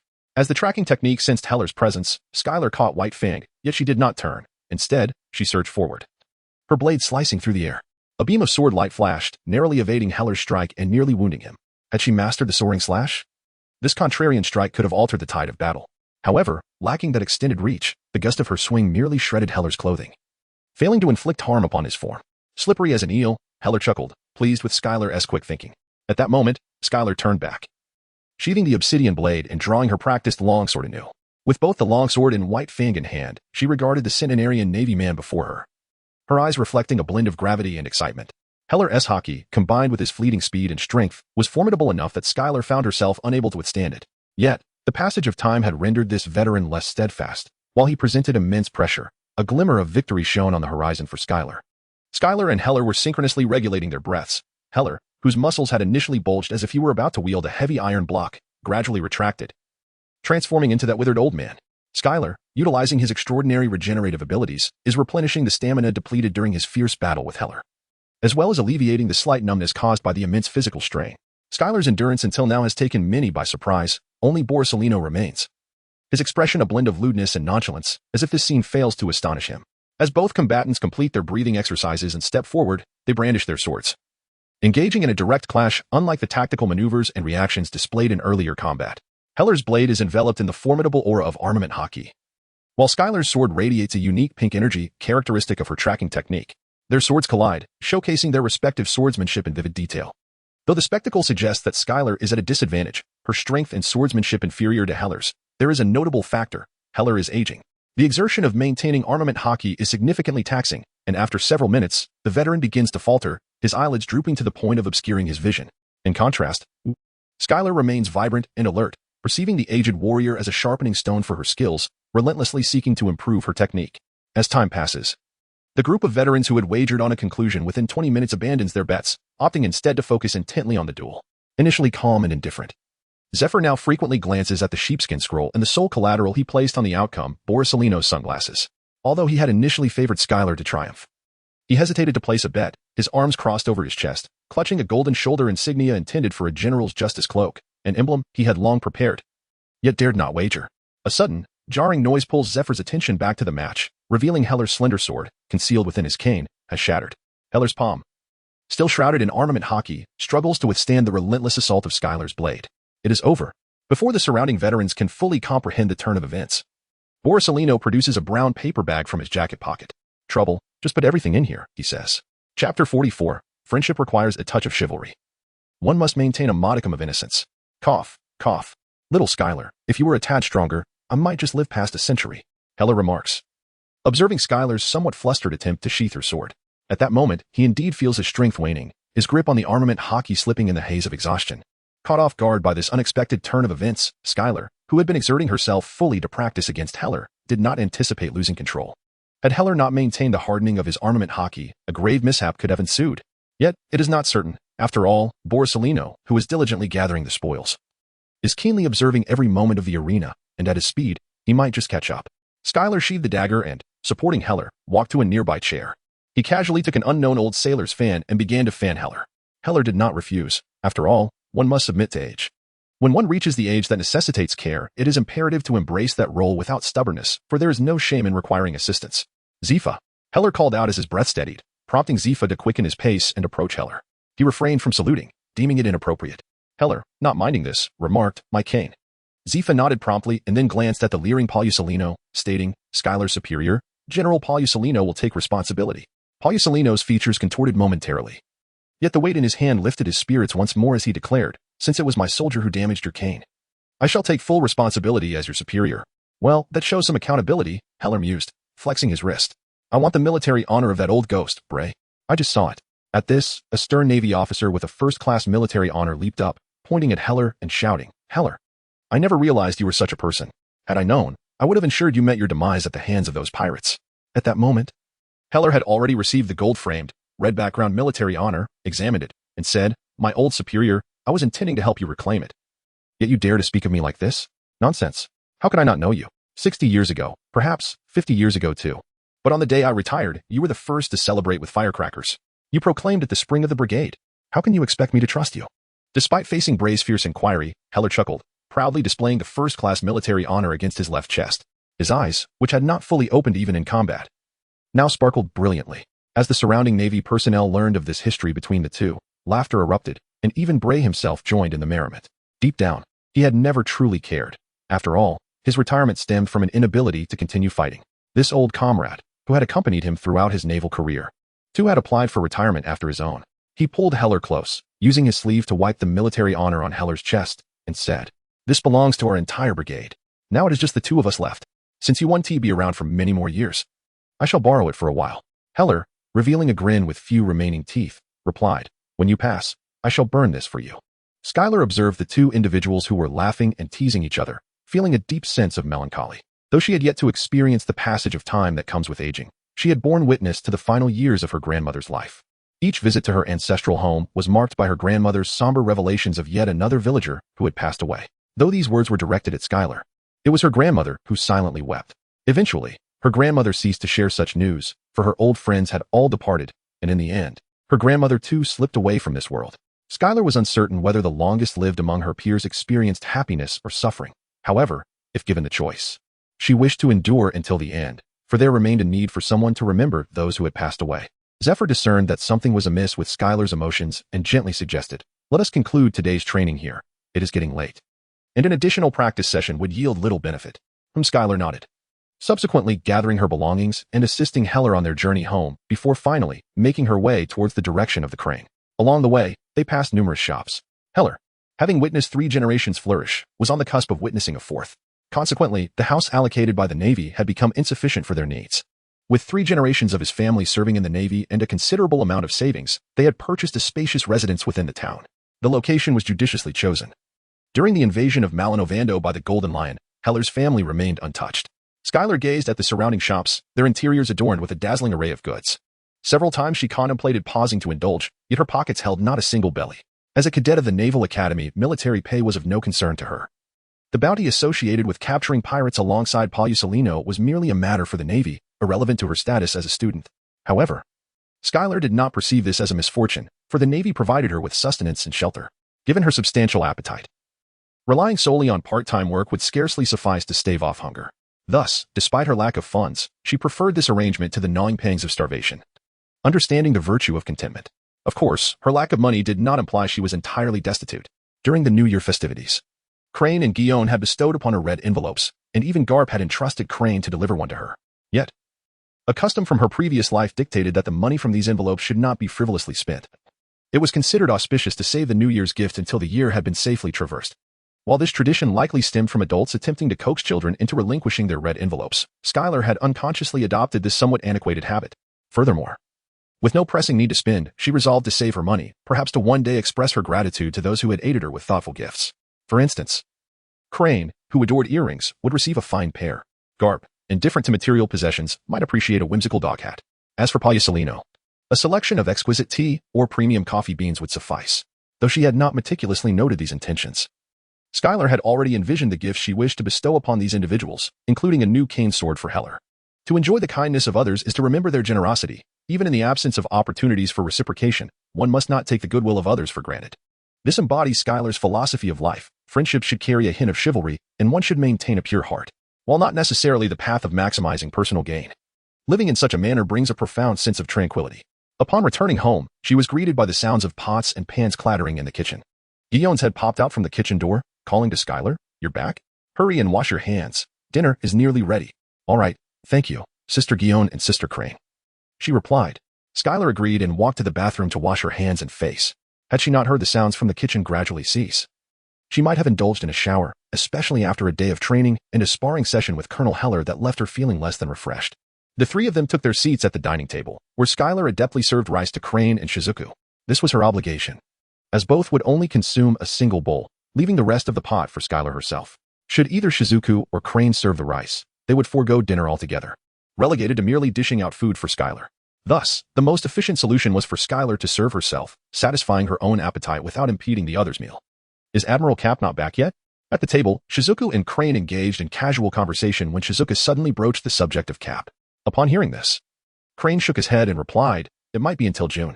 After all, during this period, the newborns on that island could potentially be the offspring of Gold. Roger? Alas, they should not be present upon the seas." Crane sighed, contemplating the pregnant women on that island, as well as the infants who had just been born or were yet to arrive. It was hard not to feel empathy. The nature of this command was undeniably inhumane. Skylar's pace of eating gradually slowed. By June, it had been 9 months since Roger's execution. For an ordinary person, this would indeed be manageable. However, she understood that the wife of the Pirate King was one who could endure what others could not. Perhaps it would not be until January of the following year that this matter would reach its conclusion. This implies that regardless of whether Garp returns in June, by January, when Ace, the sole progeny of the Pirate King Roger, is born, Garp will set sail to retrieve Ace. It remains uncertain whether anyone beyond Garp and his crew will be aware of Ace's existence during the time from Garp's adoption of Ace until Ace is entrusted to Dayton. Nevertheless, Skylar believed there should be no significant time lapse in this regard. Even after adopting Ace, Garp likely did not return to Marineford, as any naval vessel's voyage must be documented. The ship's departure, its destination, and the time of return are all recorded. While Garp could fabricate a false destination, the presence of multiple children would certainly attract attention. The most probable scenario is that Garp reported a return to the East Blue, then sailed directly to Ace's birthplace, retrieved him, and returned to the East Blue to hand Ace over to the mountain bandit Dayton. Noticing the atmosphere at the dining table had grown somewhat somber, Crane realized she had spoken too much. She waved her hand and said, "All right, let us continue our meal. Jing, you still need to give Skylar her lesson afterward." Abruptly shifting the topic, Gun and Skylar cooperated, refraining from further discussion and returning to their meal. After dinner concluded and everything was tidied up, Skylar commenced her theoretical studies. Although she was not required to attend classes, she still needed to participate in the necessary theoretical assessments, as these would be recorded in her grades. After a day filled with melancholy, the next day Skylar arrived punctually at the training ground, where Zephyr awaited her. Seeing that Skylar's spirits had returned to normal, Zephyr nodded in satisfaction. Observing as Skylar began her warm-up, he contemplated for a moment before asking, "Skylar, do you know what a swordsman is?" Skylar did not pause in her movements and replied, "If one desires to sever, then even the strongest metal can be cleaved. If one does not wish to sever, then even the softest paper remains uncut." This was a rather standard response, and Zephyr, unfazed, inquired, "What is it that you most wish to cut?" Skylar's physique has reached its peak through the rigorous training of recent days, and the intense sparring sessions have rendered her exceedingly familiar with her swordsmanship. However, the essence of a swordsman's strike continues to elude her comprehension. Upon hearing this, Skylar paused and remarked, "If I must articulate it, I wish to sever my own frailty." Skylar possesses no discernible ambitions. The notion of being the world's foremost swordsman is merely a sentiment she finds appealing. As for the Swordmasters within the Navy, most harbor a conviction to eradicate evil, a belief that Skylar lacks entirely. She understands that in this world, the truly malevolent individuals may only be the lofty celestial dragons residing on the Red Land, entities with which she has no connection, and thus she has never contemplated their downfall. If one were to speak of her fervor for training, it would be a desire for personal transformation. For training serves to enrich her being, and a robust physique grants her a sense of security. Listening to the young woman's response, Zephyr inquired, "Do you perceive yourself as weak at present?" "Perhaps," she replied. Upon hearing Skylar's words, Zephyr sighed, holding a perspective distinct from that of Crane and others, who believe that Skylar endured a tragic childhood. Conversely, Zephyr perceives that she was overly sheltered in her youth, and even now, she feels no need to struggle. Lacking the requisite drive, she does not resent her past frailty. Rather, she now possesses the choice to grow stronger, albeit her goals remain nebulous and undefined. Had Skylar chosen to study other disciplines, even those akin to Zephyr or Garp's physical techniques, Zephyr would harbor no concerns, for the love of becoming stronger suffices. Yet, the path of the sword is an exception. As Skylar previously articulated, the sword embodies resilience and sharpness. Without these qualities during her training, her swordsmanship would falter. Undoubtedly, as Skylar's physical prowess expands, her swordplay will become increasingly formidable. She may not need to attain the title of swordsman to choose between striking and refraining from striking. However, this is merely superficial. Internally, Skylar remains vulnerable, which is the crux of Zephyr's concern and the reason he has delayed imparting the teachings of Haki to her.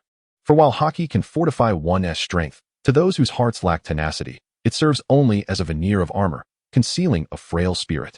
Externally, one may appear powerful, yet without a heart to drive that strength, the sheltered weakness will only grow feebler with time. Zephyr drew a bench closer, sitting beside Skylar, and asked, "Do you comprehend the essence of the Navy's existence, beyond merely obeying the orders of those scoundrels?" Chapter 46. The reason for the sword swinging the Navy exists because there are the weak in need.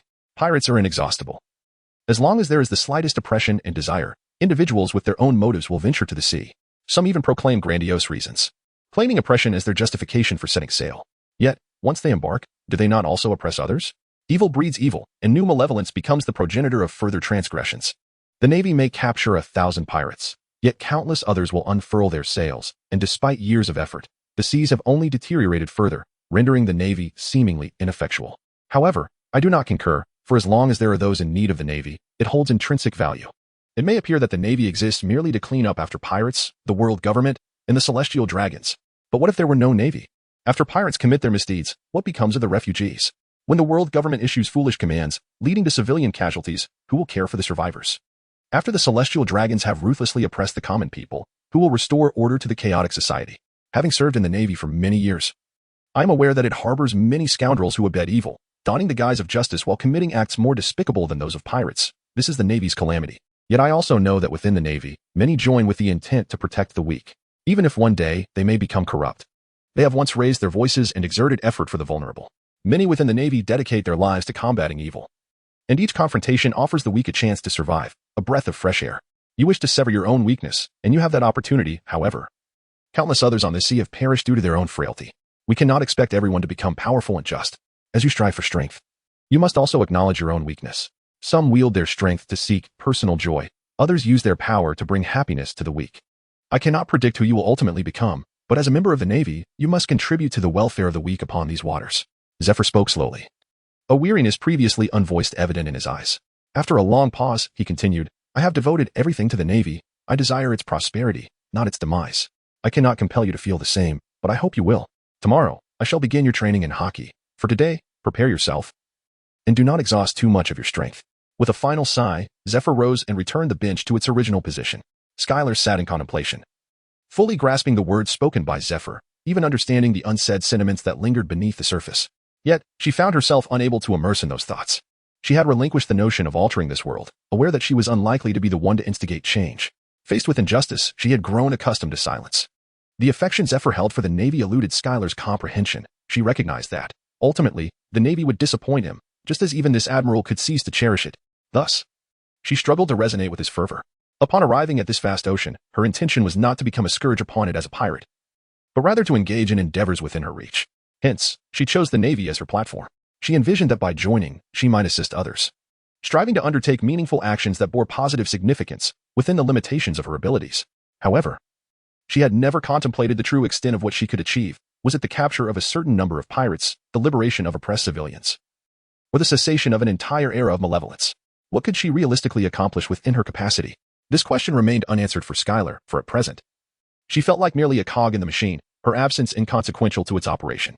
After a warm-up, she refrained from further weight training and instead secured her blade sheath at her waist. In pursuit of her goals, she resolved to confront the painful past, transforming that anguish into indomitable resolve, showcasing her solitary bravery. Skylar softly murmured the introduction to the skill Lone Courage, a technique of the blade shadow. To her, these skills were merely a succession of sword techniques. Mastery of swordsmanship required profound understanding. If one were to adhere to the requirements of the skills, Lone Courage would seem less demanding than the tracking technique. Yet, Skylar found herself perplexed, as her past bore no torment. It was simply an ordinary journey, marked by moments of sorrow but devoid of any truly extraordinary experiences. How could one contemplate pain without such trials? From a distance, Zephyr observed silently. Aware that the training in armament Haki could no longer be postponed, to delay further would reflect poorly on him as a mentor. However, if the young girl could not grasp the mastery of the sword before delving into armament Haki, it would be a regret for both Zephyr and Skylar. As dawn broke, Borsalino arrived. Although he was not tasked with instructing Skylar, he felt compelled to maintain appearances if he wished to extend his leave, even if just superficially. Noticing Skylar standing motionless in the center of the training ground, resting her sword, while Zephyr sat at the edge, frowning an unmistakable sign of his craving for a smoke, Borsalino approached, skillfully offering a cigarette. Over the past months, their relationship had softened considerably. While they still held mutual disdain, they no longer regarded each other as adversaries. What troubles you? Borsalino inquired as he settled down to smoke. Zephyr adjusted his glasses and shook his head, replying, It is nothing, merely a recollection of the past. The mention of the past rendered Borsalino silent, for the memories Zephyr likely reflected upon were not ones anyone would dare discuss in his presence. And whatever. Borsalino gestured towards Skylar, attempting to shift the conversation. Zephyr shook his head once more, taking a deep drag from his cigarette. Suppressing a cough as he spoke in a hushed tone, It's nothing. She simply cannot fathom what her sword is meant to sever. The sword? Isn't it supposed to cut through anything? Borsalino yawned, clearly still weary. Ignoring Borsalino's flippant remark, Zephyr continued to smoke. Yet, curiously, Skylar's thoughts mirrored Borsalino's question. Her sword need not be a tool for severing her past weakness. That was not the answer she sought. If mastering a sword technique required bearing the burdens of pain and solitude, how absurd would that be? It would be akin to risking one's life for mere monetary gain. Who would willingly undertake such folly? I am neither alone nor in anguish. That is the true rationale behind my swordsmanship. A strike born of the soul. Chapter 47. The strike in the whetstone. A strike born of the soul. Alternatively referred to as the swordsman's strike. Each swordsman's blow is unique, not only encapsulating the spirit and intent within its momentum and force, but also manifesting differently in outward expression. Thus, only by executing a strike unprecedented in this world can one achieve a blow that resonates from the soul, qualifying it as a swordsman's strike. A swordsman is not merely crafted through study. Rather, they emerge from the path they forge for themselves. Every swordsman possesses a memorable strike. For instance, from the inception of the Whitebeard pirates, the flower sword Bista has stood alongside Whitebeard. His strikes conjure countless petals, dazzling to behold, which is the origin of his title. Flower sword. Conversely, some swordsmen unleash their strikes with the swiftness of wind, the ethereal presence of a specter, or the explosive force of flames. No two swordsmen are identical, nor can any wield the same strike. At this moment, Skylar unleashed a strike imbued with her distinctive mark, a fusion of rose red, ethereal blue, and royal purple. Coalescing into a pink aura. Intertwined with shimmering silver threads, this strike manifested itself with a captivating allure, yet exuded an air of undeniable righteousness. To encapsulate its essence, it resembled a flower of the battlefield, vibrant, lethal, and undeniably pure in its lineage. Skylar remained engulfed in this sensation. While a lewd smile had already settled upon the face of Borsalino, beside him, Zephyr also slightly parted his lips. With each breath, the warmth enveloped his lenses, cloaking them in a delicate mist, yet he paid it no heed. What followed was sheer ecstasy. He sprang up, yearning to shout in exuberance. Yet he feared disturbing the young lady. Instead, he silently gritted his teeth and waved his arms in celebration, while Borsalino tilted his head to avoid any unintended repercussions. Skylar's immersion was fleeting, as her solitary courage was unexpectedly ignited, with a sentiment and will that were in stark contrast. She resonated with the sword intent woven into her legacy. Whenever she wished, she could instantaneously slip into that previous state, where she felt an all-encompassing mastery over her perceptions. Gradually sheathing her longsword, Skylar glanced at the ostentatiously applauding Borsalino, feeling a sudden surge of confidence. She placed her hands on the obsidian blade, and in an instant, magic flowed through the ghost-binding pearl, radiating outward. Borsalino, I wish to test the limits of my slashing attack. Upon hearing the girl's declaration, Borsalino ceased his applause, lowered his left hand, and raised his right in a casual OK gesture, remaining seated on the ground with an air of nonchalance. Twilight blade. The obsidian blade was unsheathed. And in that fleeting moment, the aura of both momentum and swordplay coalesced, merging into a kaleidoscope of vibrant colors akin to blood diluted in clear water. The strike surged forth towards Borsalino. With his right hand still raised in the OK position, Borsalino merely shifted his stance, pushing forward with one palm. An invisible shield of Haki materialized, instantly colliding with Skylar's strike. The slashing attack hung suspended in the air, yet a shockwave erupted, sending the gravel on the ground scattering outward. The combination of the strike and Haki caused the capes of Borsalino and Zephyr to flutter dramatically. Zephyr, who had previously worn a morose expression, now bore a broad grin. He recognized that Borsalino had intentionally controlled the range of his Haki, exposing him within the strike's vicinity. However, Zephyr was unperturbed. He did not even harness his own Haki, choosing instead to absorb the essence of the girl's attack through his own body. From Skylar's strike, Zephyr felt a stirring within himself, a fervent desire to hold on to everything he cherished, a feeling he believed he had long since abandoned. His chest began to swell with an unfamiliar emotion. He could not recall when he had started to force himself to forget this once painful sentiment. Yet at this moment, all he felt was exhilaration. Indeed, a naval officer might find himself disillusioned or fatigued by the justice he upheld, but a successor would be filled with hope and determination. Skylar was, after all, Zephyr's successor. Unbeknownst to him, the fog that had just lifted from his glasses began to envelop them anew. Though this time not from his breath, the strike faded silently into nothingness, and Skylar, who had just begun to grasp the essence of her own attack, was still far from being Borsalino's match. In fact, Borsalino could effortlessly deflect her assault with minimal exertion. Skylar sheathed the obsidian blade, coming to terms with herself. Yet, joy did not fade. After all, being defeated by Borsalino was no disgrace. In this vast ocean, only a handful could truly contend with him. Borsalino and Sakazuki had already risen to the ranks of vice-admirals, implying they possessed the combat prowess of an admiral. In this sea, the admirals represented the pinnacle of military strength. To genuinely challenge Borsalino, one must ascend to that level. Currently, Skylar was merely at the starting line, while Borsalino stood at the finish. Zifa, with his tousled purple hair, approached Borsalino and said, "Give Skylar an opportunity to showcase her skills. I wish to witness her limits." Borsalino raised an eyebrow exaggeratedly and replied, "Zifa-sensei, I am not a whetstone." With that, he produced a den mushi, which soon transformed into a face devoid of eyebrows. Addressing it, Borsalino inquired, "Drake, you should be returning today, correct?" "Yes, what's up?" Drake responded, gazing at the silhouette of Marineford, perplexed. Borsalino, wearing a mischievous grin, said, "Zifa-sensei has summoned you. Your sister has encountered a remarkable incident."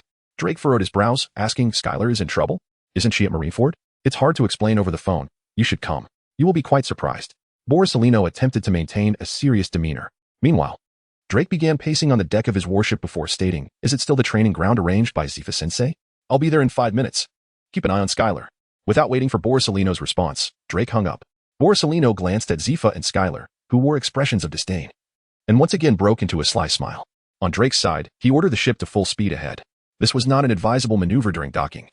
As naval vessels are not mere fishing boats, each acceleration and deceleration required a degree of cushioning. An adept helmsman should bring the ship to a halt precisely upon docking. As they neared Marine Ford, hastening was imprudent. However, following the command of his superior, the naval officer complied. As they approached, Drake signaled to decelerate for docking. He then leaped into the air, employing the moonwalk, the only technique that allows one to hover or move briefly in midair, heading toward the port. Upon landing, he seamlessly transitioned into shave. Exactly 5 minutes later, as Borsalino checked his pocket watch, Drake appeared at the training ground, slightly out of breath. His gaze toward Borsalino filled with ire. He was no fool and immediately recognized that this was yet another prank orchestrated by his troublesome friend. Borsalino, unperturbed, called out to Skylar, "Skylar-chan, show us what you can do." Upon hearing this, Drake instinctively turned to look at Skylar. He had seen her a few times recently, as his duty involved periodic patrols, and he always returned to observe her progress. Moreover, he aimed to let Skylar, who was genuinely learning the 6 powers and Haki, experience the thrill of Haki, seeking inspiration in her studies, all for the sake of his sister. Yet, at that moment, Drake noticed something different about Skylar. The eagerness to learn that once characterized her had vanished, replaced by a newfound determination. As he observed her draw her sword, he also caught sight of Zifa, who wore an expectant expression and the mischievous grin of Borsalino. In an instant, a warning bell rang in his mind, although Skylar had yet to unsheath her sword. Drake felt an impending attack. He quickly enveloped his hands in armament Haki and thrust them forward. At that moment, Skylar drew her sword, unleashing a slash that collided with Drake's Haki-encased hands. Despite having the opportunity to evade, Drake chose to meet the attack head-on, all due to his confidence in his abilities. Amidst swirling dust, he tore through her strike and laughed heartily, exclaiming, "What a unique slash, a 16-year-old swordswoman. I've never heard of such a thing." As he charged towards Skylar, the two engaged in a flurry of exchanges, the longsword clashing against Drake's fists. Each strike Skylar launched was met with swift deflections or breaks from Drake, creating a dazzling display of energy and slashes around them. The retired sailors, leisurely strolling to the training ground for their usual banter, paused to witness the spectacle, exchanging knowing glances. An elderly sailor, the first to arrive, exclaimed in admiration, "Skylar still has a kind heart. If she had unleashed her strikes yesterday, we might have been able to feast on that old man Heller's meal." Another chimed in, "Hey, where's Heller? That old coot is probably bedridden for at least a week." Someone joked, "That eyebrowless fellow looks strangely familiar. Whose son is he?" "He's also a product of Garp. His name is Drake. That kid truly has some strength when it comes to sparring with his sister." The surrounding banter nearly sent Drake into a fury. What did they mean by sparring with his sister? He was merely the whetstone. His fists were not meant to harm Skylar. And yet here he was, being characterized as such. He couldn't afford to lose focus, not out of fear of being harmed by Skylar, but rather out of the dread of inadvertently injuring her.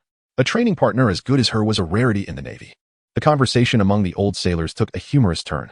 "Say, how do you think that rascal Garp managed to have children? This Drake seems rather intriguing. Now that you mention it, I'm also a rear admiral. How did my son turn out so timid? Is it perhaps related to their mothers? Raising children is not solely a man's affair. My wife is a nurse. She takes good care of people, but her temperament is too soft. Speaking of which, my son takes after her. I must find him a strong partner. We can't have the next generation turn out so timid." "You don't bother. Your son probably lacks the courage to even pursue a partner." "What did you just say, you old fool?" A conversation among a group of seasoned sailors meandered aimlessly, yet no one placed any bets. After all, they were merely jesting.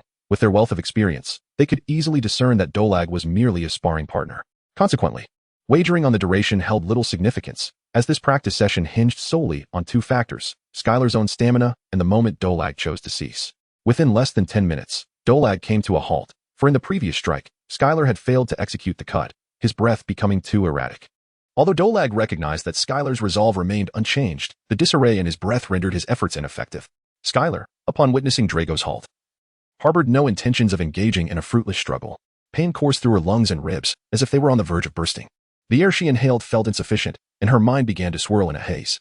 Although each strike originated from the essence of the swordsman's own sword intent, the physical demands of every slash were immeasurable, representing a technique of combat that imposed a heavy toll on her stamina.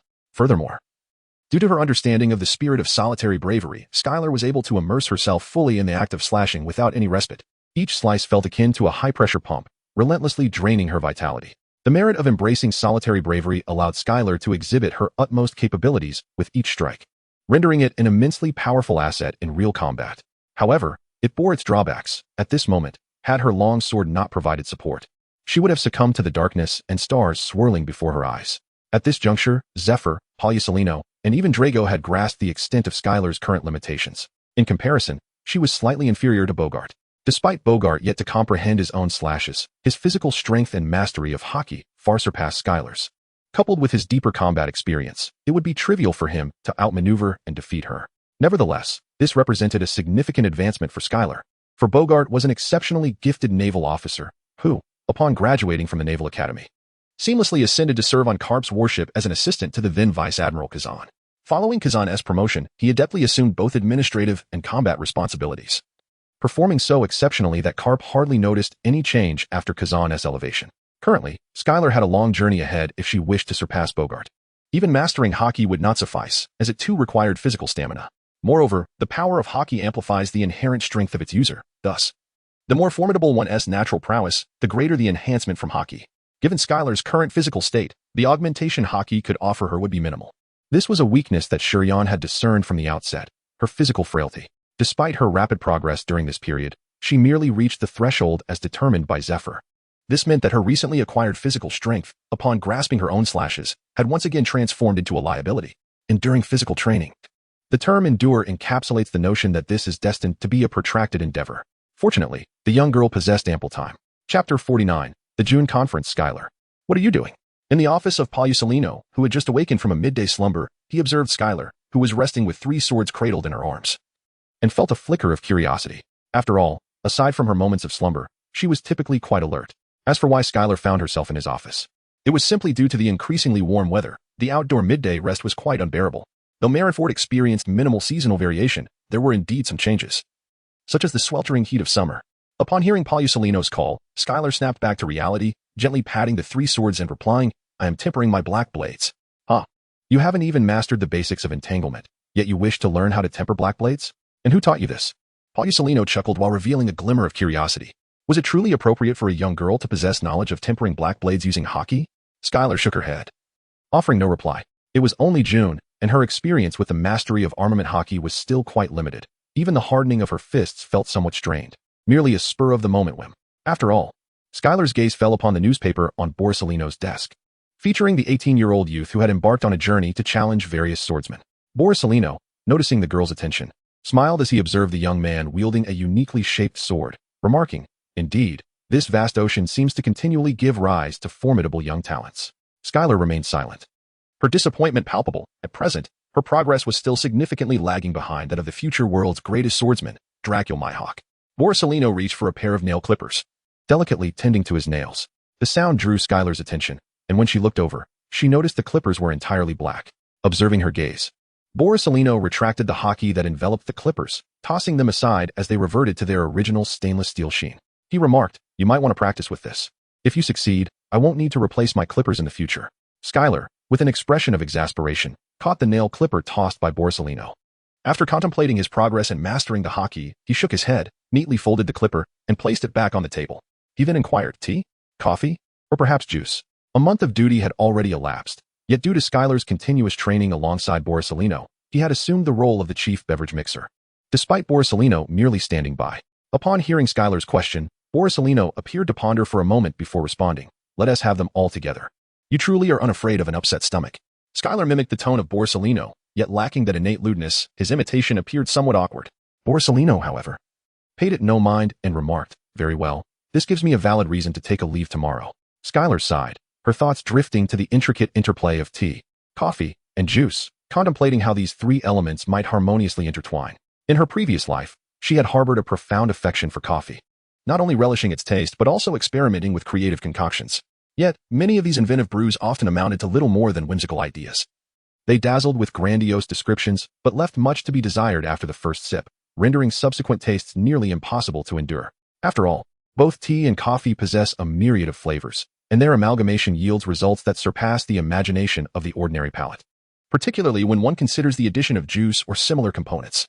Thus, the only viable approach seemed to be preparing each beverage separately before elegantly layering them in a single glass, ensuring that they remain distinct rather than merging into a singular entity. There exists a plethora of techniques for achieving such separation, and as Skylar gazed out at the searing sun, inspiration struck her. Her gaze fell upon the sugar and the refrigerator, leading her to the decision to employ sugar and ice cubes as a means of delineating the beverages. By varying the sugar content of the different drinks, she knew that, when left undisturbed or shielded from vigorous agitation, they could manifest distinct layers, a technique frequently utilized in mixology. Skylar created a juice base using ice cubes, fruit, and an abundance of sugar. Then, with a gentle touch, she poured medium-sweetened, chilled coffee down the interior of the glass, allowing it to be cradled rather than mixed with the juice. Following this, she carefully added a few ice cubes, which floated atop the coffee. Lastly, she introduced unsweetened tea in the same manner. Although the tea slightly mingled with the coffee at the ice cube interface, the overall presentation remained beautifully layered. Skylar cautiously presented the layered fruit tea coffee before Borsalino, who gazed at the exquisite beverage without immediately indulging. Instead, he grasped a spoon. Under Skylar's intense scrutiny, Borsalino stirred the impeccably stratified drink, inciting a near-hypertensive reaction from Skylar. After sampling the concoction, Borsalino declared it unpalatable. He continued, much like this vast ocean, each group appears inconsequential when isolated. However, when they amalgamate, they become utterly chaotic. Having sipped only once, Borsalino lost interest, contemplating whether to encourage the young maiden with another taste. Alas, the drink proved distasteful, and his features contorted in displeasure. Fortunately, his phone bug chimed, causing him to fumble and inadvertently spill the drink. With a regretful expression, he stood, distancing himself from the mess, and instructed Skylar, "Do clean up, please." Upon answering the phone bug, he found himself face-to-face with Air Marshal Kong, who requested, "Vice Admiral Borsalino, please report to my office immediately." With a delighted affirmation, Borsalino noted the phone bug's momentary stiffness, reflecting Kong's own surprise. When did Borsalino become so keen on meetings? Had the prodigal returned? Before he could ponder further, the call ended, and a radiant orb of light coalesced in the office, revealing a visibly pleased Borsalino. To his astonishment, the office was filled with numerous attendees, all high-ranking naval officers, who regarded this notorious slacker with curious expressions at his unexpected enthusiasm. "Good afternoon, everyone," Borsalino greeted, embodying the principle that as long as he remained unembarrassed, the awkwardness belonged to others. Air Marshal Kong took a deep breath, acknowledging the pressing matters at hand. Addressing the two admirals, the vice admirals, and Crane, he stated, "Kong has traversed Mariawa and should arrive today. Now, we must deliberate on how to address these individuals. What are your thoughts? Zephyr, especially you, refrain from being mute. We have a meeting with the world government shortly." Chapter 50. Kong, you must not comply. On a sweltering summer day, the training grounds where Skylar resided were sparsely populated, particularly in Zephyr's absence, leading the retired sailors to be even less inclined to attend. Skylar was training alone, and she found it quite unexpected that Zephyr was absent. After all, Zephyr rarely needed to attend meetings. Yet Skylar quickly surmised the general agenda of the meeting. On her very first day at the training grounds, Zephyr had missed an important meeting due to her presence. And at that time, the Air Marshal had mentioned via the communication device that there would be a second meeting with the world government following Garp's return. Most likely, Zephyr was attending that meeting. However, without supervision, Skylar remained steadfast in her training. She had embarked on her journey and now required perseverance rather than constant guidance. As she trained, the sky gradually darkened, and the few remaining old sailors departed, for the elderly tended to rise early and retire early, unlike the youth. While engaged in weighted bench presses, Skylar heard the sound of heavy footsteps approaching her, though they had not met in a long time. She instantly recognized the footsteps belonged to Garp. With a surge of strength, she returned the barbell to its rack and stood to salute him, saying, "Vice Admiral Garp." Garp nodded, his face devoid of the carefree smile he usually wore. Acknowledging Skylar's salute, he managed a faint smile and said, "Little Skylar, it has been a while." Garp had no objection to Skylar addressing him as Vice Admiral. Perhaps he was too preoccupied to care, or perhaps he deemed it customary. Recalling that when Dragon was still a soldier, he too had referred to him as Vice Admiral Garp. Upon hearing Garp's question about whether Zephyr had been training her, Skylar nodded and replied, "Yes, Admiral Zephyr, along with Vice Admiral Paisalino, Vice Admiral Dragon, and many retired seniors, have all been training me." "Good," Garp said, resting his hand on the bench press rack, contemplating for a moment before continuing, "Later this year, or perhaps next year, you shall accompany me back to the East Blue to visit my hometown, which is now also your hometown. It may be before your graduation or after, that remains uncertain. Is that agreeable? Windmill Village?" "Absolutely." Skylar casually inquired, to which Cap was momentarily taken aback before responding, "Are you aware?" Regarding the Kingdom of Goya, Skylar did not hesitate. The East Sea was the place she was most familiar with. Not only had she arrived in this world at the East Sea, but she had also extensively read the One Piece manga in her previous life, where the East Sea was depicted more than any other sea. However, her seemingly self-evident statement elicited a smile from Garp, who remarked, "Have you been there? It is a wonderful place to live, unlike other regions, which are often shrouded in chaos." Skylar shook his head and said, "No, I've merely heard of it." Cap was indifferent. He released his grip on the frame and rummaged through his pocket for a while. At last, he retrieved an item from one of his pockets and handed it to Skylar, saying, "This is chocolate from the South Sea. Give it a try." Skylar took the chocolate, a subtle expression of disdain flickering across her face, for the bar had not been transported under refrigeration. Even through the packaging, She could sense the gooiness resulting from its melting. Moreover, Skylar was not fond of chocolate. The sweetness from sugar and milk was overly rich, while pure cocoa was too bitter, and regardless of the type, chocolate always left a cloying residue in her mouth. Yet, observing Garp's eager demeanor, she reluctantly unwrapped the package, broke off a small piece, and placed it in her mouth. No trace of delight graced her features, yet she nodded and remarked, "It's quite tasty." Garp erupted into hearty laughter, gazing into the distance as he recounted, "In the past, every time I returned to Windmill Village, I would bring something for Dorag. Sometimes the items would reach Windmill Village, and at other times, they would end up in my belly before arriving. However, Dorag was always delighted, for I had returned. But ever since he came to Marineford, I find myself at a loss for how to interact with him. He seems indifferent to my words. I reached out to him just now, yet he did not respond. Did you ever share your thoughts with your parents?" Skylar swallowed hard, attempting to wash away the stickiness in his mouth. His words were somewhat slurred, yet Cap managed to discern them. He shook his head and replied, "No." For they would nag, claiming that the endeavors I wish to pursue are far too perilous. Acts of righteousness are never as simple as they seem. Skylar gazed at my parents, who were oblivious to Garp's concerns, and remarked, "What if Dorag's ideas are equally perilous?" Upon hearing this, Garp appeared momentarily taken aback and inquired, "Did he share his thoughts with you?" "No." "Has he confided in you?" "Not at all, yet I am aware. His ideas are fraught with danger." A look of conflict crossed Garp's face, while Skylar scratched his head and said, "But what if he achieves success like you?" "Nonsense." Garp suddenly snapped, but quickly composed himself and clarified, "What I mean is, his ideas are far too dangerous, and even success would be perilous." Skylar was not intimidated by Garp's loud exclamation. She set aside her chocolate and remarked, "Who knows?" Garp sighed at her response, his expression still taut. Skylar then recalled something and inquired, "Have you just returned?" "Yes." "Don't you need to attend the meeting?" "I noticed Admiral Zephyr is already there." "That scoundrel Bogart can handle it just fine." Garp responded with a nonchalant expression, while Skylar looked on in disbelief. It was astonishing that the report regarding the Pirate King's successor had been entrusted to the still junior officer Bogart. Garp truly possessed a remarkable level of confidence. "Are you not worried about being reprimanded by Marshal Kong?"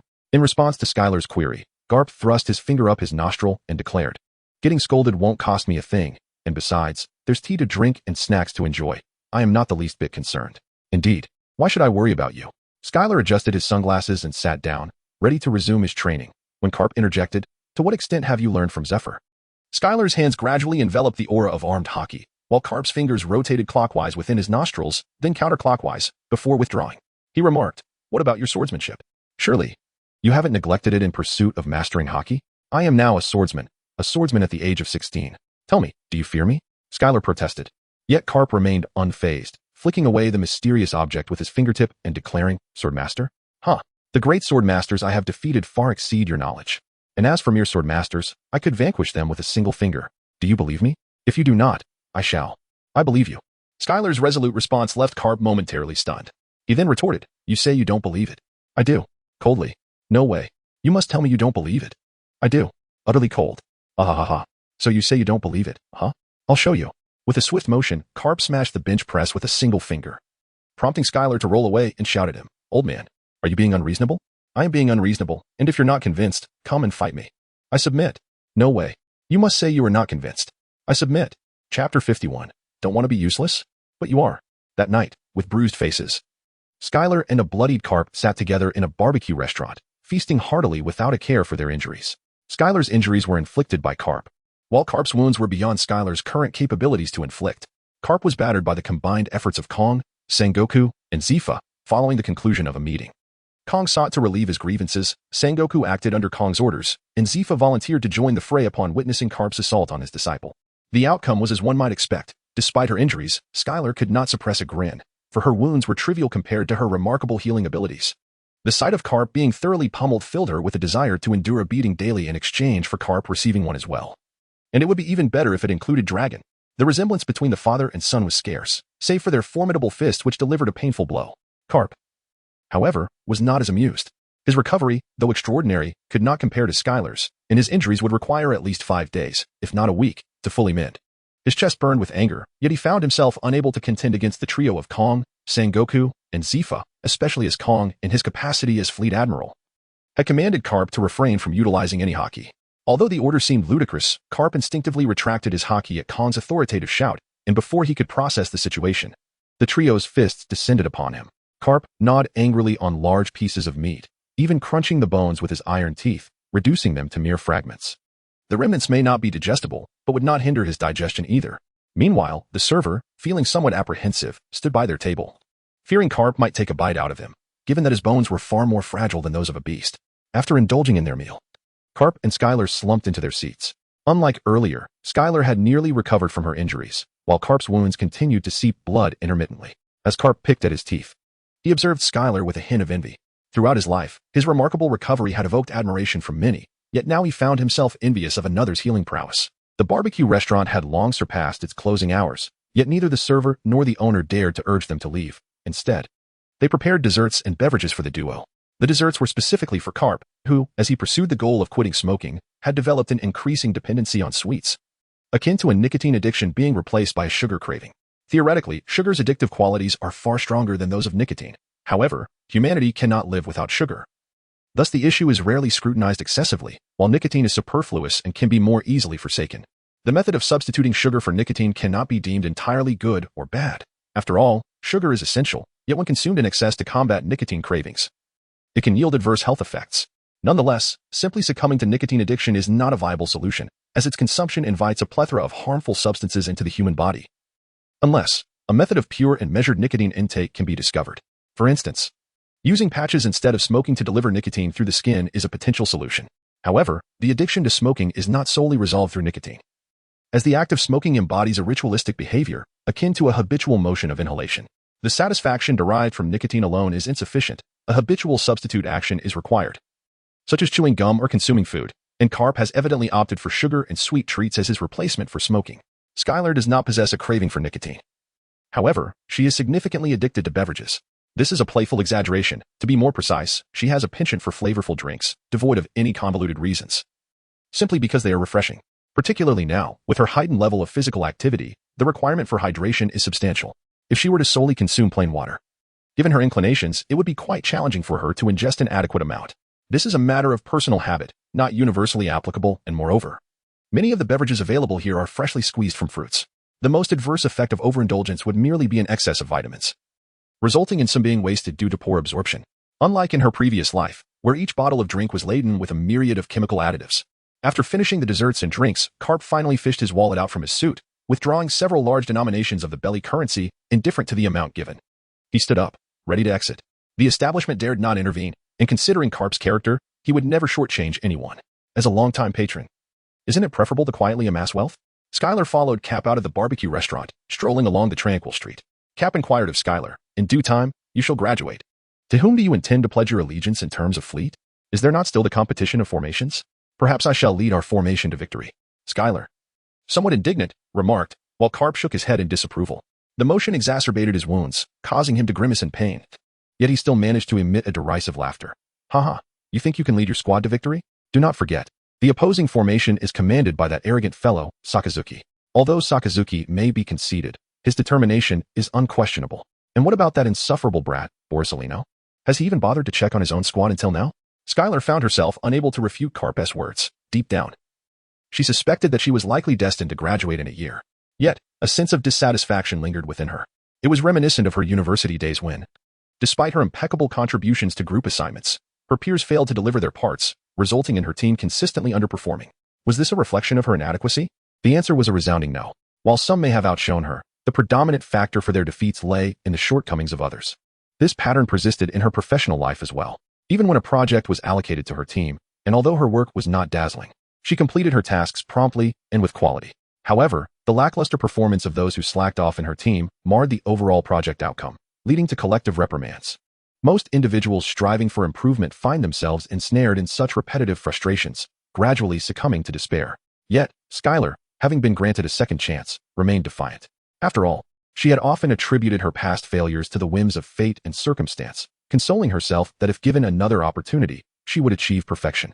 Now that the chance to start anew had presented itself, failing to fulfill her promises to herself would only serve as proof of her perceived worthlessness. No one aspires to be deemed worthless, particularly after having tasted the bitterness of such a fate. Garp discerned Skylar's inner turmoil, but felt powerless to alter the situation. After all, it was unreasonable to expect one individual to elevate the entire team's performance. Chapter 52. The CEO scolds the supervisor. The supervisor scolds the employees. Why is it that Roger has perished, yet the number of bounty pirates has only increased? And what of these absurdities? Look, they are scarcely in their teens. Within the naval cafeteria, many were engaged in discussions about the recently compiled news regarding the past year's global maritime situation.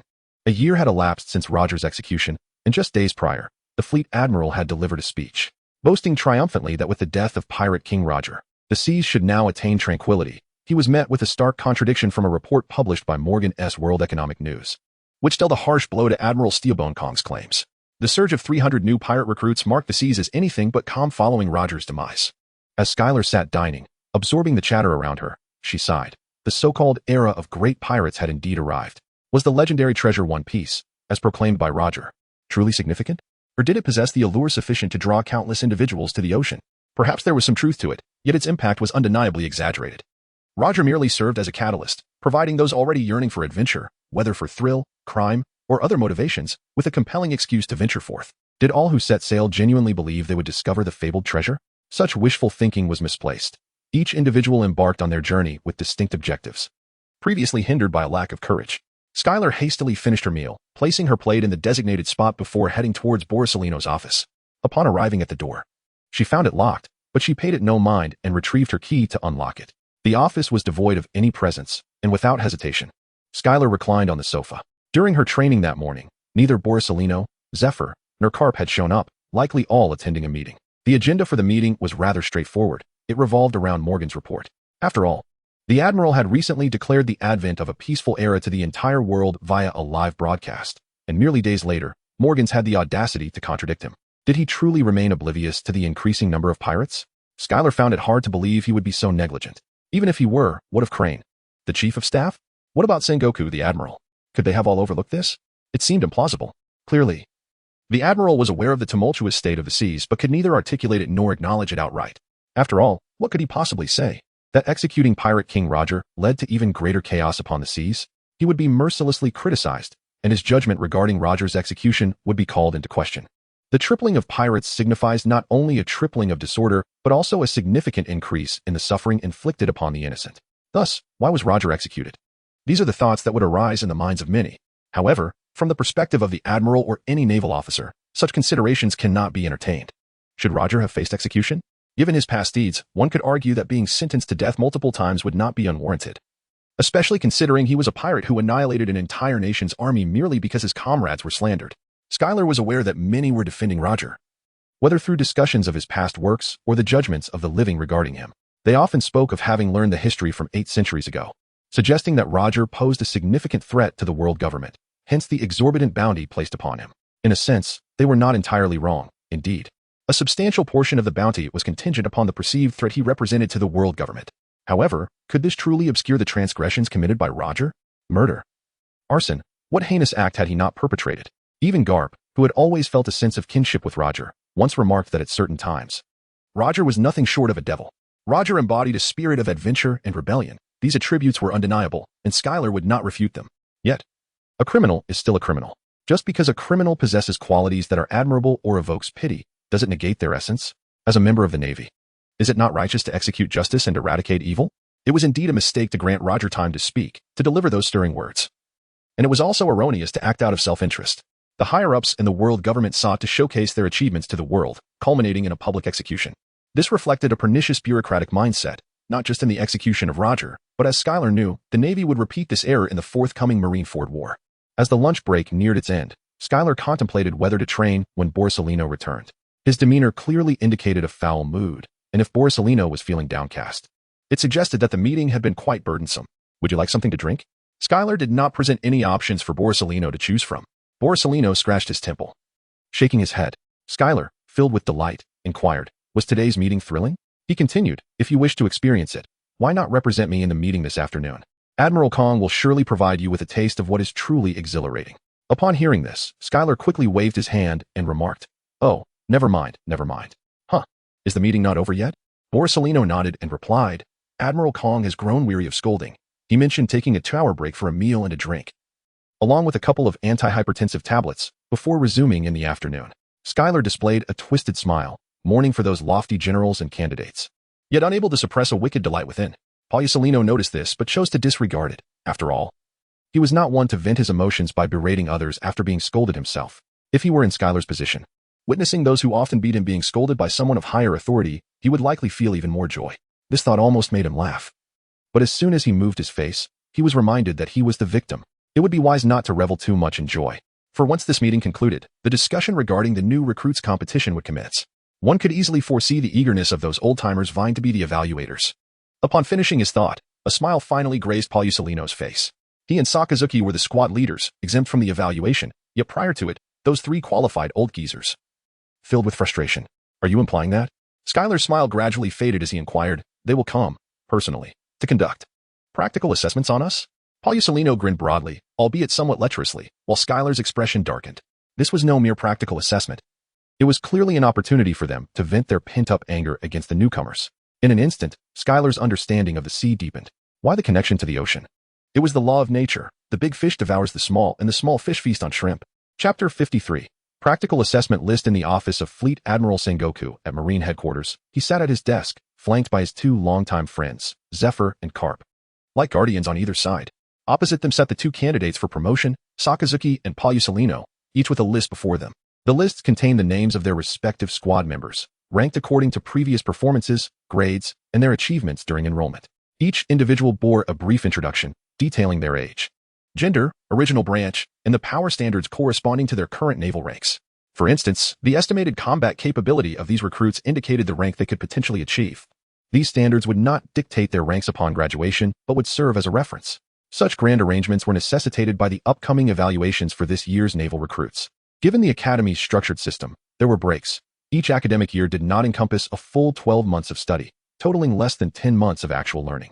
The remaining 2 months were allotted for recruits to return to their hometowns, to rest and visit family. Of course, this extended leave was not exclusive to the Naval Academy's recruits. Every naval personnel enjoyed similar breaks, though the Academy recruits had a more concentrated holiday. At this moment, the annual evaluations approached, and due to the unique nature of this cohort, the higher-ups placed significant emphasis on it. The most immediate manifestation of this was the involvement of the current Fleet Admiral Sengoku, along with Zephyr and the celebrated Vice Admiral Garp, who all declared their participation in assessing the new recruits, showing their concern for the future elites of the Navy. Naturally, this was merely a public relations statement from Sengoku, as in reality, these three old-timers were simply seeking an outlet for their frustrations. The practical assessments for the naval recruits, a legitimate and even reputation-enhancing method, became the preferred choice for these naval higher-ups. As they examined the lists submitted by the two candidates, the trio, either intentionally or unintentionally, decided to review Sakazuki's squad members first. Palusolino bore no dissatisfaction regarding this. In fact, he would prefer to let these three old geezers stir up trouble without interference. The trio quickly perused Sakazuki's submitted list, though they only skimmed through the first 10 or so names on the first page. Given that each squad consisted of 5,000 members, it was impractical for them to unleash their fury on thousands of recruits at once, especially since these fledgling sailors could not be struck with full force. Thus, they harmoniously resolved to select a few outstanding recruits to express their regard for the Navy's future while simultaneously alleviating their pent-up anger. Setting aside Sakazuki's list, smiles emerged on their faces. Although Sakazuki was somewhat lacking in character, his capabilities as a naval officer were undeniable. In just 1 year, he had trained 2 branch officers to a level comparable to that of the headquarters officers. These 2 recruits, Ghost Spider and Deo Bowman, were familiar to them, having displayed exceptional results during the selection process at their respective branches. Their inability to ascend beyond the rank of officer in their branches was not due to a lack of capability, but rather because most branch commanders were officers themselves, with only a few holding the rank of brigadier. In this context, it was natural for their ranks as soldiers to not exceed those of their commanders. However, after further training at headquarters, they now had the opportunity to surpass their former leaders, even if their ranks remained unchanged. The Navy personnel at headquarters would invariably outrank their counterparts in the branches by 3 levels. This meant that although Deo Bowman and Ghost Spider still held the rank of officer, their capabilities had been acknowledged, achieving a leap in prowess over the past year. With the strength of headquarters officers, Ghost Spider and Deo Bowman were more than adequate for Zephyr and the others to vent their frustrations, which further contributed to their smiles. After putting down Sakazuki's list, they turned their attention to Palusolino's submission, and upon a mere glance, their brows furrowed in unison. The final column, which should have indicated the corresponding combat capabilities for ranks, was filled with unknown entries. Zephyr immediately frowned, expressing his dissatisfaction. Palusolino, what is the meaning of this? Do you have no knowledge of your recruits? In response, Palusolino nonchalantly replied, Admiral Kong intends to promote Stolobel and has reassigned him, leaving me quite occupied with military affairs. Upon saying this, Palusolino revealed his signature lecherous grin, prompting a disapproving grunt from Sakazuki at his colleague's behavior. After all, the responsibility for a subordinate's negligence ultimately fell upon the commander, not to be cast off onto the aide. Sengoku furrowed his brow, asking, "Are there any recruits in your squad who meet the standards of officer rank?" Sengoku was being quite generous, as those who could achieve officer rank within just a year at the Naval recruit training camp were destined for leadership roles. Thus, he expected that even Palyasolino, with all his laziness, should possess some understanding of his recruits.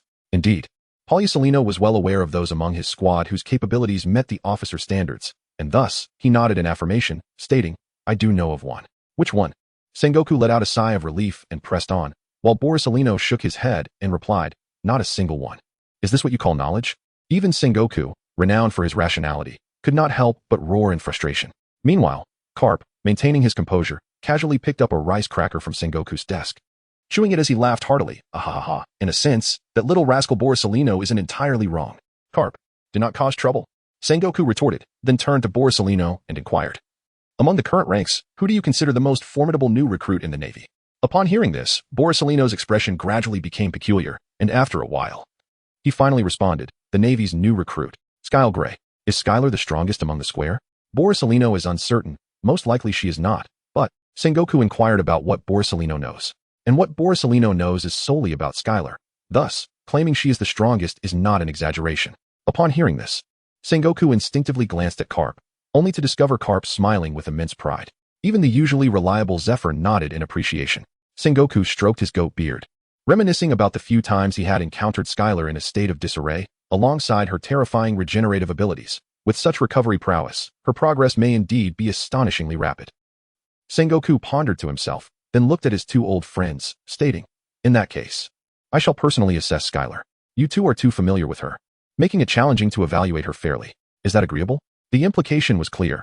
Both of you have had your turns with Skylar, while I have yet to face her. Let me take this opportunity. Garp and Zephyr exchanged glances and nodded, acknowledging the validity of Sengoku's reasoning. After all, they were well aware of all of Skylar's shortcomings, making them unsuitable for the evaluation. Seeing his two friends in agreement, Sengoku smiled. Meanwhile, at a distant training ground of the headquarters, Skylar sneezed, bewilderedly gazing up at the bright sky, feeling that something was amiss. Chapter 54. Have you ever been peeled by light? Have you ever been kicked at light speed? In Borisolino's office, he was working overtime, a rare occurrence. Seated at his desk, he watched the young woman continuously edit her combat footage, a glass of wine in one hand and a cigarette in the other, reflecting on his own highlights. However, Skylar was not quite pleased. She had initially believed that Palyasolino would only assign her tasks within her capabilities, such as brewing coffee, preparing tea, and organizing documents. Yet, editing videos, particularly footage recorded by the rather primitive method of a videophone, this was her first genuine encounter with such a task, and she was utterly unfamiliar with it, let alone the intricacies of editing. Nevertheless, Palyasolino was indifferent. As long as it did not require his own labor, he was unconcerned. After all, he was working overtime too. How rare that was. The only one feeling disheartened was Skylar. With assessments commencing the following day, she found herself bereft of even the chance for a last-minute cramming session, confined to this office, wielding scissors and glue, engaged in the most archaic form of video editing. Why, one might wonder, had Palyasolino abruptly requested Skylar to edit a highlight reel for the operation? The answer was quite straightforward. Prior to the commencement of the assessments in 2 days, there was to be a conference during which introductions to 2 commanders would be presented. That scheming individual, Sakazuki, had completed his introduction 6 months prior. However, it was only after the afternoon training concluded today that Palyasolino remembered this task and subsequently requested Skylar to stay late to edit the video. While there was no shortage of material, Palyasolino remained largely stationary during combat, making it a challenge for Skylar to find clips with both movement and sound. As she viewed the video with her handwritten subtitles, Skylar found herself inexplicably posing a rather distasteful question. "General Palyasolino, do you ever ask the toilet, have you ever been baptized by golden rain while urinating?" Upon uttering this, even Palyasolino could not contain himself. The drink he had just taken was impossible to swallow, and he was compelled to expel it due to waves of nausea. "Cough, cough. Such brazen words should not be uttered by a young girl like you," he remarked. Skylar, feeling the heat of embarrassment, chose to remain silent. After all, in such a situation, adults typically resorted to mutual silence, pretending that the incident had never transpired. Skylar continued to review the video he had edited, observing how Admiral Borisolino repeatedly employed the same 4 techniques, 3 maneuvers named after the 3 legendary artifacts, along with a lightning-fast kick. It must be said, no matter how one looks at it, it bears a striking resemblance to the sequel of Journey to the West. "Admiral Borisolino, why not develop a few more techniques to enhance your flair?" Skylar posed her question, feeling that the abilities derived from Borsalino's fruit were indeed remarkable. Yet it seemed a pity to limit their potential through mere repetition. Oh, then what do you suggest I develop? Borsalino appeared eager to divert the conversation from the earlier awkwardness. Upon hearing this, Skylar replied, for instance, how about laser eyes? Your light energy could emanate from your fingertips and be projected through your eyes. That shouldn't be too difficult, right? Just imagine, with a mere glare, 2 beams of light shooting from your eyes, vanquishing your foes. It would undoubtedly be quite spectacular. In response, Borsalino set down his glass, adjusted his tinted sunglasses, and remarked, that's quite an intriguing notion, but why utilize your eyes? That would surely risk damaging them. It would be far more prudent to employ your mouth. Do you remember what I mentioned about the most essential quality of a strong individual, Skylar? The power of voice, if I were to unleash a resounding shout. A dazzling burst of light would surely follow, creating an even more magnificent spectacle. However, Skylar immediately shook her head, recalling the scene from the anime Dragon Ball, where old Piccolo was defeated by Goku and subsequently regurgitated that egg. Upon seeing Skylar's disapproval, Borsalino let out a sigh and remarked, what a pity indeed. Not at all. It is not a pity in the slightest. Skylar pondered for a moment and rewound the video slightly. On the screen, Admiral Borsalino executed an exquisite 8-foot-long jade hook, unleashing a torrent of light bullets that subsequently triggered a violent explosion. Observing this spectacle, Skylar remarked, Admiral Borsalino, do you still possess the power of light and explosion? Indeed. Borsalino casually replied. Skylar pressed further. So, that implies you have heat as well? Have you ever heard that light multiplied by heat equals fire? In other words, you are capable of appropriating the techniques of Admiral Sakazuki or those of the Flame fruit user. Skylar was uncertain whether there were currently any users of the burn fruit. Yet it had been documented in the Compendium of Devil Fruits. If Borsalino desired it, he should be able to acquire the relevant information. Upon hearing Skylar's suggestion, Borsalino indeed displayed a contemplative expression, but he quickly shook his head, remarking, their techniques are too fiery and rather uncomfortable to behold. Seeing Borsalino's refusal, Skylar continued to ponder, then struck his right fist against his left palm, exclaiming with great excitement, I recall that your light can condense into a sword, which implies that your light possesses malleability. What do you think of the Giant of Light? I have even thought of a name, following your customary practice. How about Sisanu? In response, Borsalino pouted and replied, isn't that akin to the great Buddha form of the Warring States General? Moreover, I have a junior who wields the poison fruit, and he has a technique called the Giant of Poison, which bears some resemblance to what you mentioned. It's rather revolting. With that, Borsalino shuddered, seemingly repulsed by the imagery that had invaded his mind. Skylar scratched her head, expressing her dissatisfaction as she asked, what kind of techniques do you prefer? Please, Skylar, try not to be so irritable. What I desire is quite simple, something sophisticated, dazzling, yet distinct. Borsalino reassured Skylar, understanding that the video was still in the editing phase. He proposed a task that would allow Skylar to ponder while continuing her work. However, Skylar disregarded his suggestion, muttering in frustration, such high demands, and yet so sophisticated. Wave-particle duality, optical tweezers mechanics, optical communication, and the applications of various types of light, including microwaves and gamma rays. Can you even develop those? Suddenly, a loud noise startled Skylar. She turned to see Borsalino standing in disarray, with glasses and cigarettes scattered across the table. Borsalino, his face tense and brow furrowed, nearly exerted all his observation powers. He had rarely felt this anxious. Who told you about all this?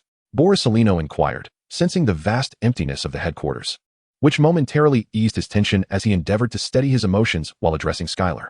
At this moment, Skylar snapped out of her momentary shock, her face adorned with confusion as she remarked, I heard someone mention it.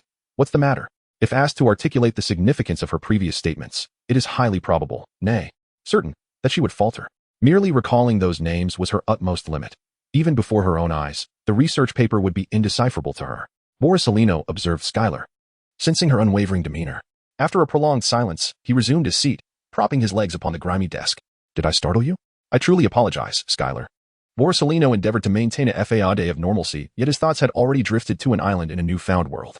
It seems that during our next encounter, a clearer understanding will be necessary. Chapter 55, Leadership. Allow me to say a few words. Next, please welcome Rear Admiral Borsalino of the Navy headquarters to the stage.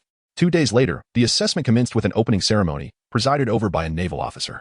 2 formations of naval recruits applauded in unison, welcoming Borsalino with their fervent clapping. Although they belonged to distinct formations, the seating arrangements were clearly delineated. However, the recruits of the Sakazuki formation exhibited no signs of hostility. After all, the rivalry between the 2 formations was solely their own affair, and the formation commander remained a rear admiral of the Navy headquarters, deserving of their respect. As the applause resonated, a large curtain began to display a video of Borsalino, meticulously edited by none other than Skylar herself. Yet, rather than elation, She felt only a sense of awkwardness, despite the surrounding applause and cheers affirming her editing prowess. She could not shake the feeling of embarrassment. It was akin to someone praising her singing, while she herself could only wonder, what on earth is that sound? Why does it sound so peculiar? The video was brief, merely showcasing Borsalino's gallant presence.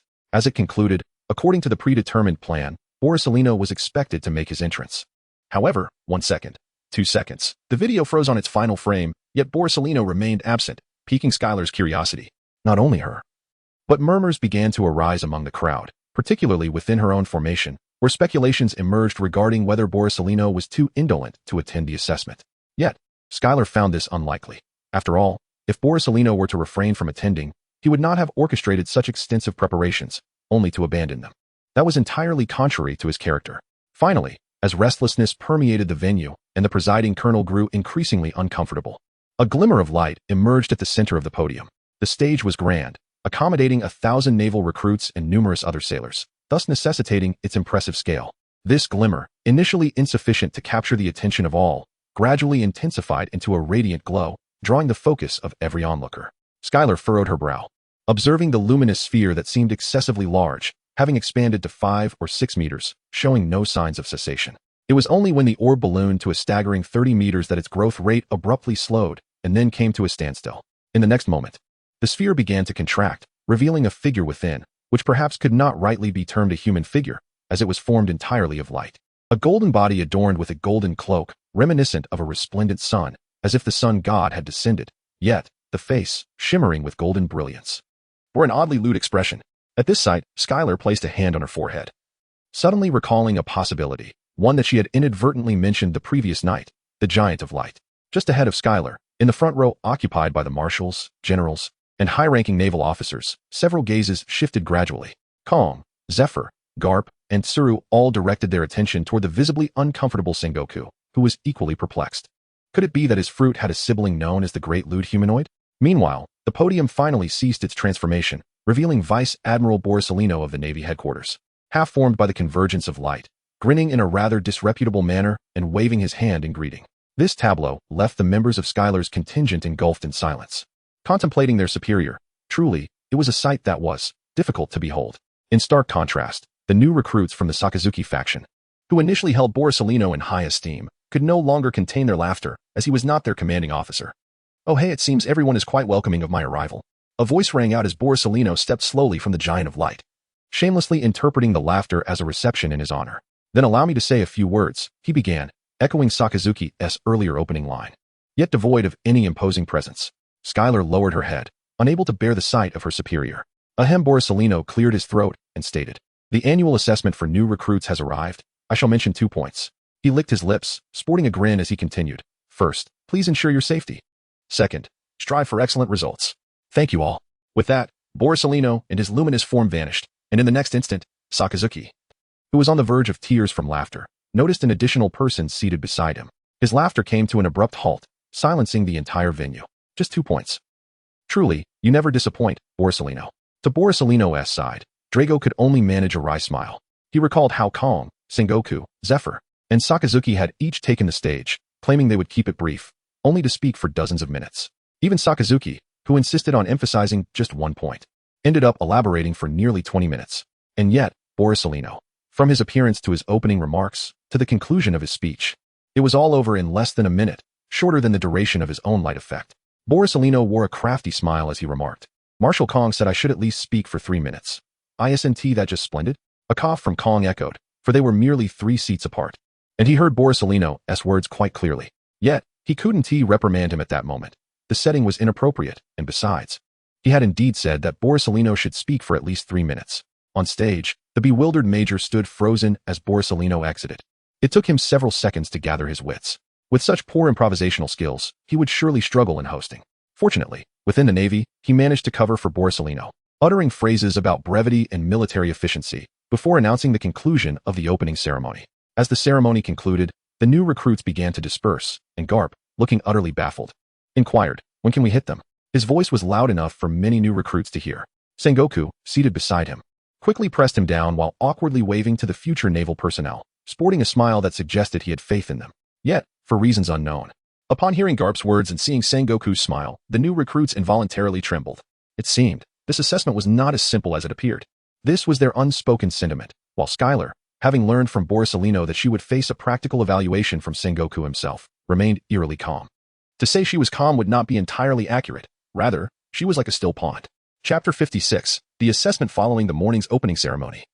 The afternoon was reserved for theoretical examinations, with practical assessments and weaponry evaluations scheduled for the following day. The third day would commence with group assessments. Thanks to Borsalino's brief remarks, the new recruits were afforded extra time for last-minute study. Even Skylar, who had already received approval from Tsuru and Gion for one-on-one instruction, seized the opportunity to review her notes diligently. Skylar was acutely aware that merely believing one has mastered a subject does not equate to true mastery. After all, one merely stores knowledge within the confines of the mind. The brain is simultaneously the most trustworthy and the most treacherous organ of a person. In moments of dire straits, it may assist in turning the tide, yet when one feels certain of victory, it may betray one's confidence. For instance, one might feel proficient in a particular subject or skill, only to find oneself suddenly unable to recall it when needed. Thus, even after having previously learned and memorized such knowledge, Skylar diligently seized the time to engage in a final review. The theoretical examination at the naval training camp differed significantly from the exams Skylar had encountered before. In typical assessments, questions are extracted from specific courses to form a test paper. However, the naval theoretical exam was distinct. It encompassed all the knowledge from the textbooks, transforming it into questions, with no emphasis on particular topics, as each piece of information could be pivotal to success or failure, life or death. To accommodate the constraints of time, the majority of the theoretical exam consisted of multiple choice or true-false questions, requiring no elaborate responses. If one knew the material, one could respond swiftly. At 2 o'clock in the afternoon, Skylar sat within the examination hall, receiving the test paper, which was indeed a substantial document, unfolded to reveal a stack of pages, measuring a thickness of nearly half an inch. Skylar glanced up at the countdown clock, which had yet to reach 4 o'clock, 00. The supervising naval officers were also observing the recruits, attentively ensuring that none of them had begun answering prematurely.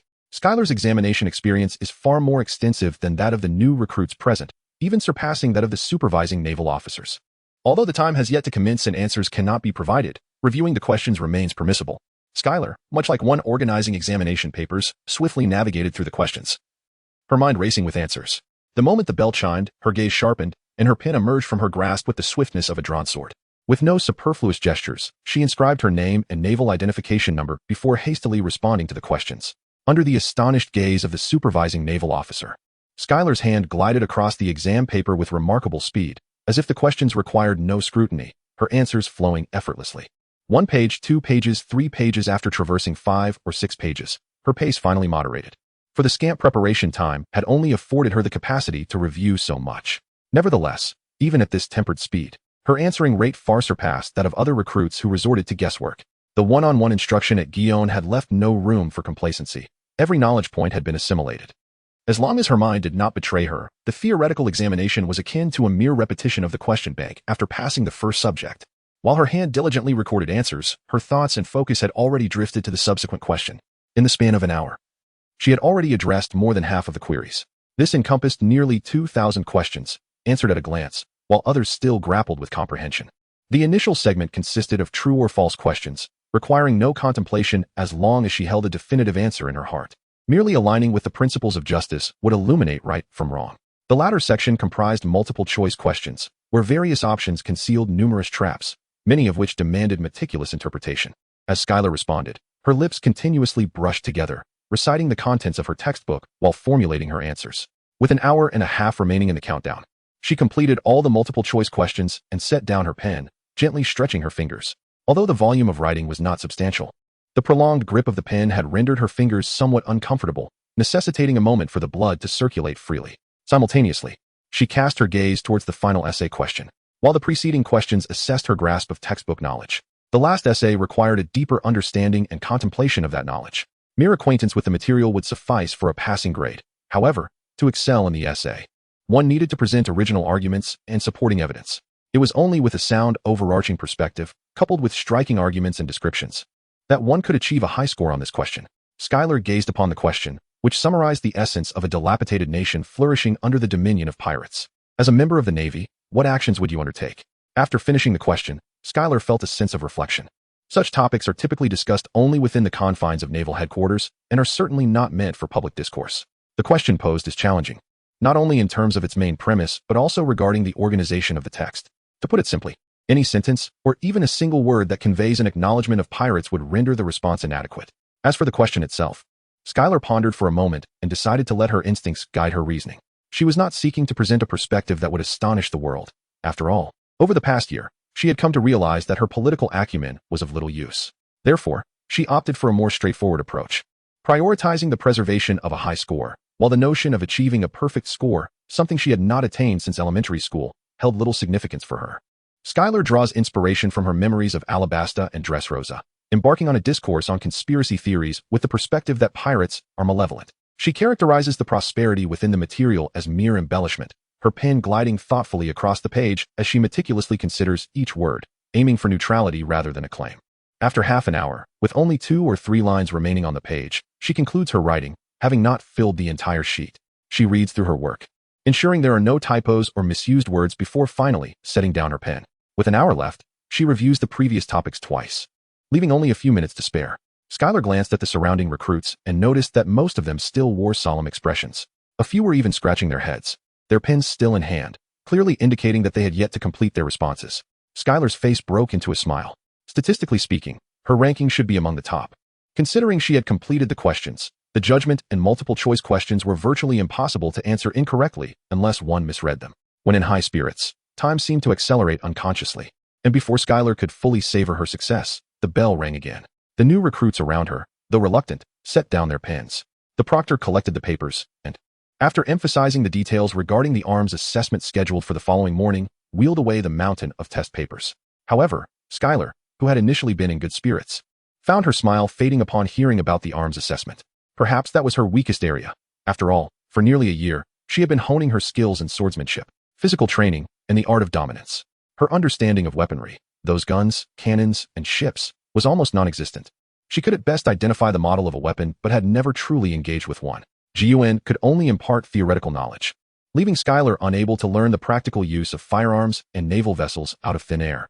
Oh well, if specializing in one area meant falling short in another, then perhaps merely passing should not be too difficult.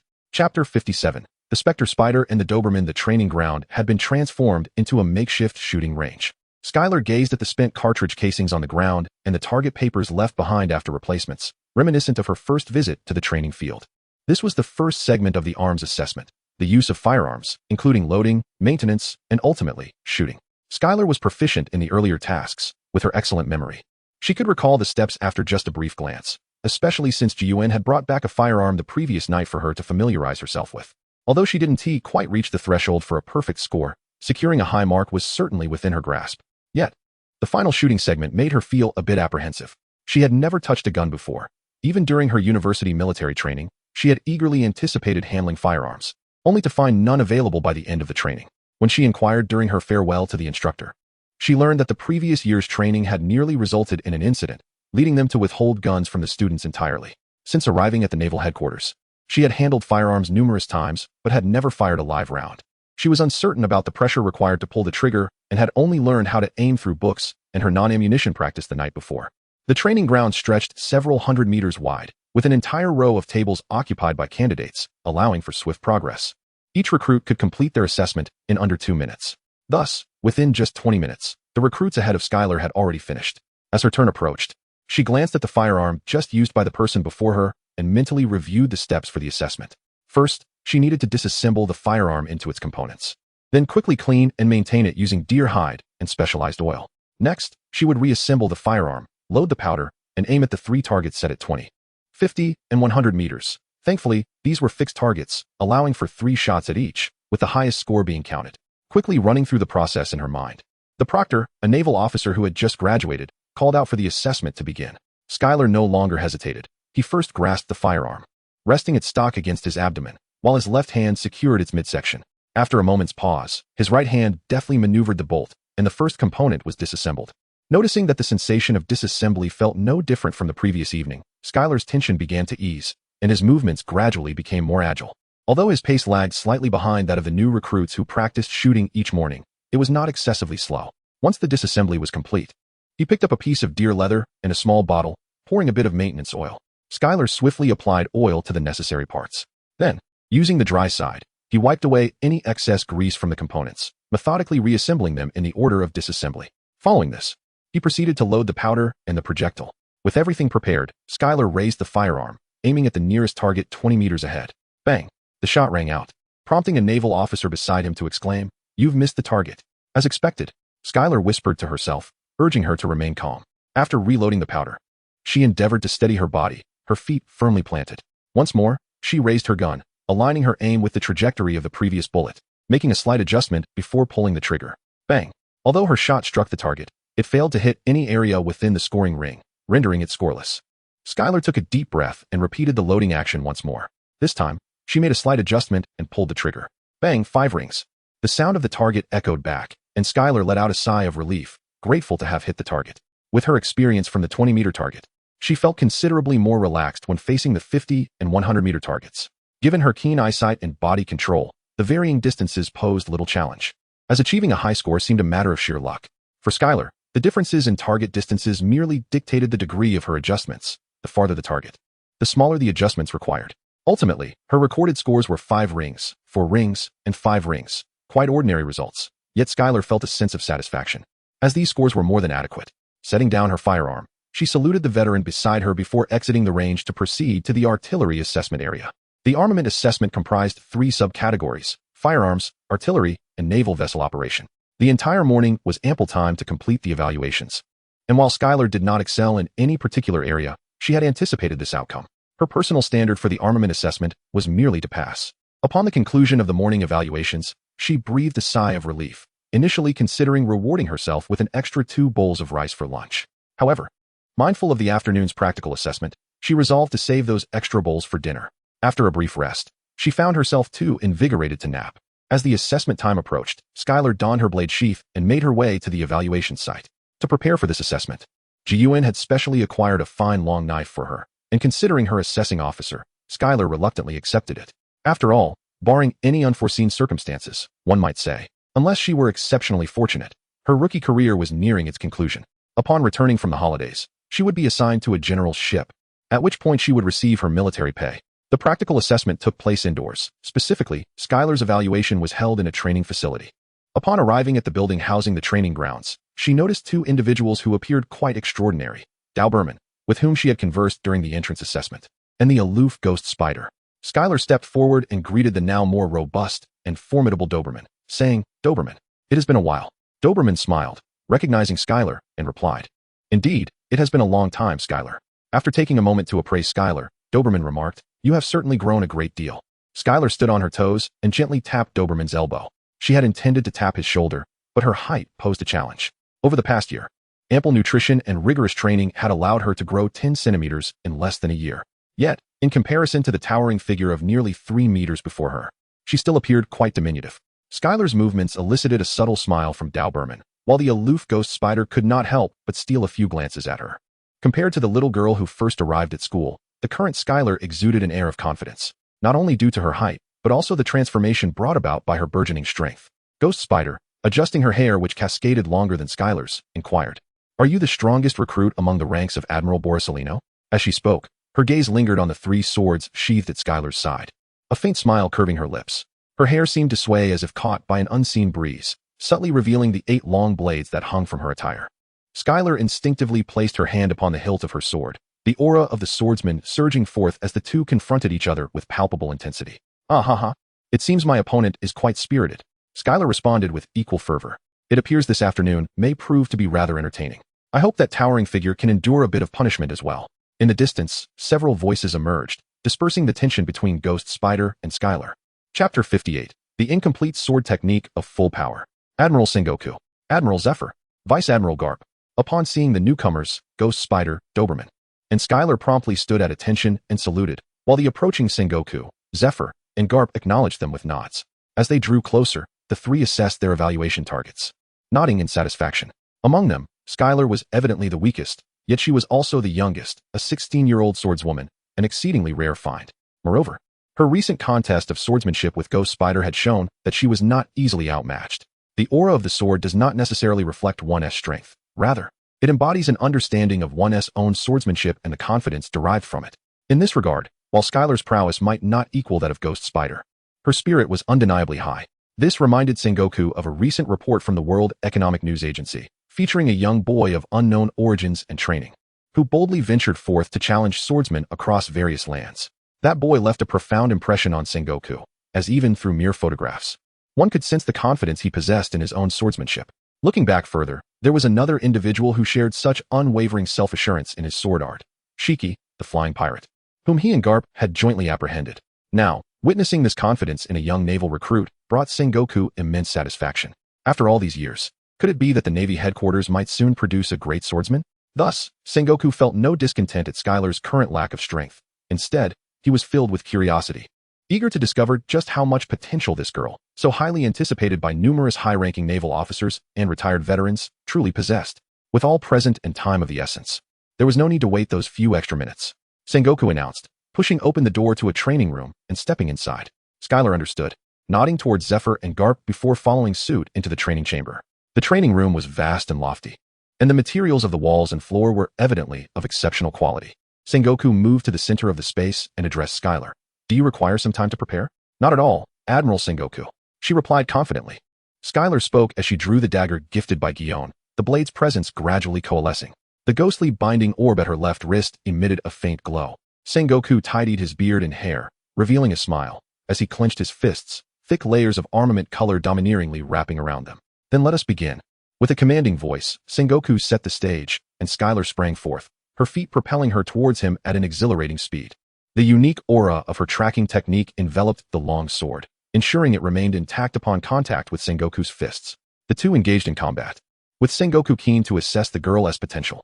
As he advanced in age, warming up beforehand became essential for a vigorous fight. The clash of blade and fist resonated, the ghostly binding threads unfurling and intertwining around Sengoku, who made no effort to resist. Though he had yet to witness the full extent of her abilities, he had heard tales from Crane and Garp, leaving him unfazed by her initial display. In a flurry of rapid exchanges, dozens of rounds passed in mere breaths, and Skylar was fully warmed up.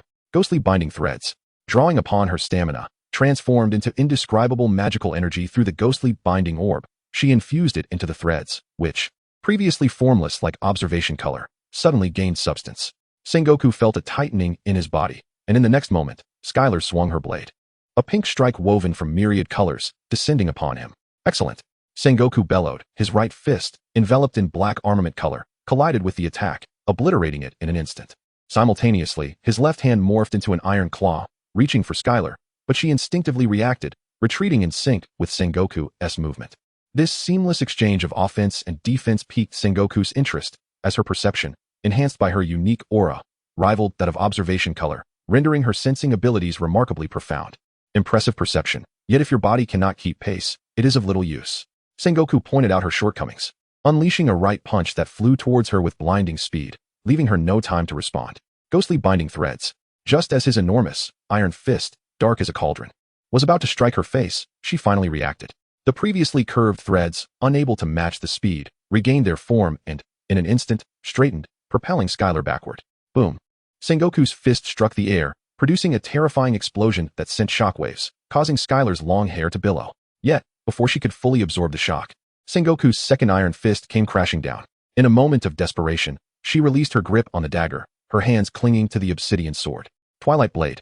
The obsidian was swiftly drawn, a dazzling slash accompanied by the aura of her tracking technique surged forth, while her hands became enveloped in armament color.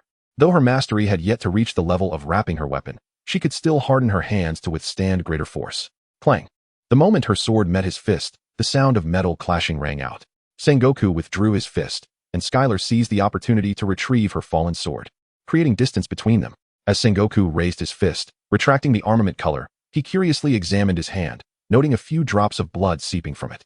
How curious that, despite my armament color defense remaining intact, I still bleed, he mused with a hearty laugh. Skylar, panting, realized this was the essence of swordsmanship she had recently grasped, the profound immersion in solitary courage, allowing her strikes to penetrate deeply into her opponent. Yet, such strikes consumed even more stamina and mental fortitude than the already exhausting slashes. Wiping the drops of blood from his hand, Sengoku stretched his fingers, tightening his grip once more. Give it your all. I wish to see how deep your slash can truly cut. With that, his armament color enveloped his fists anew, a golden radiance shimmering upon them. Zoan type, mythical beast, human fruit, Buddha form. Sengoku revealed the power of his devil fruit. And as the Buddha light emanated from his fists, Skylar gripped her sword with renewed determination.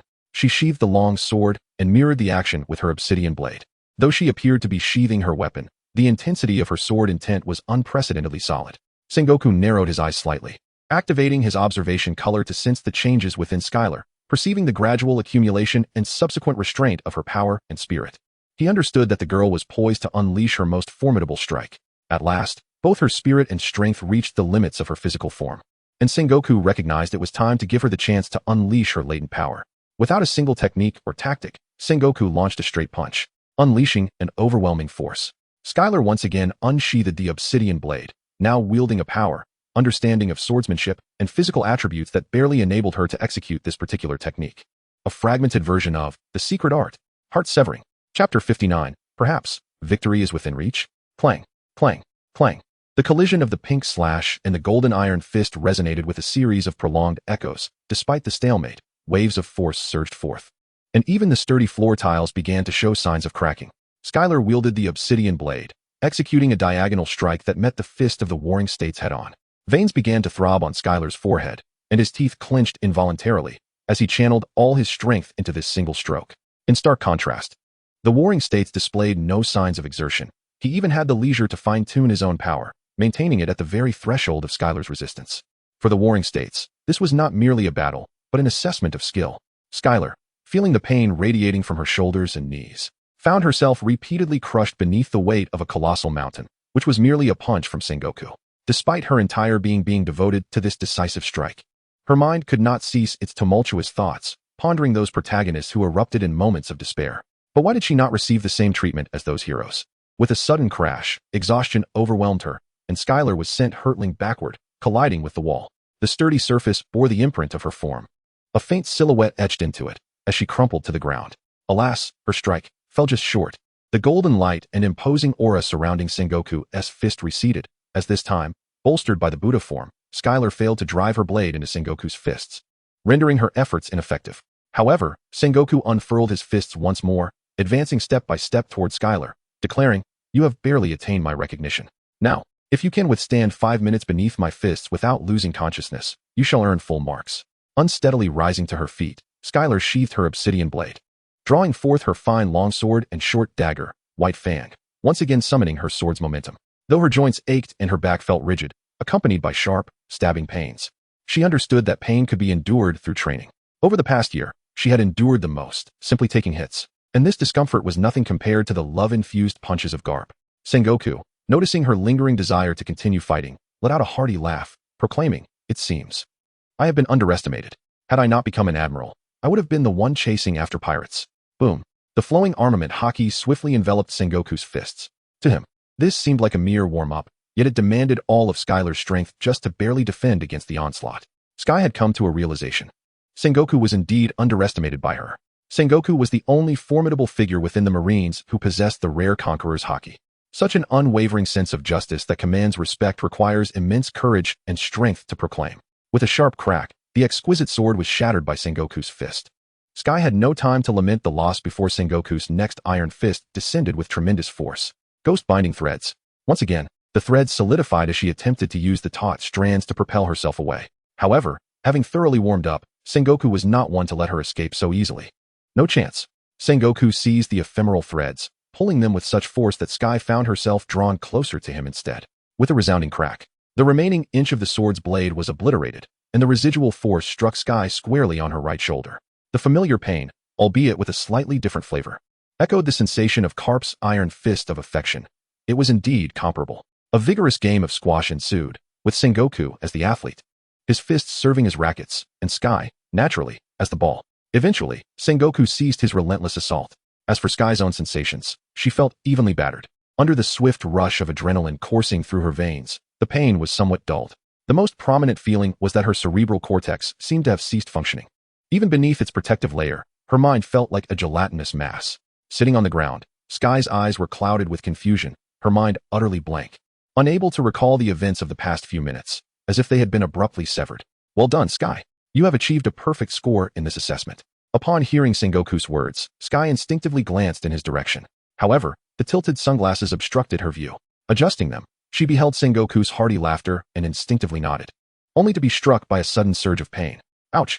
The pain surged forth, rendering her speechless, leaving her only able to vocalize a string of expletives, which brought Sengoku's laughter to an abrupt halt.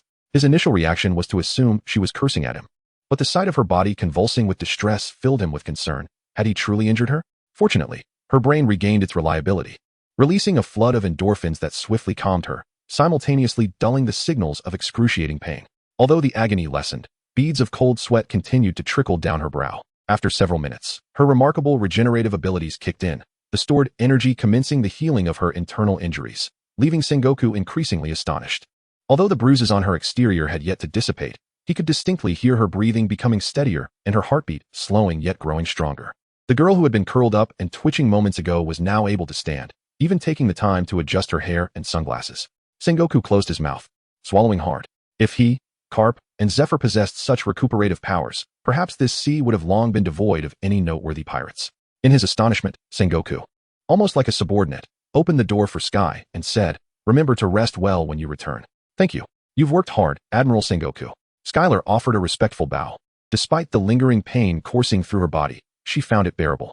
Sengoku scratched his head and followed Skylar out of the training room.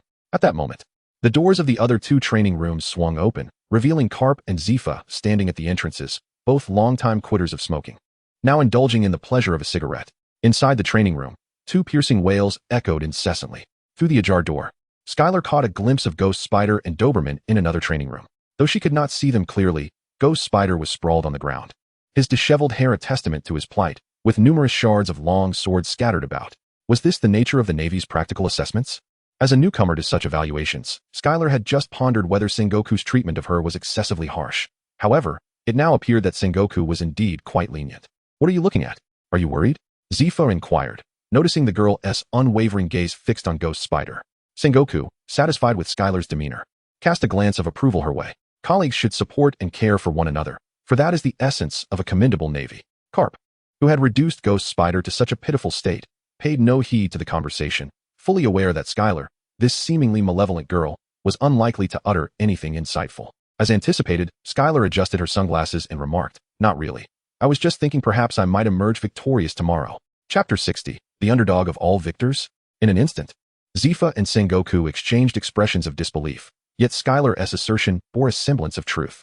Tomorrow marked the assessment for the formation, with a crucial component being individual practical evaluations. The foremost individual could significantly enhance the formation's overall score. Presently, two elite members of Admiral Sakazuki's formation had been thoroughly bested by Zephyr and Garp. Although Skylar herself had sustained injuries comparable to those of the two men, her recuperative abilities were remarkably robust. By tomorrow, she might well have regained her prime condition, while the two would likely still be bandaged, thereby rendering her devoid of insurmountable adversaries.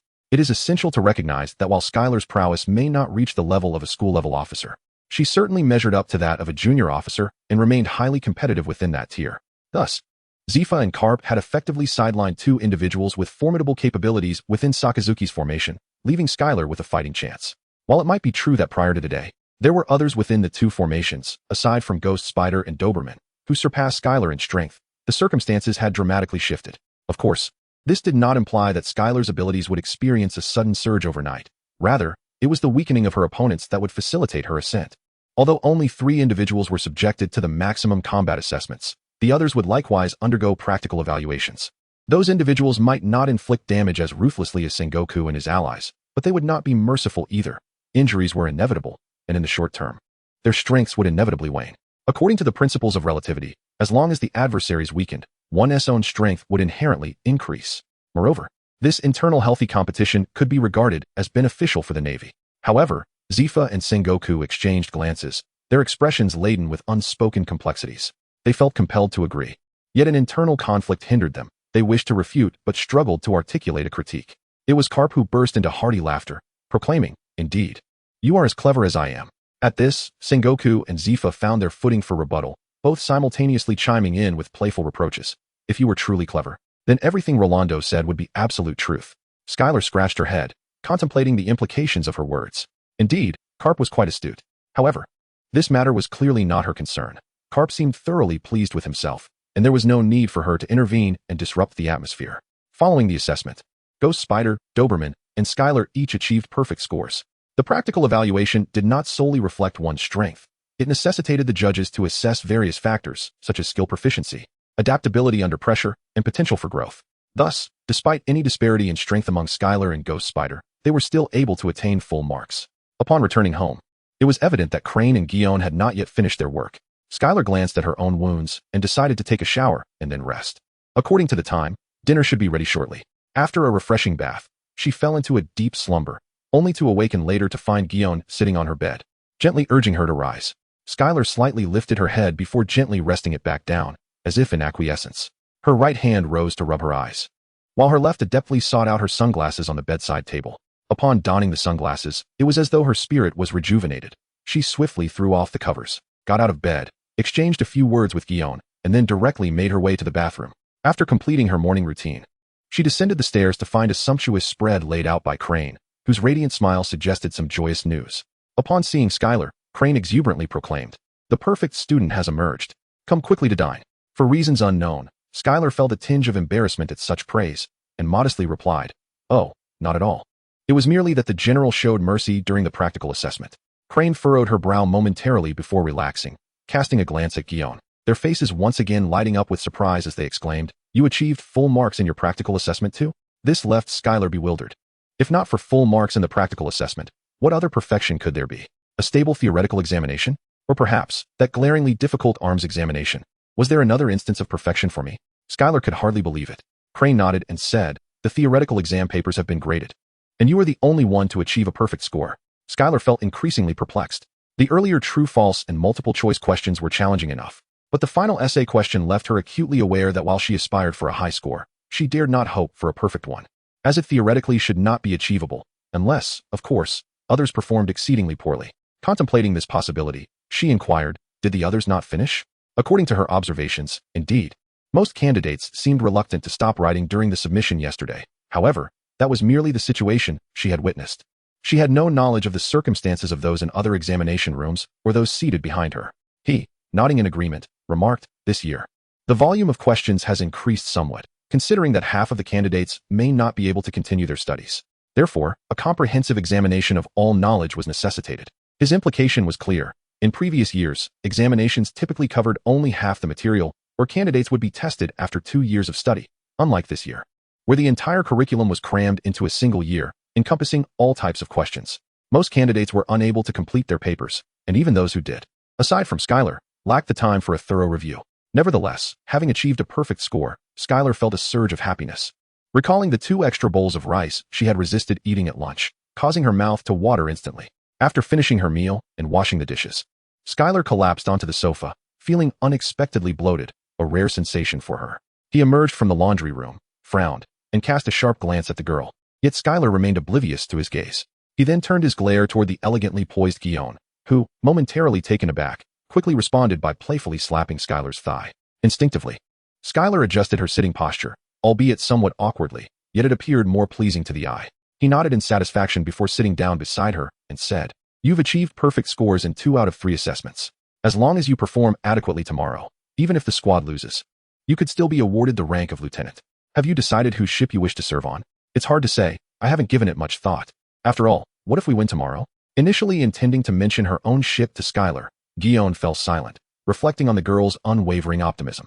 Although the first word that came to her mind was Navi, she quickly amended her thoughts, preferring to use a more complimentary term when considering Skylar. He nodded, sharing Guion's sentiment. A single individual could bolster the squad's performance. However, if the disparity was too vast, it would be of little consequence. "Then I shall look forward to your emergence as a dark horse," he said, offering a warm, kind smile as he gently ran his hand through the girl's long hair. Yet Skylar, after a moment of contemplation, replied, "I am not a dark horse. I have my reasons for winning." His hand hesitated, locking eyes with Skylar. Then he nodded in agreement. "Indeed, you have invested everything for this purpose." Chapter 61. The Sharp Blade. The Grand Palace of Splendor. My apologies, Guion. The sword has been lost once more. During her pre-sleep maintenance of her blade, Skylar suddenly remembered that the long sword Guion had gifted her had been shattered under the blows of warring states, leaving only the hilt behind. Guion affectionately patted Skylar's head, her smile warm and unperturbed, unaffected by the fact that Skylar had nearly destroyed a sword she had gifted her every week. Perhaps, as a swordswoman, she could empathize with such losses. Removing her hand from Skylar's head, Guion said, "I had originally planned to wait until you set sail to present it to you as a reward, but now it seems. Why prolong it? Upon hearing Gion's words, Skylar felt a mix of confusion and realization as Gion stood, walked to the wardrobe, and opened it, retrieving a long wooden box. I wanted to find a renowned sword that suits your height, but it has proven to be quite a challenge. Only those famous swords that have emerged from the land of harmony are suitable. I hope this sword accompanies you for a longer time. As Gion spoke, she handed the wooden box to Skylar. At that moment, Skylar was unsure whether to feel sorrow or joy, whether to be disheartened by the implication of her short stature or to revel in the prospect of a renowned blade. Observing Skylar's hesitation, Gion placed the box firmly on her lap and then turned to fetch some clothes, evidently preparing for her wash-up. After Gion left the room, Skylar finally glanced at the wooden box resting on her lap. After a moment's hesitation, she lifted the lid. Inside lay a long sword, which, to Skylar, certainly qualified as a long sword, albeit shorter than the excessively lengthy one she had experienced, which had even felt awkward to wield. The sword was entirely red, adorned with a lacquered scabbard featuring designs of peach blossoms, misty rain, and circular clouds. The hilt was similarly crimson, lined with pearl fish skin for grip, and the eyelet was well concealed. Clearly, the fittings had been recently replaced. However, for the sake of comfort, such fittings required periodic replacement, as they could not maintain their condition for extended periods, unlike the blade itself. Yet, these details were secondary. What truly mattered was the blade. As Skylar drew the long sword from the box, she sensed its weight. Not particularly heavy, but well balanced. However, the balance with the scabbard was one aspect. The true balance without it was critical, as it influenced the fluidity of the user's movements and directly affected their technique. With a gentle push of her left hand on the guard, the moment the blade separated from the scabbard, a crisp sound resonated, pleasing Skylar immensely. She adored such sounds.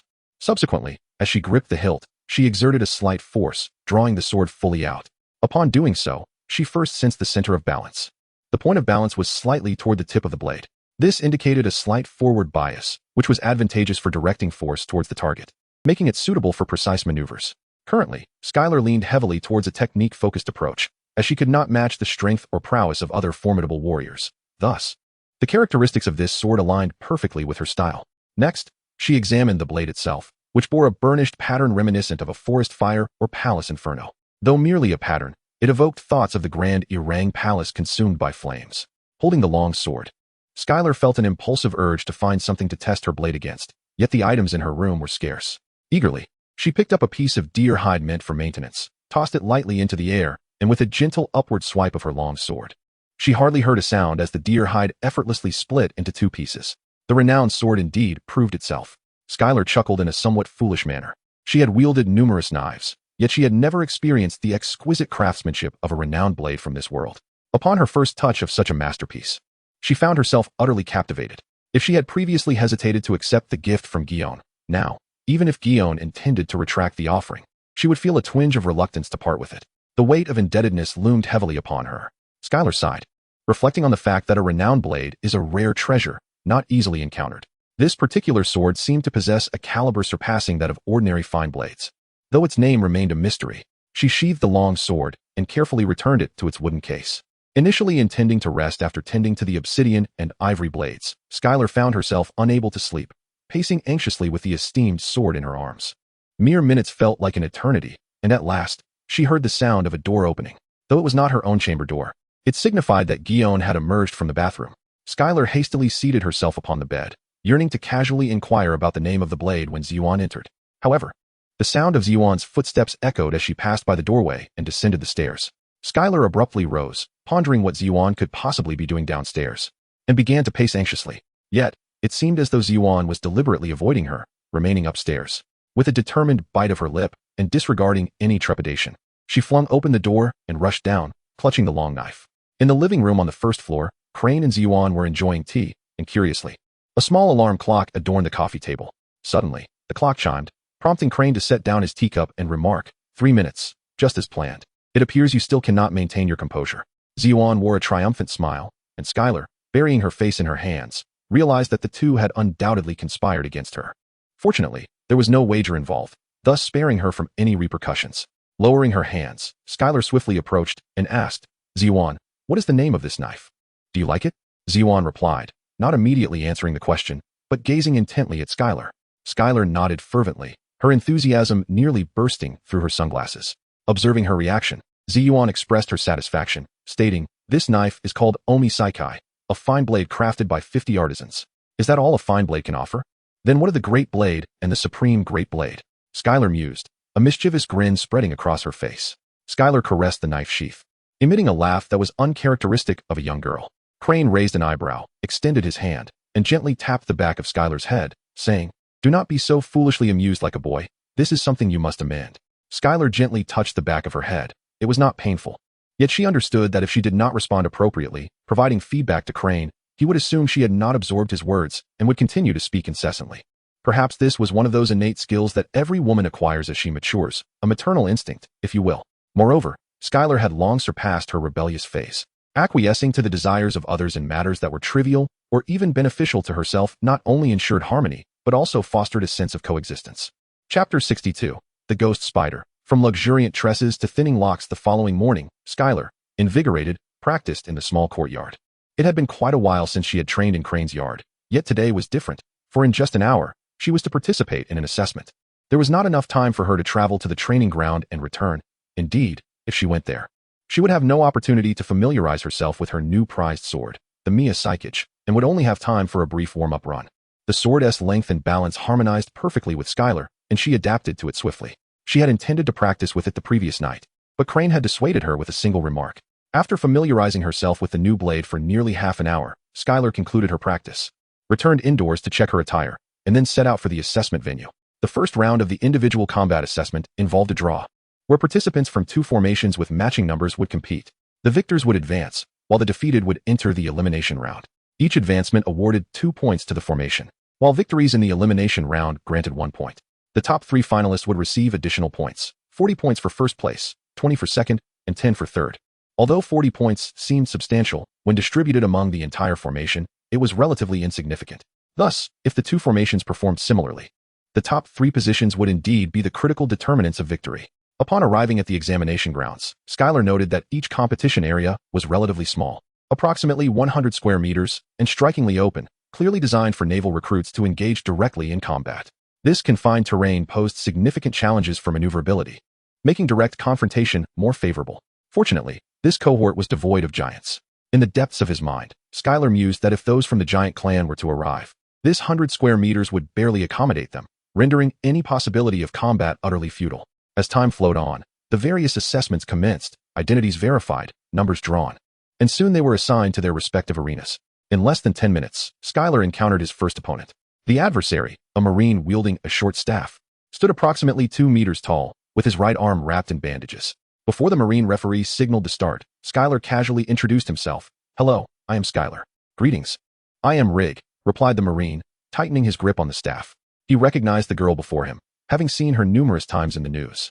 Due to the Crane resolution, Skylar had graced the newspapers on several occasions over the past year. His first appearance in the World Economic Journal was due to the incident involving Crocodile, a rather sensationalized event. The second was facilitated by the Navy's connections, leading Morgan to report on the naval newcomer, a girl of unwavering justice who had been combating evil even before joining the Navy. This article was one Skylar had yet to muster the courage to read, as it filled him with profound embarrassment. The third instance was less remarkable. While the first two were headlines, this one merely occupied a small segment in a larger piece focused on Vice Admiral Borsellino. Skylar merely played a supportive role during Borsellino's anti-piracy operations, making it seem quite ordinary. The Navy's reports were customary, crafted to portray Skylar as an exceptional genius within their ranks, without excessive flattery. Although Rig had never engaged Skylar in combat before, and today marked their first encounter, he dared not underestimate her. After all, Skylar was regarded as the other's child by Admiral Sakazuki. Every time Sakazuki convened a training session, he would highlight Skylar, extolling her diligence and referencing her late-night studies, words that seemed almost too eloquent for him. Furthermore, due to an injury from the previous day's practical assessment, Rig could only utilize his less agile left hand. At that moment, the referee filled out their information and addressed them. "Show your capabilities. I will intervene if necessary. The outcome of this match is determined by me, understood?" Upon receiving their nods, the Marine shouted, "Begin." In an instant, Rig focused his mind, only to find that Skylar had vanished from his sight. Sorrow. Rig was momentarily stunned. After entering the Naval Academy, he had learned the technique, but his execution lacked such swiftness. In the next moment, he felt a gust of wind at the back of his head. Without hesitation, he swung his staff backward. Clang. A white short sword was sent flying, yet Rig sensed impending doom. Sure enough, he felt a chilling and warm sensation at his chin before losing consciousness. As Skylar's decisive strike left her momentarily bewildered, had she known it would be this effortless, she pondered, why had she bothered with a feigned attack? Recalling her white fangs with the ghost binding thread, Skylar scratched her head and glanced at the still-dazed referee. The referee, feeling a flush of embarrassment, recalled his earlier words about intervening if necessary, but given Skylar's astonishing speed, he was uncertain he could keep up. Skylar Gray advances, he declared, stamping her scorecard and handing it to her. Skylar nodded, casting her gaze upon her Navy identification number, G109527, and the numerous small boxes beneath it. The road ahead is long and arduous. Skylar stepped aside to rest, anticipating the commencement of her second round. The seating arrangements for the advancing and eliminated groups were on opposite sides, and as the first to complete her duel, she found herself in the foremost position of the advancing group. Before long, the second and third competitors approached almost simultaneously. It would be more accurate to say they supported one another. Once again, they reunited, Doberman and Ghost Spider. Skylar gazed upon the two individuals, their bodies swathed in bandages below the neck, their faces slightly contorted. Yet, the smiles gracing their lips were radiant. The once haughty Ghost Spider, who had exuded pride yesterday, merely nodded now, lacking the bravado of the previous day. However, he did not allow the absence of any injuries on Skylar to cast doubt on whether the general from the warring states had gone easy on Skylar during the practical assessment. Yesterday, from the adjacent training room, the echoes of Skylar's anguished cries and the relentless thuds against the walls of his training chamber made it abundantly clear to Ghost Spider. The treatment Skylar received yesterday was even more excruciating than his own suffering. Yet, as the assessment concluded and he lay on the ground, unable to contain his wails, he observed that Skylar was already able to move. However, the injuries he bore were truly alarming. Yet today, he had fully recovered. This can only lead one to conclude that Skylar is a remarkable being. He did not perceive it as unfair for a healthy Skylar to compete alongside those of them who bore injuries, for after all, the enemies of the Navy are pirates and criminals. Where is the fairness in that? Moreover, the ability to recover swiftly is a testament to Skylar's own prowess. After sitting down, Ghost Spider, enduring the pain etched on his face, remarked, "If I were to encounter you, I fear I would be unable to unleash my full potential. I understand, you are down to 6 blades, and your hair as well." As Skylar's words resonated, the typically resilient Ghost Spider felt a warmth gathering in his eyes. He had saved for many years to acquire 10 blades, and now, he was left with only 2 spare ones. The long locks he had cherished for so long. Now they had transformed into a bald pate. Chapter 63, a naval tip. You may defeat, but do not suppress your comrades. Doberman remained silent, merely patting the back of this combative comrade who had competed with him since entering the Naval Academy. For a fleeting moment, Ghost Spider yearned to lean on Doberman's shoulder. Thankfully, another newly minted recruit, who had just completed the assessment, sat down beside him, jolting Ghost Spider back to reality. He straightened abruptly, as if a nail had been driven into the chair, yet his face contorted in pain, for he truly ached. Skylar silently observed the display of camaraderie between the two, reflecting on the essence of brotherhood forged through the crucible of combat. As time progressed, an increasing number of individuals from the promotion group took their seats. However, Skylar felt a tinge of awkwardness, for it appeared that both beside her and behind her were members of the Sakaski faction. Goodness, if a conflict were to erupt within the Sakaski ranks, regardless of victory or defeat, points would be accrued for the faction. In a complete round of promotion and elimination, merely 4 members from the Sakaski faction could secure 7 points. Initially, they would engage in pairwise combat, each victor earning 2 points, thus totaling 4. Subsequently, in the elimination segment, the 2 defeated would face off again, with the winner claiming an additional point, bringing the tally to 5. Then, the 2 who advanced would compete against each other, with the victor adding another 2 points, culminating in 7. Should an extra group be added, a second round of eliminations could ensue, further increasing their score. The rules of this assessment dictated that as long as a discernible disparity in strength existed between the 2 factions, the score would only widen. It was utterly impossible for Skylar alone to rectify the situation. Contemplating this, her eyes widened as she gazed across numerous platforms toward the position of the losing group, their languid demeanor strikingly reminiscent of Porcelino. Though Porcelino himself did not cause chaos within the faction, how was it that his soldiers had all adopted his traits? What could possibly explain this? At last, the first round of assessments concluded, and the list of those who advanced was promptly unveiled. A mere 1,407 individuals. That was the total number from Porcelino's faction, barely a third of the participants. Skylar instinctively covered her face, seeking solace in the thought that most of those in the elimination group were from her own faction, and perhaps they could garner a few points. Yet, what good would that do? Upon witnessing the results, despair gradually enveloped Skylar. It seemed the faction was beyond salvation. The list for the second round of matches was swiftly drawn, and soon enough, Skylar found herself at yet another platform. However, in stark contrast to her earlier enthusiasm, she appeared significantly less spirited. Her opponent, a naval recruit named Cass, was not particularly tall, only a head taller than Skylar, yet he did not seem much more robust. He wielded a short blade approximately a foot in length. Skylar merely glanced up, and with that brief observation, he surmised that this individual was likely adept in a technique-oriented approach. Hey, Skylar, shouldn't I be the one feeling despondent? After exchanging pleasantries, Cass noticed Skylar with his head lowered, exuding an air of lethargy, and he called out with a smile. When he saw that Skylar only lifted his head slightly before letting it drop again, Cass realized that Skylar had not genuinely registered his words. Casting a glance towards the referee, Cass shook his head, indicating that he was not yet prepared. Skylar, I too am destined for failure. Or have you already perceived that the formation is bound to lose and intend to grant me a victory? No. I simply sigh. Skylar mustered his spirit and gazed at Cass, apologizing. I am truly sorry for my disrespect. Upon witnessing Skylar finally straighten his posture, Cass drew his short blade and remarked, I hope you graduate soon. I look forward to serving under your command next year. After uttering these words, Cass did not linger and turned his attention to the referee. Nodding slightly, the referee then looked at Skylar, who took a deep breath and also nodded in response. As the second round commenced, the referee declared, let us begin. He placed his stamp upon Skylar's score sheet. Although Skylar may not have noticed, the referee did observe that Cass's steps onto the stage appeared somewhat unsteady. It was evident that he had either sustained an injury during yesterday's practical examination or had been hurt during the first round. His chances of victory were exceedingly slim. Had Skylar not been in a less than optimal condition, the referee might have been inclined to stamp the scores and simply watch the match unfold. Once the referee issued his command, Cass refrained from launching an immediate attack. The referee's intuition was correct. Cass had indeed pulled a muscle in his leg. He had already reached his limit yesterday, and the strain had erupted during the first round. Although he had narrowly triumphed in the initial contest, Cass was acutely aware that he could not advance any further. Skylar hesitated, contemplating which blade to wield, not out of disdain for Cass, but rather. The dusk blade, a vibrant pink strike, interwoven with an array of dazzling colors, was unleashed. Cass raised his short sword, yet before he could even gather his strength, he was already propelled off the stage. Coughing, Cass landed on his back, his upper body convulsing intermittently. This decisive strike captured the attention of countless spectators, including the distant observers Sakazuki and Borsalino, who were equally captivated. Sakazuki furrowed his brow, exerting force beneath his feet as he swiftly approached the edge of the stage, while Borsalino continued to refine his nails with a small file, gazing at the fallen Cass, whose short sword lay shattered in several pieces. Sakazuki then turned his attention to Skylar.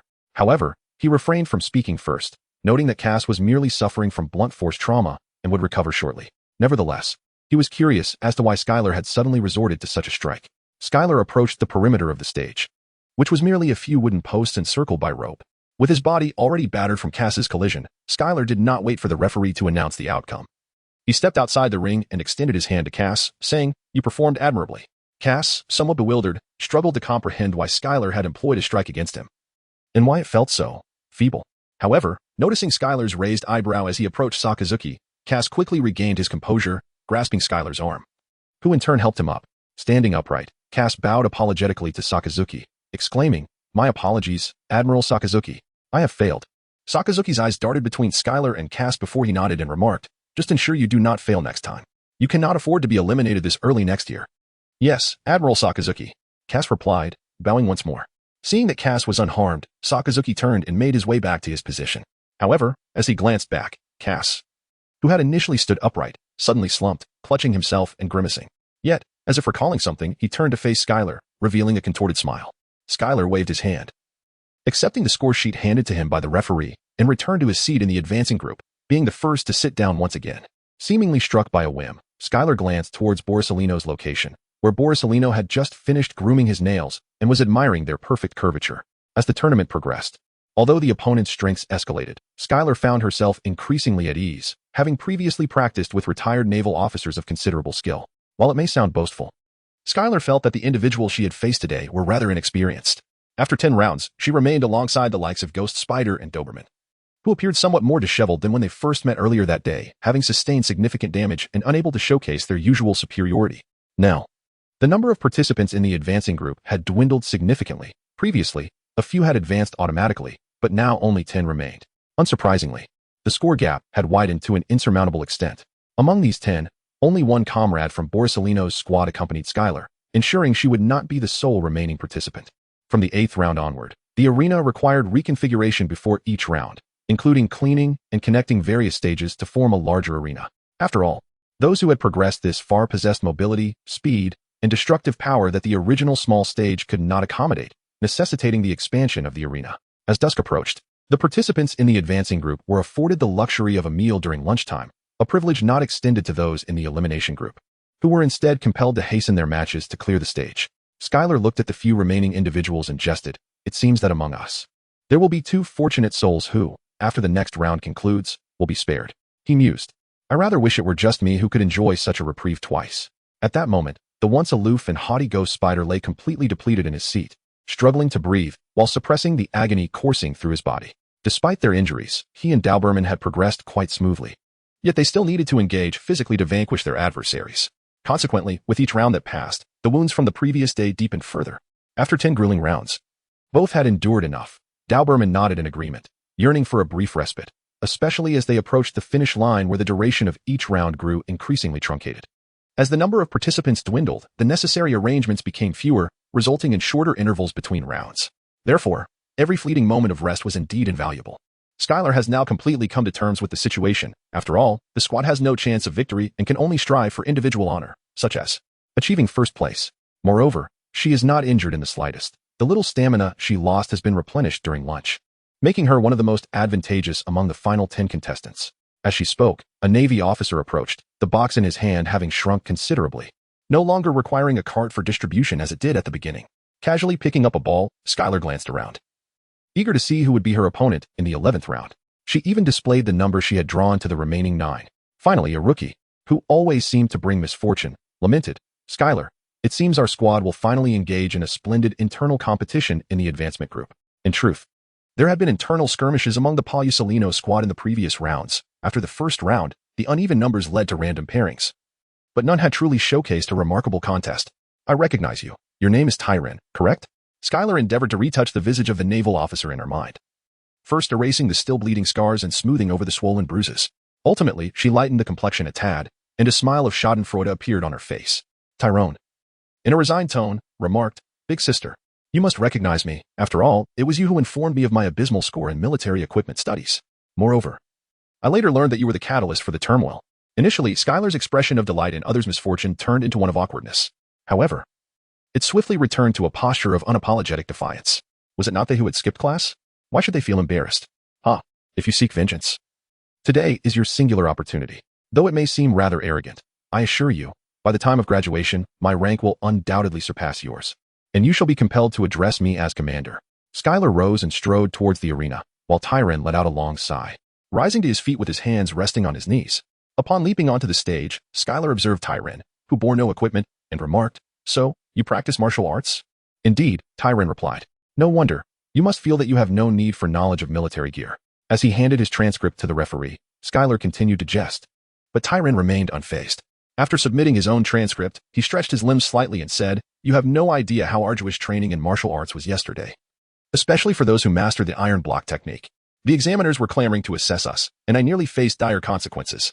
Tyren's demeanor seemed quite buoyant, prompting Skylar to chuckle as he pointed at the 2 large figures, Ghost Spider and Doberman, who were nestled together off the stage. "Do you see those 2? I must tell you, those who wield armament Haki fare even worse." "Thank you, but that does little to lighten my spirits." "No, it is rather amusing, indeed," Tyren admitted, unable to contain his laughter. "Hearing about others' misfortunes brings me genuine joy. What about you? How come you emerged unscathed?" "Well, is it so strange that my prowess ensures my safety?" Skylar spoke these words with a hint of insecurity, as she had been quite severely defeated by warring states the day before. However, despite her own lack of confidence, Tyren believed her, nodding in agreement and stating, "True enough. After all, she is someone capable of inflicting significant damage on the 7 warlords." "Please, refrain from mentioning such matters." Skylar held her forehead. But before she could formulate her thoughts, the referee, displaying a hint of impatience, remarked, "Shall I step down and allow you to converse at your leisure?" No. Let's begin. I am ready." Skylar hurriedly offered an apology, while Tyren nodded in agreement, creating a slight distance and assuming a defensive stance. The referee, somewhat dismissively, called out, "Begin." Skylar gazed at his classmate, observing Tyrone's muscular physique, which was reminiscent of iron. As Skylar's hand hovered over the blade sheath, it came to a halt, and a malicious smile crept across his face. The referee, who had previously worn an expression of displeasure, suddenly raised an eyebrow and directed his attention towards Skylar's clenched fists.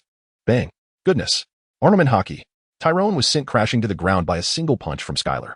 As he rose, rubbing his chest and grimacing in discomfort, he muttered with some dissatisfaction, "Why didn't you give me a heads up?"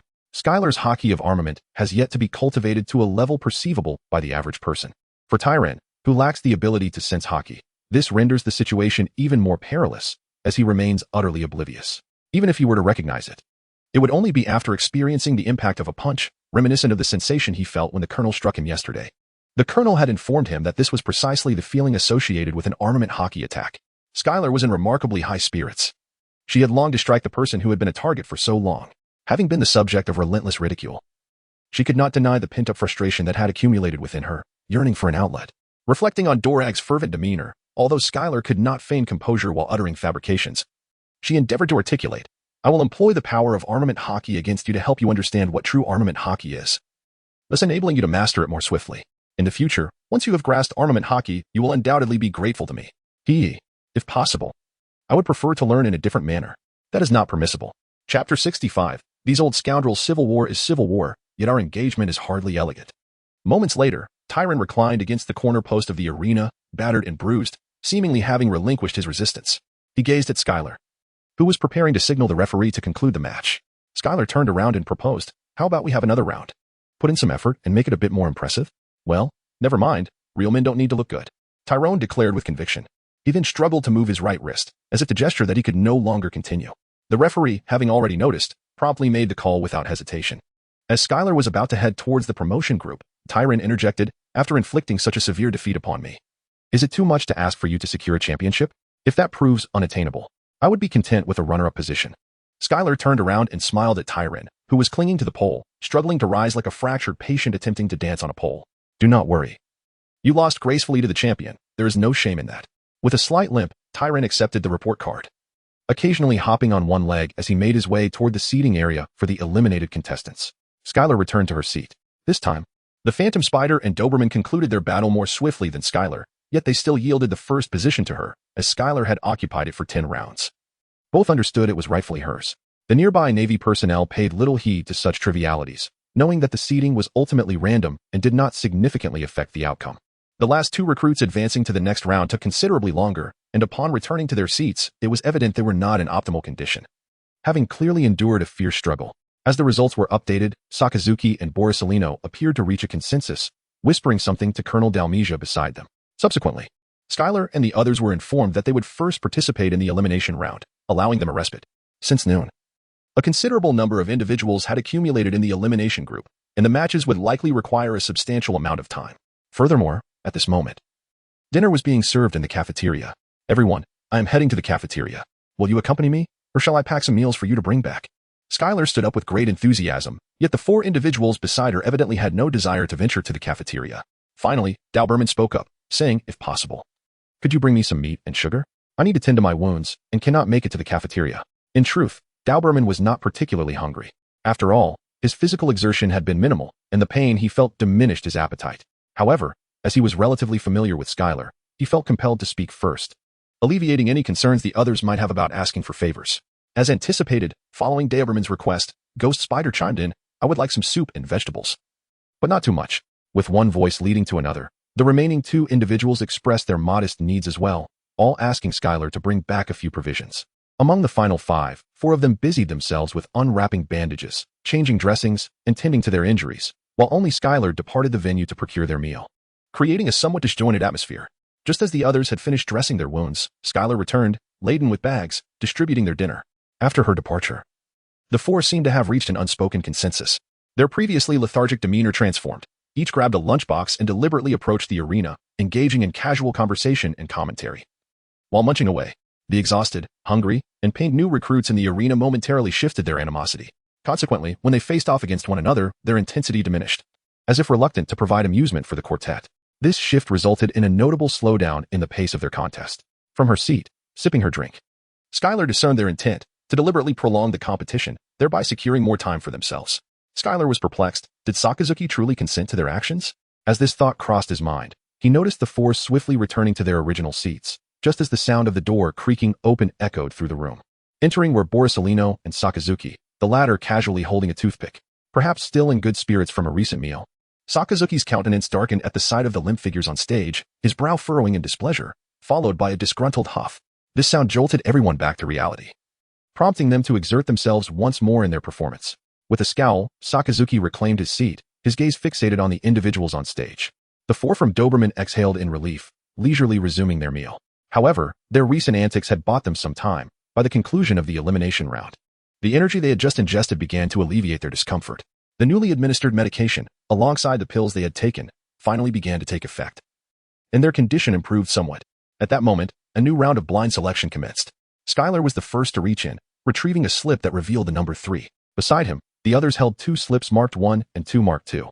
Skylar's spirits lifted, a smile gracing his face, while the expressions of the 4 nearby were exaggerated, as if they were coordinating a performance with him. The unfortunate duo, Ghost Spider and Doberman, had yet to encounter one another, perhaps a testament to a peculiar blend of luck and unspoken understanding. Skylar, with a large bucket of chilled fruit tea in hand, joyfully savored the competition, while the venue gradually welcomed a few onlookers. However, neither Sakazuki nor Porcellino expressed any discontent. After all, these spectators were brought in by Fleet Admiral Steelbone Kong, and they had also reached the end of their workday, gathering together like those who, after dinner, convened to drink and watch a match. Among them, Crane was not captivated by the contest on stage. She glanced around and spotted Skylar seated in the advancing group, enjoying her drink and unscathed, which brought a smile to her face. Zifa, Sengoku, and Garp also noticed Skylar. The 3 seasoned veterans exchanged glances, recalling Skylar's contemplative statement from the previous day. Perhaps I could emerge victorious tomorrow. It now seemed plausible, especially since only 3 contenders remained after this round. If Skylar were to receive a bye, she might indeed have a chance to seize an unexpected victory. With this thought, the old rascal Garp stroked his donut-like beard, seemingly deep in thought. Then, with arms wide open, he embraced Zifa and Sengoku, mumbling conspiratorially for a while. Zifa and Sengoku's expressions shifted as they seemed to reach a mutual understanding, and the trio, now entering their twilight years, revealed sinister smiles. After Garp released them, Sengoku, beaming with joy, approached Kong and whispered several phrases into his ear, prompting Kong to nod thoughtfully. At last, this round of matches concluded. Though somewhat strenuous, Ghost Spider and Doberman triumphed over their opponents. Just as the scores were tallied and preparations were underway to draw the next matchups, Kong raised his hand and proclaimed loudly, "Hold on. I have a suggestion. Admiral Kong, please direct us." Upon Kong's utterance, all naval personnel rose to salute, including Sakazuki and Porcellino, who approached Kong's side. Kong nodded, signaling for everyone to lower their hands, and continued, "I believe the remaining 3 need not draw lots for a bye. Just now, Sengoku reminded me that the Navy often engages with multiple factions simultaneously. Chaotic battles are quite common. Thus, while one-on-one matchups allow candidates to showcase their abilities, in real combat, adversaries seldom grant us the luxury of such opportunities. Therefore, learning to navigate chaotic skirmishes is an essential lesson for the Navy." After Kong's statement, Sakazuki nodded in agreement. Although altering the rules on the fly seemed somewhat unfair, the authority to interpret these rules resided entirely with the Navy, and ultimately with the Fleet Admiral. Kong continued, "Considering there are only 2 candidates left in the elimination group, both from Sakazuki's faction, there is no need for a match. Let us award Sakazuki an additional point directly. As for the remaining 3, it shall be a free-for-all. The first to be eliminated will take 3rd place, the second to be eliminated will take 2nd place, and the last standing on the stage will be crowned the champion of this assessment." Upon hearing this, the 2 candidates from the elimination group smiled. Such an arrangement, which spared their comrades from injury while still allowing them to earn points, was most welcome. However, Ghost Spider and Doberman didn't share the same enthusiasm. Originally, with 1 elimination group present, they could have taken a moment to recuperate, but now, they found themselves unable to contest Admiral Kong's words. Sakazuki promptly organized the next steps, connecting to the arena to allow the 3 candidates to engage freely in combat. Skylar remained unconcerned. Although facing the victor of the bout between the Phantom Spider and Doberman would allow her to compete against a more fatigued opponent, this was contingent upon her being the one to have a bye. What if it were someone else who received the bye? In that case, she would have to face one of them first, followed by a match against the other after a brief respite. In essence, the disparity in competition formats was negligible. As Skylar organized her blade case and ascended the platform, neither Phantom Spider nor Doberman could afford to delay any further. They too climbed onto the stage. Just as Sakazuki hesitated over who would officiate, he called out, "Are you all ready?" Reporting to Marshal Kong, "We are prepared." Marshal Kong beamed and bellowed, "Begin." With a resonant clang, it was as if by an unspoken agreement that both Phantom Spider and Doberman simultaneously launched their assaults on Skylar. This was not merely a matter of faction allegiance. Among the 3, only Skylar was in optimal condition. If they did not join forces to subdue her, the already wounded Phantom Spider and Doberman would only find their states deteriorating further during the confrontation, thereby granting Skylar an advantage. Thus, uniting their efforts to attack Skylar was their most prudent course of action. However, they could not have anticipated that Skylar would withstand their combined onslaught single-handedly, evidently employing her weaker physical techniques. As their fists collided, Skylar did not yield an inch. The injuries inflicted upon Phantom Spider and Doberman had a profound impact on them. Where they once possessed full strength, they could now muster only a fraction of it, perhaps a mere 30%, unless they chose to disregard their wounds and press forward. While this would enable them to exert greater force, it would also leave their bodies in greater agony post-battle. And yet, this was merely the first strike. Phantom Spider and Doberman clearly did not intend to expend their full might, resulting in a spectacle where Skylar appeared to effortlessly block the attacks of both adversaries simultaneously. It seemed rather lacking in martial ethics. Skylar jested as the three simultaneously withdrew their fists and separated, subsequently adopting stances reminiscent of drawing swords. Each of the trio was proficient with a blade. However, their styles diverged significantly. Doberman assumed a conventional left-handed swordsman-esque posture, while the scene became increasingly peculiar with Ghost Spider. He crossed his arms, grasping the hilts of two long swords, poised as if ready to draw them at any moment. Yet, his somewhat sparse and unkempt medium-length hair seemed to possess a will of its own, constantly fluttering in the air. In the blink of an eye, Ghost Spider recalled that he was left with but two swords, his flowing locks transformed into a bald pate, rendering him unable to employ his eight-sword technique for the foreseeable future. Meanwhile, Skylar gripped the white fang with his left hand and the crimson long knife with his right, while the black obsidian blade remained still. In the next instant, the resonant sound of multiple blades being drawn echoed simultaneously as the three men clashed their 5 weapons together. The swordplay, strikes, and overwhelming presence intertwining, dazzling beyond any previous contest. The renowned blade. Omi SHK. The trio retreated and separated once more.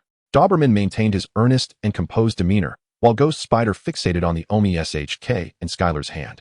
Unfamiliar with white fang and obsidian, he recognized the red blade. Having seen it in an auction list sent to him by a gallery, though the blade's fittings varied, he could still identify it. Lamenting his lack of funds at that moment, ghost binding threads. Strands of threads emanated from the ghost binding pearl towards Ghost Spider and Doberman. The two swung their swords but could not sever the ethereal threads which bound them together. Unfamiliar with Skylar's abilities, they presumed the threads to be mere illusions and dismissed them, launching an attack on Skylar. With a rotational cut, the ghost binding threads instantly transformed from intangible to tangible. Skylar yanked and pulled, causing Doberman and Ghost Spider to collide forcefully, before he hurled them to the ground, as if swinging a heavy ball. Simultaneously, the ghost binding pearl on the back of Skylar's hand flickered with a soft glow, sending multiple threads towards the ceiling, propelling Skylar into the air. Facing the still unsteady Ghost Spider and Doberman below, he wore a triumphant smile. At this moment, Skylar ascended to the zenith, her feet firmly planted against the ceiling as she exerted herself to leap. White fang, string puppet, double slash. With ample distance at her disposal, Skylar found herself suspended in the air, leisurely contemplating the name of her combination technique, though she was wise enough not to announce its title amidst battle. Having a name certainly held its merit. As she plummeted swiftly, both the Grand Palace's grandeur and white fang were simultaneously wielded, unleashing two resplendent and dazzling slashes. Bang! The two, who had only just risen, bore the brunt of Skylar's strikes, enduring a relentless barrage that caused their wounds to continuously fissure, with waves of pain piercing through their minds. In their bid to counter the slashes, the duo persistently concentrated their armed color Haki, which further drained their already dwindling stamina. Though their expressions began to contort, they nonetheless managed to deflect Skylar's onslaught. Skylar landed once more, breathing softly as she gazed at the two figures in the distance. She began to sense the predicament evolving. Meanwhile, Kong, observing from the sidelines, expressed his satisfaction, stating, "At last, we are entering the intriguing phase." Skylar entered the zone, while Ghost Spider and Doberman seemingly set aside their internal injuries, resolved to engage in a fierce battle. Skylar retracted White Fang, gripping the Grand Palace's magnificent scenery with both hands, continuously accumulating the momentum of his sword. Above his hands, the manifestation of armed color Haki emerged, albeit intangible and colorless, yet visible to those who had activated their observation Haki. In the midst of battle, the synergy with one's opponent is difficult to articulate. The three combatants engaged in a contest of sheer strength, Haki, and slashing strikes, eschewing any elaborate maneuvers that might only exacerbate their wounds. It is only through true power that victory can be discerned. Chapter 67. That is gray, neither black nor white. The inferno blazed upon the mountain, observing the pink slashes that took on the form of swirling flames after being channeled through the Grand Palace. Skylar momentarily forgot his earlier vow to refrain from uttering the names of his techniques and shouted out an exclamation. Among the watching officers, a slightly plump young major, puffing on a cigar and wearing a beaming smile, froze momentarily before discreetly retreating behind the tall figure of Kazan. His stillness was unremarkable, but upon moving, many gazes converged upon him. Kazan languidly remarked, "Skylar is calling you out, Fire Mountain." Ahaha. Though aware that Kazan was merely jesting, many could not help but laugh. And Fire Mountain could only join in, seemingly possessing no other expression. Their laughter did not perturb the trio on the stage. The three continued their relentless slashes. Yet the countenances of Ghost Spider and Doberman grew increasingly grim as the bloodstains on the Navy recruits' uniforms gradually spread. Skylar did not strike their bodies directly, however. Their wounds continued to rupture amidst the battle. Although Skylar was struggling significantly, she remained unscathed, while her strength enabled her to endure the pain and unleash her power. Her opponents found themselves unable to keep pace with her agile movements, even struggling to turn smoothly. Faced with two injured foes, Skylar showed no mercy, delivering relentless slashes that left her adversaries overwhelmed. Not every swordsman possesses the ability to ensure that each strike is a decisive blow, as Skylar did. The two could only alternate their blocks, a tactic that clearly contradicted the essence of a chaotic skirmish, yet Kong refrained from commenting, intrigued to witness whether this young girl could conjure a miracle. Meanwhile, Garp and Zephyr's expressions grew increasingly grave. They were familiar with Skylar and aware of her physical limits. If this continued, she might soon be the one to falter. The only one displaying a distinctly displeased demeanor was Sakazuki. While he held no disrespect for women, he was deeply dissatisfied with the blatant disregard for the principles of combat exhibited by Ghost Spider and Doberman in their joint assault on Skylar. Ghost Spider and Doberman were oblivious to Sakazuki's predatory gaze. However, the present circumstances left them with no choice. They were no longer merely facing Skylar alone. Rather, it was Skylar who dominated the encounter, pressuring them both. Their frustration simmered within, for although Skylar did not seem particularly strong, her insufferable resilience rendered them powerless. Perhaps it was this inner turmoil that awakened their latent potential. The duo simultaneously drew their swords, launching coordinated strikes that caught Skylar off guard, sending her flying. As she was on the verge of tumbling out of the arena, Ghost Spider and Doberman prepared to exhale in relief. Yet, in the next instant, a pulling sensation coursed through them, halting Skylar's backward trajectory. Their expressions turned grave as they beheld the strange threads drawing her closer with increasing speed. A sense of powerlessness enveloping them with growing urgency. Blade whirlwind. With a pink aura enveloping her, Skylar directed her strike not at the two who were bracing themselves, but abruptly redirected it towards the ground. Boom. The surface beneath them was far less sturdy than the specially reinforced training ground from the day before. In an instant, the tiles cracked and collapsed, throwing Ghost Spider and Doberman off balance. Night Bloom. Skylar's left hand reached for White Fang, drawing it forth. And with a flourish of both hands, a series of slashing strikes materialized. Observing Skylar, who was gritting his teeth as if summoning the last vestiges of his strength, Kong furrowed his brow and raised his left hand, receiving nods from Sengoku, Garp, and Zephyr. The ground reverberated with thuds as craters were formed, and the three appeared at different corners of the arena. Borsalino shook his head in evident frustration, while Sakazuki clenched his fists, showing no inclination to assist his subordinate. Truly, what a bothersome situation. As he spoke, Borsalino glanced at his indifferent colleagues, his expression growing increasingly troubled. Yet, a golden radiance began to emanate from him. Imperceptible to the eye, but as the light began to dissipate, two bewildered individuals materialized in his grasp. At that moment, Kong, Garp, Sengoku, and Zephyr simultaneously raised their hands. An intangible layer of armament Haki enveloping them, effortlessly absorbing all of the slashes. Thank you. Sakazuki gritted his teeth as he spoke, refusing to turn around. For in Borsalino's hands were the incapacitated figures of Ghost Spider and Doberman, both still struggling to comprehend the situation. They looked at Skylar, who remained standing on the stage but was clearly exhibiting signs of fatigue, and they realized they had been defeated. Sakazuki. I believe the outcome requires no further elaboration from me, Kong said, retracting his hands and gazing at the furious Sakazuki, patting him on the shoulder as he continued. You are exceptional, and so are the troops you command. However, there exists another individual who is even more outstanding, more remarkable, and more diligent. Sakazuki clenched his teeth, picking up on Kong's sentiments. As the commander of the formation, he had often used Skylar as a benchmark during his lectures. Thus he understood her dedication better than any new recruit. It was not merely the commendable diligence that earned Zephyr's approval, but also Sakazuki had witnessed Skylar returning home, battered and bruised, only to rise the next day with the same fervor to face the training ground. Though Sakazuki had not observed Skylar's training in its entirety, he was acutely aware that his own diligence merely earned him a casual acknowledgement from Zephyr, unlike the resounding praise bestowed upon Skylar. Furthermore, the soldiers under his command were less diligent than he was. How could they even hope to compare with Skylar? Indeed, if Sakazuki's effort resembled a desperate struggle, then in Zephyr's eyes, Skylar had fought as if her very life depended on it. Seeing Sakazuki accept this outcome brought Kong a measure of comfort, though he was also curious. Given Sakazuki's nature, he would typically reject such a conclusion. For Ghost Spider and Doberman had not truly fallen to Skylar but had been whisked away by Borsalino. Sakazuki was a man who never surrendered until the final moment. Yet, it was fortunate this was a positive development. Kong laughed heartily, eyeing Skylar on the stage, exclaiming, "This girl is truly a dark horse." Kong recalled how weak she had been prior to joining the Navy. Now, in just a year, she had blossomed into such a formidable presence. Perhaps her victory was attributed to various factors. Nonetheless, a victory is a victory. Upon hearing Kong's reflection, Saru recalled Skylar's words and shook her head, stating, "She is not a dark horse, She rightfully deserves to win. Kong was taken aback, observing Tsuru's newfound seriousness. He stroked his beard, reminiscing about the naval recruit file that had landed on his desk 10 months prior, and mused, then she is gray, neither black nor white. Chapter 68, Graduation. Blood Surge. Blade Drawing. Skylar was exceedingly pleased with the performance of Dagong Shungjing today. It was the only blade, apart from Baiya and Hei Yao, that remained unscathed after a fierce battle, with not a single nick on its edge. Certainly, this was partly due to Skylar's use of the tracking technique that enveloped the sword with a protective aura. Yet the inherent quality of Dagong Shungjing is also commendable. Tian noticed the somewhat smug smile on Skylar's face and furrowed her brows slightly. But soon a cacophony of laughter disrupted her thoughts, causing her frown to deepen. The source of this laughter was Garp, who stood with his hands on his hips, his head held high, bearing an expression akin to a triumphant victor, his boisterous laughter resonating in her ears. Zifa, rarely seen smiling, waved his hand to calm the overzealous Garp and remarked, "The champion has been determined. As for the runners-up, you two should cease your bickering. The assessment is meant for selection, not elimination. Today, we shall conclude here." "Yes, Marshal Kong." Everyone responded with a salute, even the weary Gui Jue and Daobo man, who gritted their teeth and bore the pain to stand at attention. Skylar lowered her hand, still immersed in her joy. In the next moment, a gentle, elegant voice, laced with an unmistakable sense of danger, whispered in her ear, "Are you truly happy?" As Skylar turned around, he beheld the smiling face of General Crane and stammered, "General Crane, I."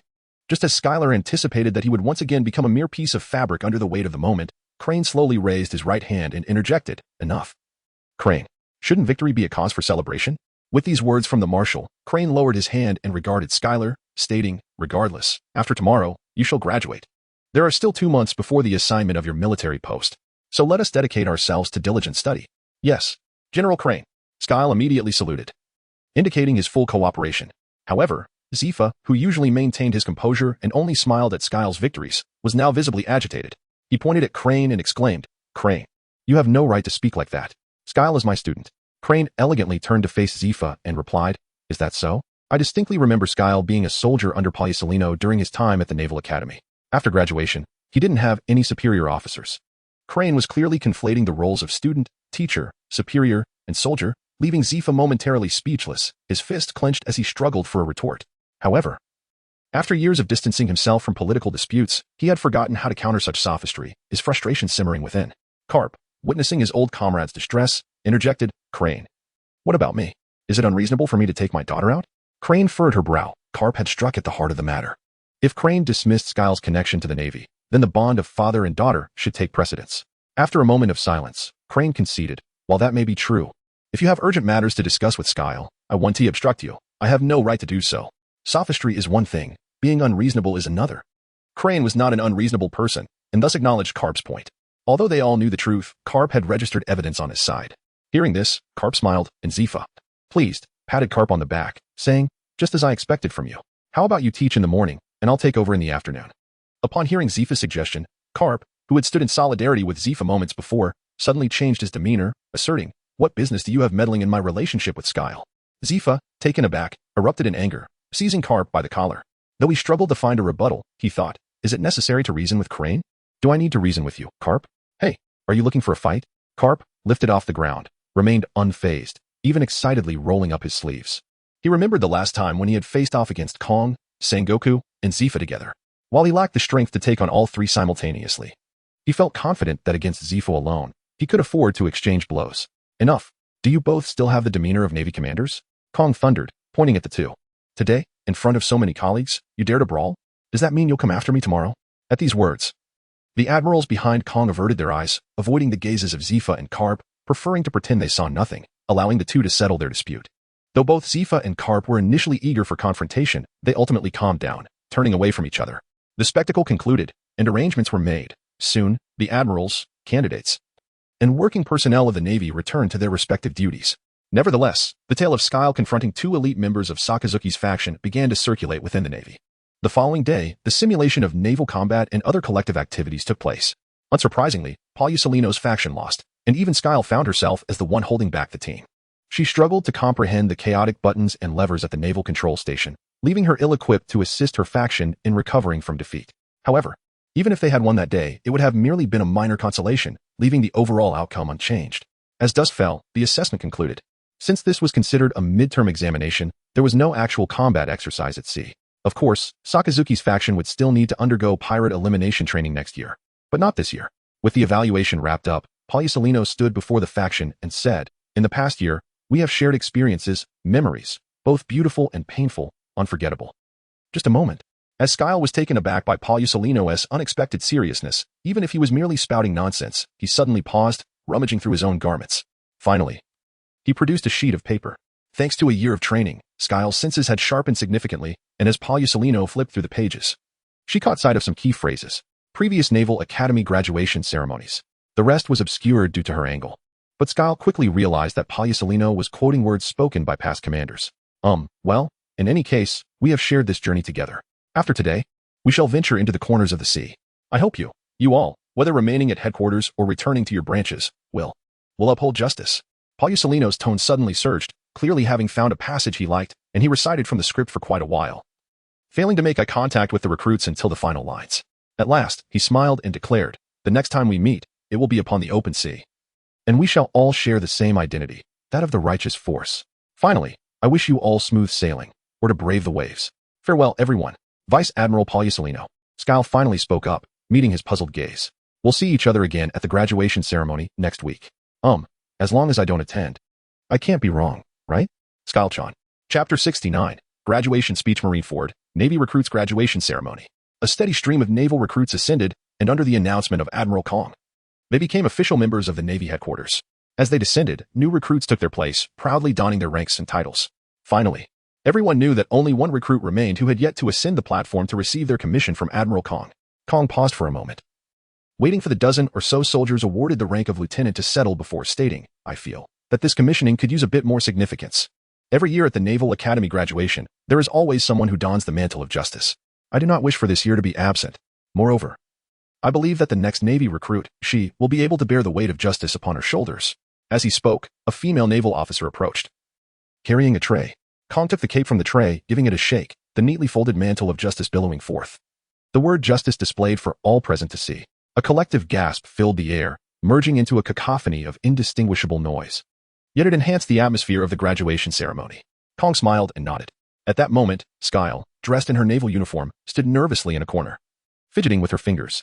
People are always like this, whether called out for praise or chastised for failure. The awkwardness is inescapable. Similarly, Skylar had long been the embodiment of ordinariness for the past 2 to 3 decades, yet suddenly, she found herself among the exceptional few, leaving her in an undeniably awkward position. Particularly after hearing Crane declare that she would be specially awarded the Cloak of Justice, her anxiety escalated. To Skylar, maneuvering through the back door to achieve individuality was preferable. Why must it be laid bare for all to see? At that moment, Crane gently patted Skylar's shoulder and remarked, "It is your turn now." "Oh, indeed. Very well." As Skylar took her first step, the Crane swiftly seized her and remarked, "How was I unaware that you could even circumvent so skillfully?" Skylar's face flushed crimson as Crane let out a sigh and advised her, "Do not take the stage with negative emotions." With that, Crane activated the wash fruit, and Skylar's body began to soften. Yet, in the next moment, she straightened herself, the feelings of shame and embarrassment swiftly washed away. Confidence and radiance illuminated the young girl's visage, and in that instant, Skylar recalled all the etiquette Crane had taught her. She stepped forth with elegance towards the central figure of the stage, the Grand Marshal, positioned high upon the platform. Skylar's earlier awkwardness remained concealed in the shadows of the back corner.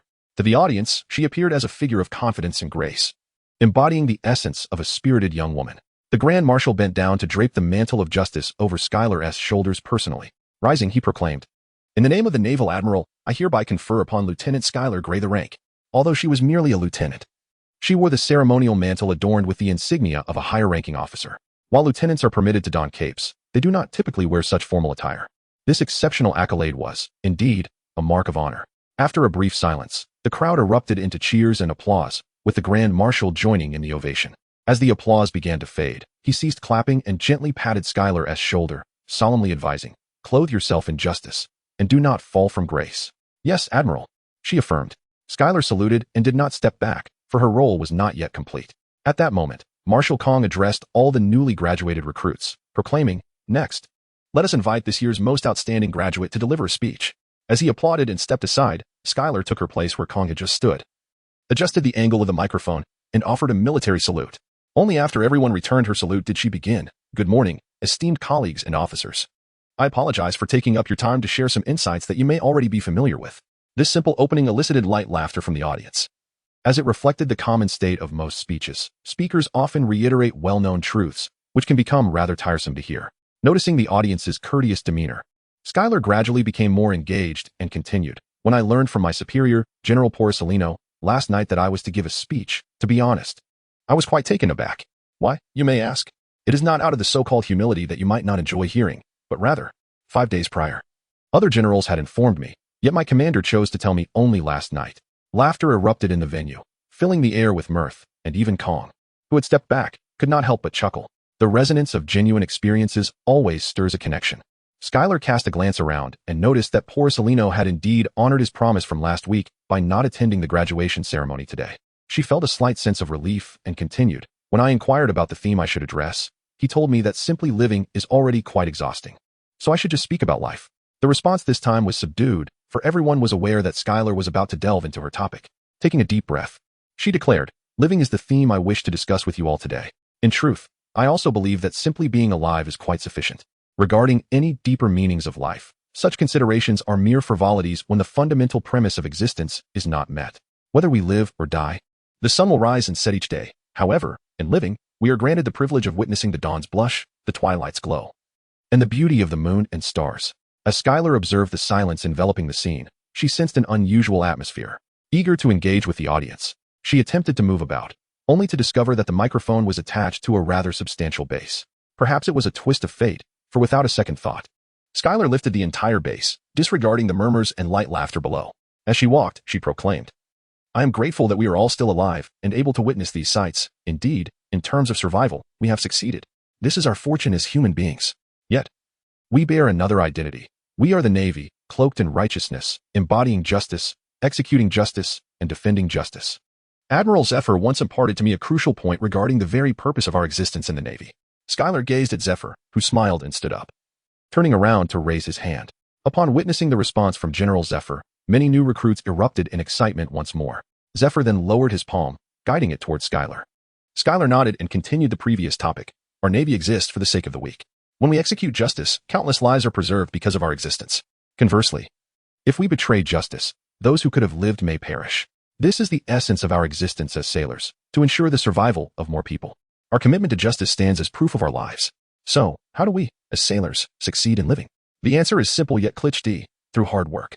Some may argue, I have worked hard, yet what I reaped was failure.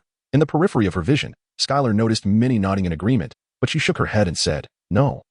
That is not the essence of hard work. You glance at a few pages of a book and begin to doubt the value of reading. You train for less than a week and complain about a lack of results, contemplating giving up. As sailors, you should understand that there are no shortcuts to success. Whether faced with fortune or adversity, every experience contributes to your growth. Hard work is not self-pity cloaked in delusion, nor is it dismissing other successes as mere coincidences. Frankly speaking, the sole reason we stand here today is not that others are superior to us, but rather that we have betrayed ourselves. Upon uttering these words, Schuyler was met with a cacophony of dissenting voices, some even laced with curses. Rather than anger, she wore an enigmatic smile and asked, now that I've finished speaking, who is in favor? Who is against? Against. Against. The uproar from the crowd only made Schuyler smile wider. Then why is it that those with better grades and greater combat prowess can continue their studies?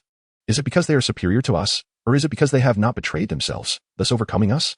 Lies do not wound. The truth is the sharp blade. Colleagues, you must be self-aware. The blatant mockery ignited a fervor among the newly inducted sailors of the naval headquarters, leading to a chorus of unfiltered retorts. Schuyler, you. Chapter 70, Borsalino. What does it mean to embody the light of the Navy? In a few swift strides, he approached Crane and inquired, what is happening? Did you not assure me that the speech was flawless? Crane, wearing a face of distress and remorse, replied, the speech itself was fine, but it does not align with the version Schuyler is presenting now. She is far too immersed in her state. Perhaps it is. Below, several generals frowned, recognizing the truth in Schuyler's words. They wished to assist her, but found themselves at a loss for solutions. Even Dolag found himself worrying for Schuyler, realizing that creating such discord among colleagues would make future endeavors difficult. Had Borsalino not taught her? Just as Dolag pondered, a familiar laugh interrupted his thoughts. He looked up to see his father, the naval hero Vice Admiral Garp, laughing heartily as if thoroughly amused. Garp's booming voice resonated, instantly captivating the attention of everyone present, silencing the clamor with his singular presence. On stage, Schuyler sensed she might have overstepped and was contemplating how to restore order when Garp effortlessly achieved it. The moment he ceased speaking, everyone followed suit. Seizing the opportunity, Skylar felt compelled to steer the conversation back on track. I have heard your rebuttals. However, I wish to ask my esteemed colleagues, during your last learning session, did you grasp the knowledge points you struggled with? Were you able to lift that last stubborn weight? Or did you reverse the tide of your final defeat? Perhaps you believe I am mocking you as failures. Yet, in truth, Skylar nearly burst into laughter, pausing her speech as she struggled to contain herself. Observing the bewildered expressions of the crowd below, who were gradually beginning to comprehend the situation, she bit her tongue and continued, I did not. With a face full of conviction, her expression grew increasingly serious as she proclaimed, I believe that we are all achievers. It is merely that success has not yet come to us. Our strides towards success have also come to a halt. Success and failure are distinct. We may encounter failure, yet success remains elusive. It is not that we lack excellence. Rather, we are too eager for immediate results. We have not truly failed. We are simply preparing for success.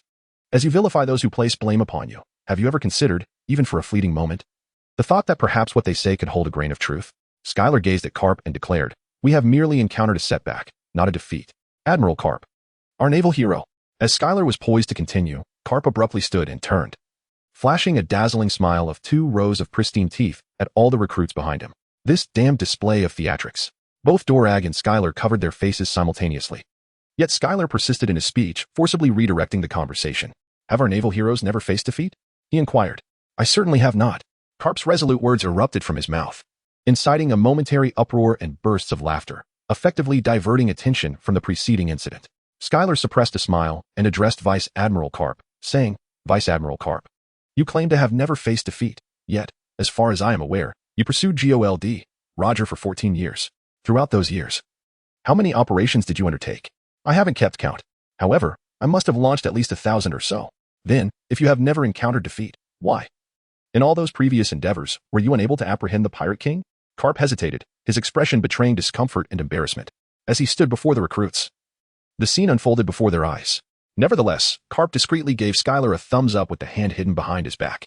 Skylar smiled and remarked, I believe everyone has arrived at an answer. Even naval heroes can encounter defeat, so why should we be exempt from such an experience? If we cannot confront our failures, how can we shed our past and forge ahead toward success? At this, Garp silently turned to take his seat, having just demonstrated the avoidance of facing defeat. If this discussion were to delve deeper, would it unearth the truth that GOLD, Roger, was not captured by him? Fortunately, the attention of the crowd had shifted, and no one noticed the embarrassed expression on the face of the naval hero. Only Sengoku and Zephyr, seated beside Garp, struggled to suppress their laughter, their shoulders shaking uncontrollably. Let us return to the topic that sparked our divergence, Skylar continued, undeterred. Isn't it true that our presence here today is a result of having let ourselves down? This time, the atmosphere in the room grew considerably calmer. Skylar brushed aside her windswept hair and stated, if we have failed ourselves in the past, does that mean we cannot resolve to no longer let ourselves down from this day forward? Failure in itself is not to be feared. What is truly alarming is our fear of failure. Thus, the most effective way to dispel this fear is to confront it. Retrieve your fallen studies. Grasp your training equipment, and let us commence anew from our last defeat. Since success will not come to us unbidden, we must strive towards it. Starting from our previous setback, those challenges that are within our reach yet were previously overlooked, now is the time to reclaim them. For you are but a determined effort away from success. As long as you endeavor to accomplish what is within your capabilities, we can achieve anything. If you perceive the Navy as lacking, then work diligently to improve it. If you find faults within the Navy, strive to enhance yourself and instigate change. If you believe your peers are ignorant, then let us collectively endeavor to enlighten them. We stand upon the grounds of the Naval Headquarters, the very embodiment of justice. You are a reflection of the Navy. If you are radiant, the Navy shall no longer dwell in darkness. Those capable of action must act, and those who can voice their thoughts must speak. Let your passion illuminate the world, even if it is but a flicker in the night. We need not await the arrival of a torch, for we are the light. Should there be no torch to guide us, we shall be the solitary beacon. Let our light, the light of the Navy, the light of justice, illuminate every inch of this vast sea. This is the essence of our duty as members of the Navy. Upon concluding her remarks, Skylar posed the question, who stands in agreement? Who stands opposed? With that, she forcefully set the microphone back onto the podium, the sharp electronic screech resonating through the hall, causing everyone to momentarily forget their intentions. I'm in favor, shouted Admiral Akainu, rushing forward, unable to adjust the microphone in time. He had not read Skylar's speech, but today's address was nothing short of a theatrical masterpiece. With Akainu leading the charge, the other commanders shed their reservations and readily expressed their support for Skylar, a chorus of agreement echoing around the room. The new recruits, observing these potential future leaders, ultimately relinquished their previous, trivial pride and joined in, cheering for Skylar. In the distance, a rather disreputable man adjusted his sunglasses and muttered, Light. You say? I am the light of the Navy. Beside him, the towering Silvery sighed and remarked, Admiral Borsalino, I suspect you will soon be departing from your fleet. Before you leave, I sincerely wish to ask you one thing. Speak, replied Borsalino. Do you have any shame? Your transfer request, will it be denied? Chapter 71. The gift of Dorag. As Skylar's holiday commenced, the Navy headquarters continued its operations, serving as the central pillar of stability over the vast ocean. The headquarters could function without any single individual, as long as the machinery kept running. Generally, those in higher positions exhibit a greater dedication to their duties. Thus, few high-ranking officers at the Navy headquarters take extended leave, with the exceptions of the Garp father and son duo and Borsalino. However, today, they were summoned to a conference room within the headquarters to deliberate on the matter of appointing a new admiral. The individual nominated for this position was Sakazuki. Zephyr explicitly stated that he would step down from the role of admiral next year, opting to serve solely as the chief instructor of the Navy. With Zephyr's departure, only Sengoku remained, and Garp had declined promotion, leaving the selection to be made from the reserve admirals. Sakazuki was evidently chosen by Kong to assume the role of admiral. In the conference room, Kong surveyed the gathered commanders and proclaimed, those in favor of Sakazuki becoming the new admiral, please raise your hands. Upon hearing this, many commanders who had previously worked alongside Sakazuki or shared his ideals promptly raised their hands. At that moment, Dorag glanced at Borsalino, who, with his legs crossed, stroked his pant leg lightly before raising his hand. Borsalino's endorsement surprised many, but none voiced their inquiries. Seeing this, Dorag also raised his hand. Since his good friend, who was the only rival to Sakazuki, supported Sakazuki's appointment, Dorag felt there was nothing more to contest. After all, this might be the last occasion he exercised his rights as a vice admiral within the Navy. Hiryu and others observed as well. Noting that half of those present had already raised their hands in agreement, she exchanged knowing glances with several old comrades and also raised her hand in unison, which pleased Kong greatly. He intended to announce Sakazuki's appointment as admiral directly, but in the interest of procedural justice, he added, please lower your hands. Now, those who oppose Sakazuki becoming the new admiral, please raise your hands. This was merely a formality. Kong planned to announce Sakazuki's promotion right after. However, Sakazuki raised his hand and stated, I do not support this. Sakazuki, you. Kong turned to the serious-faced Sakazuki, nearly at a loss for breath. Sakazuki lowered his hand and surveyed the room, saying, what I desire is the strongest navy. Therefore, until I acknowledge my capability to serve as admiral, I refuse promotion and hope for the support of my colleagues. Ha ha ha. Lava brat, you're quite interesting. Garp was the first to respond, raising his hand and declaring, since that's the case, I shall amend my decision. Bam. Kong slammed his fist on the conference table and pointed at Sakazuki. Then at Garp, exclaiming, what do you think this is? A joke. One after another, claiming they won't accept promotions. Where does that leave me? In Kong's fury, those who had considered changing their decisions lowered their heads, while Sakazuki met the marshal's gaze unwaveringly, stating, Marshal Kong, I will not sign the appointment document, so please do not make it difficult for others. His tone was calm, yet resolute. Kong's chest heaved in frustration, and he ultimately laughed in anger, saying, well, it seems none of you regard me highly. If that's the case, I shall go to Mariewa tomorrow and report to the world government. I might as well retire. After voicing his indignation, no one dared to console him. A silence enveloped the room for a few seconds until Sakazuki suddenly turned, picked up a folder from the chair's backrest, and said, Marshal Kong, I will not express my personal opinions regarding your retirement, but this document needs your signature before you retire, as it pertains to the stability of the sea. At first, Kong felt his blood boil. But upon hearing the latter part, he restrained himself and accepted the document Sakazuki offered. As he perused it, his frown deepened with each line he read. This scene sparked curiosity among the assembled commanders about what could be so significant as to distract Kong from his anger. After a while, Kong heavily placed the document back on the table, clearly not having finished reading it. Sakazuki frowned, but hadn't he spoken yet when Kong interjected, this matter. When GOLD, Roger surrendered, we agreed not to pursue the remnants. The Navy cannot so easily lose its credibility. Upholding trust does not ensure the stability of the sea. Sakazuki countered, trust cannot be exchanged for the sea's stability. He then pointed to a specific page in the document, adding, moreover, according to my investigation, Douglas Bullitt had already defected before the dissolution of the Roger Pirates. Furthermore, given the crimes he has committed, even if he remains a remnant of the Roger Pirates, the Navy cannot allow him to act with impunity. I request an immediate operation to apprehend Douglas Bullitt and, if necessary, the use of the demon-slaying order should be permitted. Are you instructing me on how to do my job? Kong stood up, locking eyes with Sakazuki. Yet, as a vice admiral, Sakazuki showed no fear. The tension in the conference room escalated to an extreme. A whistle pierced the air, causing both Kong and Sakazuki to turn toward the source of the sound, where Borsalino was leisurely whistling while grooming his nails. Borsalino, what is your take on this? Kong inquired, to which Borsalino appeared momentarily bewildered before setting down his nail file and scratching his head, responding, huh? What does this have to do with me? Kong scrutinized the nonchalant Borsalino, retorting, "Humph. I see you wish to involve yourself as well. If so, why don't you share your thoughts?" "What thoughts? Regarding the capture of pirates? Isn't that the Navy's responsibility? Or has that changed?" Borsalino continued to feign ignorance. Kong narrowed his eyes, revealing a dangerous glint, while Zephyr, who had remained silent until now, set down his teacup and remarked, "It's been a while since I've attended a meeting. Has capturing pirates ceased to be the Navy's duty?" In an unprecedented turn, Zephyr supported Borsalino, and by extension, Sakazuki. Their earnest inquiries left Kong momentarily breathless. At this juncture, Hina slightly rose, pulled the document towards her, skimmed through it, and handed it to Sengoku, stating, "Since there are differing opinions, let us all take a look and proceed to a vote." "Hina, you." Kong was taken aback to see Hina, who usually supported him, now opposing him. However, Hina had already closed her eyes to meditate. Kong's fury had nowhere to go, and he shifted his gaze to Sengoku, who, upon being glared at by Kong, hesitated with his hand hovering in the air. Yet, a second later, he lowered his hand and began to flip through the document, avoiding Kong's eyes. As the document circulated around the room, discussions gradually emerged, prompting Kong to return to his seat. Once the document returned to Hina's hands, he realized that it was not the time to act petulantly, as Sakazuki's request was indeed a serious matter. He declared, "Then let us proceed to a vote. Agreement regarding Douglas." Before he could finish speaking, he noticed the unanimous raising of hands. His eyes narrowed as he glanced at the still-standing Sakazuki, lost in thought. To his surprise, a smile emerged on his previously irate face. "Well, since it has been unanimously approved, let us proceed. Should we falter? You shall all join me in seeking atonement." As the meeting concluded, Borsalino waited until most had departed before slowly rising. Turning around, he discovered that Dorag had yet to leave, standing still with a suitcase in hand, seemingly awaiting him. "Is there something you need? Is that a gift for me?" "No.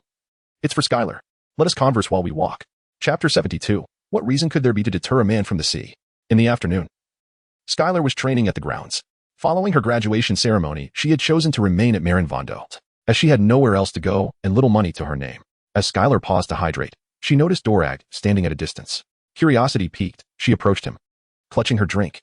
Observing Dorag's serious demeanor, she inquired, "Admiral Dorag, are you looking for me?" "Yes." Dorag glanced around at the old Navy officers and said, "Let us take a break. I have something to discuss with you." Skylar felt somewhat bewildered, yet he nodded and followed Dorag's lead, departing from the training ground until they arrived at the deck of a warship. It was only the two of them aboard the vessel. Standing at the edge of the deck, Dorag set down the suitcase he was carrying, then produced a white anti-eavesdropping device and placed it on the railing before turning to say, "I am leaving the Navy." Skylar raised her eyebrows, feigning ignorance as she inquired, "Are you embarking on a mission?" Borsalino remarked that you are sometimes astute, yet at other times rather foolish. "You predicted last year that I would depart from the Navy. When did you deduce that? Was it in Roguetown?"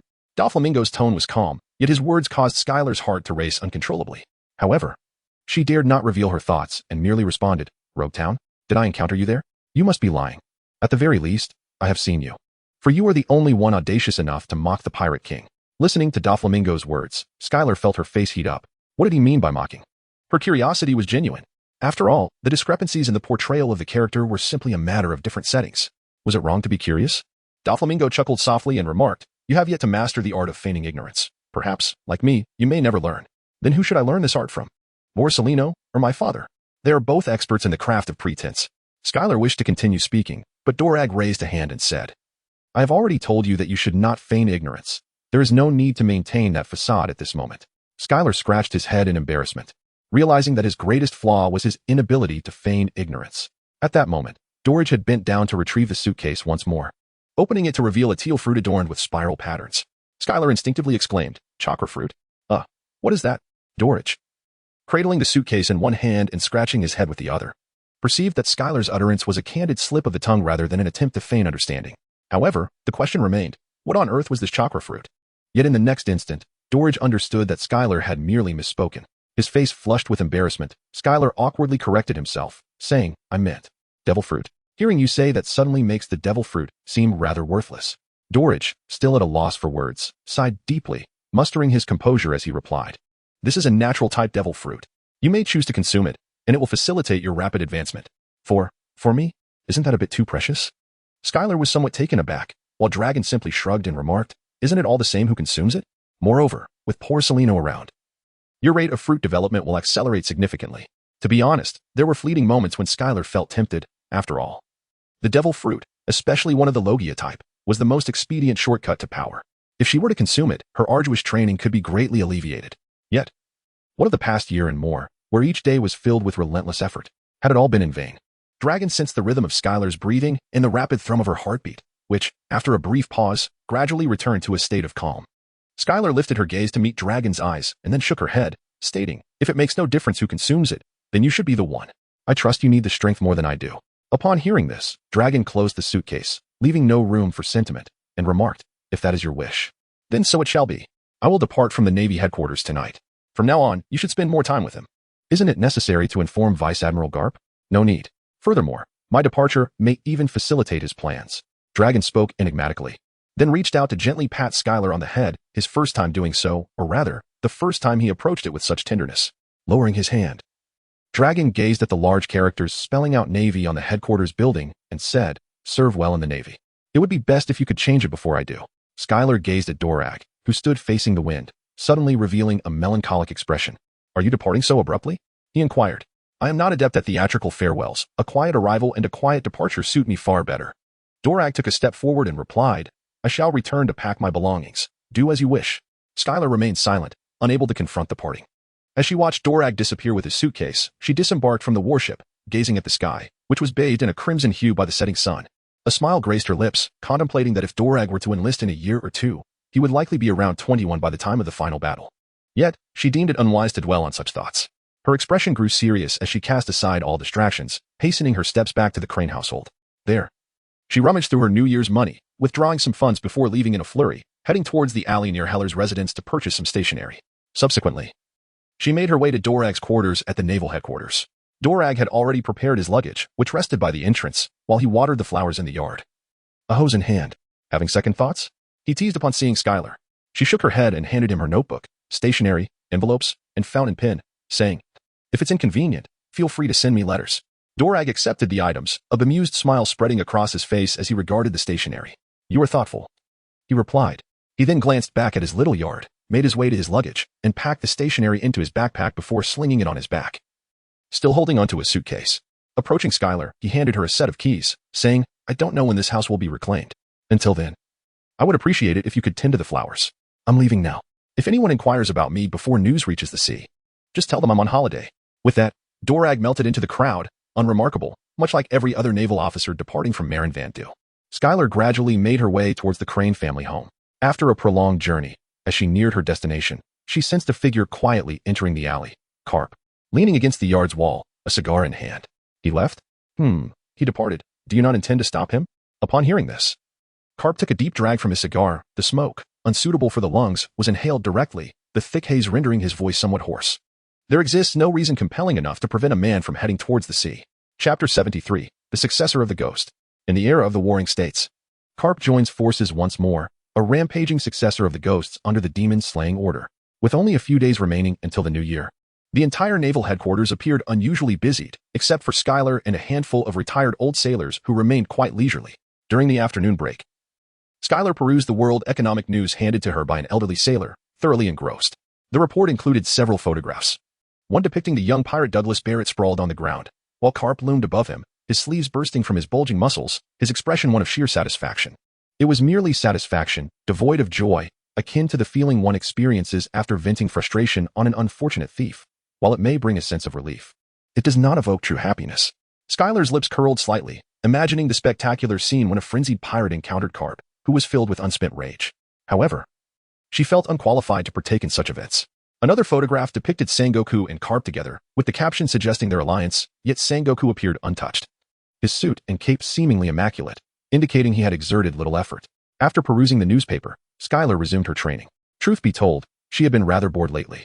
Ever since graduation, Borisolino had ceased to concern himself with her, and Zephyr had been preoccupied with assuming control over Sakazuki's faction. As for Crane, she was perpetually busy, and with Garp at sea, it would likely be several days before his return. Although Barrett had been defeated, he could not simply be abandoned. He needed to be transported to Impel Down. Consequently, during the day, Skylar found herself entirely unattended, with only a group of elderly naval veterans, who required canes even for warm-ups, to keep her company during her training. She feared that if this continued, she would prematurely slip into a life of senescence. Fortunately, the training regimen devised by Zephyr still held some merit. By simply increasing the weights and repetitions daily, Skylar could ensure her progress. With the new year approaching, she pondered which commander she ought to follow. It would be more accurate to say commander than general, as many officers at her rank also led their own expeditions. However, Skylar had the luxury of choosing a commander rather than settling for less.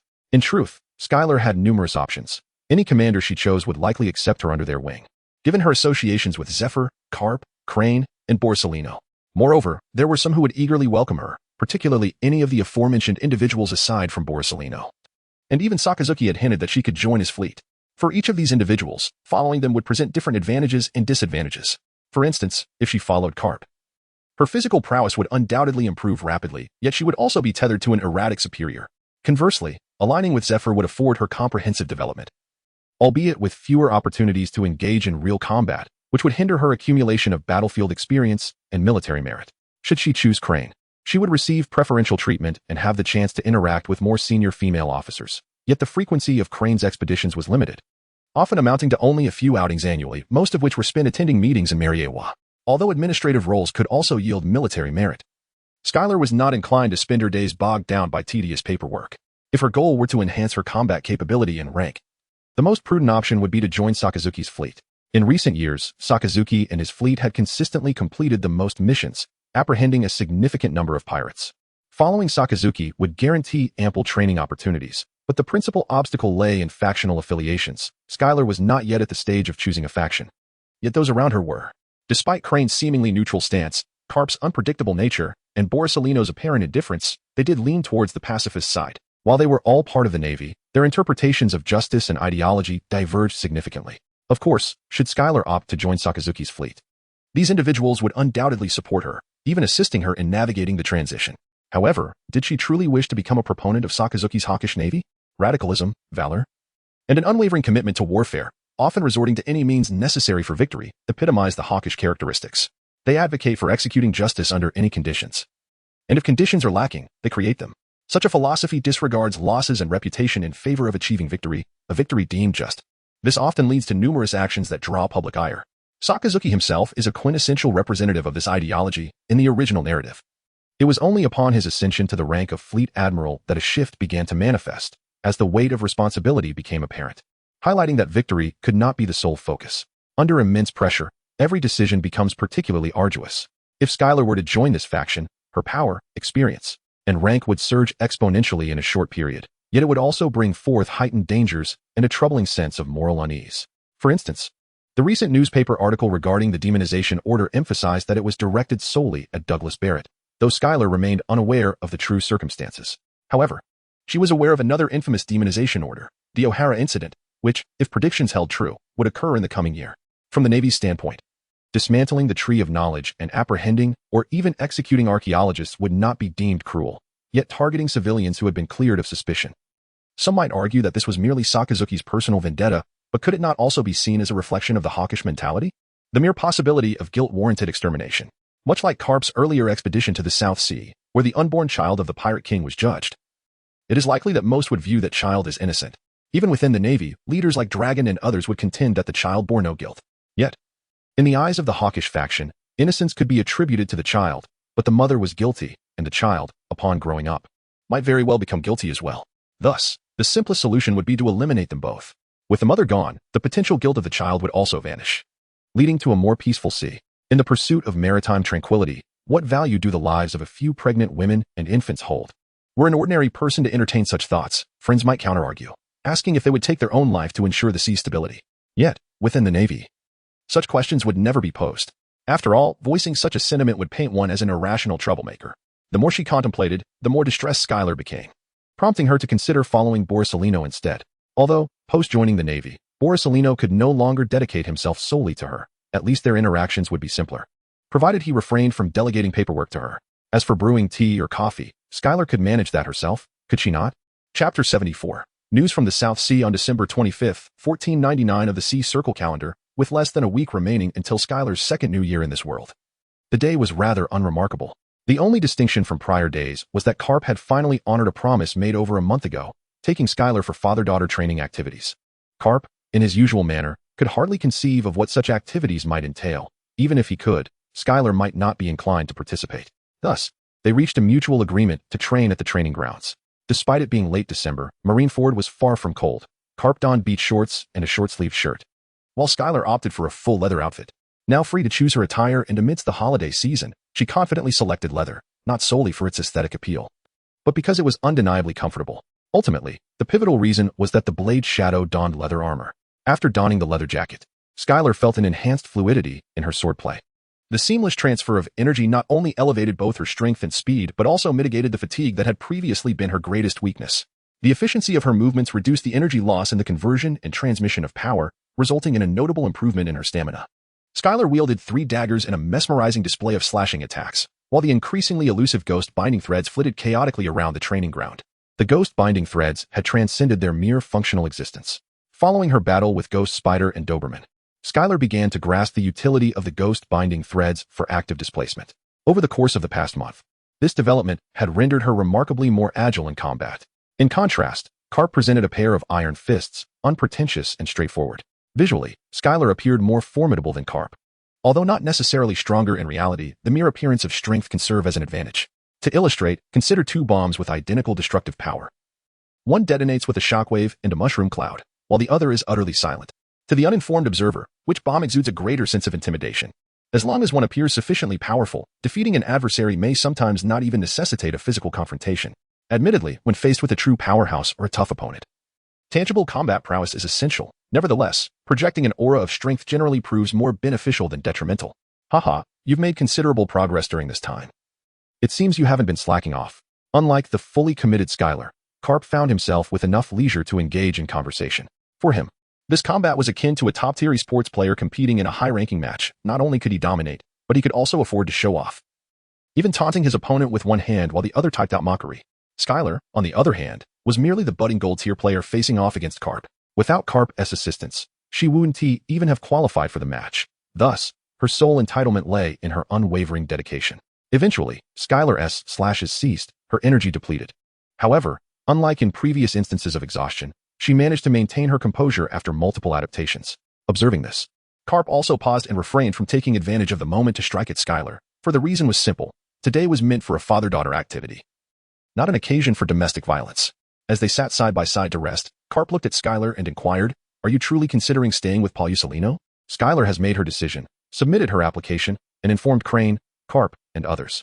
Aside from Zephyr, who is somewhat displeased, the others, while not entirely in favor, have expressed their understanding. Of course, there may be one individual who will not comprehend or agree, and that is Borsalino himself. Interestingly, Skylar has yet to discuss this matter with Borsalino. She intends to notify him directly through the application letter. This approach resembles Borsalino's usual manner of revealing matters only at the last moment before an explosion of conflict. Garp is among the last to learn of this, having just returned from the sea a couple of days ago. Upon hearing his inquiry, Skylar nodded and remarked, "Yes," becoming accustomed to being by Vice Admiral Borsalino's side. Adapting to a different commander may prove challenging. Garp, adjusting his disheveled eyebrows with a finger, nodded in agreement, stating, "Indeed, there is an advantage to following Borsalino, namely a significantly lower casualty rate. Borsalino has never engaged in boarding battles with pirates. Rather, he employs the firepower of warships to bombard them, swiftly eliminating those capable of countering cannon fire and subsequently taking command of the pirates. The only potential casualties may occur during mutual fire coverage. However, Borsalino is also capable of rescuing every soldier during such cover, though it is often deemed unnecessary. It may sound somewhat cruel, yet it is challenging for a navy that has not experienced the sacrifice of comrades to truly mature." Skylar went to Admiral Borsalino's fleet, not for the reasons one might assume. She shook her head and declared, "I applied to be a combat officer. In fact, I hope Admiral Borsalino does not exercise too much oversight. Moreover, I shall not remain under his command for long. Once I attain the rank of a commissioned officer, I intend to request a transfer to lead my own naval unit." "How ambitious," Garp exclaimed. "But have you not considered that Borsalino might refuse your request?" At this, a smile graced Skylar's lips as she replied, "A singular aspiration, no alternatives accepted. Much like applying to a school, graduates of the Navy can select the fleets they wish to join. Naturally, due to limited positions, every commander prioritizes those with formidable abilities and exceptional talents. Consequently, those who share the same preferences may find themselves eliminated, entering a second round of selection. After 3 rounds, if one remains unchosen by the commanders or is rejected from their sole preference." Garp interjected, "Are you not concerned that Borsalino might outright deny your application, relegating you to a branch in the 4 seas? "Should I be assigned to a branch, I would assume the rank of colonel," Skylar replied, her smile widening. "The Navy officers assigned to the 4 Seas branch are elevated by 3 ranks. As a lieutenant, she would become a colonel. Pondering this, Schuyler continued. In the Four Seas branch, a colonel can certainly secure the position of the highest base commander, which is quite appealing. With that in mind, I find myself rather eager for poor Salino to reject your request, so that I might facilitate your transfer to the Kingdom of Goa in the East Sea, where you could serve as a base commander. Garp chuckled heartily. Schuyler also let out a laugh, saying, Are you not afraid of me exploiting the people of your homeland? I possess the authority to eradicate all corruption within the East Sea Navy. If you believe you can withstand the iron fist of my affection, feel free to challenge me. Garp displayed his fists, a smile gracing his face as the two exchanged glances, bursting into hearty laughter. In the midst of their merriment, Bogart rushed in, glancing at Garp, and without the time to salute, exclaimed, Vice Admiral Garp, there's trouble in the South Sea. Chapter 75. A day spent bird hunting, only to be pecked by birds. Vice Admiral Garp, when will I be able to treat those celestial dragons as you do? On the warship, Schuyler looked at Garp with rare admiration. Garp, hands on his hips, laughed heartily. When you grow to the point that they feel they cannot do without you, then you may act as such. Just moments ago, Schuyler had been contemplating how the warship should navigate towards the South Sea when Garp issued a command, redirecting the vessel straight towards Mariewa. Clad in casual beach attire, Garp led hundreds of soldiers and a dozen ewes ashore. Faced with the obstruction of the guards at Mariewa and the curious gaze of several celestial dragons, Garp nonchalantly withdrew his finger from his nose and candidly asked the celestial dragons if he could return to his homeland. And then, they found themselves in the New World, even replenishing supplies at Mariewa that had not been stocked at Marineford. This scene, even to Schuyler, appeared somewhat imposing. Garp stood on the deck, glancing back at the red land gradually disappearing below the horizon, signaling to Bogart, who had been waiting for orders. Understanding the cue, Bogart promptly turned and departed. In less than a minute, the warship, which had been heading towards the East Sea and about to enter the doldrums, abruptly changed course, veering towards the South Sea. Schuyler recalled the moment of his first arrival in the New World. Woganus had to plunder a group of pirates in the Sabati archipelago just to gather enough funds for the ship's coating.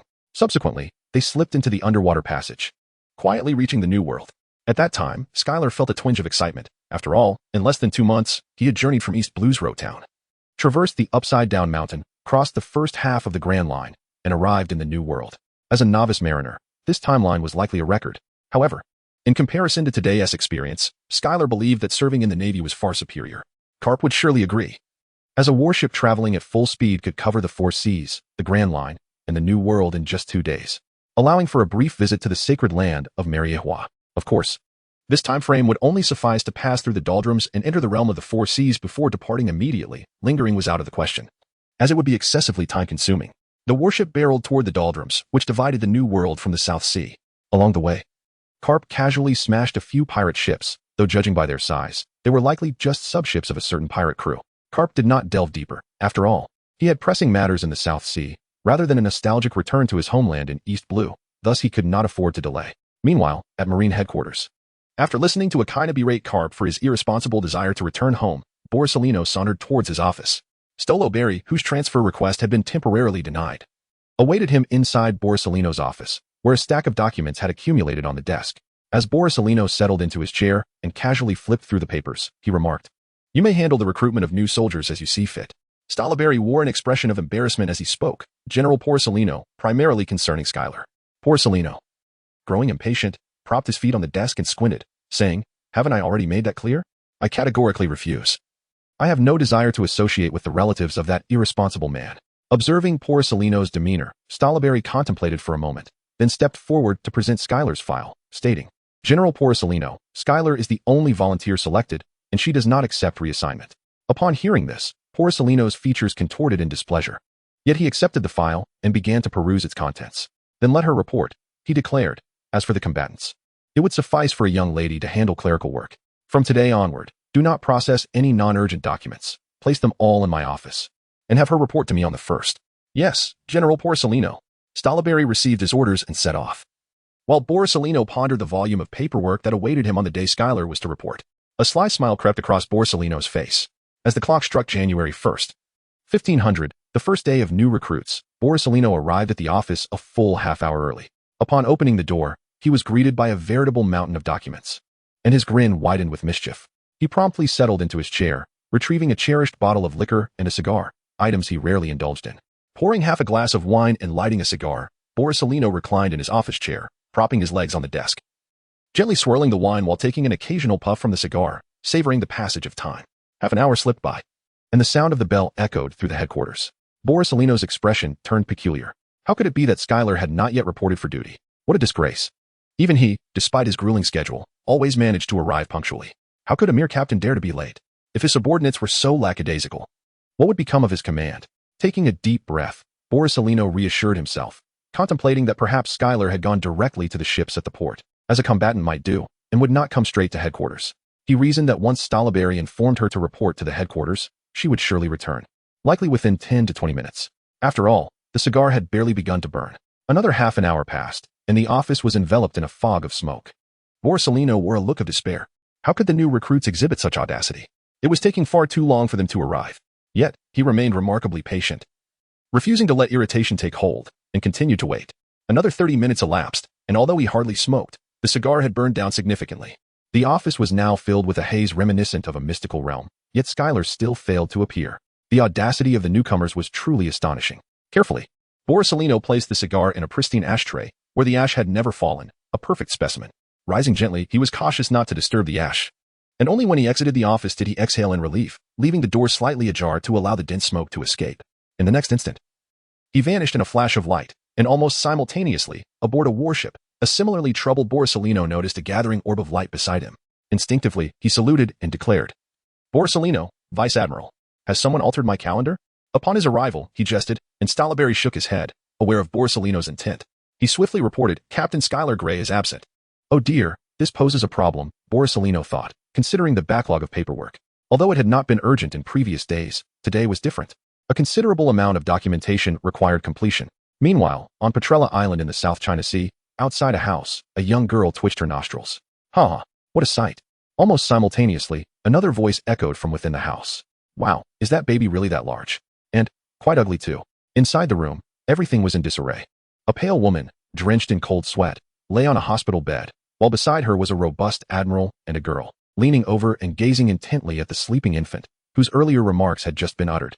Schuyler gazed at the infant's tightly shut eyes and remarked, "Is it still too early for the little one to open them? I recall it typically takes 1 to 2 weeks for that to happen. Though I wonder how large they might be." Suddenly, a punch from Garp struck Schuyler, sending him sprawling to the ground, gasping in pain. He rubbed the sizable bump forming on the back of his head, glancing up at Garp's furious countenance. Slowly, he rose to his feet, yet refrained from questioning him. For that single blow had forcibly awakened certain memories within Schuyler. Infants do not require time to open their eyes, it is the kittens and puppies that do. Feeling somewhat awkward, he offered a shy smile to the woman on the hospital bed. She, undeterred, returned a challenging yet warm smile, and then said, "Schuyler, could you take us outside for a moment? I have some matters to discuss with Admiral Garp, and I wouldn't want to disturb his rest." "All right. Rookie, sister-in-law?" Schuyler found herself at a loss for how to address the woman before her. However, considering her relationship with Ace, she thought it would not be inappropriate to call her sister-in-law. After all, she was Ace's aunt by no blood relation. Upon seeing Lu Jio nod in approval of her address, Schuyler promptly lifted the baby crib and made her way towards the door. Upon reaching the threshold, she cast a glance at Garp, who stood silently with a furrowed brow. After a moment's contemplation, she set the crib down, closed the door, and then picked it up once more to leave. Thanks to her rigorous training, the weight of the crib, along with the infant, felt as light as carrying an empty basin. Upon discovering an unoccupied room, she gently placed Ace, along with the crib, down. In truth, Schuyler need not have been so cautious. Garp's earlier punch had nearly shattered the floor, yet it had failed to rouse Ace. Was it possible that the D family, aside from the insomniac Blackbeard, was afflicted by a propensity for deep slumber? Schuyler sat in the room, observing the infant Ace. The color palette reminiscent of a rugged warrior highlighted the delicate freckles that adorned the bridge of his nose to his cheekbones, rendering him a tad peculiar. The baby, lost in slumber, presented an image of unparalleled serenity, devoid of the restless tossing and turning often exhibited by adults during sleep, and absent were the sounds of snoring or teeth grinding. His occasional stretches and tightly clenched fists served as gentle reminders of his vitality. If it weren't for the wrinkled skin and slightly misshapen head, Schuyler felt she could gaze at him for an eternity. Despite Ace's myriad imperfections, Schuyler found herself captivated for the better part of the day. Outside the door, footsteps echoed, some hurried, others heavy. She sensed the urgency, but remained seated. As dusk settled, the door swung open, and upon witnessing the still sleeping Ace and Schuyler, who lounged nonchalantly in her leather attire with her legs crossed, a shadow of gloom lifted slightly from Garp's face. "Is he still asleep? Has she departed?" Garp inquired. Upon hearing this, he nodded and stepped inside, taking a moment to observe the oblivious Ace, who remained in his peaceful slumber. After a few deep breaths, Garp declared, "Let us embark. It is time to return home." Schuyler rose, stretching her limbs, and remarked, "How fortuitous. I find myself hungry as well. I shall seek something to eat. Suddenly, for reasons unknown, Ace awoke with a start, unleashing a heart-wrenching wail. Skylar, caught off guard and inexperienced with infants, felt a surge of uncertainty, while Garp remained remarkably composed. He suggested, let Bogart prepare some goat's milk. It is all we have at the moment. With a gentle demeanor, Garp cradled Ace in his arms. His tender movements and soft expression caused Skylar to shudder, as this juxtaposition starkly contrasted with Garp's usual demeanor. She hastily exited the quarters and made her way to the warship, where she encountered Bogart, her equal in rank. Without a hint of modesty, Skylar promptly assigned tasks to the officer. Bogart, unfazed by her directness, even took it upon himself to fetch a bucket and squeeze the goat's milk. He instructed his subordinates to kindle a fire, demonstrating a proficiency in the tasks at hand: milking, boiling, brewing tea, and cooling the goat's milk expeditiously. Subsequently, he filled a bottle with the milk. At that moment, Garp returned to the ship, still cradling the crying Ace. Taking the bottle, he deftly inserted the nipple into Ace's mouth. Instinctively, Ace's chubby little hands grasped the bottle, and he took a few sips before suddenly discarding it and resuming his loud cries. Skylar caught the bottle and handed it back to Garp, who, instead of feeding immediately, let out a sigh and gently caressed Ace with the back of his hand that held the bottle. Once Ace's cry subsided, he once again inserted the nipple into Ace's mouth. This time, Ace was much more compliant and drank all the goat's milk from the bottle, which was as large as Skylar's fist. The moment the bottle was emptied, Ace tilted his head, relaxed his grip, and fell into a deep slumber once more. Garp couldn't help but chuckle, remarking how Ace resembled that rascal after a few drinks. A nostalgic smile graced Garp's face, and he spoke openly, his words not concealed, drawing the attention of many nearby. However, there was no excessive reaction. After all, those present were all seasoned veterans who had followed Garp for many years. Skylar observed those around her, their faces a blend of silent disbelief and a hint of acceptance, evoking a sense of envy within her. She pondered whether, once she led her own team, she would be fortunate enough to have soldiers like these. After ensuring Ace had enough to drink and had fallen asleep, the evening meal commenced for the others. Despite the multitude aboard, dinner was not prepared until the sun had fully set. Garp shared a table with Skylar, while the remaining 20 gathered around another. The food provisions were ample for all, and Garp's choice to dine with Skylar was not dictated by rank but rather by necessity. Should anyone else approach their table, they would find it impossible to partake, for the two of them consumed the sustenance like powerful pumps draining a bathtub of water.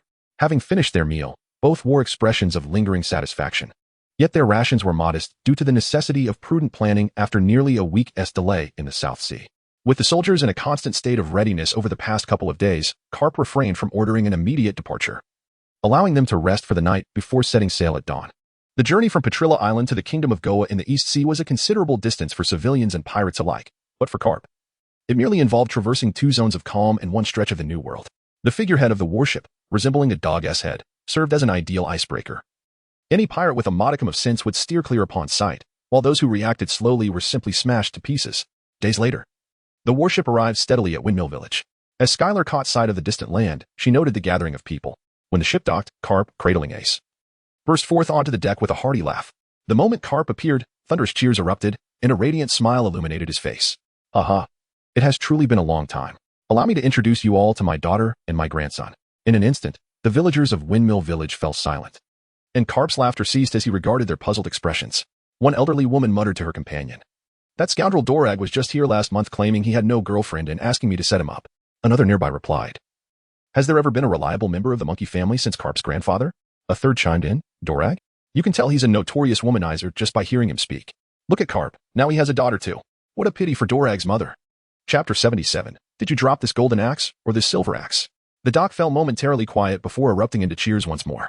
Though Garp had not brought his daughter home during any of his visits over the past decade, as long as he was a resident of Windmill Village, this girl would at least be considered half a villager. Yet, whispers still circulated among the older women. Garp regained his smile as he disembarked. Many villagers approached to see Ace. Those who remarked that Ace bore little resemblance to the monkey family were met with Garp and the nearby Navy officers countering their claims. Comments about how children resemble their mothers, how one cannot discern features with closed eyes, and how Ace's head shape had yet to mature echoed in the air. Suddenly, with a decisive punch, Garp knocked Skylar, who had tried to insert herself into the conversation, down to the ground. This action elicited gasps from onlookers, prompting several women to begin chastising Garp. Rarely flustered, Garp stared at the unyielding Skylar on the ground and realized she was playfully sabotaging him. He crouched down, half pulling and half lifting her back to her feet. Skylar lowered her head, listening to the surrounding individuals disparaging Garp, suppressing her laughter, and feeling an undeniable sense of joy. This sentiment resembled the exhilaration one might feel from witnessing another's misfortune. Surpassing the delight derived from personal gain, though it may be deemed erroneous, it was, nonetheless, a source of happiness. The gathering concluded abruptly due to the brief incident involving Skylar and Garp. Garp, cradling Ace, led Skylar, Bogart, and other Navy personnel, who were herding a dozen sheep towards the village of Windmill. Simultaneously, supplies from the Grand Line, South Blue, and even the Holy Land Mariawa were being unloaded, with the Navy consolidating these provisions before an individual who appeared to be even older than Garp.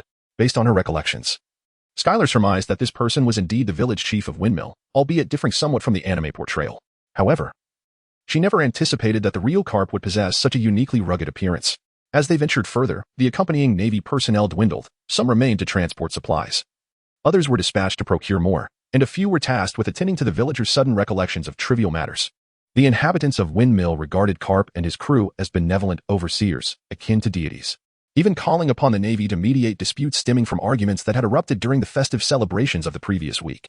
As they delved deeper, having surpassed the residential area of the villagers, only around 20 Navy men remained alongside Garp, in addition to his aide, Barrett, and of course, Ace still nestled in his arms. Over the past few days, Ace's condition appeared to have improved significantly in Skylar's eyes. His once wrinkled skin had transformed from a pink hue to a soft beige. His sparse, light-colored hair now shone dark, albeit still a tad lacking in density, after all. One cannot expect the hair of an infant to be abundantly thick. Ahead lay a mountain, and even from a distance, Skylar could hear the rustling of activity.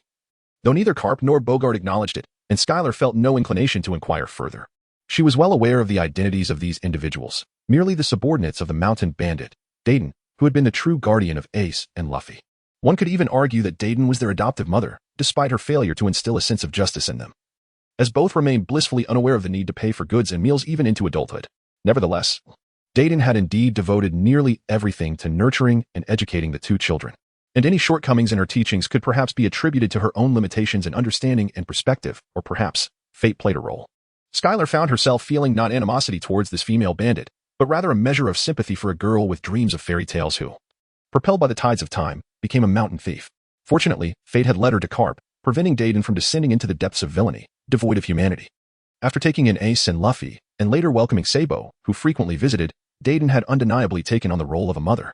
Yet, what she received in return were tragedies: Sabo's demise, Ace's death, each filling her heart with profound sorrow, leading her, as a mountain bandit, to audaciously strike Garp, a vice admiral, in public.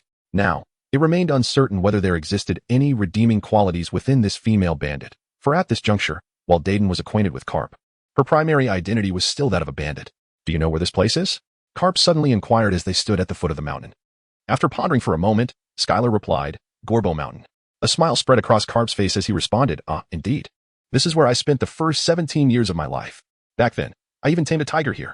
Garp's face beamed with pride. For him now, not even a sea king would provoke him to exert his full strength, yet he took immense pride in this past accomplishment.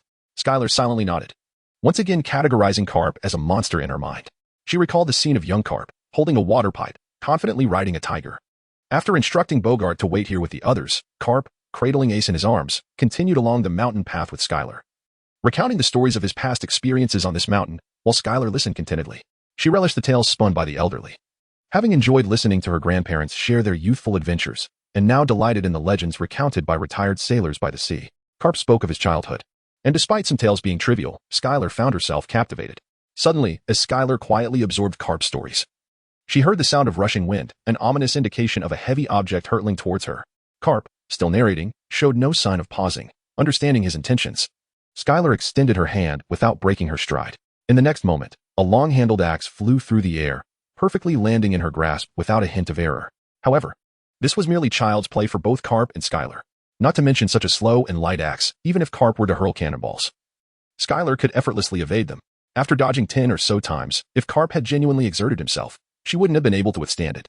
Suddenly, figures sprang from the woods flanking the narrow mountain path, led by a stout woman with orange hair, Callie Dayton, the very person Garp sought.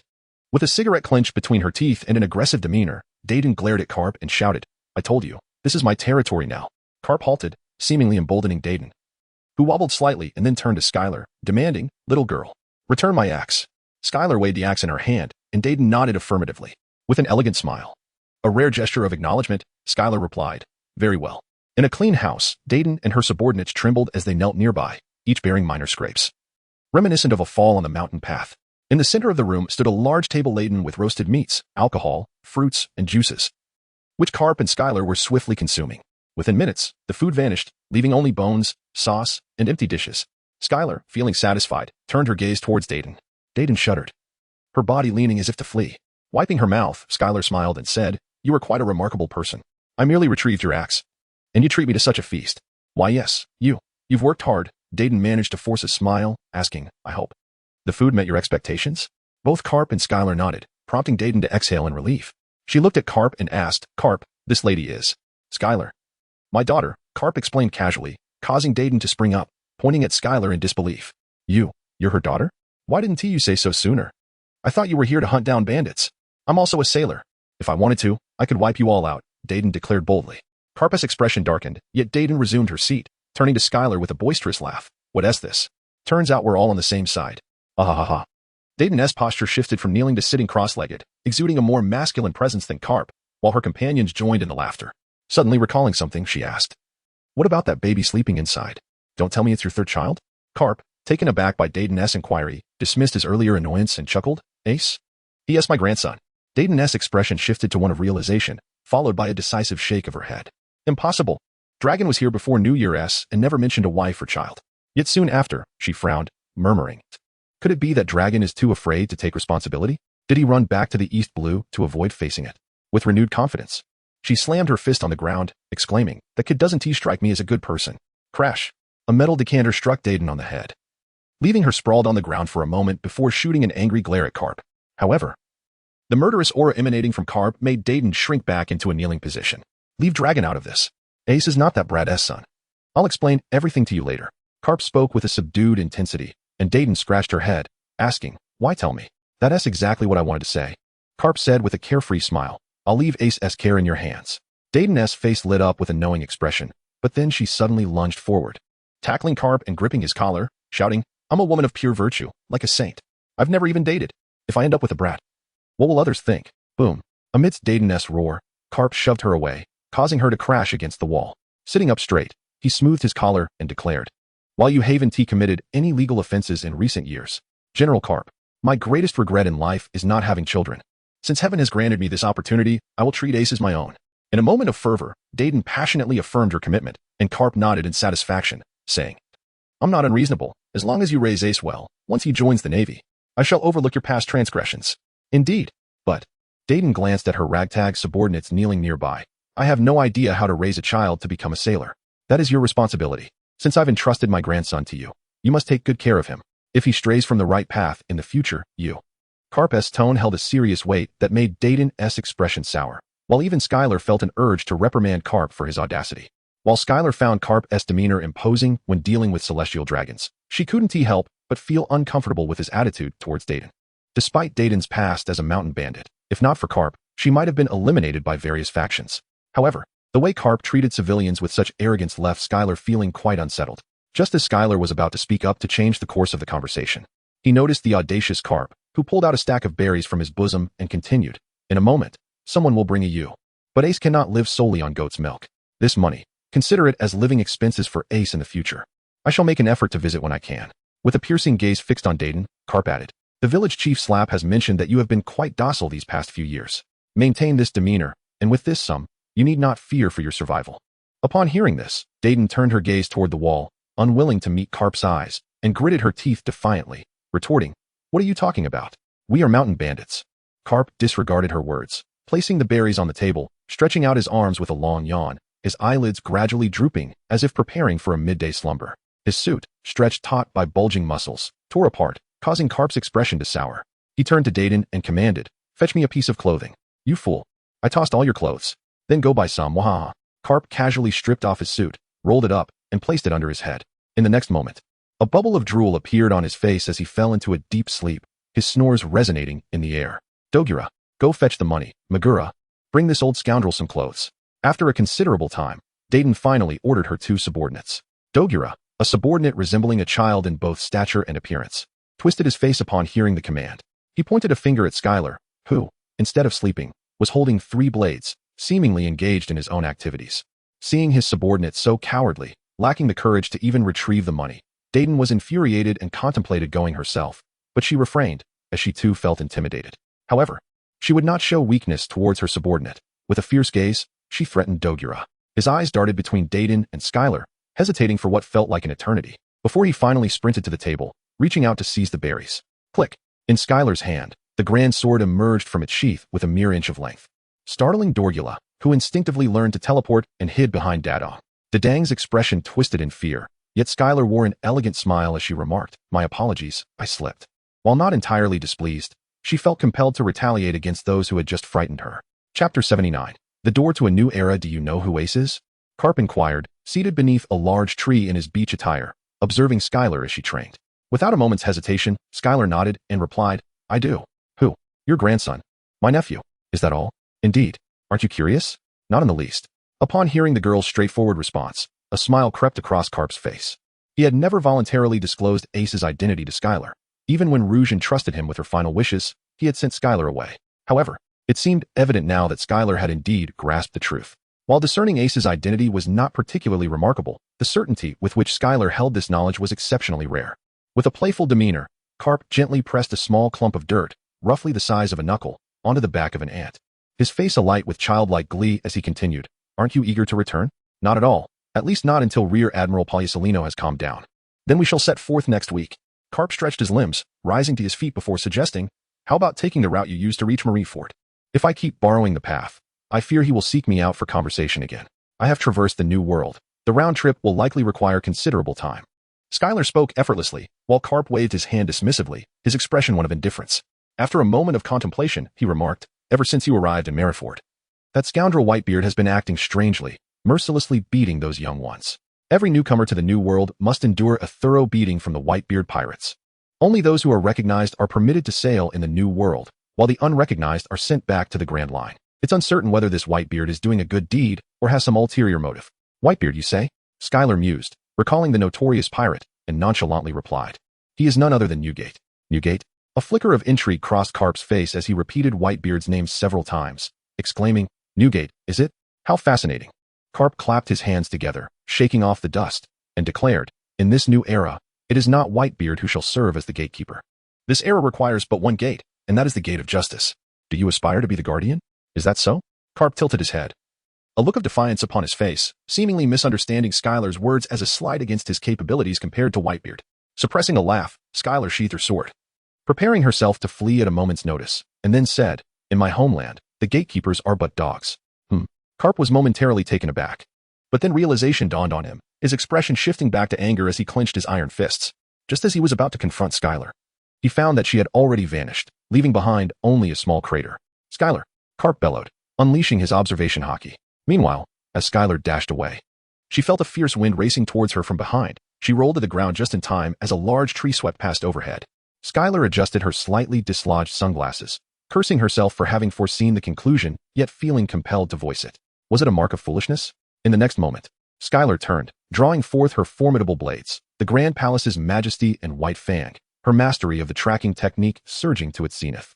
As her hands gripped the knives, an aura of armed color enveloped her arms up to the elbows. Clang!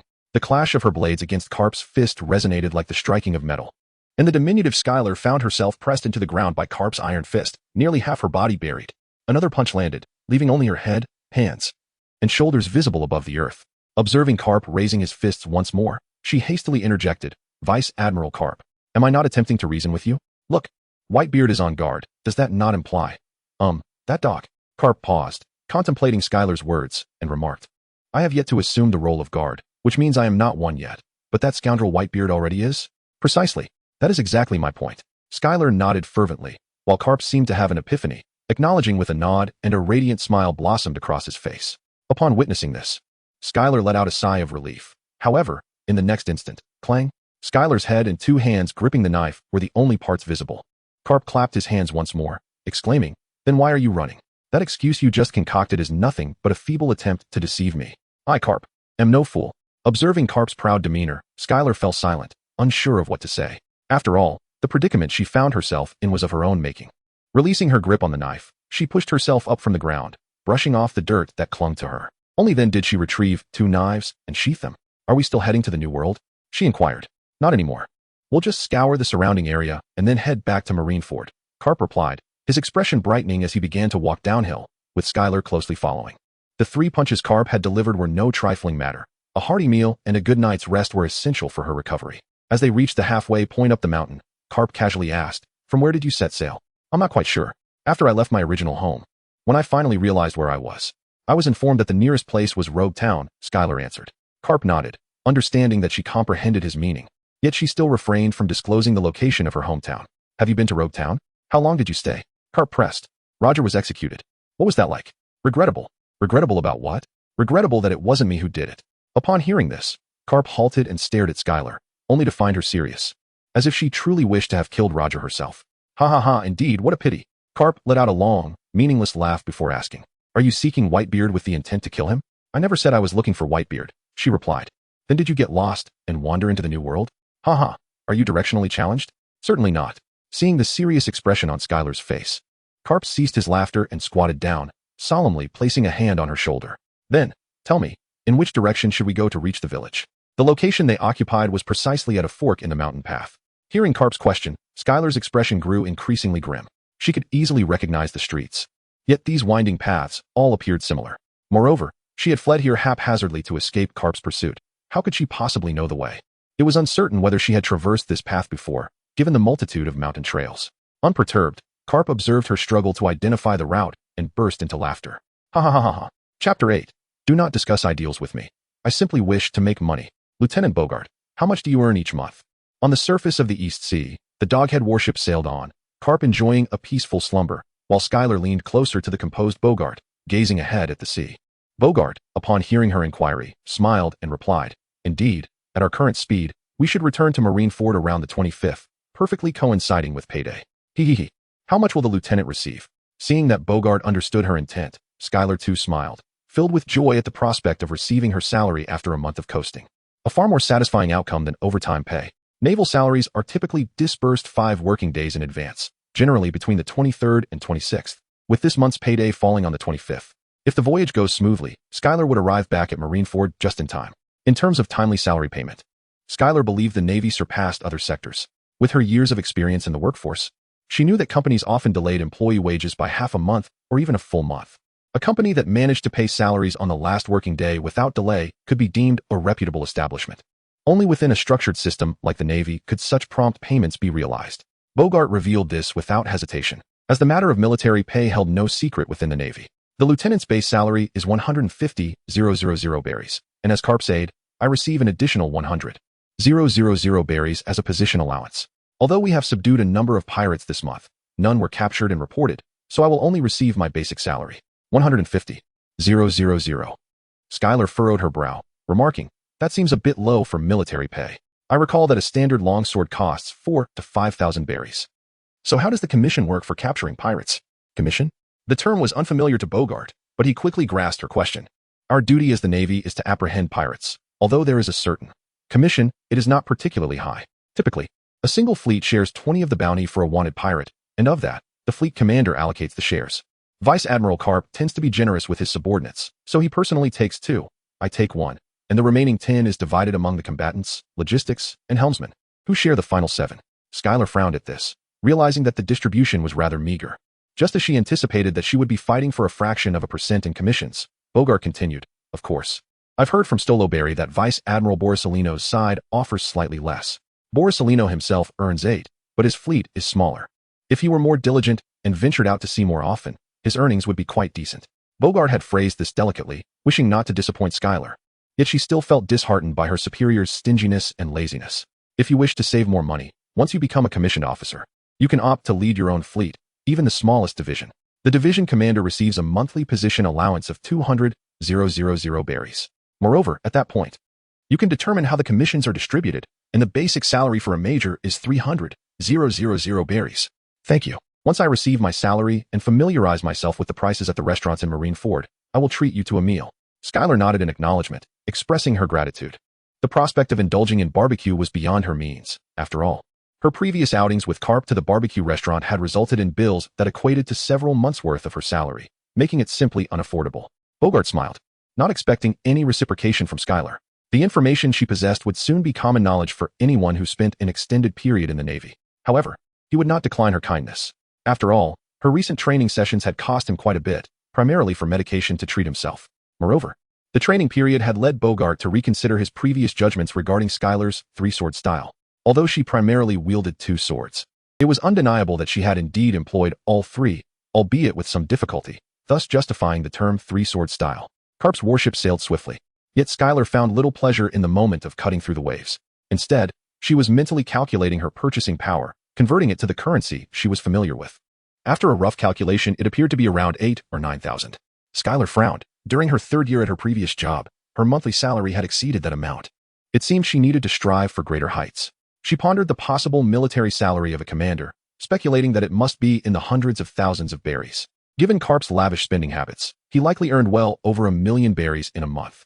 Just the casual sum he had handed to Dayton the other day must have been around 4 or 5 million berries. With this thought, Skylar's resolve strengthened. Once she became a school-level officer, she would lead her own fleet, not for any other reason but to have the financial freedom to purchase whatever she desired in the future. After all, as she glanced at the exquisite blade housed in her scabbard, the great palace of Masamune, she was unaware of the price Guion had paid for it, but she imagined it was far from inexpensive. Skylar recalled Zoro's future sword, Inma, the legendary great sword. If memory serves, Dasky mentioned that such a quality typically costs around 1 million berries. It is important to note that Inma is merely a fine blade, not the mythical supreme blade as often misrepresented. In contrast, the superior grade swords, known as the Great Grade, each exceed 100 million berries, signifying that 100 million berries is merely the entry fee for such blades. Accordingly, the pricing for fine swords would logically fall somewhere above 1 million berries but below 100 million berries. The exact sum, however, holds little significance for Skylar at present, as it amounts to astronomical figures. It's time to acquire wealth. The word echoed within Skylar's heart. Even as the warship jolted violently upon the mountains, her thoughts remained undisturbed. More than a year after her arrival in the world of pirates, she had reclaimed the mindset she possessed during her previous life of toil. Upon entering the Grand Line, Garp too awakened, gazing at the transformed Skylar with a sense of bewilderment. Just moments before her slumber, her demeanor had been markedly reserved. How could it be that within merely 2 or 3 hours, this young woman had become so strikingly radiant? Garp stroked his donut-like mustache, murmuring to himself.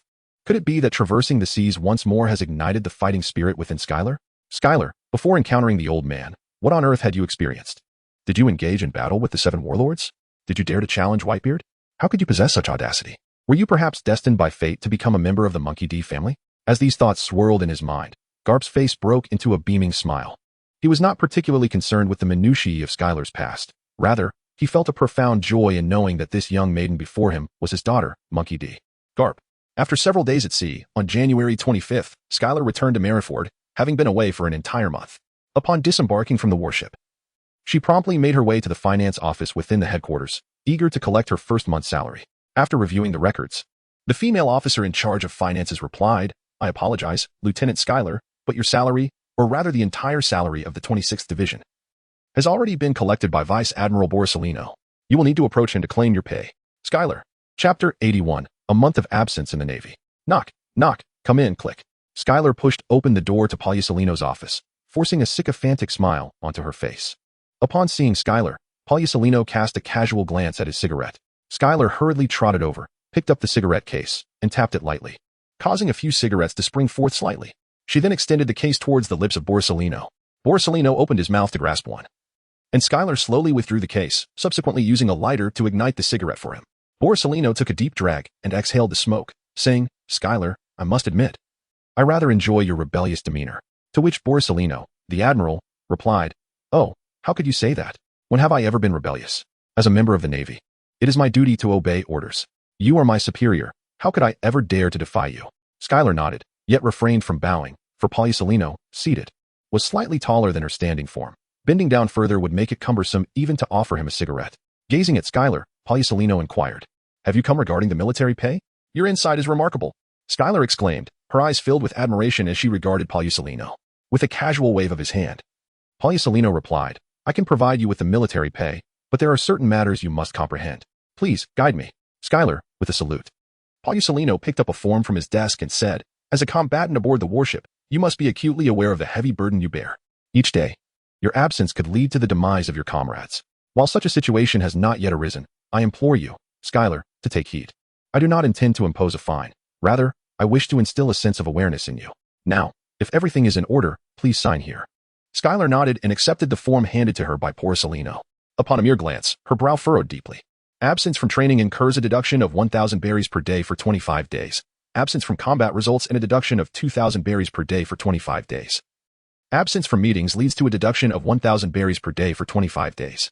Skylar gasped, feeling a chill run through her veins as the temperature of her blood seemed to plummet with that breath of cold air. A staggering 100,000 berries had been deducted from her account, equivalent to her entire monthly salary at the age of 23. Staring at the blank signature line and then at the lecherous grin of Borsalino, who was extending a pin toward her, Skylar felt an overwhelming urge to flip the table. But could she endure this indignation? Yes, she could. Skylar took the pin handed to her by Borsalino and inscribed her name. Despite her undeniable absence from work for 25 days, she still managed to receive a commendable salary of 13. Skylar's actions left Borsalino momentarily bewildered. He had not anticipated that Skylar would truly accept.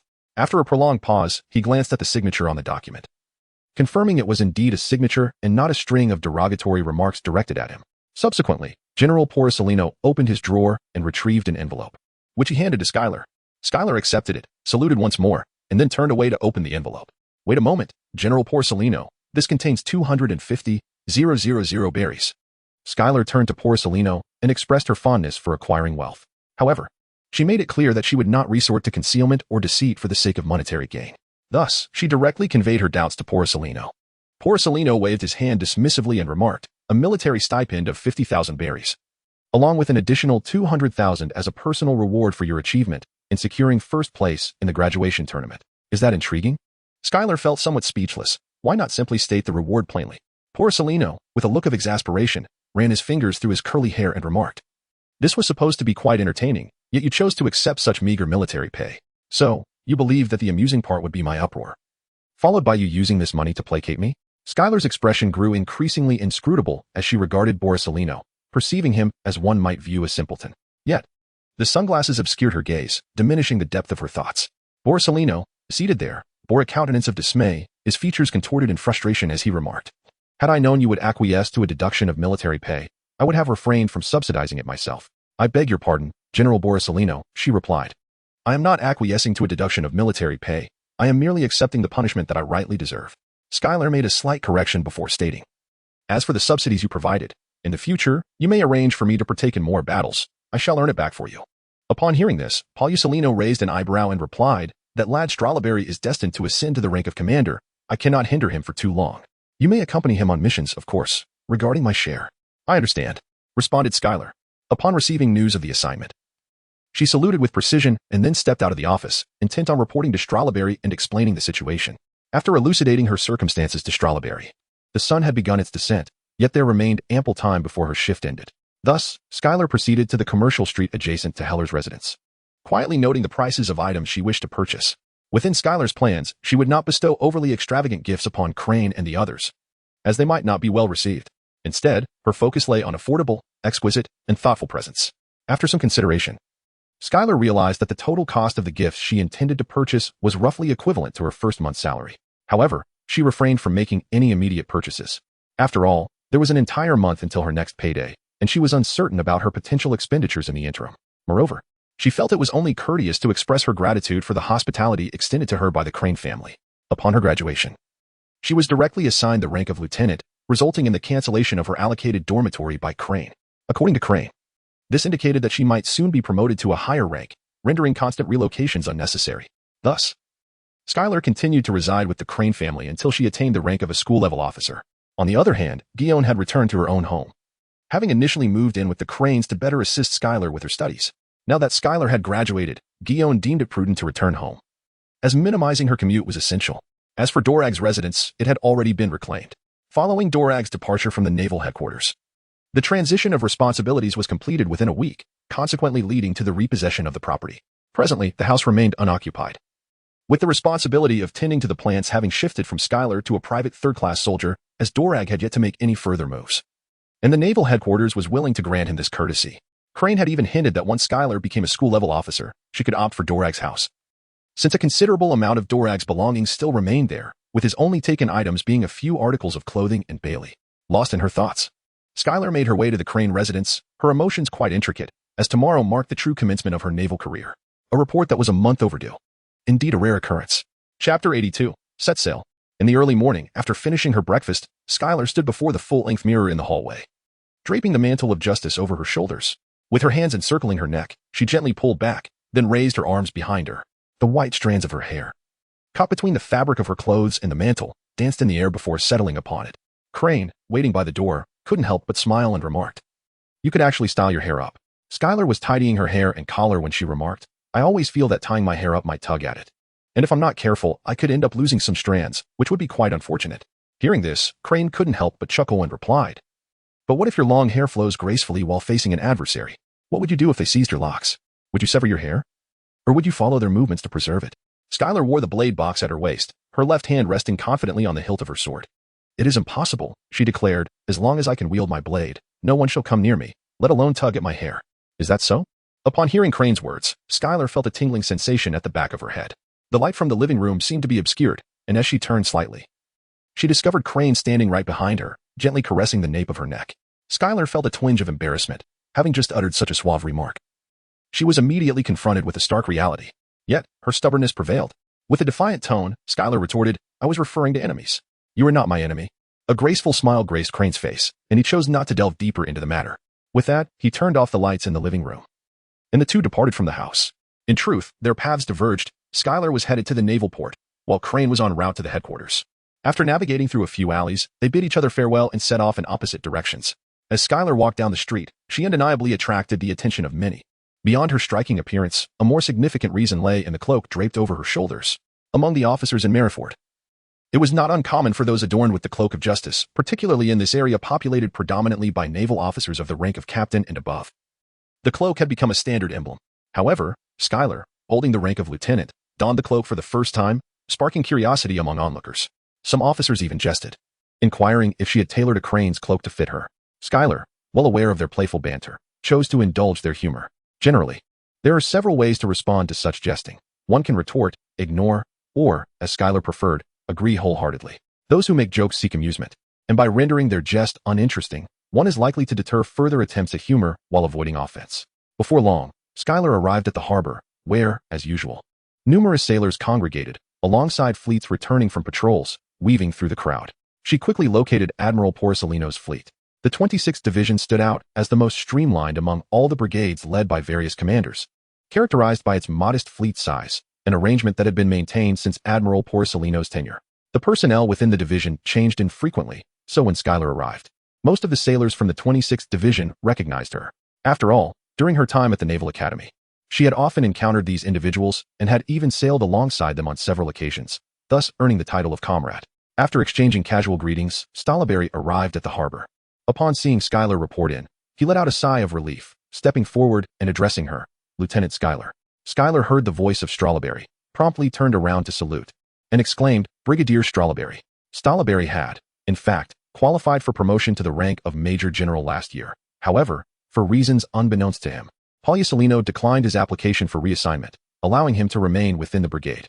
Nonetheless, his rank has already been elevated. He simply is not detached from the brigade, thus preventing the formal bestowal of his honors, and he remains classified as a brigadier general. Strawberry nodded and remarked, "Lieutenant Skylar, allow me to discuss matters concerning the subordinates under your command.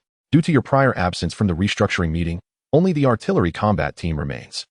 I have also reviewed your credentials, and before you officially take command, Lieutenant Foss will assist you solely with the artillery combat team." "Lieutenant Foss." Strawberry turned his head and shouted loudly. A tall man with dark skin rushed over, saluted, and said, "Brigadier Strawberry." "Lieutenant Skylar." Strawberry nodded and said, "This is Lieutenant Foss, a veteran of our squad. Since graduation, he has been a member of the artillery combat team, and now he serves as your assistant. Should you wish to understand the intricacies of artillery combat, feel free to consult him.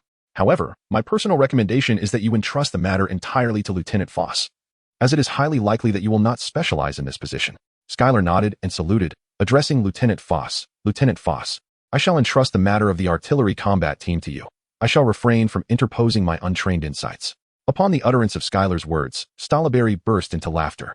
He was well aware of Skylar's performance. Despite her overall ranking being first, her proficiency in naval coordination, artillery, and firearms was notably lacking.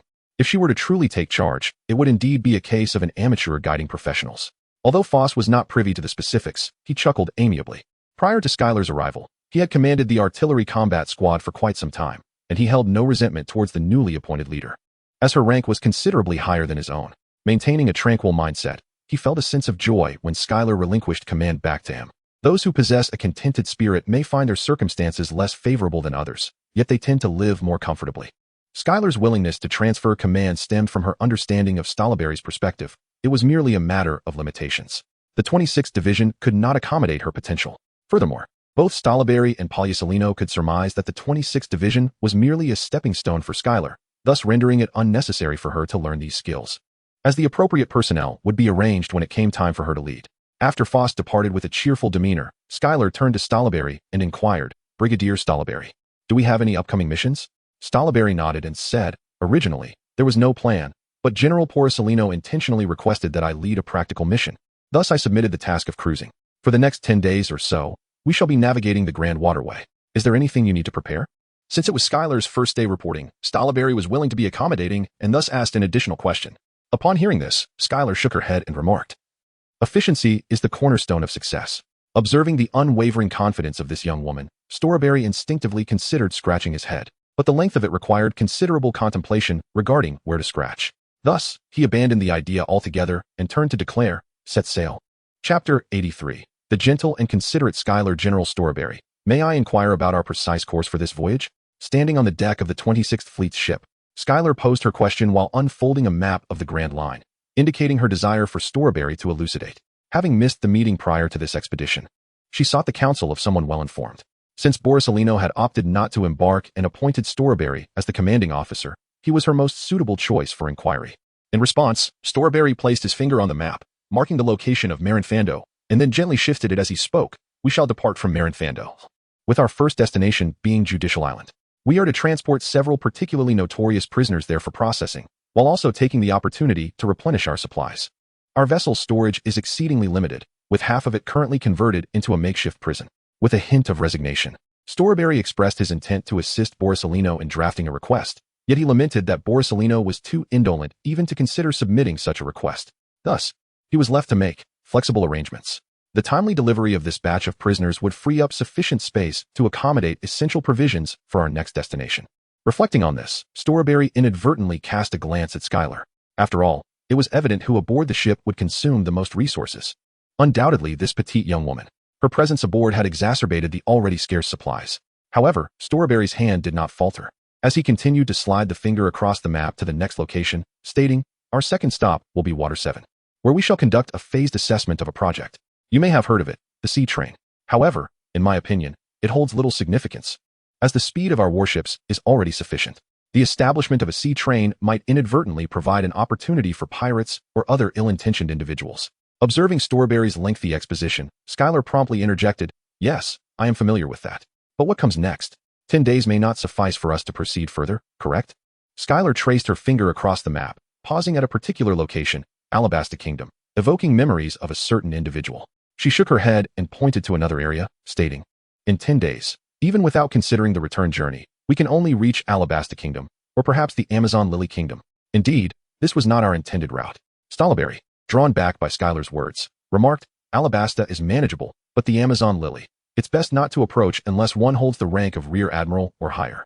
After sharing a morsel of naval knowledge with Skylar, Strawberry placed his finger on the City of Water, drawing an arc and declaring, "This shall be our third stop, the Shambodia Islands. The journey from the City of Water to the Shambodia Islands cannot be direct due to the treacherous waters in between, known as the Devil's Triangle. Typically, pirate ships or naval vessels that enter do not return. Of course, if it were Garp, there would be no cause for concern, as his warship is equipped with the pinnacle of technology from the world government and navy, and with his formidable strength and the prowess of the navy aboard, he would not fear encountering peril." Strawberry sighed, pondering the myriad complications that would dissipate if only his superior were amenable to exchanging warships. Pointing towards the archipelago of Chandala, he remarked, "The Chandala Islands serve as a veritable paradise for pirates. However, they also function as a temporary prison for our navy. Many of the excessively audacious pirates often find themselves subdued by their peers and subsequently dispatched to the outpost." With a chuckle, Strawberry shook his head, continuing, "We shall make our final resupply at the Chandala Islands, while escorting these pirates back to Marineford to be handed over to other divisions. Thus, our patrol mission shall conclude. And these pirates will face interrogation by other units to determine whether they will be sent to Justice Island or impelled down. Should the opportunity arise, you might consider visiting. It is a facility that houses the most notorious of pirates. Meeting them would undoubtedly serve as an enriching experience." Skylar nodded, fully aware that Impel Down was the most secure prison, situated deep beneath the windless zone. surrounded by the treacherous Sea Kings. Even if a prisoner managed to escape, the likelihood of their successful departure was almost non-existent.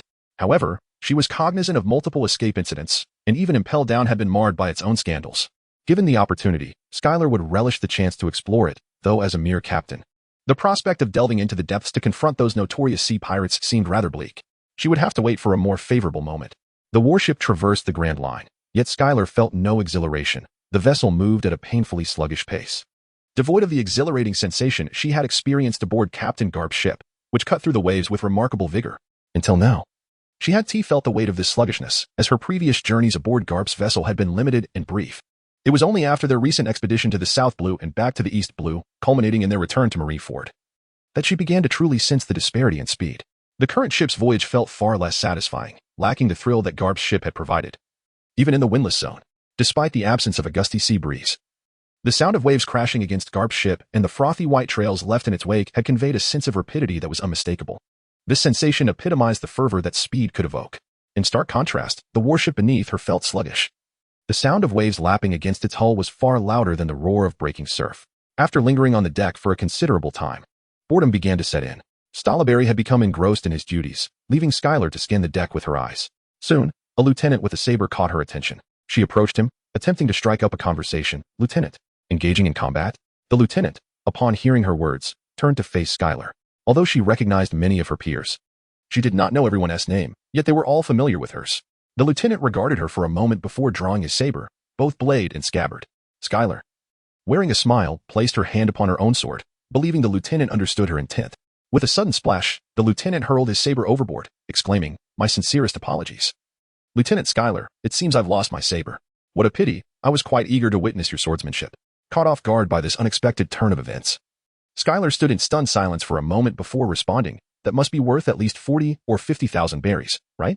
At her words, the lieutenant's eyelids and nostrils twitched in surprise, and he forced a stoic expression, replying, "What a shame indeed. Fortunately, I just received my pay yesterday." As he spoke, his eyelids flickered once more, not out of regret, but rather because Skylar had drawn her own sword and offered it to him. With an elegant smile, Skylar remarked, "It's nothing, you may use mine." Captain Skylar truly exemplified tenderness and consideration. Chapter 84. Brave Bull. The Colonel, clutching Skylar's grand vision, glanced around in search of assistance. But nearly all of his comrades, bonded by life and death, averted their gazes. The crew aboard this warship, even the few fresh recruits, were acutely aware of Skylar's formidable nature, not merely in her strength, but in her intense and fervent approach to practice. After all, Skylar never shied away from exchanging injuries. Indeed, she had grown accustomed to combat, indifferent to the pain endured during training, for she always managed to recover. However, others could not afford such indifference. While figures like Porcelino could easily adapt and spar with Skylar, the rest lacked such mastery.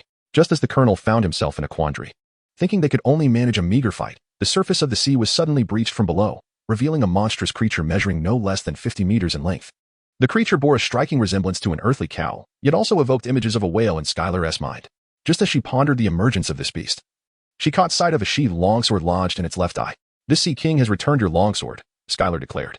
The colonel shook his head, replying, "It is not a Sea King, merely an ordinary marine beast. Marineford consumes nearly 30 of these sea cows daily." At this moment, the Navy personnel aboard the warship readied themselves for battle. Several cannons pivoted to aim at the creature. Stoloberry emerged from the cabin, preparing to issue commands. Observing Stoloberry's intent, Skylar turned to the colonel and inquired, "Do you believe I can defeat this sea beast?" The colonel nodded, asserting, "It is merely larger in size. Its speed is quite slow, and any strike can breach its defenses." As a senior, it was his duty to assist the junior. And thus the colonel was more than willing, especially since the creature's appearance had disrupted Skylar's original plans, much to his delight. Skylar stepped forward, reclaiming his grand palace scene from the colonel's grasp, and continued towards the sea beast. He called out to the distant General Stolleberry, "General Stolleberry, allow me to give it a try."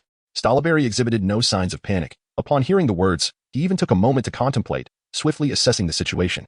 He concluded that the visibly impaired sea creature posed no threat to Skylar. Thus, he raised his hand to halt the Navy personnel poised to execute his command, stating, "Lieutenant Skylar, as one of the captains of the combat squadron, you possess ample autonomy to determine the course of our attack. Please proceed." Skylar smiled, adjusting her sunglasses as she walked towards the sea beast. Turning back to the lieutenant commander, she said, "I'll retrieve your longsword for you. But remember to spar with me afterward." Well, the lieutenant commander suddenly lost interest in that sword. After all, it was merely worth around 40 to 50,000 berries. Engaging in a bout with Skylar might very well incur medical expenses exceeding that sum. Ultimately, their training session was a private affair, and the Navy's medical department would not cover the costs. Every penny would be accounted for, especially since this was the squad of Borsalino. Skylar approached the warship, gracefully positioning herself atop the railing. The sea creature appeared to have taken notice of Skylar, its belly fin, resembling both a hoof and a fin, swept towards her with a swift motion. Skylar leisurely sheathed the magnificent sword back into its scabbard. As the abdominal fin approached within a mere 5 meters, she finally executed a poised motion to draw her blade. With a resounding thud, a pink slash materialized, and the enormous cow's hoof struck the deck with tremendous force, producing a violent tremor. The splattered blood stained the uniforms of many sailors a deep crimson. Upon witnessing this, Stolleberry remarked, "Skylar, set sail to the seas. The warship is nearing its weight limit." Skylar could distinctly sense the warship sinking slightly. She nodded, and with a swift motion of her feet, she vanished in an instant, leaving Stolleberry gazing sorrowfully at the collapsed railing beneath her tread. The manatee, deprived of its target, appeared bewildered. Its impaired vision made it inherently difficult to perceive its surroundings, let alone an adversary like Skylar, who had suddenly vanished from its sight. However, the crew aboard the warship witnessed the disappearance of Skylar, who reappeared directly above the manatee, suspended upside down and plummeting downwards, while simultaneously drawing her sword. The shadow of the swift blade. The Grand Palace's flourishing blade was unleashing a circular arc of pink slashes, abruptly silencing the manatee's anguished cries. As Skylar deftly maneuvered in midair, just moments before colliding with the manatee, he exerted force through his waist and pivoted, landing securely atop the creature's head. Subsequently, he nimbly leaped back onto the deck, finding a spot unmarred by splattered blood. Everyone, including Stolleberry, gazed in astonishment at Skylar, who held the colonel's long blade in one hand while gathering his flowing hair with the other. At that moment, the slash that had been executed lingered in the air above the surface of the sea, suspended and unvanished. As Skylar adjusted his sunglasses once more and turned to gaze upon the surface of the sea, his strike shattered with formidable force, cleaving the manatee in twain, which then collapsed upon the water's surface, its blood spreading across the waves while its body gradually sank beneath. Had the final strike 3 months prior possessed such overwhelming power? Stolleberry sighed, reflecting on the assessment from 3 months prior, when Skylar faced the ghostly Spider and Doberman. The strikes delivered then lacked the sharpness and elegance of today's performance. In that instance, Skylar had expended nearly all his strength, yet today's execution was executed with such grace, even possessing a hint of the elegance reminiscent of a crane. Skylar smiled modestly, yet she felt a sense of satisfaction with her recent strike. She hurled the long knife in the direction of the colonel. The colonel, somewhat bewildered, caught the saber he had just discarded and then turned to Stolleberry, saying, "Brigadier Stolleberry, we have fought side by side for many years. Would you be so kind as to save my life?" Stolleberry gazed with an impassive expression, yet his eyes were filled with the profound disappointment of a major. As he remarked, "Major Rydell, a man must be accountable for the promises he makes to himself."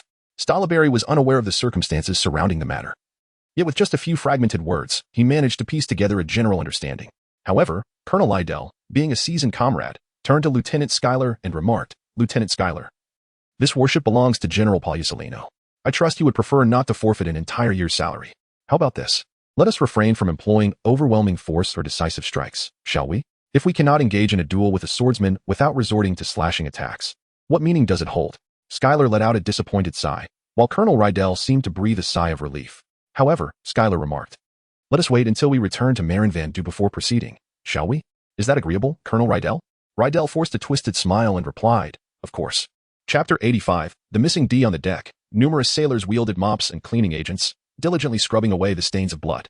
The principal culprit, Skylar, was no exception, as even Stolleberry was personally supervising her efforts. As Skylar mopped the floor, he observed Stolleberry, who was holding a notebook and pen, seemingly jotting down notes. Moreover, Skylar discerned that Stolleberry had glanced at the damaged fence several times. Skylar approached Stolleberry with a dragging gait and, lowering his voice, inquired, "General Stolleberry, you wouldn't be contemplating making a report, would you? My salary is so meager, I simply cannot afford the consequences." Stolleberry lowered his head to gaze at Skylar, reluctantly handing over the notebook, and remarked, "I am also seeking a solution. If reimbursement is not possible, General Borsalino will undoubtedly hold you accountable." Skylar gazed at the notebook, where Stolleberry's handwriting was rather hasty. She could barely decipher keywords such as guarding the warship, combat, and controlling ship damage. In an instant, her face lit up with a smile, and she exclaimed, "Do let me treat you to a meal sometime, Brigadier Stolleberry." Stolleberry nodded with a smile and replied, "Barring any unforeseen circumstances, you may receive additional rewards next month. I will do my utmost to assist you in applying for a 4th-class merit." Skylar nodded, acknowledging the reality that connections and networks are essential within the system. The recent incident, which could have been resolved without repercussions, had resulted in an inevitable report of damages due to her momentary recklessness. Had it not been for the temporary commander Stolberry, who managed to transmute her error into a commendable achievement, Borsalino would surely have seized the opportunity to withhold her pay. However, Stolberry appeared willing to embellish the event, framing her impulsiveness as a demonstration of vigilance over the warship and skillfully portraying the damage in a favorable light. Not only could the repairs be funded by headquarters, but Schuyler would also earn military merit. Without such connections, the commander would not have intervened, as the reporting process was rather cumbersome. Contemplating the prospect of an increased income next month invigorated Schuyler as she scrubbed the deck, while Stolberry chuckled softly, quickly returning his focus to his writing. After all, the headquarters would dispatch personnel to assess the damages, making it imperative that his account was both reasonable and irrefutable. Moreover, crafting a narrative that would predispose others to view Schuyler's actions as praiseworthy rather than blameworthy required considerable effort. Fortunately, Stolberry's intellectual capacity appeared to surpass that of the average individual, with a head towering a meter high, even if he struggled to conceive superior ideas. He would not lament the loss of a few strands of hair. After all, the loss of $10 for a millionaire is a vastly different affair than for a child with only a few coins to their name. And Stolberry's abundant hair was certainly indicative of a millionaire's fortune. Subsequently, the warship's voyage progressed without significant incident. The waters surrounding Mariford posed little danger, as the true threats had long since been eradicated. Ironically, it was the sea beasts and the minor pirate crew Schuyler had previously encountered that were more likely to appear nearby, for many commanders deemed them unworthy of extermination. They were unable to infiltrate the core of the Navy, and between the Marine headquarters at Mariford, Judicial Island, and the comm zones of Impel Down lay a vast vortex. Most pirates neither dared nor were able to breach this area, often meandering in the open seas. It was only Schuyler, along with that somewhat Navi pirate crew from earlier, who foolishly ventured into the Whirlpool's domain, rendering their vessels incapable of proper navigation. This was also the reason Schuyler, despite knowing she could not prevail, chose not to flee. Had it not been for Garp's rescue, she would have remained trapped there, awaiting salvation from fellow Marines traversing the gates of justice. Of course, there was also the possibility of being mistaken for a pirate and subsequently obliterated, a twist of fate, perhaps. After a day of sailing, the warship finally arrived at the gates of justice behind Judicial Island. Due to prior notification, although no specific date was given, Borsalino's warship was, in a sense, easily recognizable. After all, it was unheard of for a fleet commander to neglect the replacement of a warship out of laziness. Borsalino's vessel was adorned with numerous patches, and its small crew size lent it a certain character. Upon docking, an officer from Judicial Island arrived for the handover. During the journey, Stolberry shared insights about the pirates confined within the warship. Most shared common traits. First, they lacked devil fruits. Second, they had committed numerous transgressions, yet wielded little influence. And third, they had indeed engaged in actions that undermined the world government's authority. As combatants, Schuyler was not required to partake in the handover, and even Stolberry played a minimal role, allowing the officer responsible for documentation aboard the warship to manage the transition. Unless the delegation from Judicial Island included a high-ranking officer, Stolberry saw no need for personal involvement. Some were engaged in the handover, others in escorting, while a few began replenishing supplies. Schuyler requested Stolberry to accompany her on a tour of Judicial Island, wandering from its rear to the main entrance. Upon gazing at a building emblazoned with Eni's lobby, Schuyler fell into contemplation. Having previously only encountered translated manga and possessing only rudimentary English and Japanese skills, she had never found the name peculiar. However, now, with language abilities akin to a native of the pirate world, it struck her as oddly dissonant. Noticing her pensive expression, Stolberry inquired, "Is there a problem? Do you find the name lacking in coherence?" When Schuyler beheld Stolberry's expression, one that seemed eager to boast yet hesitant to speak, he chuckled and remarked, "If I were to inquire, would you dare to reveal it?" Stolberry opened and closed his mouth several times before finally stating, "This cannot be done here." Yet it is hardly a secret. One might even say, it is merely a long-standing rumor. Is it the absence of that is the issue? Denies lobby. The realm of denial indeed makes much more sense. As Schuyler finished speaking, Stolberry's expression shifted, and after activating his observation Haki to ensure no one was around, he leaned in and whispered, "Here, do not speak recklessly."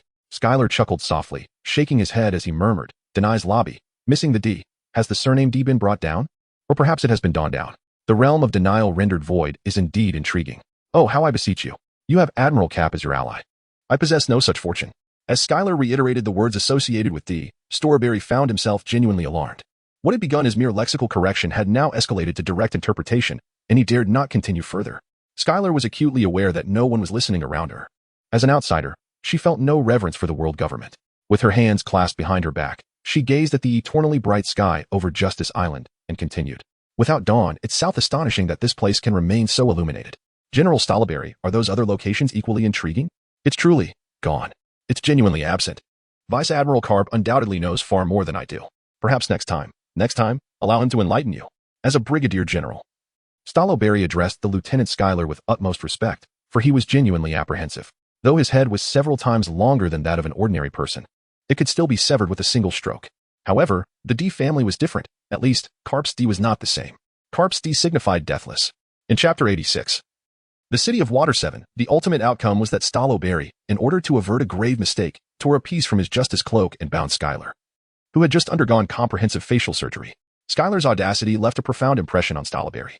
In a desperate bid to ensure his own safety, Staloberry resorted to the drastic measure of binding Schuyler and subsequently casting him back onto the warship. Staloberry also orchestrated the rapid transfer and resupply of other naval vessels, scarcely allowing time to repair the fences. The moment the supplies were completed, they set sail without hesitation, fearful of lingering even a second longer in this place. It felt as though remaining on this eternally sunlit land would reduce him to mere ashes. It was only after the warship had navigated past Justice Island and left its vicinity that Staloberry unsheathed his long sword with a pink hilt and freed Schuyler from his bonds. After several hours of confinement, Schuyler gradually came to realize that the words he had just spoken, while seemingly trivial to him, were profoundly sacrilegious to the indigenous people.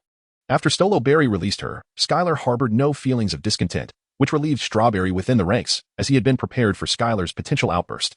However, this audacious military scion proved to be quite reasonable. Upon rising, he tidied his hair, adjusted his sunglasses, and straightened his attire before standing at the railing to gaze at the sea.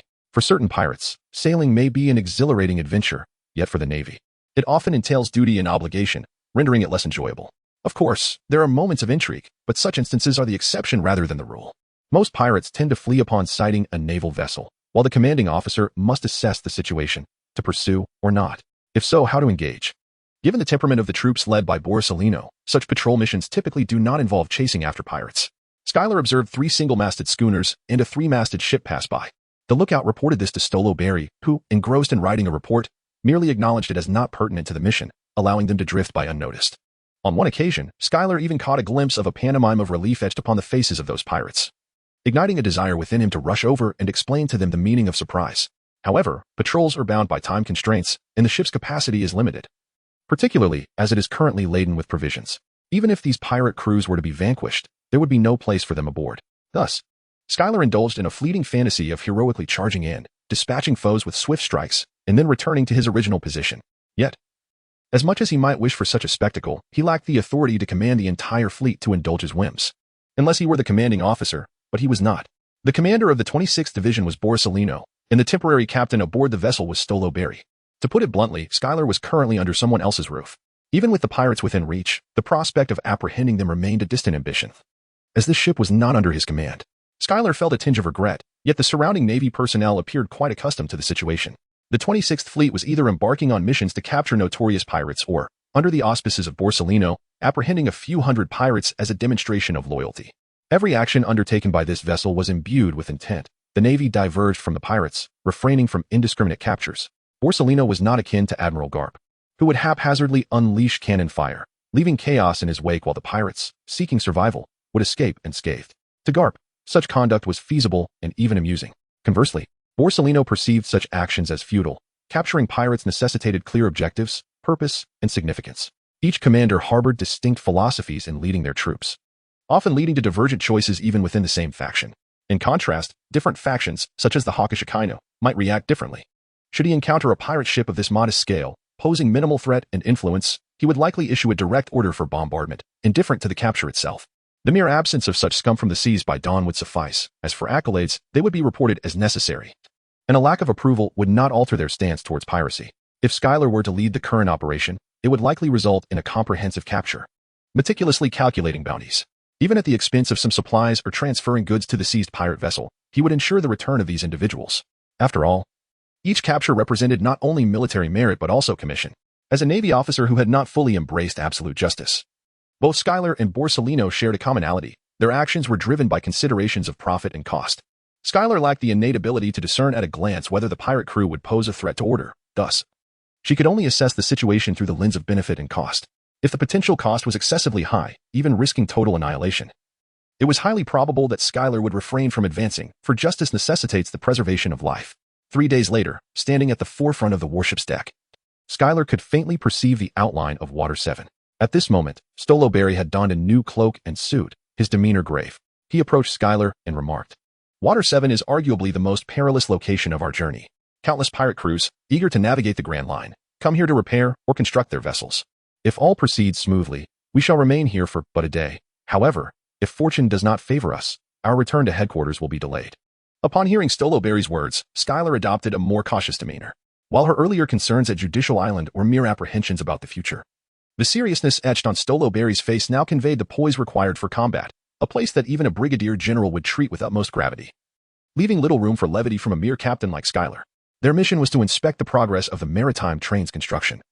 And engaging in conflict with pirates was not within the scope of their duties. Nevertheless, pirates are not known for their adherence to order. The Navy's decision to refrain from provoking them did not guarantee immunity from their hostility.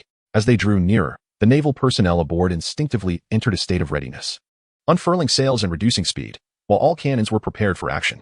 Combatants for close-quarter engagement emerged onto the deck, and several sailors armed with muskets took their positions, creating a slight congestion on the deck. Ahead lay the port. Can you see it? Those vessels are poised to embark towards the New World. Stoloberry spoke, his gaze gradually suffused with a murderous intent. No sane navy would consider this scene normal. These pirates had traversed from their respective territories, each stained with blood. Yet, paradoxically, these brigands treated this place as a mere transit hub, a supply station, and even fostered the emergence of several shipbuilding companies here. It was within these very confines that the legendary ship, the Oro Jackson, belonging to the pirate king Gold, Roger, was constructed. The approaching warships inevitably captured the attention of the nearby pirates, and several pirate crews provocatively commanded their subordinates to operate the cannons, instigating a confrontation with the naval vessels. Stoloberry stepped forward, his tall figure standing at the forefront of the deck, hands resting upon his twin swords. The cannons aboard the warship adjusted their angles, aimed squarely at the provocateurs among the pirate vessels. Gazing around, Stoloberry proclaimed, "Which pirate crew seeks to conclude their maritime journey? Step forth." As the pirates fixed their gaze upon Stoloberry, amidst the crowd, one individual observed Skylar, who stood behind Stoloberry, gently smoothing his hair. Chapter 87. The swordsman at the harbor. Is there truly a soul in this world unafraid of death? At the moment Stoloberry's words fell, several pirates stepped forward, their expressions brimming with arrogance as they regarded Stoloberry. It seemed they were wagering, betting on whether Stoloberry would dare to strike against them. After all, the current situation involved a multitude of pirates encircling a solitary fleet. If Stoloberry chose to maintain the peace, they would have ample tales to boast about in the future. Stoloberry's countenance grew increasingly grim. If it were within his power, he would indeed prefer to refrain from engaging in combat. Just as he wavered in uncertainty, he heard the sound of someone departing behind him. With a resigned sigh, he closed his eyes and reluctantly unsheathed his twin daggers, reflecting inwardly that despite his desire to avoid conflict, he now had no choice but to fight. There, amidst the harbor, stood a young naval officer draped in a cloak of justice. Her stature and form might easily lead one to overlook her presence, yet her vibrant spirit radiated from within, compensating for her seemingly diminutive frame. Skylar, concealed behind her sunglasses, cast a sweeping glance around her surroundings. She observed the transformation of their expressions from astonishment to ridicule. Yet she remained unfazed. After all, the deceased deserved reverence. The cold blade glided across the throat with a speed as swift as the wind. The rhythmic thuds against the ground intertwined with streaks of pink slashes, plunging the harbor into a moment of profound silence. On board the warship, Stoloberry noticed Skylar pausing her assault, and a blend of helplessness and pride emerged upon his face. The helplessness stemmed from Skylar's volatile temperament, while the pride was rooted in the fact that he had once served as the sharpening stone for this young woman. Stoloberry, accompanied by a cadre of warriors, descended directly upon the harbor. One by one, the pirates fell, the very same ruffians who had previously dared to stir trouble. Now, they were transforming the port into a canvas of crimson. An impressive display of skill. Just as Stoloberry was about to commend Skylar, a voice, youthful and exuberant, emerged from the crowd, interrupting him.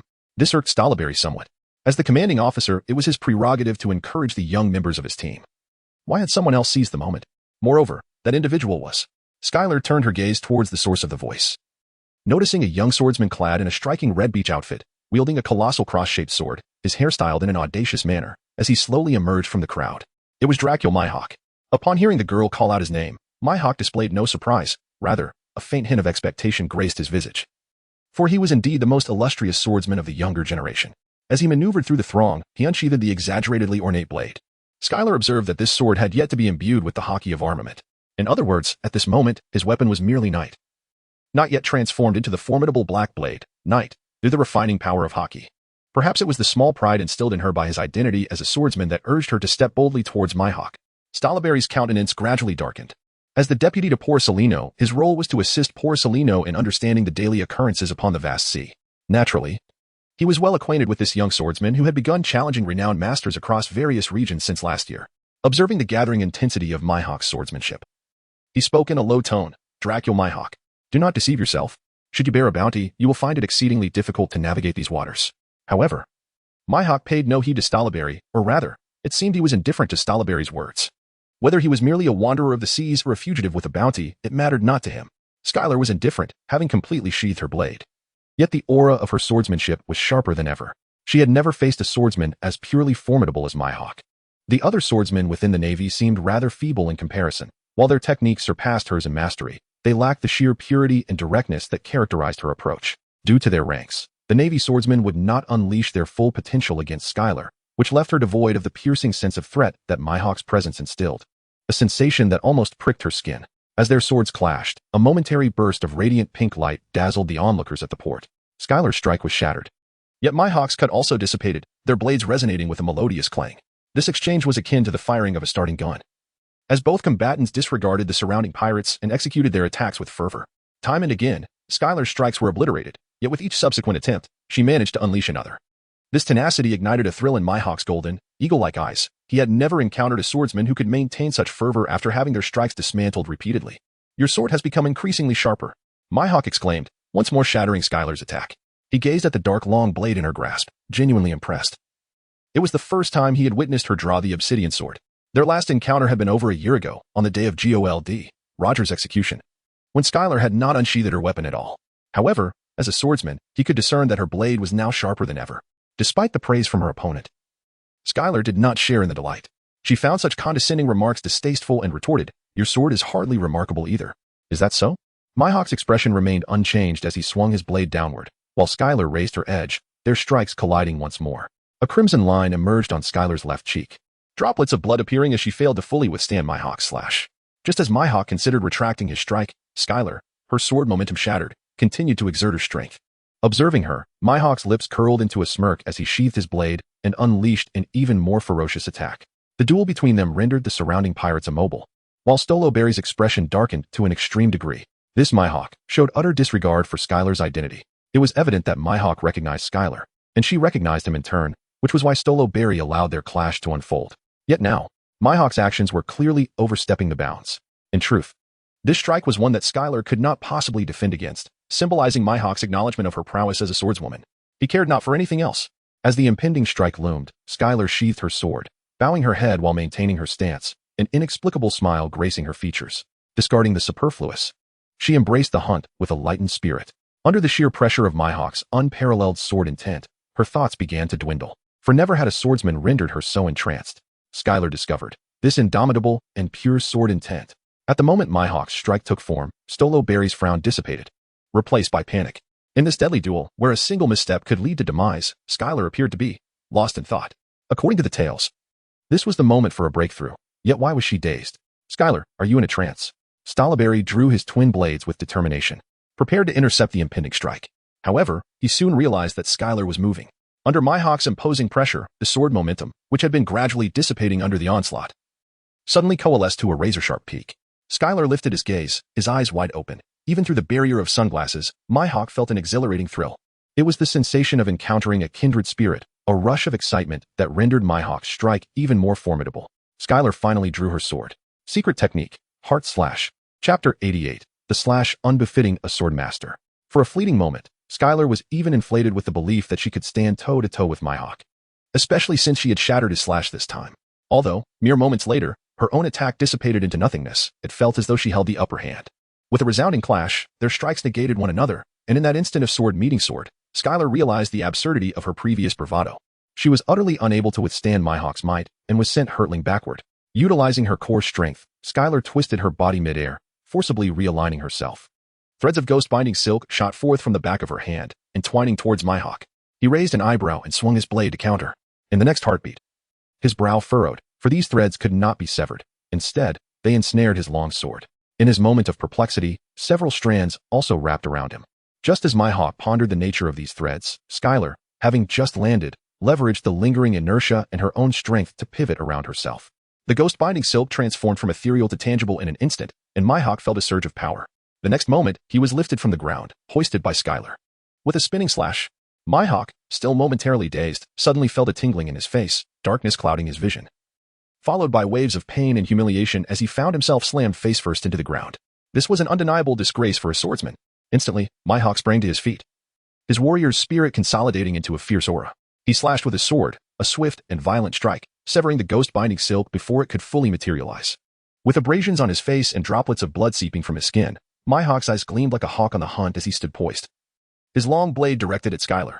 Though it was a duel between swordsmen, such underhanded tactics were unbecoming. Truly, one could not expect less from the Navy, he chuckled inwardly. Before Mihawk could utter a word, a pirate in the crowd, also brandishing a sword, began to mock him. Mihawk's piercing gaze turned toward the pirate. What right do you have to judge a swordsman's duel? The pirate's smile faltered. He was bewildered, thinking he was aiding Mihawk's cause. Yet, in the next instant, he found himself silenced, a fierce slash erasing him from the sea. In that moment, the surrounding pirates fell into silence, gazing at the young swordmaster who had so unceremoniously dealt with their comrade. Even Strawberry regarded Mihawk with a mixture of astonishment and intrigue. Strawberry comprehended the reason, yet he could not fathom why Mihawk would so readily acquiesce. Could it be that this individual before him was truly merely a swordsman? Strawberry perceived that the young swordsman before him could only think through the lens of a swordsman's mindset. The indignation etched on his face was not due to the fact that Skylar had employed alternative means. Rather, it stemmed from the realization that he had been bested in a round as a swordsman. Even Mihawk did not consider that Skylar had resorted to other tactics, for the spectral binding threads were imbued with the essence of swordsmanship. Indeed, they were an extension of Skylar's own technique. Since it was a manifestation of swordplay, it was inherently fair. Being struck was merely a reflection of his own failure as a swordsman.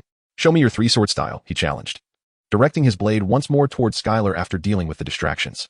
Skylar responded with a smile. Her three-sword style, which emerged from the shadows of the blade, had yet to be truly showcased. Skylar sheathed her obsidian blade, the momentum of her sword coalescing as she moved both hands in unison to draw forth the obsidian in the Grand Palace's magnificent scenery. She surged towards Mihawk, who also advanced upon her with his sword at the ready. As for the third blade, the ghost-binding pearl shimmered with brilliance, and the ghost-binding threads shot forth, ensnaring the ring at the end of the White Fang's hilt. The clashes of their strikes reverberated, and Skylar found no opportunity to shatter Mihawk's blows. However, the two exhibited a subtle semblance of parity in their prowess. Yet, this equilibrium was short-lived. Simultaneously wielding three blades proved excessively demanding for Skylar, both mentally and physically. The unfamiliarity of her swordsmanship revealed that this encounter was indeed premature. Skylar's stamina was rapidly depleting, and even the force behind his strikes was diminishing with each attempt. In stark contrast, Mihawk remained as formidable as ever. Aside from a few minor abrasions and bruises on his face, he appeared to have only just entered the fray. Upon hearing Mihawk's assessment, Skylar gritted his teeth, filled with resentment. Ignoring the potential harm to his own body, he stubbornly unleashed a series of slashes. With a resounding clash, Mihawk executed a strike that simultaneously parried three of Skylar's distinct attacks, the sheer power of which caused the exhausted Skylar to lose his combat stance entirely. Skylar plunged his long blade into the ground, barely stabilizing his stance, while Mihawk gazed at him, as if he could see through his sunglasses the indomitable and fervent light in Skylar's eyes. Mihawk raised his long sword, and in the next instant, the blade of the cross-shaped sword inexplicably turned pitch black. You are destined to be the formidable warrior who traverses the path of the sword until the very end. While I shall await your challenges time and again at the pinnacle of swordsmanship, though still a young swordsman. Mihawk's tone resonated with the arrogance of one who had already claimed the title of the world's greatest swordsman. No, it was not mere arrogance, but rather a sense of entitlement. This unparalleled confidence, so intensely profound, was something Skylar had never witnessed in others, not even in the likes of Garp, Sengoku, or Zephyr. None possessed such an ultimate and unadulterated self-assurance. It was as if Mihawk believed that becoming the strongest swordsman was a matter of course, and that only he was worthy of standing at the zenith of swordsmanship. Upon uttering these words, the pirates, who would typically be in an uproar, fell into silence. For the confidence radiating from Mihawk momentarily entranced them, as if before them stood the world's greatest swordsman, rather than merely a youthful swordsman. Was this the essence of a swordsman, the intertwining of Haki? I believe. I comprehend now. Skylar, however, paid no heed to Mihawk's words. Instead, she focused on the obsidian-hued long sword in his grasp. Taking a deep breath, she forced herself to stand upright, drawing her long sword. The scant remnants of her Haki surged within her, beginning to flow, though she could not imbue her blade with the same profound darkness as Mihawk. She succeeded in enveloping her weapon with layers of Haki, intertwining with the grandeur of the royal palace and the obsidian sky above. Upon witnessing this, Mihawk revealed a smile. He had finally glimpsed the moment he had long anticipated. Yet this encounter had arrived far too soon. With a simple yet formidable strike, Mihawk swung his sword, unleashing a blow towards Skylar. The attack, severing from the blade, retained its full potency, causing the expression of Strawberry, who stood behind Skylar, to shift dramatically. This was not the kind of strike one would expect from a swordsman of Mihawk's caliber. Chapter 89. You are the wind, I am the sand everyone. Disperse. With a commanding shout, Stolo Berry urged the fighters behind him to disperse. Many of the more seasoned Navy personnel began to grasp the absurdity of Mihawk's slicing strike. The intelligence regarding the so-called Dracula Mihawk as a swordsman was undoubtedly outdated. Stolo Berry furrowed his brow, realizing that Mihawk's strength, speed, and even Haki were considerably inferior to those of the renowned great swordsmen he had encountered before. Nevertheless, this sheer confidence in his own swordsmanship propelled him beyond certain barriers. It would be premature to label Mihawk as a great swordsman. After all, at the tender age of 19, no matter how prodigious, he had yet to attain the level of a true master. However, he was equally unsuitable for evaluation as a swordsman, for Mihawk had already ascended to a plane distinctly separate from that of the great swordsman. In the vernacular of the Navy, he could be deemed a candidate for greatness. If this young man were to be granted 3 to 5 more years to hone his physique and Haki, the seas would soon witness the emergence of another great swordsman, a master in his early 20s. Yet, that was a matter for the future. For the present, Stolo Berry continued to shout at the still motionless Skylar. Skylar, step back. That strike is beyond your capacity to withstand. Does Skylar wish to remain? The armament color, entwined around the long blade, has drained her of her last vestige of strength. The only reason she stands is due to the numerous instances of exhaustion she has endured, allowing her to remain upright. Mihawk, too, remains stationary, observing the impending strike that draws ever closer to Skylar. Perhaps due to his sunglasses, even Mihawk, endowed with extraordinary vision, cannot discern the hues within Skylar's eyes at this moment. Thus, 2 swordsmen engaged in combat, each wielding their blades with formidable prowess, face off as the soaring slash approaches Skylar. A newsbird flutters across the sky. The sound of a shutter clicks, capturing this moment. Before the newsbird continues to flap its wings, eager to evade the impending strike, for it must survive to deliver the photograph to the press. Meanwhile, Stolo Berry has unsheathed his twin blades, charging towards Skylar, convinced she cannot withstand this oncoming slash, and he senses a growing certainty within him. Skylar does not wish to remain, yet finds himself unable to depart.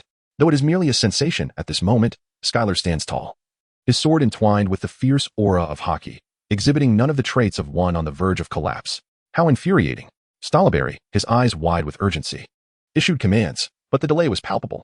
At this moment, he realized he had insufficient time to reach Skylar and intercept the impending strike. The blow swept through the air, sending countless grains of sand and debris flying. Stolo Berry valiantly wielded his twin blades, attempting to nullify the attack and prevent its devastating impact on the warship, all the while searching for Skylar's silhouette. Alas, he was too late. The swirling vortex of dust and sand obstructed his vision, rendering him unable to discern Skylar's position. As he activated his observation Haki, the chaotic information flooded his senses, overwhelming him with confusion. Meanwhile, Mihawk sheathed his cross-shaped sword and reiterated his earlier statement. This encounter has come far too soon. I have promised an intriguing individual that I would await his triumph over you, or your victory over him. Continue to grow stronger, whether it be you or him. I shall ultimately cut down one of you, or perhaps both together. Upon concluding his words, Mihawk turned away, striding towards the gathered pirates, who parted like the sea, creating a path for him. Could one truly survive such a lethal strike? As doubts lingered in the minds of many, Mihawk's words sparked intense discussions among the pirates. It was clear he would not utter such sentiments to the deceased. Yet, could that naval girl truly endure? Mihawk's remarks not only ignited fervent debate among the pirates, but also caught Stolo Berry's attention, leading him to surmise that Skylar might still be alive, alleviating some of the pressure weighing upon him. As the swirling sand began to settle, the figure obscured moments before emerged from the haze. Remarkably, she was indeed unscathed. The pirates erupted in astonishment, fervently speculating about the identity of this naval girl who could withstand such a formidable attack. Even the newsbird circled back, capturing the scene once more. From the perspective of the newsbird, what once was a port had transformed into a desolate ruin. Amidst the wreckage stood Skylar, sword in hand, her surroundings devastated, yet the ground beneath her feet remained untouched, a sanctuary amidst chaos. Stolo Berry hastened to Skylar's side, only to discover that aside from a wound on his cheek, he bore no other visible injuries. He let out a sigh of relief and was about to inquire how Skylar had managed to withstand the attack. However, he noticed Skylar scanning his surroundings, his brow furrowing deeper with each passing moment, mumbling to himself, "You are the wind, and I am the sand? No, that cannot be. It must be mere coincidence. Absolutely coincidence. Impossible, utterly impossible. What are you saying?" Stolo Berry anxiously inquired, suspecting some unforeseen developments. Yet Skylar shook his head and replied, "It's nothing, Brigadier Stolo Berry, thank you. I overestimated my abilities and caused you trouble." Noticing Skylar's reluctance to elaborate, Stolo Berry hesitated but refrained from pressing further. Nevertheless, he shook his head and remarked, "No. You performed admirably. You are the most exceptional combatant I have ever encountered. You were simply a bit rash." This latter statement Stolo Berry withheld, not wishing to accuse Skylar of impulsiveness, for after his orders were issued from the warship, The actions of the deceased pirates on the ground had already constituted a directive. Schuyler had merely fulfilled Brigadier Stalaberry's command, bringing the piratical voyage to an abrupt end, albeit with a touch of recklessness. Yet, had it not been for Mihawk's unexpected intervention, everything would have transpired flawlessly. Contemplating this, Stalaberry clenched his teeth and muttered with indignation, "That arrogant blade-wielding brat. Upon returning to headquarters, I shall ensure he bears a bounty." Up until now, Dracula Mihawk had not been issued a bounty since taking to the seas, and the reason was straightforward. Most of the swordsmen he challenged were pirates, and those few who were not adhered to the rules of dueling. The defeated swordsmen acknowledged their losses without distorting Mihawk's actions. Thus he remained one of the rare individuals on the ocean who had not engaged in wrongdoing. Even within the Navy, several officers viewed Mihawk favorably, as he had decimated numerous pirate crews, indirectly alleviating the Navy's burdens. Should Mihawk be persuaded to join the Navy's ranks, it could prove beneficial. Hence, the Navy had refrained from announcing a bounty, and the world government, the other authority capable of issuing such mandates, seemed to harbor no objections. However, Mihawk had audaciously dared to strike at the Navy. Just as Stalaberry pondered how to document Dracula Mihawk's transgressions in his notebook, Schuyler gently shook his head and stated, "There is no need for that. Even if he had not acted first, I would have taken action against him." Stalaberry furrowed his brow and inquired with perplexity, "Why?" The response was, "Because no swordsman can resist the opportunity to duel with Dracula Mihawk." Stalaberry was at a loss, yet Schuyler had already sheathed his sword, a smile lingering on his face. One might say, is he not truly one of the most accomplished masters upon these vast seas? Chapter 90. Do you believe I am but a shadow of a blade? In truth, I am a puppeteer. For Schuyler, a duel with Mihawk proved far more beneficial than months of solitary training. How could she possibly harbor any resentment towards Mihawk? Schuyler felt a tinge of regret, lamenting the fact that Mihawk had yet to become one of the 7 warlords. Were Mihawk to attain that title, Schuyler could openly enlist his assistance under the auspices of the Navy. Following this battle, Schuyler not only comprehended the intricacies of armament Haki, which had long eluded him, but also made significant strides in mastering the art of blade collection. If it were not for his current stature, perhaps his progress would have been even more pronounced. The crux of his advancement lay in the mastery of armament Haki, which is of paramount importance for a swordsman. After all, the essence of a black blade is derived from the flowing armament Haki, which must be nurtured, tempered, and embedded within the blade itself. Once successfully forged, a swordsman wielding a black blade could unleash strikes of unparalleled might with the slightest flick of their wrist. However, the number of great swordsmen capable of transforming their blades into black swords is exceedingly rare. To Schuyler's knowledge, there are only 2 such individuals, the Dragon Slayer swordsman, Shimatsuki Ryuma, from Wano country, and the recently encountered Dracula Mihawk. Even Kazuki Oden, a legendary pirate who followed both Whitebeard and the Pirate King, and also the esteemed Lord of Curry in Wano, has yet to achieve this milestone. Of course, each person's journey is unique, and it does not imply that Oden lacks the capability. Nonetheless, it is evident that Mihawk has not yet succeeded in refining his cross-shaped blade, Yoru, into a black blade. Perhaps the day he accomplishes that transformation will coincide with his ascension to the title of the world's greatest swordsman. As for Schuyler, he remains the pursuer. While Mihawk has yet to forge his sword into a black blade, Schuyler has only just begun to grasp the concept of armament Haki, indicating that Mihawk's journey is still in progress, whereas Schuyler has merely embarked upon his own.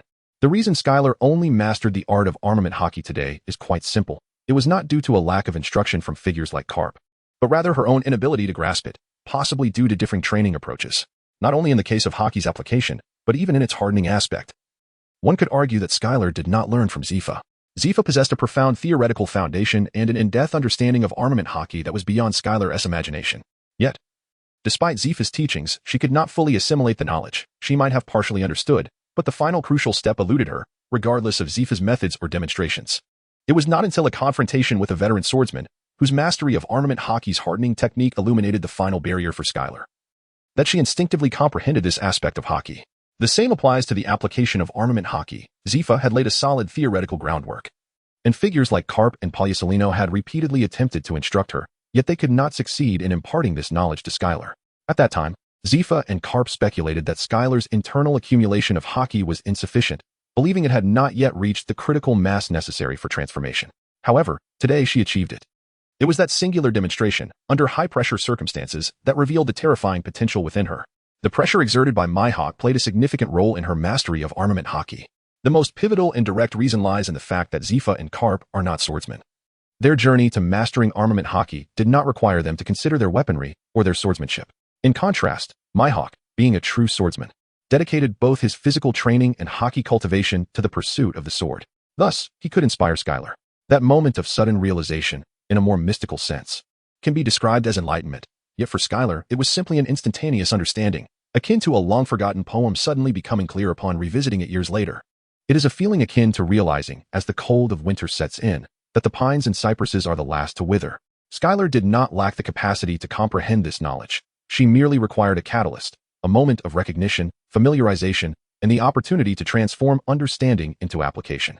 Skylar, radiating joy, smiled brilliantly. However, to Strawberry, there was something unsettling about it. After all, the scar on Skylar's face had yet to heal, especially when she smiled. It tugged at the wound, causing the dried blood scab to tear, and fresh blood began to flow. A girl with half her face stained with blood and encrusted with scabs beamed brightly.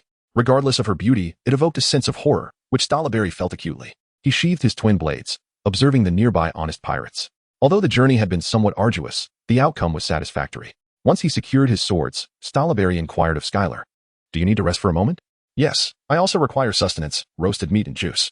"Naturally. It would be best to have a few individuals to assist me in carrying it back to the warship." Skylar spoke calmly, while Strawberry looked somewhat perplexed and inquired, "Is there something wrong with your health?"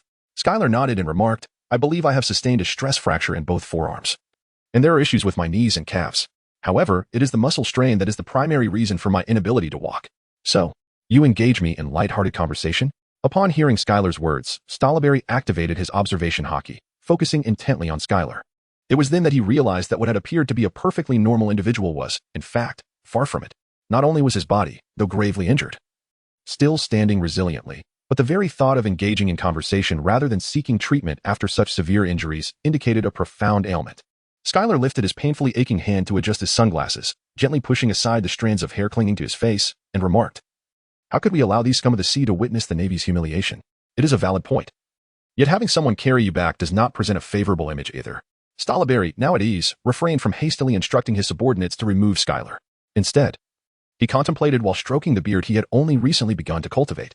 If only you could return, walking steadily as before, the outcome might be far more favorable. Though he expressed such thoughts, a lingering question remained. But what was that? Without answering Strawberry, Skylar entertained a bold notion. She let her hands fall, concealed within her cloak of righteousness, as strands of silk emerged from the ghost-binding pearl. In the next moment, Skylar's pupils dilated, then constricted almost instantaneously, her face twitching uncontrollably. After several seconds, she muttered, "There are indeed many anomalies upon this vast sea." After Skylar finished speaking, she turned and walked towards the warship with precision and grace. Strawberry's eyes twitched as he perceived, through his keen observation, Skylar's body entangled by the ghostly threads. "Skylar, though rather audacious and somewhat unpleasant, I believe it is you who truly embodies the essence of abnormality." Strawberry accompanied Skylar towards the warship, struggling to find more suitable and gentle words to describe the girl who had turned him into a marionette. Chapter 91, Crocodile? Unfamiliar, merely a pirate who plays with sand. Such a sensation is truly unbearable for any human. Brigadier Strawberry, it seems I will not be able to accompany the troops in inspecting the progress of the maritime train. Upon returning to the warship, Skylar tucked away the strands of ghostly binding that adorned her, leaning against the railing on the far side from the port. Strawberry nodded and said, "I will arrange for someone to bring you food and medicine. Make sure to rest well." Strawberry could not dare to impose unreasonable demands on Skylar.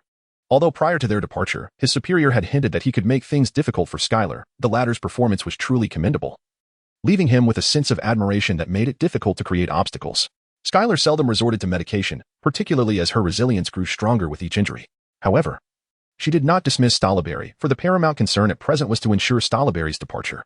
After Strawberry gave some instructions on the deck, he led the majority of the troops away from the warship. Skylar remained standing on the dock until the sailors procured enough provisions to satisfy a dozen appetites before she finally took action, rapidly replenishing her strength. The sailors stood guard on the deck to prevent any unwelcome pirates from launching a surprise attack. Once she was well fed and refreshed, Skylar expressed her gratitude and bid farewell to the sailors remaining on the warship, making her way toward the cabin. Though a brief respite did not fully heal her wounds, she found that walking was no longer a challenge. Creak. Skylar pushed open the dilapidated door of his cabin and stepped inside. The cabin's airtightness was remarkable. To put it bluntly, it lacked even a single window, an anomaly in the modern Navy's fleet. After all, the Naval Headquarters has increasingly prioritized the well-being of its personnel, emphasizing comfort as a crucial aspect. Consequently, more recent warships boast impressive amenities. However, the Borisalinos vessel is not among them. Skylar entered the room and settled onto the narrow bed, a mere 90 centimeters in width. The lamp beside her remained unlit as she reclined, desperately yearning for a restful slumber to alleviate her wounds. Yet, before surrendering to sleep, she cast a glance toward the other side and remarked, "I believe, as a gentleman, one ought not to stealthily intrude into another's bedroom." With a scratch, the match struck against the phosphorus surface, igniting the diminutive oil lamp. Within the confines of the room sat two towering men, their postures quite constrained. One, with deep violet-black hair slicked back and a golden hook adorning his left hand, bore a long scar across his face. He shook his head and said, "Do not look at me. I was brought here against my will." Skylar directed his gaze towards another individual, the browless Dorag, who was shrouded in a hooded cloak, with only the right half of his face illuminated by the dim light of the oil lamp. Noticing Skylar's attention, Dorag extinguished the smoldering match with his fingers and remarked, "I did not bind him. I was merely curious about my sister's past and sought an informed individual to inquire. No one resorts to armed Haki to gather intelligence." "Crocodile. You speak too much," Dorag expressed with discontent. He then raised his hand to rub his face and inquired, "What exactly transpired between you?" I nearly struck him down, yet he remained silent. Skylar remained unresponsive, while Crocodile, standing beside Dorag, retrieved a bent cigar with trembling hands, placing it between his lips. "Do you not realize you nearly struck me down?" he remarked. With a swift motion, Crocodile attempted to ignite a match from the table, but a sudden gust extinguished the flame. Dorag let out a soft huff and said, "Do not smoke here." A flash of anger crossed Crocodile's face, albeit only for a fleeting moment. He discarded the extinguished match and turned away in silence. "Oh, are you upset? Even my sister possesses more fortitude than you. You coward." Initially aiming for a peaceful resolution, Crocodile was incited by Dorag's words, and with a surge of strength, he swung his golden hook towards him. Dorag effortlessly caught it with his hand, glancing at Skylar, who lay sideways, observing the scene with keen interest. For reasons unknown, Dorag was reminded of his childhood, lying sideways while engrossed in comic books. Skylar also realized that she seemed overly engrossed in the drama unfolding before her. With a yawn, she removed her sunglasses, revealing a visage of fatigue. She remarked, "Dorag, let him go. I have encountered him before, and at that time, he appeared far more agreeable than he does now. This crocodile, let us regard him as a stranger. I wish to take my rest. Remember to close the door upon your departure." Upon hearing Skylar's words, Crocodile, who had been struggling against Dorag's grasp of the golden hook, abruptly ceased his efforts and sat in silence. Observing this, Dorag released his hold and said, "Indeed. I am no longer a member of the Navy. Let us depart, Crocodile. Return to the sea and refrain from such arrogance. There are many who can bring you to heel." Crocodile's steady breathing gradually grew labored, yet soon he took a deep breath, gazing at the wooden ceiling above him. Gritting his teeth, his eyes blinked forcefully, and then, with a swift movement of his right hand, he opened the door, rising and moving towards the exit. Crocodile glanced back and remarked, "My face, my hair, my collar, all stained with blood. I suppose I should wash up before resting. You lot." Skylar expressed her dissatisfaction with a sigh, yet this time Crocodile refrained from retorting. His form gradually dissolved into quicksand. After a moment of contemplation, Dorag ultimately stepped out of the door, closing the stiff portal behind him. Lying in bed, Skylar shut her eyes, yearning for slumber to restore her weary body. The blood upon her was not a novel occurrence. However, this time, an uncomfortable sensation enveloped her. She felt sticky and restless.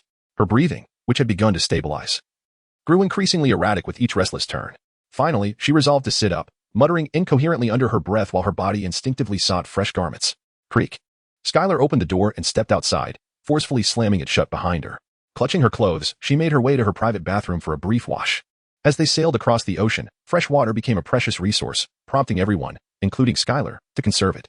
After ensuring that there were no traces of blood on her hair, cheeks, neck, and the areas pierced by the curse threads, she changed into clean attire.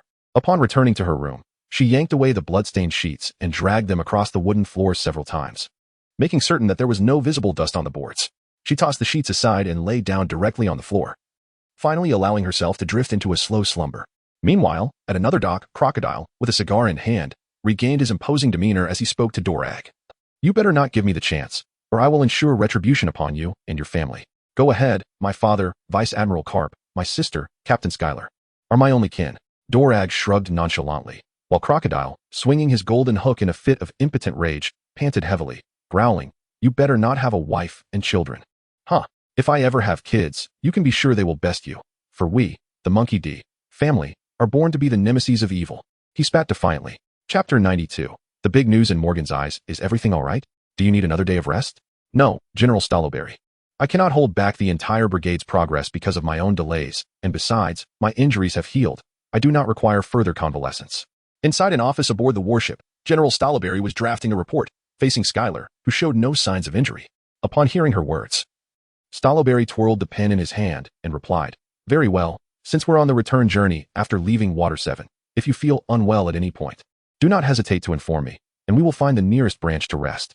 "Thank you, General Stallowberry. I shall not disturb you further." Skylar offered a respectful salute, and Stolberry nodded in acknowledgement, saying, by the way, I must inform you in advance that your actions yesterday were rather excessive. There are 2 pirates who could not be converted into your rewards. Just as Skylar was about to depart, he paused and inquired, why is that? Given the monetary implications. Skylar could not afford to be indifferent. Stolberry, stroking his chin, replied, among them, 2 were specifically requested by the world government to be captured alive, as they seem to possess certain confidential information. Consequently, your elimination of them means the conditions have not been fulfilled. Fortunately, the monetary loss is not significant. Skylar responded. Is that so? Then I suppose I must return and memorize the bounty notices? Skylar furrowed her brow, never anticipating that after having just enjoyed 25 days of unpaid labor, she would find herself at the mercy of the company, losing 2 projects in return. Uncertain whether this was a loss or a gain, she realized that her efforts had ultimately gone to waste, leading to a net detriment. Stolberry waved his hand dismissively and remarked, there is no need for that. For those who can still breathe, let them live. As for those who cannot be captured, it matters not if they are slain. For they are all wretched pirates deserving of their fate. One should not place too much importance on bounties. Capturing more pirates and swiftly advancing in rank is far more advantageous than any reward. I understand, came the reply. I shall take my leave now. Very well. Stolberry replied with a grunt, burying himself in the task of processing reports. It was not merely the accounts of the pirates slain by Skylar that required documentation. The devastation wrought upon the port also demanded a thorough report. Most importantly, there was the progress report concerning the maritime train. Given that the return journey would likely leave him with little respite in the coming days, he resigned himself to a life entwined with these documents. Letting out a deep sigh as he contemplated his workload, Skylar returned to the deck, where numerous naval officers were busily transporting supplies. Upon spotting Skylar, they greeted him warmly, some even displaying signs of admiration. After all, oblivious to the truth, they genuinely believed that Skylar had miraculously endured Mihawk's terrifying slash and scathe. Only Stolberry was privy to the extent of Skylar's injuries from the previous day. To the others, it seemed as though, following the battle, Skylar had engaged in light-hearted conversation with Stolberry before effortlessly returning to the warship, only to appear vibrant and full of life on the deck the next day.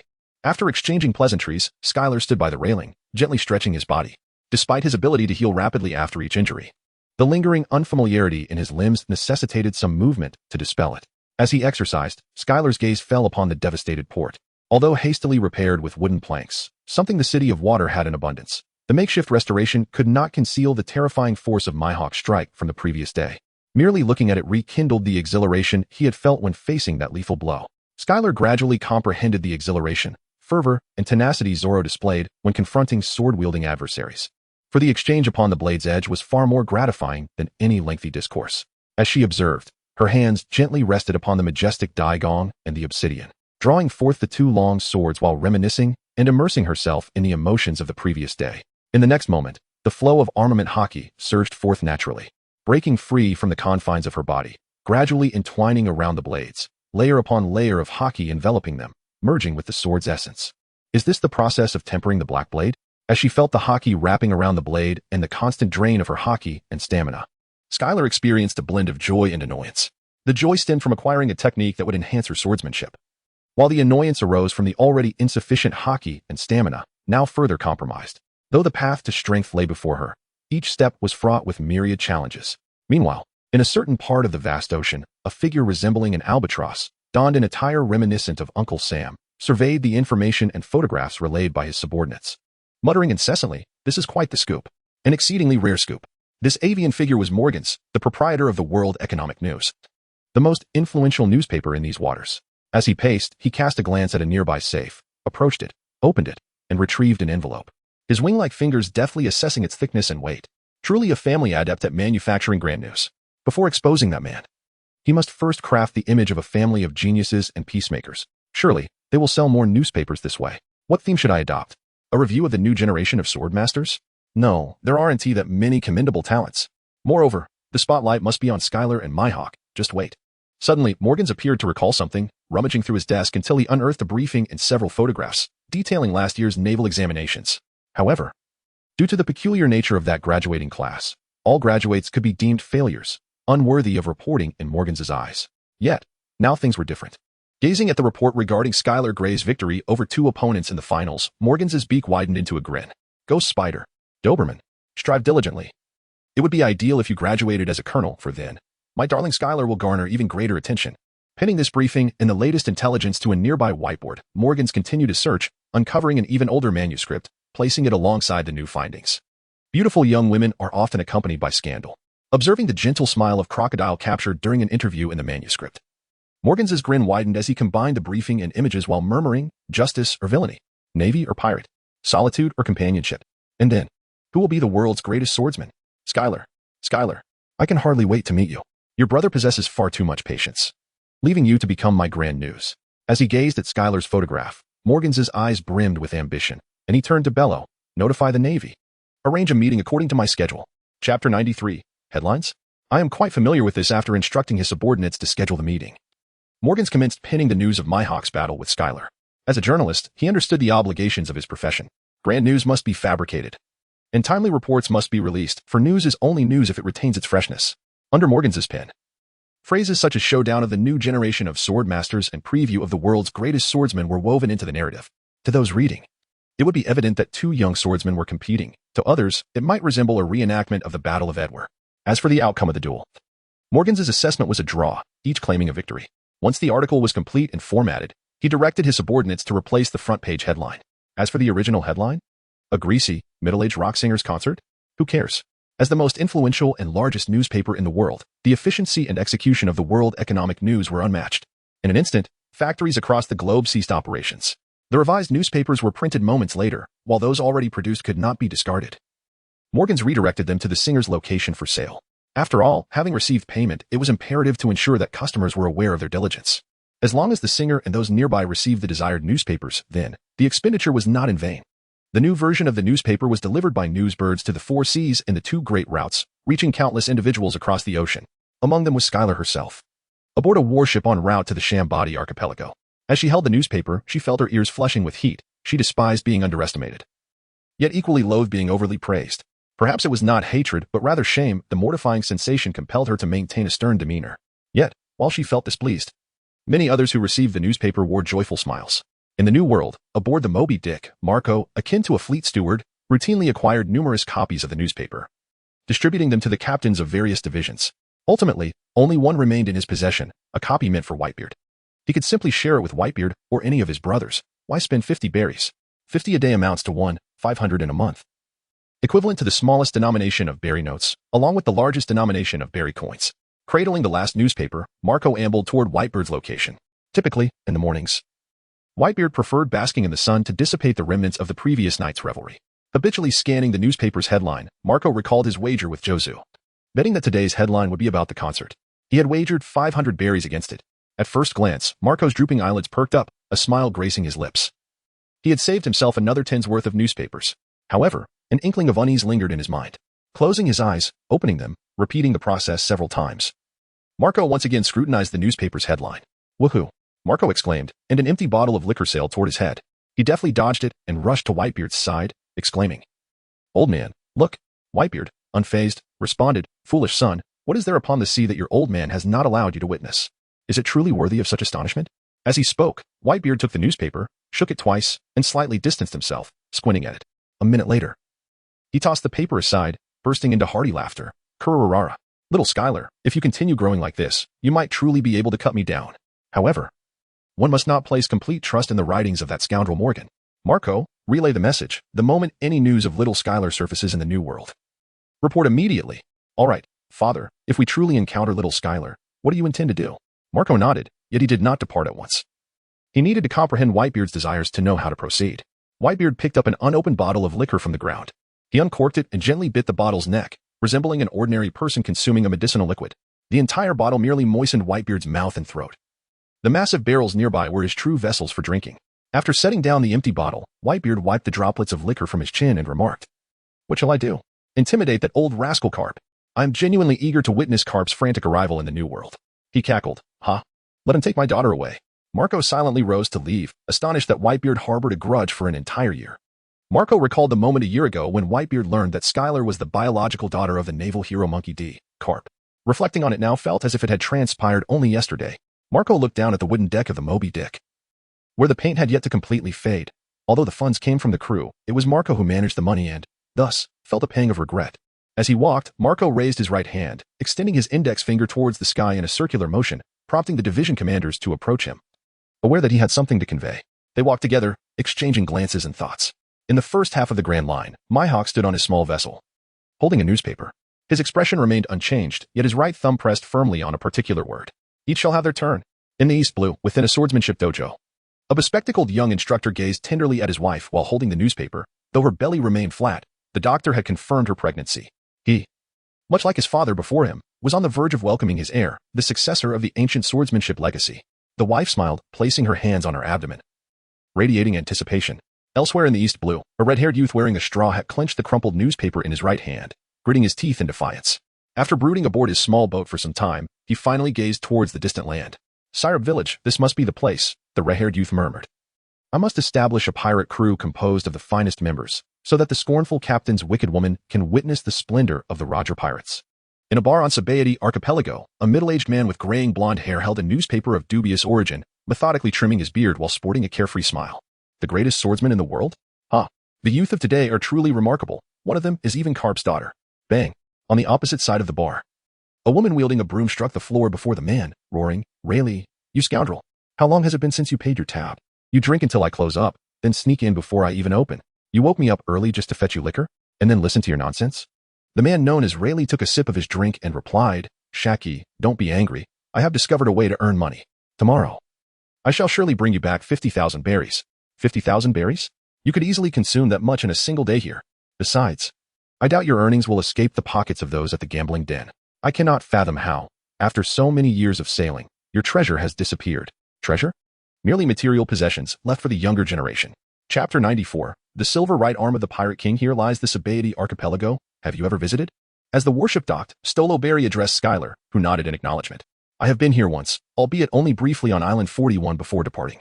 Upon hearing Island 41, Stoloberry cast a glance at Skylar, his expression tinged with astonishment. The Silvery Archipelago comprises the mangroves of the Urukuman, consisting of 79 islands. Islands 60 to 69 belong to the Navy, while the other islands serve various purposes. The island referred to as Island 41 by Skylar is indeed the island where ships undergo coating. The Shambadi Archipelago lies near the entrance to the New World. To traverse the first half of the Grand Line and enter the New World, unless one possesses a fleet Admiral-S warship, there are only two routes available. The first is to directly pass through Mariewa, which necessitates a permit. Pirates may not even consider this path once one has departed from this route. The only remaining option is the underwater passage. However, for ships to navigate the passage located 10,000 meters beneath the sea, they must undergo a coating process, utilizing resin secreted by the Yalchuman mangrove. Generally speaking, ships requiring such a coating are tacitly assumed to be pirate vessels intending to venture into the New World, which explains some of Stoloberry's skepticism. Nevertheless, it was merely a moment of doubt, for there are no regulations mandating that a visit to Island 41 necessitates coating. Nor is there any stipulation that individuals who visit Island 41 are indeed pirates seeking to access the New World. Perhaps Skylar merely paused there for a brief respite, or maybe accompanied others to gain some insight. It is of little consequence. Thus, Stoloberry refrained from further inquiries. Observing the jovial naval officers behind him, Stoloberry addressed Skylar, saying, "Today during the day is free time. You may roam freely between Islands 60 and 69, as they are all our people. Should you wish to shop or indulge in other forms of entertainment, you may visit Islands 24, 30, or 33. It is advisable to avoid other islands, as many pirates are reckless and fearless. Thank you. Is Island 13 perilous? I intended to visit last time, but time did not permit." Stoloberry gazed at Skylar for a considerable time before nodding and saying, "As long as you avoid islands numbered 1 to 10, you can ensure your safety elsewhere. In the event of any issues, simply reveal your identity and swiftly call for assistance." As he spoke, Stoloberry produced a communication device and handed it to Skylar, stating, "This device is part of a pair. The other one remains with me. You may call or receive calls at any time." Skylar replied, "I shall keep this for now. I look forward to treating you to dinner at the end of the month." Skylar took the phone bug, and Stoloberry revealed a resigned smile. Skylar invited him to dinner. Having made the request numerous times before, he was indifferent to Skylar's offer. If Skylar could indeed treat him, it would not be a bad thing. Stoloberry stretched languidly and remarked, "Then let us indulge in some leisure. I must first make a trip to island number 35 to seek a massage parlor, where I can unwind and relax." Skylar wore a look of disdain, while Stoloberry appeared utterly bewildered. After spending such an extended period aboard the vessel, what was so wrong with heading to the hotel district for a soothing bath or seeking a massage? Skylar felt somewhat constrained by stereotypes. She waved her hand dismissively and said, "I was mistaken." After uttering those words, she hastily departed, not wishing to reveal her keen understanding of the situation.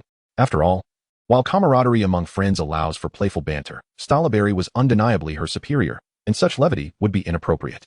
The naval vessel docked at Island 66, where Skylar inquired with the station sailors and located a small shop selling trinkets.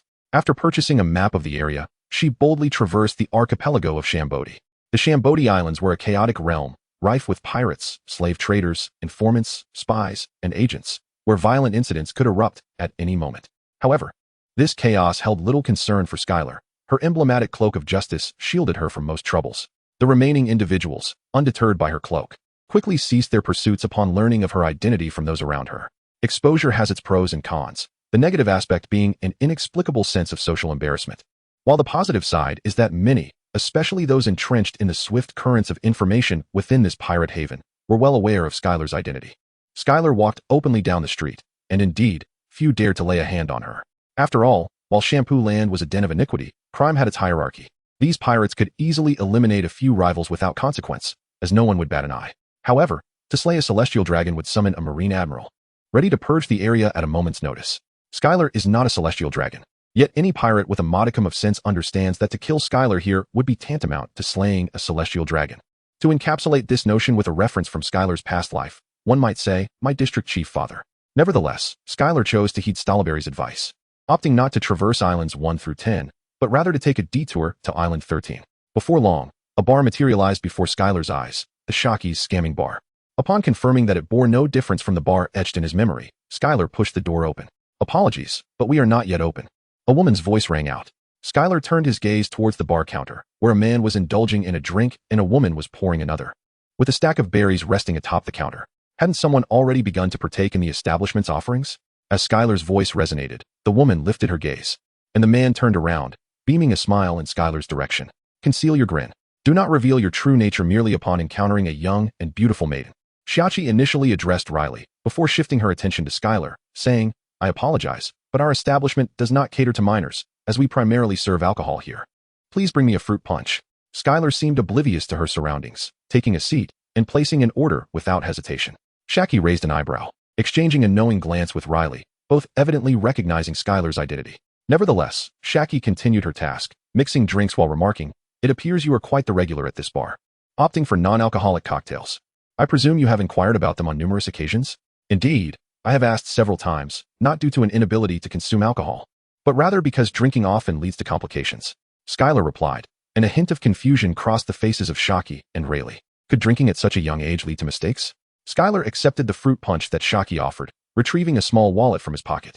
Instantly, the attention of Shaki and Rayleigh was captivated, not by the meager amount of money within, for Rayleigh, despite his poverty, would not be swayed by such trifles.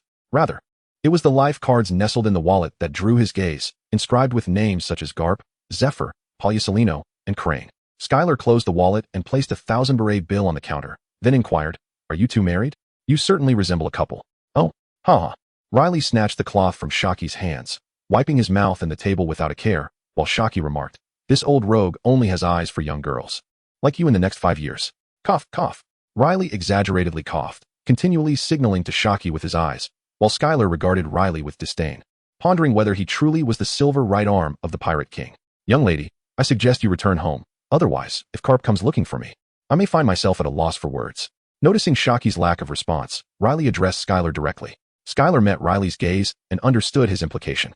I know who you are, and I am aware that you know who I am. Skylar raised her glass, downing the fruity beverage in one swift motion, and remarked, With duties to attend to, I would have otherwise sought your counsel on apprehending you. Farewell, until next time. Rayleigh nodded, watching Skylar depart. As she walked further away, Shaki inquired, Are you not afraid that Garp will come looking for you again? No. Rayleigh sighed, responding, It seems she lacks that quality. She possesses courage and spirit, yet she simply does not have it. Chapter 95, Consumed, yet not consumed after leaving Shaki's bar. Skylar wandered about and visited the Soap Bubble Park and the Soap Bubble Dome on Island 33.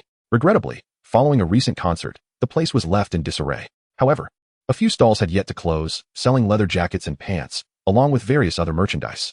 Skylar seized the opportunity to purchase a pair of leather gloves and a rather rock-inspired leather wristband. As for the leather jackets and pants, their prices were somewhat inflated, and their quality did not compare favorably to those found in the Marineford living area. The variety was appealing, yet if it weren't for her sense of modesty, Skylar would have been tempted to buy a leather necklace. After all, wearing leather garments imbues one with an inexplicable sense of empowerment that left Skylar pondering for quite some time. Ultimately, she opted for dignity and refrained from purchasing the necklace. Skylar, did you not say you were going to Island 13? As Skylar donned his gloves and wrist guards, he continued to examine the stalls before him. Suddenly, a familiar voice broke through the air. Skylar turned to see Stallberry, his face radiating contentment, as if warmed by the gentle caress of spring. Colonel Stallberry. I was merely browsing and planned to leave shortly. By the way, have you finished your business? Indeed, I have, replied Stallberry, stretching his limbs. It's noon now. Allow me to treat you to a meal. There is a delightful restaurant on Island 24 that I always choose when on assignment here. Skylar pondered for a moment and nodded. After all, once her salary for the month arrived, she would be able to bring him back. She was unsure of Stallberry's salary, but considering he was 3.5 levels above her, it must be quite substantial.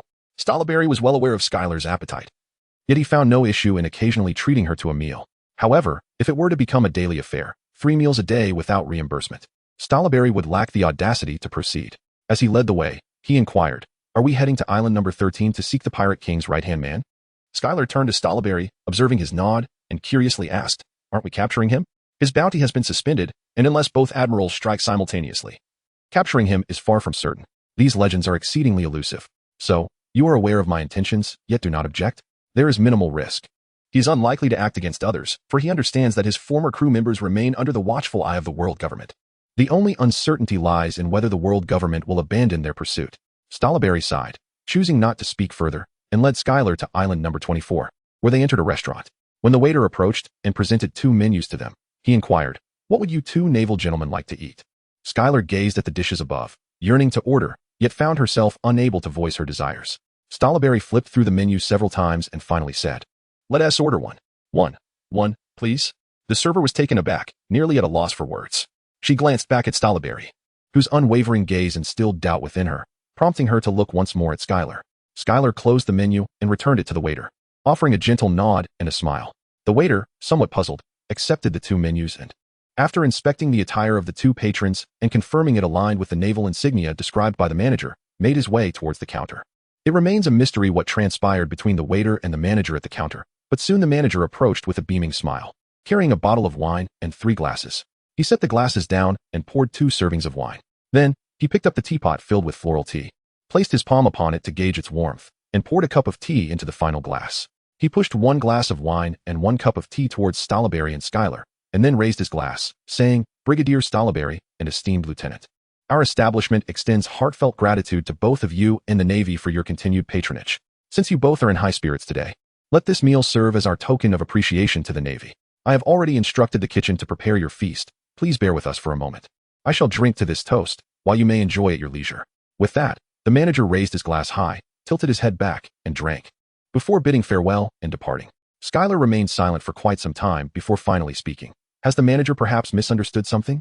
Stallberry furrowed his brow and remarked, They seem to regard us as mere instruments to chastise them. However, considering the complimentary lunch, let us excuse his misconceptions about our Navy. Back in my hometown, it is often said that one should not offend the cook or the doctor. Perhaps we ought to clarify matters, lest they tamper with our meals. Just imagine, if they were to use a dirty pot for cooking, we might not even discern it. But Skylar harbored some reservations.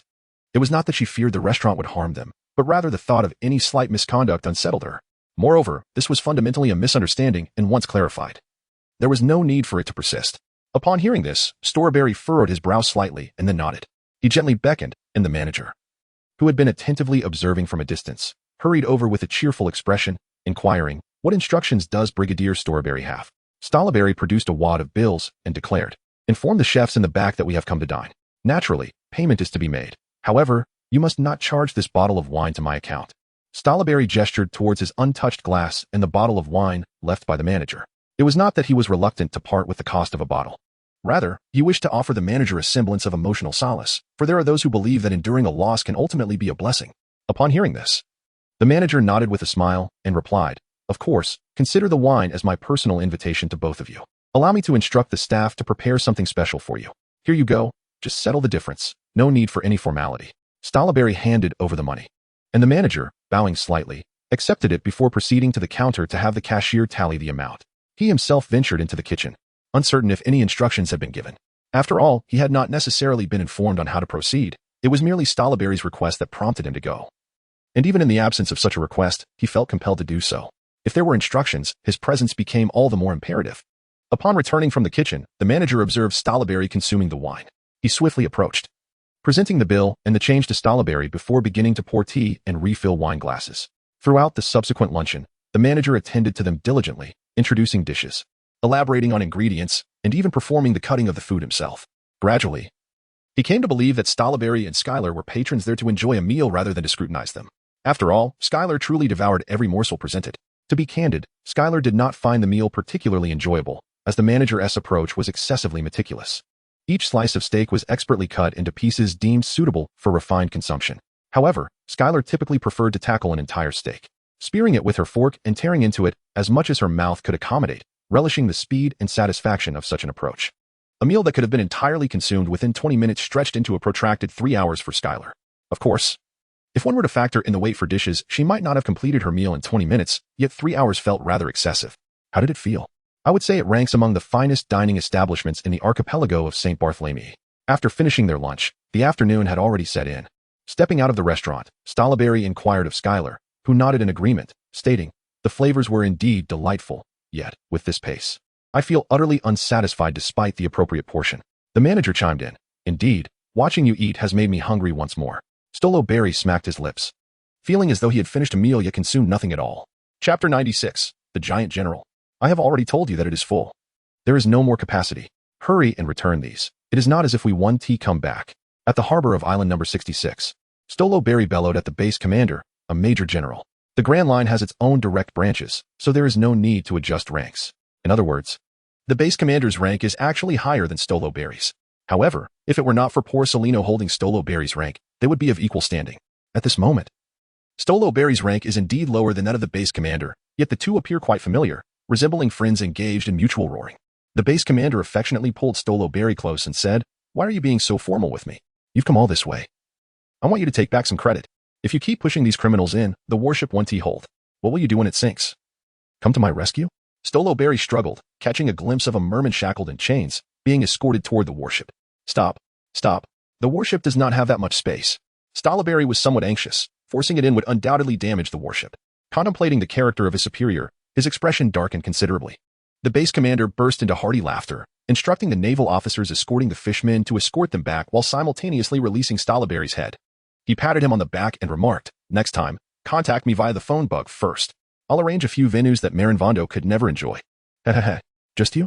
Do you truly understand? Do you even grasp what true joy is? As Stolleberry tidied his hair, a distinctly masculine smile appeared on his face, as if he were about to divulge some momentous news. Ahem. Schuyler cleared her throat twice, and Stolleberry's expression shifted dramatically. He clenched his fist and playfully struck the shoulder of the base commander, who forced a smile despite the pain. Stolleberry then declared with righteous fervor, "Executing justice is the most joyous endeavor." The base commander, wincing from the impact, rubbed his shoulder while casting a reproachful glance at Stolleberry, akin to that of a jilted lover. Stolleberry, feeling somewhat sheepish, subtly gestured for Schuyler to take note of his presence. The base commander turned his gaze towards Schuyler. Quickly realizing the situation, although stationed in the Shambodi Islands, he remained well-versed in naval matters, particularly since this girl had recently graced the headlines. "Lieutenant Schuyler, upon your return, please extend my regards to Admiral Garp. Ever since departing from his fleet, I have missed him dearly." "Certainly, Major Mello." Schuyler saluted and remarked, "Then we shall take our leave." Mello returned the salute and subsequently watched as Stolleberry and Schuyler boarded the vessel, which gradually set sail. An ensign approached Mello and exchanged a few words with him. Mello nodded and inquired, "Is she going to find Rayleigh?" "No matter. It must be Admiral Garp's directive to keep a close watch on Rayleigh. By the way, please contact the head of the auction house and inform them that the losses incurred due to Rayleigh should be deducted directly from their owed taxes. Whether it amounts to 50,000 or 100,000, our Navy can certainly bear the cost." "Yes, sir." The ensign acknowledged the order and departed. Mello stood in place for quite some time, baring his teeth in frustration, before he kicked a stone into the sea, grumbling that Rayleigh is testing the Navy's limits. Meanwhile, aboard the 26th Fleet's warship, Stolleberry felt remarkably satisfied. Although he was initially displeased with Mello's insistence on burdening him with criminals, it was ultimately beneficial to transport more offenders. The pursuit of justice was one aspect, but as Mello pointed out, it also allowed for an opportunity to garner additional accolades. Moreover, with the warship soon to arrive at Marineford, and given Borisolino's temperament, it was customary to grant the returning Navy personnel a 2-day respite, a rare and cherished holiday indeed. Schuyler was indeed filled with anticipation, as this marked her inaugural mission after truly becoming a member of the Navy. Completing it without incident was certainly a delightful prospect. However, as the vessel continued its journey, the appearance of a colossal warship in the distance piqued the curiosity of both the two individuals aboard and the sailors stationed on the deck or in the lookout tower. Could that be the flagship of Admiral Giant? It was impressively large. Schuyler had encountered the battleship of the Giant Admiral at the port, resembling this very style. However, she had never witnessed the majestic vessel in motion. Now, it appeared truly magnificent and imposing. Stolberry nodded and remarked, "That is the fleet of Vice Admiral Haguvelsaro. It is peculiar. He rarely departs from headquarters. What mission could necessitate his presence?" Upon hearing that name, Schuyler felt her heart skip a beat. Instinctively recalling the incident involving the eradication of an entire island, the O'Hara extermination decree. Soon, two warships crossed paths, and as they brushed past one another, a face nearly the height of a man emerged from the towering ship's railing, gazing down at Stolberry and Schuyler. The giant vice admiral, his visage framed by an orange beard, broke into a smile, raised his enormous hand in a wave, and let out a distinctive, boisterous laugh. Ha ha ha ha. Stolberry, at this moment, revealed a smile, raising his hand in a gesture of acknowledgement as the two warships set sail in opposite directions. He felt no peculiarities. This was merely the routine of the Navy. However, Schuyler wore an expression tinged with an inexplicable sense of foreboding. She understood that this might be Sorrow's last opportunity to greet Stolberry and so many naval officers as a colleague. Yet, Schuyler refrained from voicing her thoughts. She possessed neither the power to alter circumstances nor the idealism to challenge fate. If there were something within her capacity to accomplish, she would pursue it. For she had come to comprehend the meaning of overreach.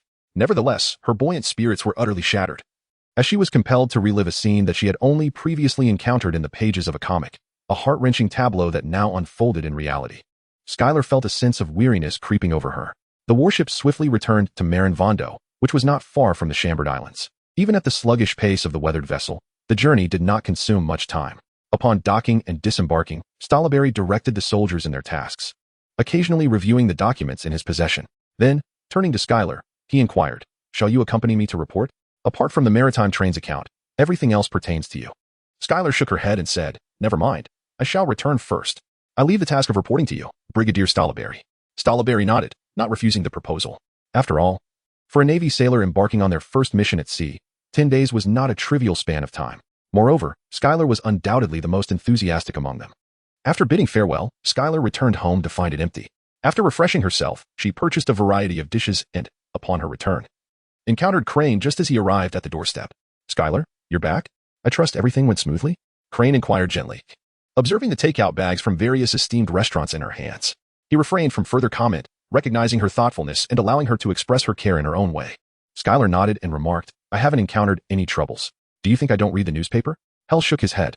Yet a smile lingered on his face as he responded, "You must exercise caution from now on. That old scoundrel Garp is furious and claims he will make you level 8 mountains before you confront that young boy." Schuyler was at a loss for words, and then she shifted the topic, saying, "On my way back, I saw Admiral Sorrow. What mission is he undertaking?" Schuyler inquired once more, pondering the possibility that events may not unfold as swiftly as anticipated. However, Crane gradually restrained her smile and replied, "His mission is rather unique. I will communicate with Borsalino to ensure that you remain as uninvolved as possible." She continued, "By the way, the World Economic News has expressed a desire to conduct an exclusive interview with you. Their proprietor, Morgans, will personally come to meet you. Prepare yourself, as this presents a remarkable opportunity for the Navy to garner publicity." Another news feature? Indeed, and it will be the headline. Perhaps even the leading news of the quarter or the year. Otherwise, Morgans would not emerge from the shadows. Chapter 97, The Gift. Crane was somewhat overzealous. She wished to keep Schuyler away from the O'Hara incident and sought a conversation with Borsalino. Yet, Borsalino's approach was far more straightforward and blunt. He simply decided not to participate. A month later, upon Schuyler's return from her second voyage, she overheard discussions among the Navy personnel at Marineford regarding the defection of Admiral Saul, while Marineford had also dispatched forces to apprehend him. Taking on this responsibility was Admiral Kazan, a close friend of Saul's and a former subordinate of Cap. The Navy was willing to grant Saul one final chance, thus agreeing to Kazan's request. Kazan was to escort Saul back to Marineford while simultaneously fulfilling Saul's original mission, to locate and capture the adventurous archaeologist, Nico Alvia. When Schuyler returned to Marin Vondo, Kazan was just departing for the West Sea in search of Saul and Alvia, yet again missing a fortuitous encounter. Schuyler understood that the capture of Alvia was merely a signal. What truly drew the attention of the upper echelons of Marineford was the group of O'Hara archaeologists, represented by Alvia, who were fervently seeking the truth of history. The history they sought was forbidden by the world government. A blank century that had been meticulously erased from memory, a period that transpired 8 centuries ago, shrouded in mystery, with no one knowing what had transpired during that time. Following this void in history, the celestial dragons ascended to a position of divine supremacy, while the world government, serving their interests, became the epicenter of power in this world. To prevent this segment of history from being unearthed and publicly revealed, the world government had been systematically eliminating those who were aware or potentially aware of it for centuries. These individuals were not merely regarded as people but were deemed criminals in the eyes of the world government. The Navy served as the instrument of this regime, thus. Upon sensing any irregularities, the world government instructed the Navy to eradicate these threats, a fact known to the higher-ups. This was the reason why, a month prior, Crane had been concerned that Skylar might become entangled in this affair. Crane wished to shield Skylar from witnessing such an injustice.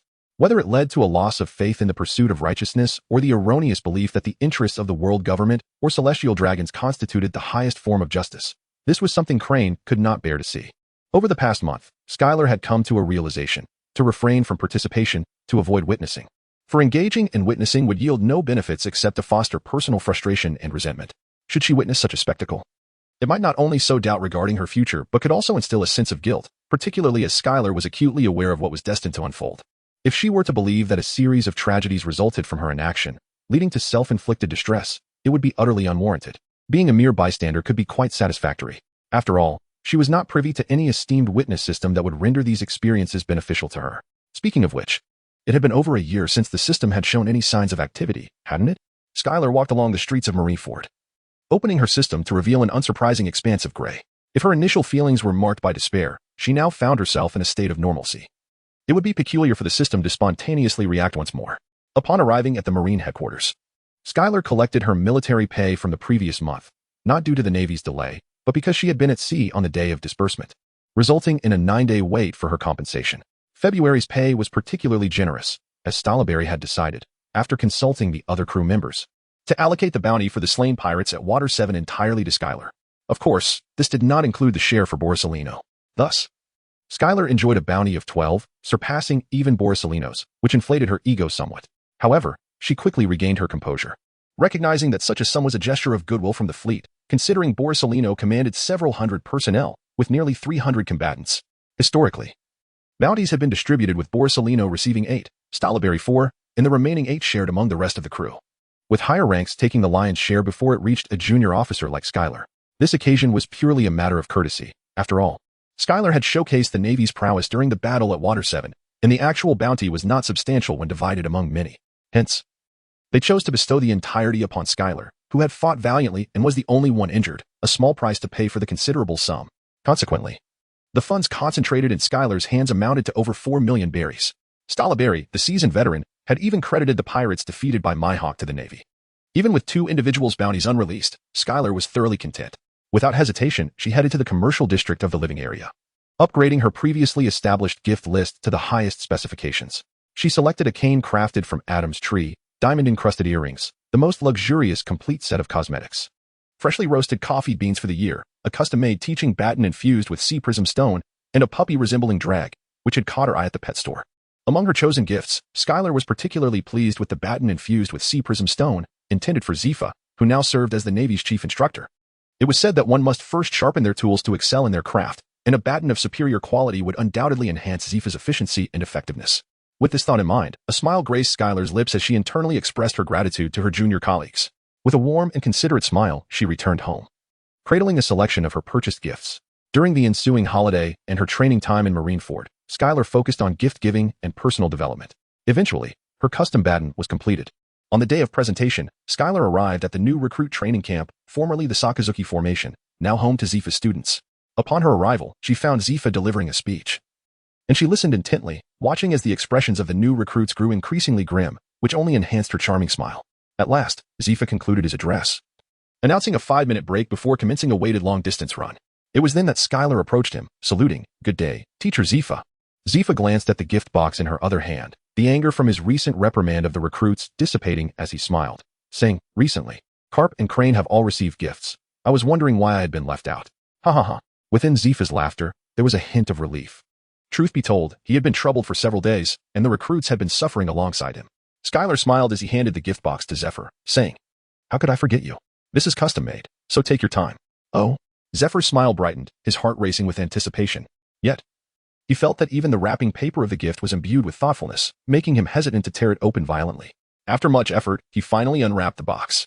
Upon seeing the teaching rod inside, Zephyr took it out and waved it a few times, producing sharp cracking sounds in the air. Bursting into hearty laughter, Zephyr exclaimed. You truly put thought into this. I absolutely adore this gift.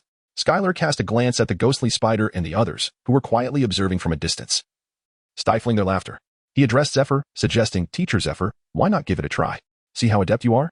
Zephyr initially intended to decline. But upon witnessing Skylar's barely contained amusement and the furtive glances of Doberman and the others nearby, he reconsidered. He bellowed, You bunch of cowards. Assemble. Get moving at once. Should any of you fall behind, do not blame me for my mercilessness. With that proclamation, he swung his teaching baton with great force, though it merely struck the air. The expressions on the recruits' faces suggested they had already felt the impact upon themselves. Chapter 98. I detest two types of people. The first being those who speak only halfway on the Grand Line. Skylar shook his hand. On the deck lay pirates ensnared by ghostly threads, rendered senseless as if tossed about like yo-yos. The entire crew of 131 had been subdued, with not a single casualty. Skylar turned around, adjusting his sunglasses, and called out. It's all taken care of over here. Come and take over. In the distance, a warship gradually approached. Stolleberry leaped from the vessel onto the pirate ship, observing Skylar, whose coat remained impeccably unwrinkled, and remarked, In just 9 months, you have managed to single-handedly deal with a pirate crew with a bounty exceeding 100 million. Come now. Brigadier Stolleberry, spare us the flattery. The combined bounty of these individuals barely exceeds 100 million, and they are quite feeble. Skylar adjusted her cloak and casually responded. As if recalling something, I heard General Borsalino mention that you are being transferred. Stolleberry nodded and said, Indeed. General Borsalino believes I have demonstrated the capability to lead a team. Approval has been granted, and once the new recruits return, we shall be commissioned together. Skylar nodded, a hint of envy in her gaze.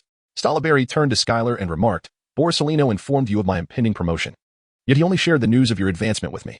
Skylar raised an eyebrow and inquired, Is that true? It is said that it was arranged by Marshal Kong. And the situation is rather intricate. However, you are the beneficiary.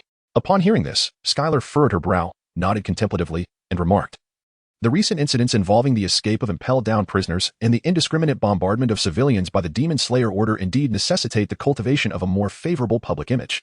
You are unaware, are you? Marshal Kong has struck a deal with the world government and Morgan to cease reporting on these two events, Stolleberry said, glancing around before lowering his voice to add, Marshal Kong may be on the verge of abdication. He has long desired to step down, and now he is compelled to do so. Skylar gazed at Stolleberry's inquisitive expression and chuckled, saying, Who knows? Perhaps there may be a turn of events. It's possible that a complete reversal could lead to a promotion. Skylar refrained from commenting on the affairs of Morgan's, as she was an insider privy to the transaction, which was quite straightforward. Firstly, it entailed the establishment of a regulatory body for the media industry, with Morgan's World Economic News as its principal entity. Secondly, it involved intelligence sharing, though it would be more accurate to say that the world government and the Navy would provide intelligence to Morgan's, while the latter was under no obligation to reciprocate. This arrangement was decidedly lopsided. However, in exchange, Morgan's was willing to forego reporting on the Golden Lion's escape from Impel Down and the O'Hara extermination order, and even assist the Navy in rehabilitating its image of justice. In this narrative, Skylar embodied that very image. Upon hearing Stolleberry's intelligence, she realized that her promotion was likely intertwined with this star-making endeavor. Stolleberry also shook his head and said, These matters are best left unspoken. Let us discuss something else. By the way, it is time for a change in your Grand Palace spectacle. Skylar, not wishing to dwell further on the recent topic, nodded and remarked, Well, it's beginning to feel a bit scarce, yet I haven't found anything suitable. The most tormenting predicament for a person is having money to spend, but not knowing how to do so. A smirk of disdain crossed Stolleberry's face, indicative of their close relationship. He shrugged and replied, Your entire fortune amounts to barely 7 million. Do you truly believe you can afford a Grand Blade? How do you know the extent of my wealth? I calculate your monthly military stipend. Do you think I'm unaware? Oh, then it's nothing to worry about. Skylar experienced no embarrassment from being exposed. As the two engaged in light-hearted conversation, they returned to the warship. Once all the pirates had entered the cabin, they set sail once more, heading back. Upon the warship's return to Marineford, Skylar sensed something amiss, an inexplicable feeling that everything seemed considerably tidier. Skylar had yet to comprehend the situation when a flurry of reporters materialized around her, brandishing cameras and capturing her image amidst a flurry of flashes. Many shielded their eyes from the blinding light, but Skylar did not, for she wore sunglasses. Nevertheless, she was engulfed by a profound discomfort, unsure of how to respond. Just as she felt at a loss, a familiar voice emerged beside her, addressing the reporters. All right, that's enough. I trust you wouldn't want to jeopardize your boss's affairs, would you? Upon hearing these words, the reporters retreated. Skylar turned to her companion and inquired, Sister Gun, has Morgan arrived? Gun nodded, offering a brief explanation. Yes. That scoundrel is waiting in the headquarters building. Be cautious. Marshal Kong is quite irate. I understand. Skylar replied, acknowledging the gravity of the situation. Skylar exuded confidence, while Ziyuan appeared somewhat helpless. How could a young lady like her possess the experience to handle a situation that had nearly provoked the seasoned General Kong into a furious outburst due to just a few words from Morgans? As Ziyuan led Skylar toward a conference room in the headquarters, he relayed various matters. Upon arriving at the door, Ziyuan opened it, and Morgans, in his albatross form, greeted them. At long last, Miss Skylar, I trust your mission has not been too exhausting? Would you care to rest a moment? In service of justice, I never tire. Skylar replied solemnly. Ziyuan and Morgans exchanged bewildered glances. To Ziyuan, it was merely a common greeting. Why was Skylar so serious? Morgans, taken aback, had merely intended to extend a greeting, never anticipating that he might inadvertently ensnare her in a verbal trap. Given that today's interview necessitated sincere responses, he sought to avoid any barriers or conflicts. Consequently, Morgans offered a genuine smile, one he hadn't displayed in years, only to be met with Skylar's guarded response. He glanced at Ziyuan, suspecting he might be behind this, but Ziyuan appeared equally perplexed. With no other choice, Morgans restructured his words, striving to avoid any misunderstandings or ambiguities. As a journalist, he found himself in an unprecedented predicament. He had always been concerned about the interviewee's answers having inconsistencies. Yet now he feared that his own questions might contain flaws, an absolute indignity. As their conversation progressed, Morgans felt it was time to delve deeper. He contemplated the upcoming graduation ceremony and commissioning event, aware that Skylar would be promoted that day. Thus, he inquired, Miss Skylar, considering your remarkable talents, do you not feel that merely holding the rank of lieutenant is somewhat of a disservice to your potential? Skylar, who had begun to relax, immediately became wary upon hearing the question, responding, being a lieutenant does not hinder my pursuit of justice. I see no cause for regret. Morgans, shielding his face with his right wing, realized that in his moment of ease, he had unwittingly asked an inappropriate question. Observing Skylar's triumphant expression at his misstep, he conceded that he had no means to access her genuine thoughts. Resigned, Morgans retrieved a document and slid it across the table to Skylar, stating, Miss Skylar, I believe you harbor some preconceived notions about me. This is an agreement I have signed with the world government concerning your interview, which requires both your and the world government's consent for publication. Trust me, no one values the world economic news more than I do. I recognize that continuing our casual conversation serves little purpose. I must pose a question of utmost importance. Upon seeing Skylar nod after reviewing the agreement, Morgans breathed a sigh of relief. Perhaps it is premature to ask this at your age. Yet many individuals are curious and have written to me requesting an interview on this matter. Some naval personnel choose partners from within their ranks, while others opt for companions with vastly different careers. Historically, there have also been some forbidden romances. I wish to inquire if you have contemplated this issue. If given the choice, what type of partner would you prefer? Among the individuals I have mentioned, do any catch your fancy? As he spoke, Morgans displayed numerous photographs, Crocodile, Myhawk, Doberman, the Ghost Spider, and even Palyasolino. Upon seeing the image of Palyasolino, who was picking his nose with one hand while gesturing with the other, Skylar nearly laughed out loud. Observing her reaction, Morgans discreetly removed Palyasolino's photograph and replaced it with one of Ziyuan's. After all, anything is possible, is it not? Skylar gazed at the photograph, idly toying with her hair. She then reclined against the back of the chair, resting her elbows on the armrests, a smile gracing her lips. Exuding an aura of languid elegance, she spoke, If I were to choose a spouse, I suppose I would select. Chapter 99. Lady Grey, thank you for your cooperation. The interview was captivating, and I shall strive to make the news equally compelling, Miss Grey. Morgans, with his elegantly curved wings, hoisted his suitcase, while Skylar assisted him in opening the door. As they stepped outside, Morgans exhaled with relief, despite the somewhat rocky progress. He had managed to gather material of acceptable quality. Outside the conference room, Guion, who had been waiting, heard Morgans address Skylar and slightly parted her lips in confusion, tilting her head. The terminology seemed amiss. Surely, Skylar had not yet reached the age to be referred to as lady? Guion's instinctual reaction was to suspect Morgans of subtle mockery. However, upon observing Skylar's lack of resistance, Guion's curiosity deepened. Yet, she refrained from immediately voicing her inquiries. It was only after Morgans had departed that Guion firmly pulled Skylar into her embrace, leaning in to whisper, Why did he call you lady? Have you concealed your age? No. That can't be right. You're still growing. Skylar did not resist. She merely adjusted her sunglasses, which had been askew by the broad embrace of Guion, and remarked, It is not lady in the sense of a woman, but rather lady as in madam. The Grey Lady, isn't that rather cool? I think you might be quite delusional, Guion retorted, giving Skylar a firm tap on the forehead. How can a young girl be referred to as madam? Sister Crane would never allow anyone to call her madam. Lady Grey.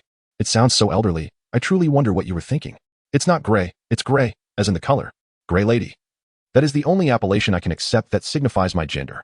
You should be aware of my life motto, right? The world is neither black nor white, but rather a delicate shade of gray.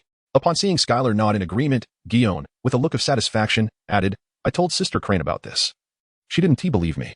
Skylar was not yet elated when Zhuan lightly tapped her on the head and remarked, "That cannot be deemed madam." "There is a reason." Morgan inquired about the kind of partner I would choose to warrant being addressed as madam. Upon hearing this, Zhuan furrowed his brow, took a moment to gather his thoughts, and then asked, "What exactly did you choose? What could lead him to call you Lady Grey? Do share with me, do share." However, Skylar had already taken a step forward, wishing to depart from this place. Yet, Zhuan persistently clung to her, eager to ascertain her ultimate choice. Skylar, overwhelmed by the incessant questioning, turned back and remarked, "Regardless, once the graduation ceremony concludes the day after tomorrow, the news will be released. What is your urgency? Are you concealing even me?" Zhuan wore a disgruntled expression, but upon witnessing Skylar's resolute silence, she found herself at an impasse, muttering incoherently along the way, which Skylar chose to ignore. To be frank, Skylar's response to Morgan's initial inquiry did not stem from her true feelings. She was genuinely fatigued. In previous missions, whether on patrols or during skirmishes, she had volunteered to confront the adversaries alone. After 1, 2, or 3 such instances, the sailors aboard the warship had come to accept Skylar as the sole combatant. After all, aboard the warship of Porcelino, few sane individuals would engage in combat when they could achieve military merit without lifting a finger. Take this recent voyage, for instance. Over the span of 10 days, they had eradicated 4 pirate crews, each comprising no fewer than 80 members. While physical rest could be regained with a good night's sleep, her mental state remained taut. From the moment they returned to Marineford, Skylar felt the weight of exhaustion.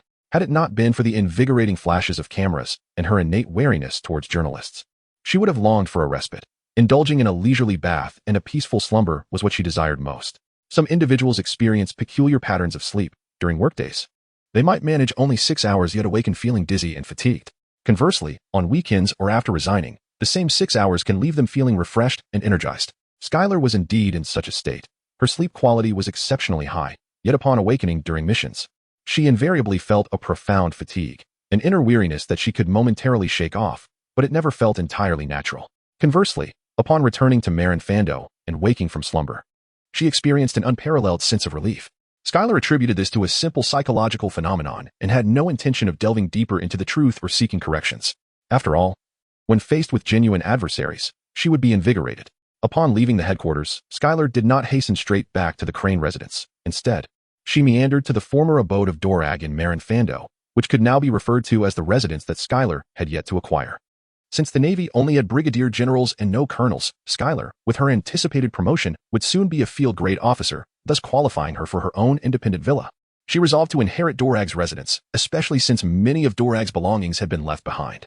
Should the residence be claimed by someone else, she would have to make a trip to assist in relocating and safeguarding those items.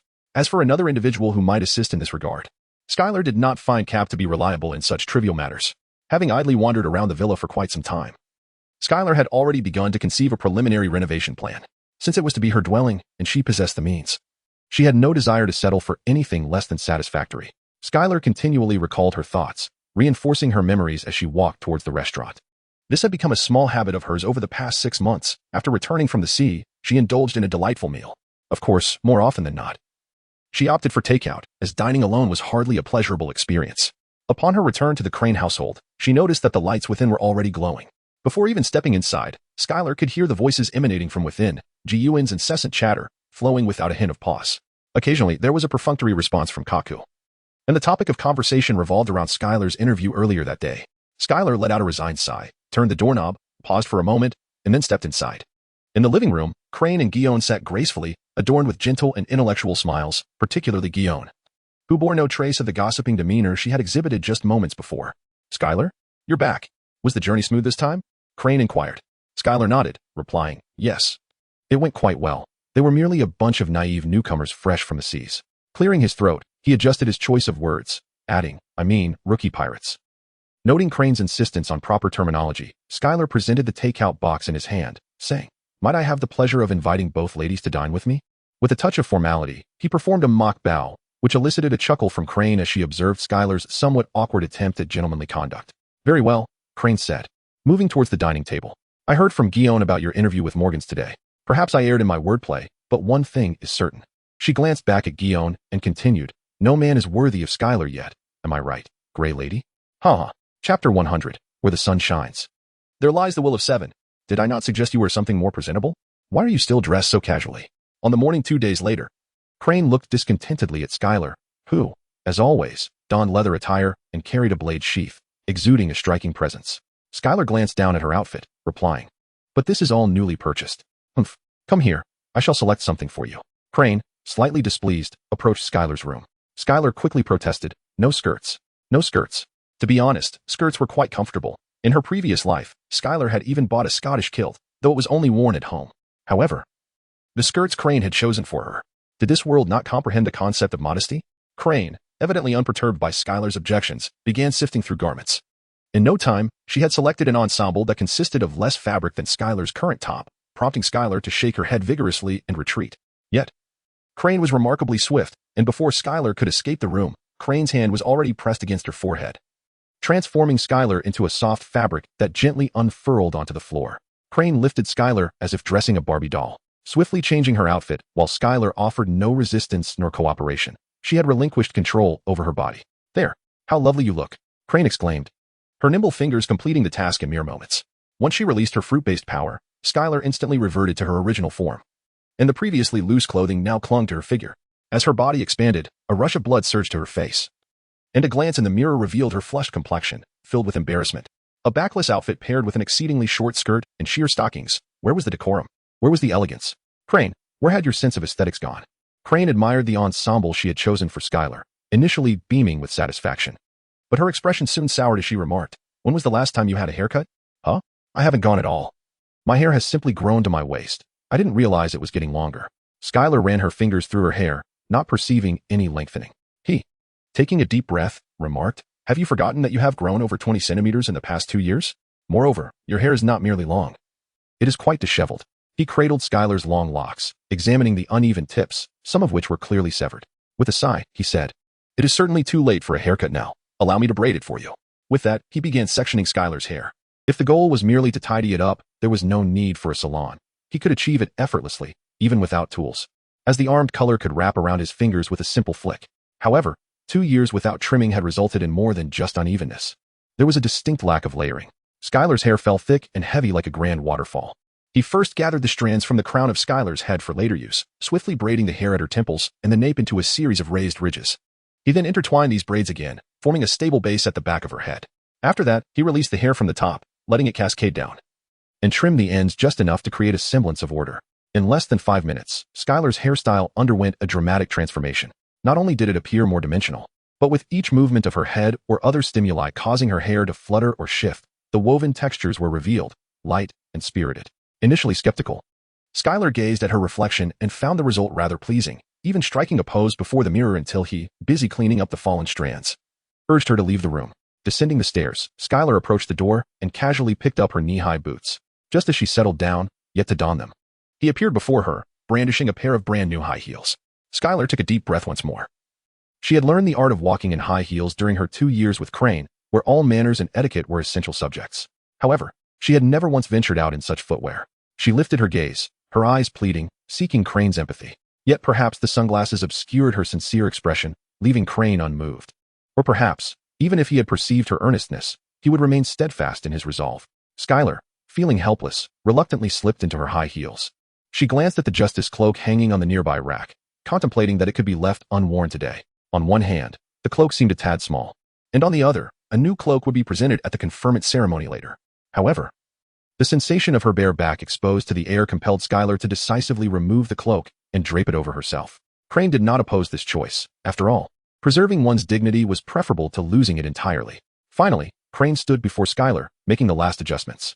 As she looked at Skylar, who now towered above her after donning the heels, Crane suddenly found herself lost in thought. Has Skylar grown up? Crane still recalls the scene from over 2 years ago when Garp and Kazan brought the little girl into her home. At that moment, she had not even noticed Skylar, who was shyly hiding behind the two.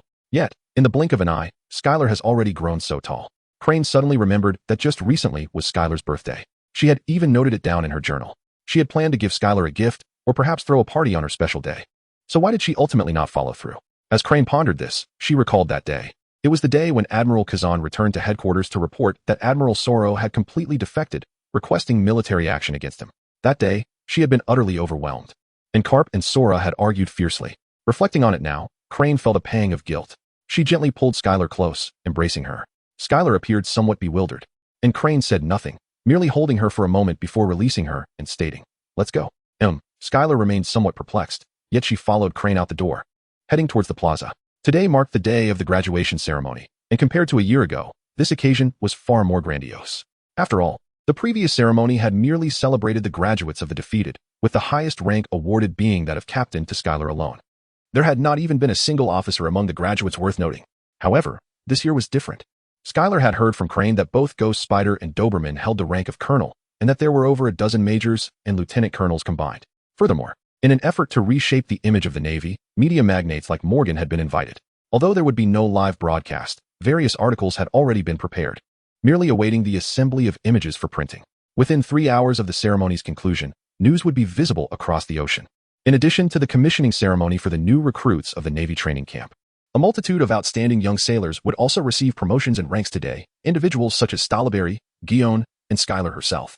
However, Crane had not divulged to Skylar the details of her own promotion, and whenever the topic arose, a shadow of worry clouded her expression, as if the ambiguity of the decision troubled her deeply. Before long, Skylar and Crane arrived at the expansive plaza of the Navy headquarters, where the recruits had already gathered, and numerous generals had taken their seats.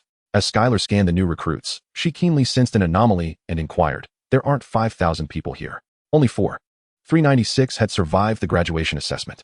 Chapter 101. Justice carries weight. The graduation ceremony commenced as scheduled, with groups of new recruits ascending the platform to receive their ranks. Yet, amidst another cohort preparing for promotions, Skylar's brow furrowed deeper. She had yet to hear the name that weighed on her mind, the name of the naval officer Kars, with whom she shared a tenuous connection, but who nonetheless occupied her thoughts. As she observed the colonels taking the stage, she could no longer contain herself and stepped towards the periphery of the gathering. Guion frowned and asked, "Where are you going?" "It's almost your turn." "I'm looking for Teacher Zephyr," Skylar casually replied and stepped out of the ranks. Zephyr stood closely beside the new recruits, and Skylar approached him in just a few strides. Upon seeing Skylar approach, Zephyr did not immediately greet him. Instead, he waited until Skylar reached his side before inquiring, "Is there something on your mind?" "Teacher Zephyr, I wish to ask about someone at Cass. Why hasn't he come over?" Skylar already had the answer in his heart, yet he still voiced the question. Zephyr, clearly aware of this, closed his eyes and let out a heavy sigh, saying, "He perished at the hands of pirates while trying to save his comrades." Zephyr's tone was laden with sorrow. Skylar nodded in acknowledgement and replied calmly, "I understand. I will take my leave now." As Zephyr watched Skylar's departing figure, he felt a pang of sorrow within. In that moment, he had witnessed it. He too was capable, yet he merely stood as a witness, generation after generation. Zephyr felt the weight of his heart, but it had to be this way. Skylar returned to the team, taking her place once more. Her brow unfurled, yet her heart felt even heavier than before. Ji-Yuan leaned in and inquired, "What is the matter?" "It's nothing, merely. I have lost my first crew member." Skylar's voice was tranquil, and Ji-Yuan remained silent. However, before any words of comfort could be exchanged, Kong had already called out her name, accompanied by Stalaberry and Jiajing. The three of them slowly approached the stage. Jiajing opened his mouth, intending to strike up a conversation with Ji-Yuan, but as soon as he did, Ji-Yuan shot him a glare. In an instant, Jiajing understood that Ji-Yuan was in a foul mood. Not only did he fall silent, but he also abandoned his plan to confess his feelings to Ji-Yuan from the elevated platform after the ceremony. The 21st confession, before it could even commence, had already come to an end. Stalaberry, Kaji, and Guion were all promoted to the rank of Major General, creating an atmosphere of unparalleled festivity. The applause and cheers reached a crescendo when Guion spoke of his sense of justice. However, there were moments of awkward silence, particularly when Kaji shared his perception of justice, leading to an uncomfortable pause that left some regretting his presence at that moment. Following this, the promotions of lieutenant colonels to colonels and majors to lieutenant colonels ensued.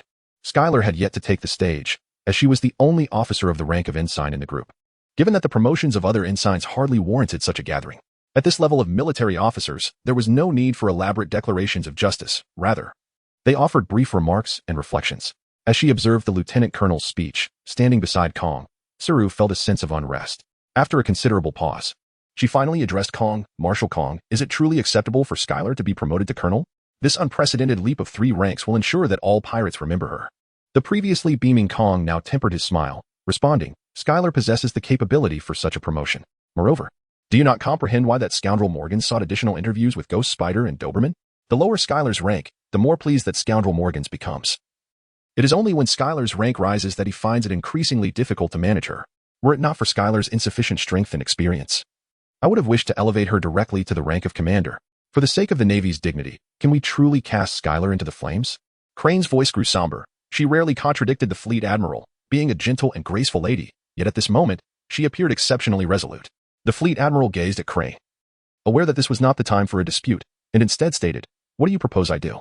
Grant Schuyler a rank of major? Then allow Morgans to seize yet another opportunity?" Neither Garp nor Zephyr objected. "On what grounds do you oppose? Let us not forget, I am the fleet admiral. I must prioritize the Navy's interests. This matter requires no further discussion." Upon hearing the fleet admiral's firm words, Crane's expression darkened. Finally, as the last lieutenant colonel was concluding his remarks, she approached the podium and addressed the fleet admiral. "Admiral Kong, you have aged. Your vision has faltered." Kong chose to disregard her, forcing a smile as he continued to speak of justice, and then proclaimed, "A year ago, I stood here and told someone that I believed she could uphold justice. Today, 1 year later, she has not disappointed me. Indeed, she has not let the Navy down, nor has she failed justice. Just as I made an exception a year ago to allow her to bear this weight, I shall do so once more. Lieutenant Schuyler Gray, please step forward." As Kong's words fell, the crowd parted before Schuyler, who approached the platform with a composed expression and elegant, deliberate strides. Upon reaching Kong, she saluted and said, "Fleet Admiral." Kong felt a fleeting sense of disorientation. He had not seen Schuyler in a year. In his memory, she had been a rather delicate girl, but this encounter revealed to him a true naval officer. She exuded determination, confidence, and a sense of justice. Yet her demeanor was imbued with sorrow, akin to the naval officers he had come to acknowledge in his heart. In that moment, Kong found himself momentarily speechless. He instinctively glanced at Crane, only to find disappointment reflected in her eyes.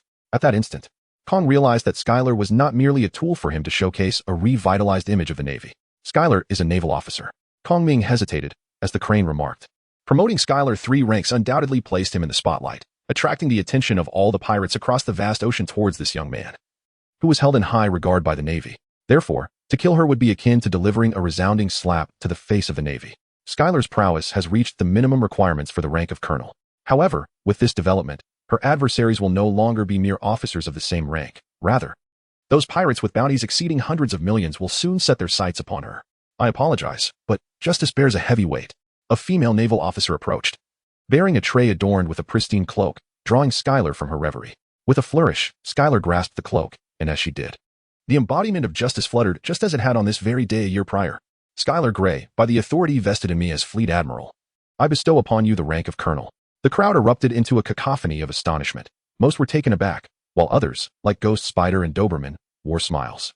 Before departing from Marineford for their graduation assessments, the two had been interviewed by Morgans. They both recognized that the true subject of the interview was Schuyler, not themselves, and thus offered her high commendations. When Morgans inquired about her rank, they asserted that Schuyler's capabilities far surpassed that of a mere lieutenant. Over the past year, the myriad of news surrounding Schuyler on the high seas had led Ghost Spider and Doberman to believe that she had ascended to their level, if not surpassed it. Meanwhile, on the platform, Schuyler donned the new cloak of justice, while Kong relinquished the microphone to her and approached Crane, remarking, "I have committed one error, and it shall remain my only misstep. As long as she does not perish and remains steadfast in her devotion to justice, I shall ensure she becomes the second hero of the Navy." Schuyler held the microphone, gazing at the Navy before her. The enthusiasm she had a year ago was absent. Once the square fell silent, she spoke, "The maintenance of order must come at any cost. Order exists because of us. The living and our departed comrades have made me realize that each encounter could be our last, and every farewell might be the final goodbye. Ultimately, we cannot resist death. So let us live splendidly and die honorably. If we cannot meet again, then I wish you good morning, good afternoon, and good night." With that, she saluted and stepped down. The applause was not the first sound to break the silence. A cry arose from the ranks of new recruits. Zephyr turned sharply to observe the weeping soldier, and this time, he refrained from reprimanding him. The wind stirred, causing the seagull banners to flutter. In the VIP section, Morgan suppressed his usual smug smile. A telephone bug lay before him. Watching the swaying seagull flag, Morgans remarked, "The wind has risen. The news should be arriving soon." Chapter 102, The Reaction to the News in the New World. Aboard the Moby Dick, Marco, holding a handful of berries, expressed his dissatisfaction to the newly landed newsbird. "Why is it so late today? Have you been slacking off? Surely, I deserve a discount." As he spoke, the newsbird's expression twisted, and it resolutely shook its head. Pulling out a stack of newspapers, it pointed to the headline. Marco looked over and was immediately met with an image of Schuyler in high heels. "Here, this is the cost of the news, and this is a tip. Take care." Marco handed the newsbird the berries and, digging into his pocket for a few shiny coins, he offered them as well. Then, he scooped up the stack of newspapers and dashed away. The newsbird glanced at the scant amount of coins, shook its head, and sighed as it flew off. "Marco, the newspaper," shouted Vista, who was equipped with dual swords and sported a tousled ponytail. However, Marco ignored him, clutching the news and sprinting ahead. Vista furrowed his brow and exchanged a knowing glance with the earnest-looking Jaws, sensing that something significant was occurring. They quickened their pace to catch up with Marco. With the two following him, other captains and crew members inexplicably began to chase after Marco, mistaking it for a game, thinking, if you catch me, I'll let you have your fun. Hearing the commotion, Whitebeard lifted his head and saw Marco rushing toward him, a panicked expression on his face. Pursued by a gaggle of foolish sons. Bang! Seated in his place, Whitebeard lifted his foot slightly and then stomped down hard. The sound echoed across the sea, startling everyone aboard the Moby Dick. The pursuers halted, but Marco continued his rapid dash. Whitebeard wore a puzzled expression. The next moment, Marco, noticing Whitebeard's attention, shouted in desperation. Old man, Skylar is getting married. Bang! Whitebeard stood up, disbelief etched on his face. The captains aboard, upon hearing this, crowded around, chattering excitedly. Whitebeard exclaimed loudly, foolish son, clarify. Old man, look. Mrs. Gray. Mrs. Gray. Marco held up the newspaper. Whitebeard glanced at it, and his initially incredulous expression faded into silence, then fury, as he struck Marco on the head, shouting, foolish son, can you not even read? Marco fell to the ground, the newspapers scattering around him. The captains extended their hands to grab the drifting papers, and laughter erupted. Rising to his feet, Marco sought to confirm the news, but the surrounding captains, seemingly teasing him, refused to show him the papers. Having not purchased one himself, he wandered about, still oblivious to the truth. Finally, Whitebeard thrust the newspaper he held into Marco's hands, then plopped back onto his seat, gazing out to sea. He stroked his crescent-shaped beard and laughed heartily. Kudahu. Justice is embodied in Mrs. Gray. Excellent. Kudahu. At this moment, Marco finally understood, scratching his head awkwardly. Vista jested, Marco, you seem so invested in little Skylar's marriage. Do you wish to be the protagonist? Vista's words sent the captains into further fits of laughter, and Marco joined in, shaking his head. You know me. I prefer to take a back seat. That woman who came with little Skylar was quite charming. As soon as Marco said this, whistles erupted. Though they all knew he was joking, it did not stop them from teasing him. Marco then turned to Whitebeard, asking, old man, what are the plans for today? Whitebeard turned back, smiling, and shouted, spread the word. Feast. Drink. Celebrate. In a certain kingdom of the Grand Line, Crocodile sat atop a crate of documents, a golden hook gripping the newspaper. Gazing at the image of the maturing young woman on the page, he sneered and removed his cigar, exhaling a thick cloud of smoke before spitting on the ground, declaring, what a hypocritical woman. In the East Blue, at the underground bar in Roguetown, Shanks, donning a straw hat, rested his foot on a stool while propping his elbow on his knee, a comfortable way to hold the newspaper after a night of drinking. Seeing the news report, Shanks burst into laughter, saying to Mihawk, who had his arms crossed on the bar, resting his forehead on them, look, look, the Navy and Morgans are fawning over this woman again. Last time they claimed she fought you to a draw. Ha ha ha, it's hilarious. Mihawk, upon hearing this, straightened up, bleary-eyed as he gazed at the shaking newspaper in Shanks' hand. Perhaps it was not Shanks' hand that trembled, but Mihawk himself. Nevertheless, he managed to recognize Skylar. They weren't exaggerating. I indeed lost a round. Bang. After speaking, Mihawk's head dropped onto the bar, slipping back into slumber. Shanks' laughter abruptly ceased as he glanced at Mihawk, then turned to see Jesus Burgess, snoring thunderously with his flintlock rifle in hand. It's true, it seems. It's still not enough. Burp in the East Blue, at Frostmoon Village, Gungshiro looked at the new friend before him, continuously laughing while holding the newspaper. Drago. Noticing Gunshiro's curious gaze, slapped the newspaper onto the tea table, pointing at Skylar's picture. See? My sister. At first glance, Gungshiro found the girl somewhat familiar. Adjusting his glasses, he recognized Skylar, exclaiming in surprise, the one who drew with the genius swordsman Mihawk? She is your sister? Indeed. Drago affirmed with a nod. Gungshiro regarded Drago, saying, I previously doubted that article. How could a girl become such a powerful swordsman? It's precisely because she is a girl that she possesses that stronger motivation to progress. Moreover, she is my sister. Upon hearing Dorag's words, Gunshiro's hands, resting on his knees, trembled slightly. Instinctively, he turned to look into the room, where his daughter, not yet a month old, and his wife, whose health was gradually declining post-childbirth, resided. He turned back and gazed earnestly at Dorag, inquiring, Mr. Dorag, can a girl truly become a great swordsman? You must know better than I. The title of a great swordsman has never been confined to males, but rather refers to masters of the sword. Dorag was evidently aware of the turmoil and confusion within Gungshiro, and thus responded with unwavering conviction. Gungshiro momentarily lost himself in thought and asked, how should I teach her? How did you or your father instruct Miss Skylar? Strike. Just one word. This was the first thought that flashed through Dorag's mind, but his reason restrained him from voicing it, for not everyone possesses the formidable resilience and talent of Skylar. Equality. On the path of the strong, there exists no distinction between genders. How my father taught me is how he taught Skylar. In fact, with even greater rigor and dedication, as he held higher expectations for my sister. Dorag responded with righteous fervor, for his words were the truth. Garp was indeed harsher on Skylar than on Dorag, and according to Garp's philosophy of the Iron Fist of Love, Skylar was indeed viewed with greater hope. Mr. Dorag. I stand corrected. Gung-Siro stepped back slightly, bowing deeply to Dorag. He then rose, smiling at the room, declaring, I shall no longer be narrow-minded. Even if she is a girl, I will cultivate her into a great swordsman. Come, come, come. Dorag mimicked Gung-Siro, raising his teacup and proclaiming. Let the truth be revealed. Gung-Siro smiled at Dorag, making no correction, and raised his teacup, drinking it all in one go. Chapter 103. My codename is Yellow Ape. Acting in the Navy upon awakening, Skylar found her surroundings somewhat unfamiliar. The room seemed vast, perhaps due to her bed appearing smaller. Moreover, the decor and furnishings had been entirely replaced. This was not Crane's home, but rather Skylar's own abode. Marking the third day since her promotion to colonel, everything had begun to change, the most significant transformation being that she had rested for several days. On the day of her commissioning, Skylar had filled out an extensive array of documents, personal profiles, transfer orders, and housing allocation applications. Then, she was taken by Crane to get her hair cut, but the specifics of the cut. Skylar found herself at a loss for words when her hairstylist inquired about her desired hairstyle. All she could muster was a request for a trim, perhaps a little thinning. Ideally a style that would require minimal upkeep. Upon completion of the haircut, she noticed a slight tidiness, but beyond that, there seemed to be little change. However, during her hair wash, she distinctly felt that her locks had diminished significantly. As her fingers swept through, an unsettling emptiness lingered. The room she inhabited had just undergone renovation the previous day, thanks to the advance ordering of materials. The workers spent the majority of their time cleaning and organizing old belongings, taking a day and a half to complete the task.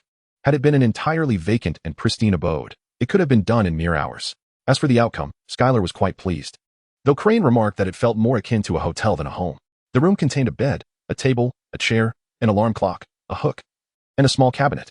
The hook bore her blade sheath and 3 daggers, while the cabinet housed some maintenance oils and leather for her weapons. Beyond that, the only remaining feature was the nearly blackout curtains, for Skylar preferred to sleep in darkness. Though she could slumber under the sun, if given the choice, she would rather not. Rising from her bed, she drew open the curtains, instinctively squinting her eyes and silently lamenting the effectiveness of the curtain vendor. Squinting, she searched for her sunglasses, and upon donning them, she finally felt at ease to open her eyes. However, a predicament arose with her sunglasses. While she could see clearly in the night with or without them, during the day, without her shades, the brightness was almost unbearable. This issue could easily be resolved by abstaining from sunglasses for a few days, but Skylar had become accustomed to them, and once one grows accustomed to a particular habit, it becomes a chore to alter it. After refreshing herself and changing attire, she approached the door, retrieving her justice cloak adorned with red, blue, and yellow epaulets and draping it over her shoulders. As for breakfast, cooking for oneself was quite the task. With 2 people, one could cook while the other washed the dishes, as had been the case during her 2 years in Crane's household. He cooked, she washed. And though she did not relish the dishwashing, she was willing to do so. However, if one had to both prepare and clean, well, that was another story entirely. Regardless, the naval mess hall at Marin Vondo offered breakfast each morning. Even if she skipped the mess, there were numerous breakfast establishments within the living area, with meals ranging from 150 to 500 belly. Presently, Skylar's base salary was 120,000 belly, a figure attributable to her lack of official duties. Once her transfer request was approved and she commanded her own squad, her salary would increase significantly, affording her a comfortable lifestyle. Even indulging in the most expensive breakfast at 500 belly per serving, should she choose to consume 10 portions each morning, it would amount to a considerable sum, totaling 15,000 belly in a month. Upon reaching this calculation, she pivoted and made her way to another establishment. This particular venue offered well-composed breakfast sets at 200 belly each, which included a tofu pouch, an egg, a serving of miso soup, and a slice of toasted bread. With a flourish, Skylar produced 2 of the smallest denomination banknotes and declared, "Owner, I shall have 10 sets." The proprietor, evidently familiar with Skylar, smiled and nodded, showing no signs of surprise at her substantial order, for her hearty appetite was well known among the culinary workers of Marin Vondo. Skylar is not the person who consumes the most in Marlin's restaurant, yet her appetite is in stark contrast to her outward appearance, which has made her quite famous. The owner scooped up some food, initially serving a portion to Skylar. Skylar did not immediately indulge in gluttony. Instead, she first sampled the flavors. After all, her previous visits to this place were solely to tend to Dorag's plants, and she had not done so frequently, leaving her somewhat unfamiliar with the local cuisine. After tasting, she found the flavors quite satisfactory, and her pace quickened. Before long, she had consumed 10 servings of breakfast. Skylar felt only moderately satiated. Yet adhering to the notion of not indulging excessively during breakfast, she complimented her boss on his culinary skills before taking her leave. Still on holiday, She was spared from maritime duties and the need to visit the headquarters. Her days were consumed by training. She awaited the moment when Palusolino would graciously grant his consent or refusal on her transfer request, at which point new endeavors would commence. As her prowess advanced, however, the monotony of her training began to set in. Previously, she had sought to discover the limits of her physical capabilities and challenge them. Now, the process had become considerably simplified. Her regimen consisted solely of training in slashing techniques and the mastery of Haki, both of which thoroughly exhausted her physique. Yet, this did not equate to mindlessly striking or frivolously expending her Haki. Rather, it involved a meticulous approach where each slash was executed in harmony with the enveloping Haki. The former was relatively straightforward, while the latter proved more complex, as the varying methods of wielding her sword influenced the flow of Haki. Throughout this process, Skylar's body continued to evolve, a testament to her understanding of the Haki's encasement. This growth was evident within merely 9 months of diligent practice. Every skill has its initial phase of advantage, and Skylar found herself in this very stage, utilizing her stamina and strength to invigorate her Haki. Once the Haki was depleted, an ample intake of nutrients would replenish her body, propelling her to greater heights. Faster, stronger. Upon completing her morning training and enjoying lunch at the cafeteria, Skylar's phone buzzed. It was Palusolino, requesting her presence in his office. Skylar swiftly finished her meal and returned the utensils to their rightful place before hastening to Borsalino's office. As for her own office, neither Borsalino nor Crane had approved it. Upon entering the familiar office, Skylar discovered that the tea set and brewing equipment were already arranged on the coffee table, while Borsalino appeared utterly disheartened. Skylar effortlessly boiled water, selected tea, sifted the leaves, allowed the water to cool, and brewed the tea. Pouring 2 cups from the sharing pot, one was placed before Palusolino, while the other was set aside for himself. Palusolino took a sip, nodded in approval, then picked up a document from the table and remarked, "Go ahead, you can run the errand yourself. These shoes I'm wearing are rather uncomfortable." Skylar took the document and discovered that Borsalino had already signed it, expressing his endorsement. S.G. is more than capable of assuming the position of squad leader. That's all. I shall finish my drink before departing. Skylar had grown accustomed to it, continuing to sip her tea while Palusolino seemed disinterested in conversation. Curiously, she inquired, "What troubles you?" Palusolino removed his sunglasses, rubbed his eyelids, and replied, "Ever since Morgan's referred to you as the Grey Lady, it has become a burden for Sakazuki and me to come up with a title as well. Leaving Morgan's to promote it. It is truly bothersome. What do you think of the name Kizaru?" Skylar suggested, while Borsalino shook his head and replied, "I have no desire to become entangled with your family, the Monkey Clan." The young girl scratched her head. Skylar was not keen on Borsalino suddenly adopting a haphazard title. So she remarked, "Why not consider it a promotion gift for me? I believe it suits you quite well." Borsalino glanced at Skylar, his eyebrows twitching slightly, and replied, "Since you put it that way, let us go with Kizaru then." Chapter 104, The Warship Sister Crane. Please take a look at this transfer application. After finishing her tea, Skylar hurried to Crane's office. As the head of administrative affairs, Crane had the authority to oversee all personnel transfers. Yet she was wise enough to delegate, stepping in only for truly significant matters or important individuals. Clearly, Skylar was one of those important individuals, hence, Crane personally attended to this matter. She nodded, acknowledging that although she did not agree with the direct promotion of Skylar to the rank of colonel, the decision had already been made. What Crane could do was utilize her authority to assign Skylar some reliable crew members. As she perused the documents, she inquired, "How did you sleep last night?" "The bed was a bit small. I need to get accustomed to it." Skylar's tone was remarkably natural, as if the two were old friends or family. Crane nodded, just in time to catch a glimpse of Palusolino's remarks about Skylar, which elicited a smile from him. This could be considered the most heartfelt recommendation Palusolino had ever penned. Even Stolobelli's promotion to Rear Admiral had not garnered such high praise. It appeared that although Palusolino held a position at the headquarters, he remained quite invested in his squadron. Despite still being a vice admiral, Palusolino, as a candidate for admiral, had begun to acclimate to the responsibilities of the role, one of which involved overseeing the headquarters, guarding the sanctum, and surveying the vast seas. An admiral would not easily depart from the naval headquarters. Now that Zephyr had stepped down, Sakazuki and Palusolino, although yet to officially assume their posts, had already begun to take charge of operations. Stationed at the headquarters was Palusolino's duty, which he embraced wholeheartedly. As for Sakazuki, he was restless. Perhaps he would continue his travels across the seas and the Grand Line until he found acceptance within himself. This was one of the currently vacant offices at the headquarters, with several well-lit rooms in prime locations. I have marked them for you. You can take a look and then let me know which one you desire. Crane set down the transfer application and picked up a guide to the naval headquarters building, handing it to Skylar. Skylar leafed through it and then said, "I'll take this one. I frequently pass by it and am quite familiar with the route." Crane glanced at the office Skylar indicated, nodded, and pulled out a new document form, filling in the box for the office location with 3F303, followed by Skylar's personal details. He then handed it to Skylar, who took it, quickly scanned for the signature line, and signed it. Just as he returned it to Crane, Crane presented another application form. Skylar was somewhat at a loss for words and remarked, "Is it necessary to fill out so much information?" Hell did not respond, as this was hardly a question. Skylar merely expressed his frustration, took a look at the document, and inquired with confusion, shouldn't the unit code be arranged in order? For example, the 26th unit? Hell shook his head and explained, the code for Borsalino's 26th unit is simply 26. As he claimed to have joined the Navy headquarters at the age of 26, and could not be bothered to think of any other name. Skylar paused for a moment, pondering the existence of such an individual.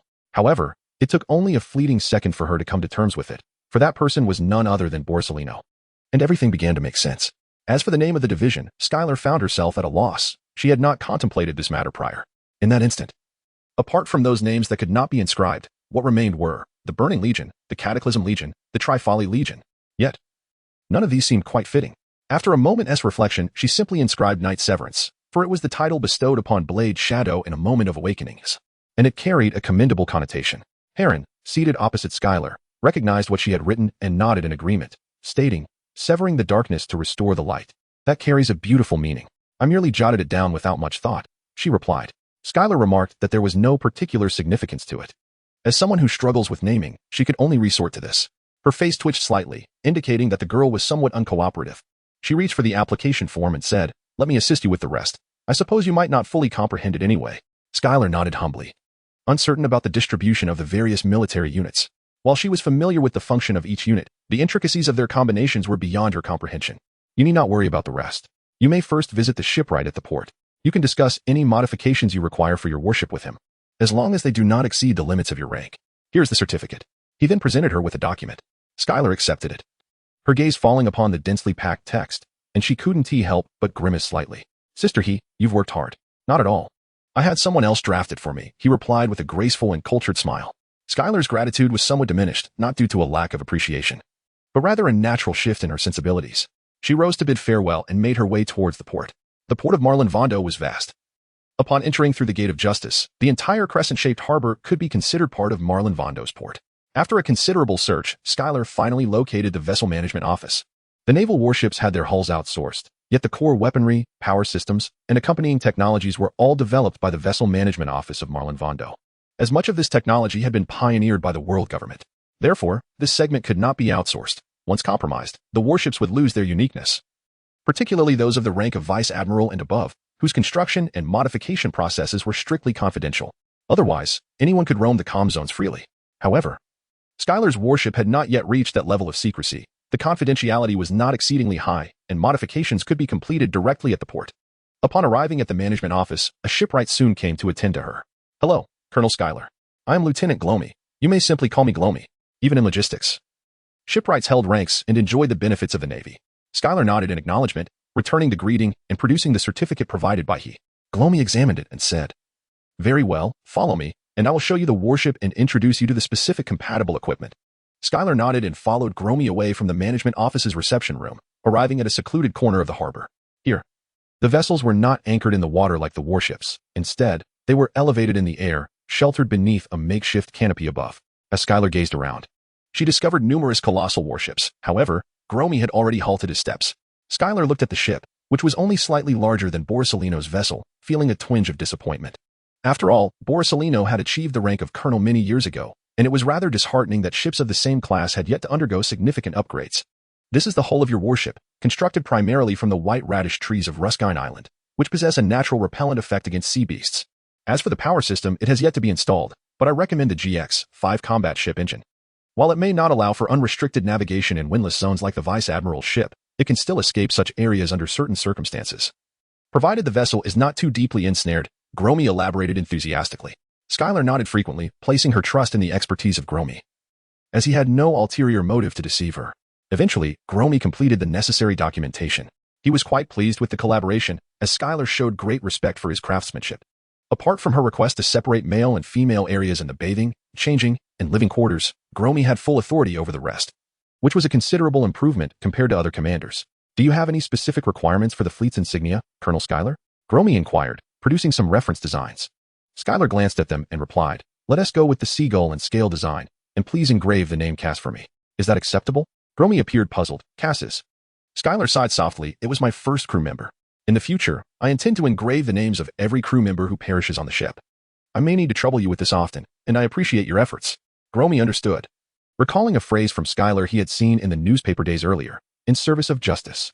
Chapter 105, The Solitary Crimson in Just 3 Days.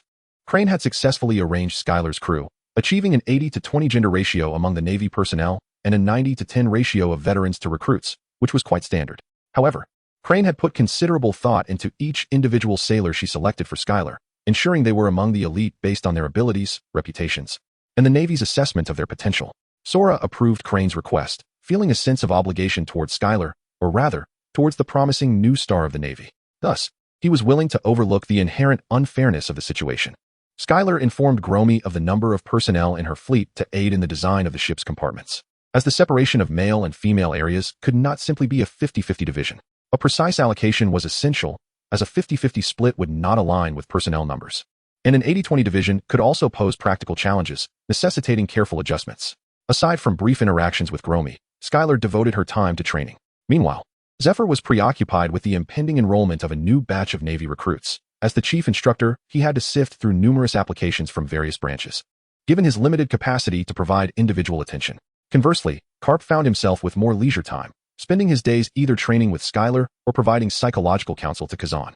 Following the O'Hara incident, Kazan had begun to question his sense of justice, and as his former superior, Garp was the most suitable mentor for him. During these days, Skylar frequently encountered Kazan, noting that he seemed entirely transformed. Previously, he had displayed a certain nonchalance in his dealings, even showing some enthusiasm towards Garp. However, now he appeared more despondent than Borsalino. While Borsalino's demeanor might be perceived as detached indifference, Kazan seemed to embody the spirit of an employee trapped by contractual obligations, filled with disdain for his situation yet unable to escape, feeling the weight of anguish and turmoil. Observing Kazan's reactions led Skylar to conclude that Crane's decision to keep her away from certain matters was indeed prudent. Not everyone possesses the unwavering resolve to uphold their sense of justice, not even Garp, a cheerful individual who had devoted a significant part of his life to the Navy's ideals. Having visited the South Sea, Garp had also fallen into a chasm of self-doubt. Though he managed to extricate himself from that mire, the young Kazan clearly lacked Garp's fortitude. He harbored doubts, expressed denial, and found himself at a loss. Skylar watched Garp's attitude towards Kazan evolve from encouragement to frustration, ultimately culminating in an irate yet affectionate reprimand. Yet, Kazan remained unable to regain his composure. After 2 exhausting days, as Skylar finished her training and approached Garp and Kazan, who sat silently by the training grounds, Garp finally reacted. He produced a small leather wallet from his pocket and said to Kazan, "This is a ticket from the Sabaody Archipelago back to your hometown in the South Sea. You should return." Kazan accepted the wallet, a flicker of change crossing his face for the first time in days. He looked up at Garp and asked, "Vice Admiral Garp, are you telling me to leave the Navy? Can this old man find a way to keep you in the Navy if you don't want to stay?" Garp bellowed at Kazan, who bowed his head in silence, refraining from rebuttal. Garp took a moment to catch his breath, suppressing his anger before saying, "Go back. If you wish to continue pursuing justice, return to me within a month." After Garp finished speaking, he roughly adjusted his collar, an action that appeared less about tidying up and more akin to tearing his garments in frustration. He then turned to Skylar and asked, "Do you have any parting words for Kazan? You may not have another opportunity." Skylar gazed upon Kazan, who, despite his towering stature, now appeared as diminutive as a child curled up in on himself. After a moment of contemplation, she spoke, "Be sure to discern the destination you seek and the actions you intend to undertake. I hope to see you again." "Yes, farewell," Kazan replied, remaining motionless. With that, Garp guided Skylar away, while Kazan remained seated in solitude until the following morning, when only 3 hours remained before the scheduled departure. Mounting his bicycle, Kazan pedaled toward the sea. As he turned back for one last glimpse of Marineford, he beheld the spirited figure of Skylar, who was approaching her newly refurbished warship. From a distance, Kazan touched his temple with his right fingertip and raised it slightly, as if bidding farewell. Skylar waved in return before striding toward her vessel. The warship had been completed, its hull a near pure white, and with the sails furled, its full form was obscured. Nonetheless, Skylar was thoroughly satisfied. Already envisioning herself commanding the ship across the vast ocean, Gromi approached her, beaming and holding a form, ready for her to inspect and sign. Since his duties did not require him to set sail, these reports represented his sole opportunity for advancement in rank. Suddenly, the ship's hull erupted in a tremendous explosion, hurling Skylar backward. In the midst of the engulfing fog, she quickly regained her composure. The ghost-binding pearl shimmered with brilliance, and the ghost-binding thread shot forth, anchoring everything it could to arrest her fall in midair. Skylar extended her hand and caught a wooden plank, adorned with the carving of a seagull and the engraved name of Cass on its surface. In that instant, her expression darkened. With her observation and tracking techniques activated, she discerned a figure standing ensnared in the web of ghostly threads. She relinquished the plank and, with a powerful thrust of her legs, propelled herself forward like a swift arrow. Clang! Skylar's dual blades were thwarted by an umbrella, while the adversary stood atop the mast of a warship. Skylar had yet to discern the figure clearly, but Kazan, riding his bicycle across the ocean, had already abandoned it. The ice beneath his feet continuously formed, propelling his body towards Skylar with great force. In the midst of confronting his adversary, Skylar drew his blade once more, executing a powerful slash. The aura of his tracking technique, along with the formidable presence of his armed Haki, enveloped the grand scene, as he unleashed a fierce strike towards the approaching figure. Clang! Skylar's pupils constricted as she suddenly felt a lightness in her hand. The shattered hilt of the knife remained in her grasp, yet the blade had already separated, embedding itself into the ground. Still not fully awake, a towering figure appeared before her. With a resounding crash, Kazan was sent flying by the newcomer. But in a moment of desperation, he grasped Skylar, pulling her down with him. With a thunderous impact, Kazan's body struck the port floor, the immense force causing a collapse in a radius of several meters around him. However, Skylar, who landed atop Kazan, emerged unscathed. Kazan quickly regained his footing and shouted to Skylar, "Hurry! Inform Vice Admiral Garp." In the next instant, he pressed against the icy surface, rising again to confront the foe that had just overwhelmed him and Skylar. Solitary Red, Barolik Ladefield, do you intend to repeat the fate of the Golden Lion? Shiki? How disappointing it is, the younger generation. The newcomer, observing the blood trickling from Kazan's mouth, wore a sneer and remarked, "Weakness. If you had not saved that girl, you might have had a chance to injure me, yet you chose to forfeit. Truly disappointing." Chapter 106. Then you were quite brave, aren't you? Skylar looked up, witnessing Riderfield deftly evade all assaults while inflicting continuous injuries upon Kazan. A profound shock coursed through him, and the snail phone in his hand had already disconnected. He could not help but wonder how much longer Kazan could endure. As Skylar lowered her head, she beheld the grand sight of the palace that had accompanied her for merely a year. Now, it was reduced to less than 2 inches of sword edge, invoking a sense of humiliation within her. Her Haki, tracking techniques, and slashing strikes were still insufficient. However, in the next moment, she could not afford to focus on her long sword, for she had spotted Gloamy, sprawled out. Skylar swiftly approached Gloamy, crouching beside him, gazing at the shattered wooden plank that had pierced his chest. "Hold on, reinforcements are on their way," she urged, reaching out to assess Gloamy's pulse. Fortunately, it remained strong. At that moment, Gloamy could not respond, but merely twitched his brow in acknowledgement, before Skylar could offer further comfort. Suddenly, Kazan fell, his justice cloak stained with blood, his expression one of excruciating pain. Meanwhile, Radefield, who had been standing atop the mast, descended to the ground and looked upon Kazan, stating, "I can sense the agony and evasion that fill your heart, which paralyzes your ability to strike. I am deeply disappointed, and I am curious about the source of this." As he spoke, Radefield extended his hand toward Kazan's forehead. Not far away, Skylar, witnessing this, extended her left hand, and the ghost binding thread shot forth from the ghost binding pearl, ensnaring Radefield's outstretched hand, solidifying in an instant. The Red Count Radefield's hand continued its advance toward Kazan, but Skylar was already being dragged away. How infuriating. Skylar drew forth White Fang with his right hand, the ghost binding threads gripping the end of the hilt. Subsequently, the flow of armament Haki enveloped both White Fang and the ghost binding threads, after which he hurled it fiercely towards the Red Count. Anticipating Skylar's assault, the Red Count merely tilted his head to the side, evading the strike effortlessly. White Fang grazed the strands of the Red Count's hair before embedding itself into the stone railing of the port.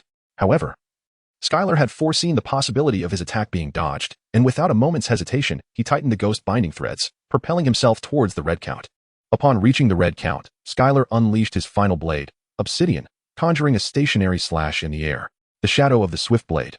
Just as the slash took form, the Red Count had already evaded it, allowing Skylar to seize the moment to ensnare Kazan with the ghost binding threads, carrying him on his back as they distanced themselves from the initial location.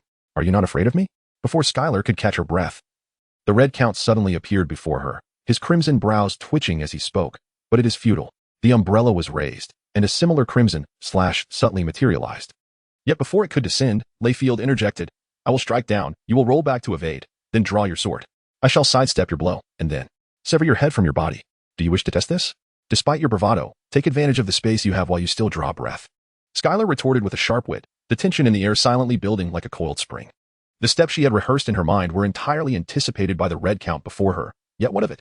Ultimately, death is an inevitable fate. But is life not meant for a struggle? Has the younger generation forgotten me entirely? The Red Count did not rush to launch an attack. His aim was not merely to eliminate a few young naval officers. Such actions were merely a means to draw out the true target. You? While your age may be considerable, it seems that is all that remains. At this moment, Skylar thought to himself, "If you dare to challenge, come and face my nephew. My nephew is the god of the side stories. What significance does it hold to become a soldier? If you possess the courage, let us meet in the side stories. Moreover, if I cannot defeat you, shall I not be allowed to speak boldly?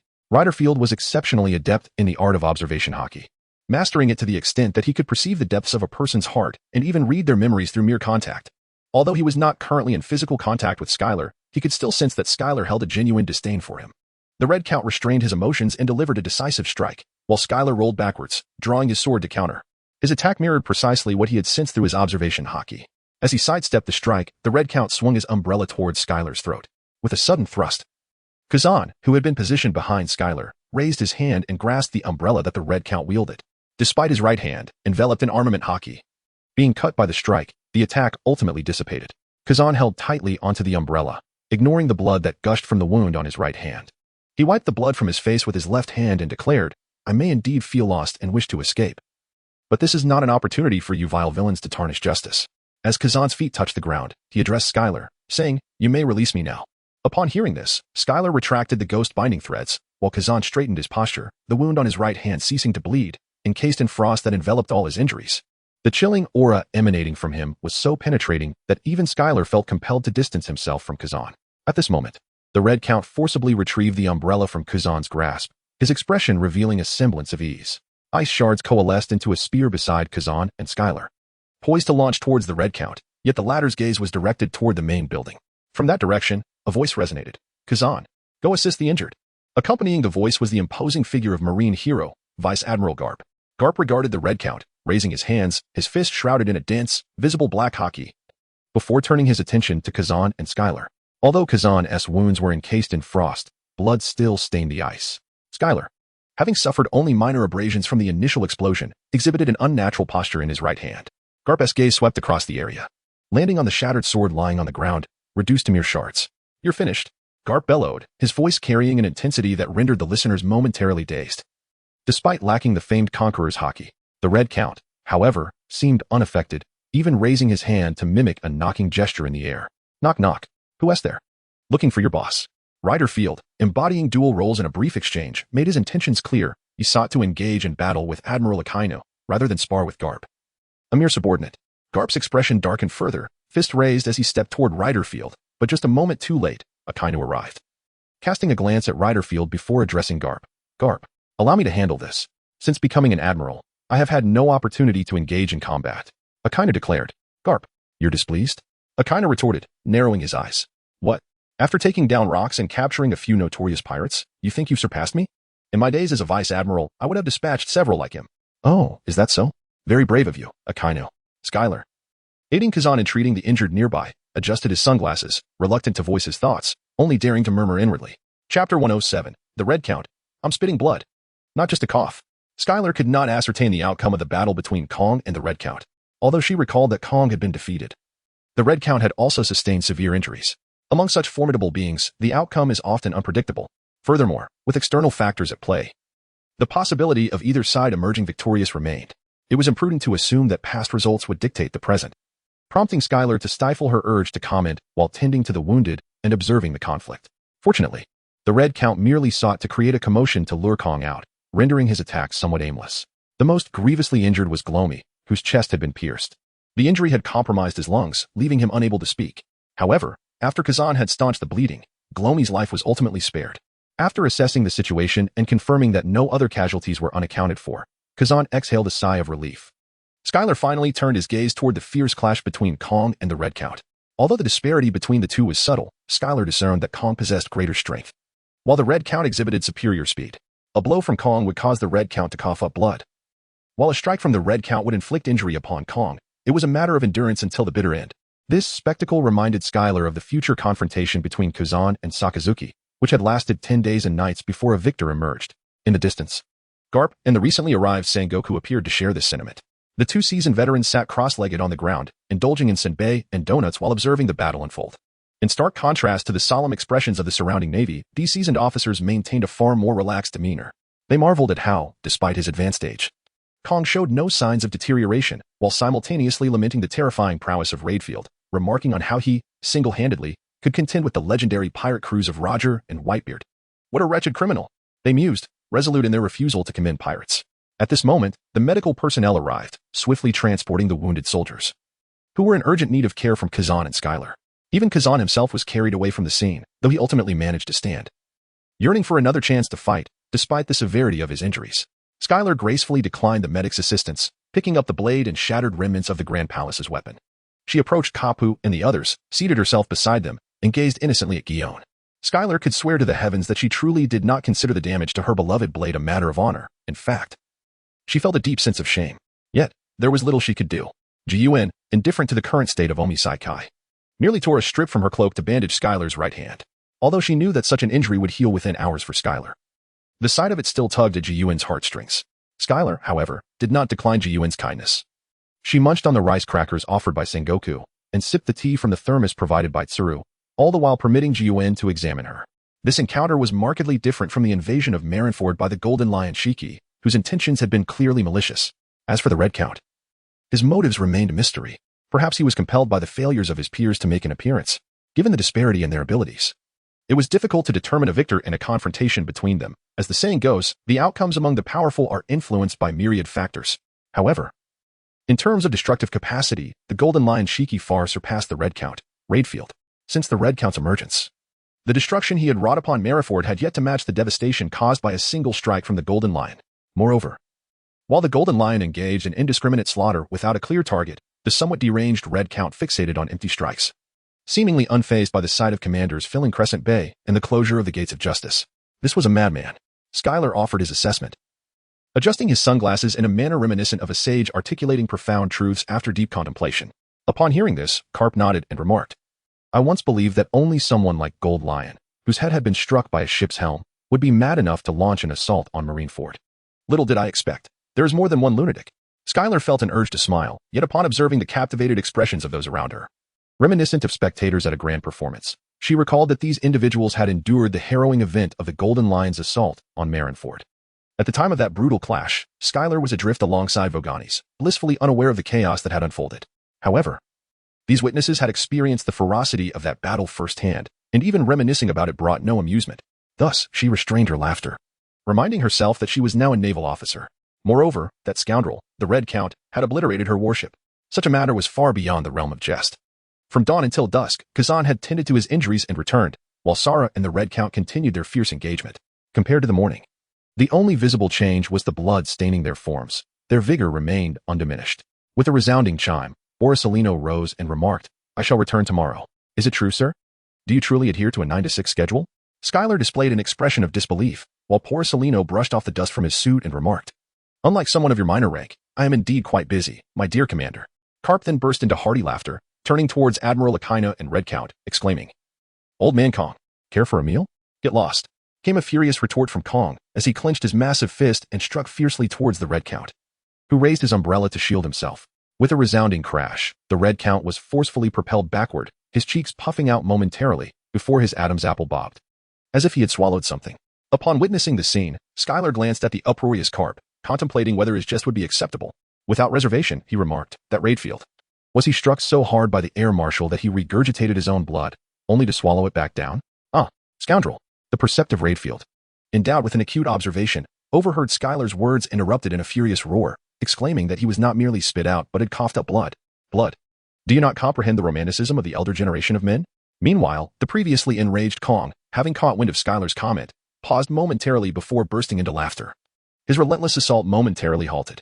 Crane gently tapped the back of Skylar's head and admonished, do not utter such distasteful remarks. Distasteful? The old man does not think so. Garp chuckled as he patted Skylar's shoulder, while Zifa nodded in agreement. Only Sengoku, munching on sabe, seemed at a loss for words. He felt he could neither swallow nor spit out the situation. Crane, exasperated, shot Garp a disapproving glance and then stated, it appears this will not conclude anytime soon. You three should remain here to avoid any unforeseen circumstances. Would you like me to bring you something to eat?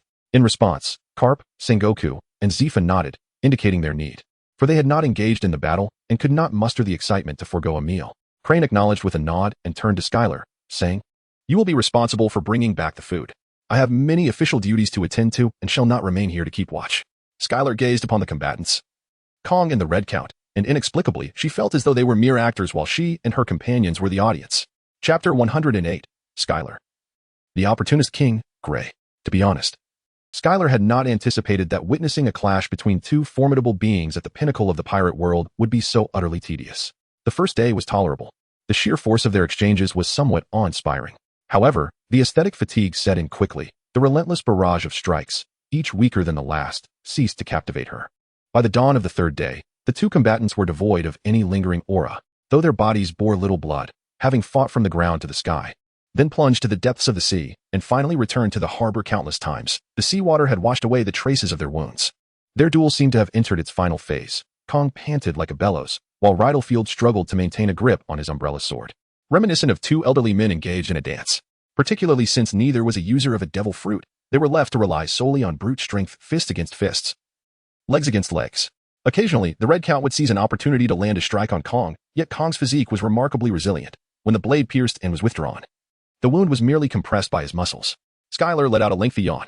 Originally, it was Zephyr, Sengoku, and Garp who were to keep watch during the night.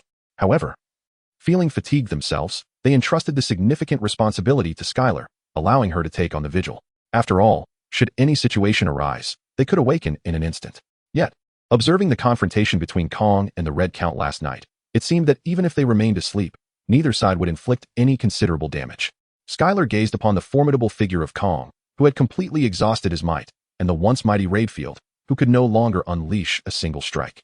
A sense of certainty washed over her. Perhaps, if she advanced now, she might simultaneously vanquish both the Marine Admiral Kong and the legendary pirate, the Red of Solitude. At last, has it come to an end? Observing Kong's sudden collapse into unconsciousness, Rydlefield, though still retaining his combat prowess, found himself devoid of even the strength to laugh. His lips twisted in a grimace, and from his mouth escaped a series of gurgling bubbles. Skylar rose to his feet, grasping the sea-stone handcuffs that had been cast aside by Zephyr during his slumber, which had pressed uncomfortably against his waist.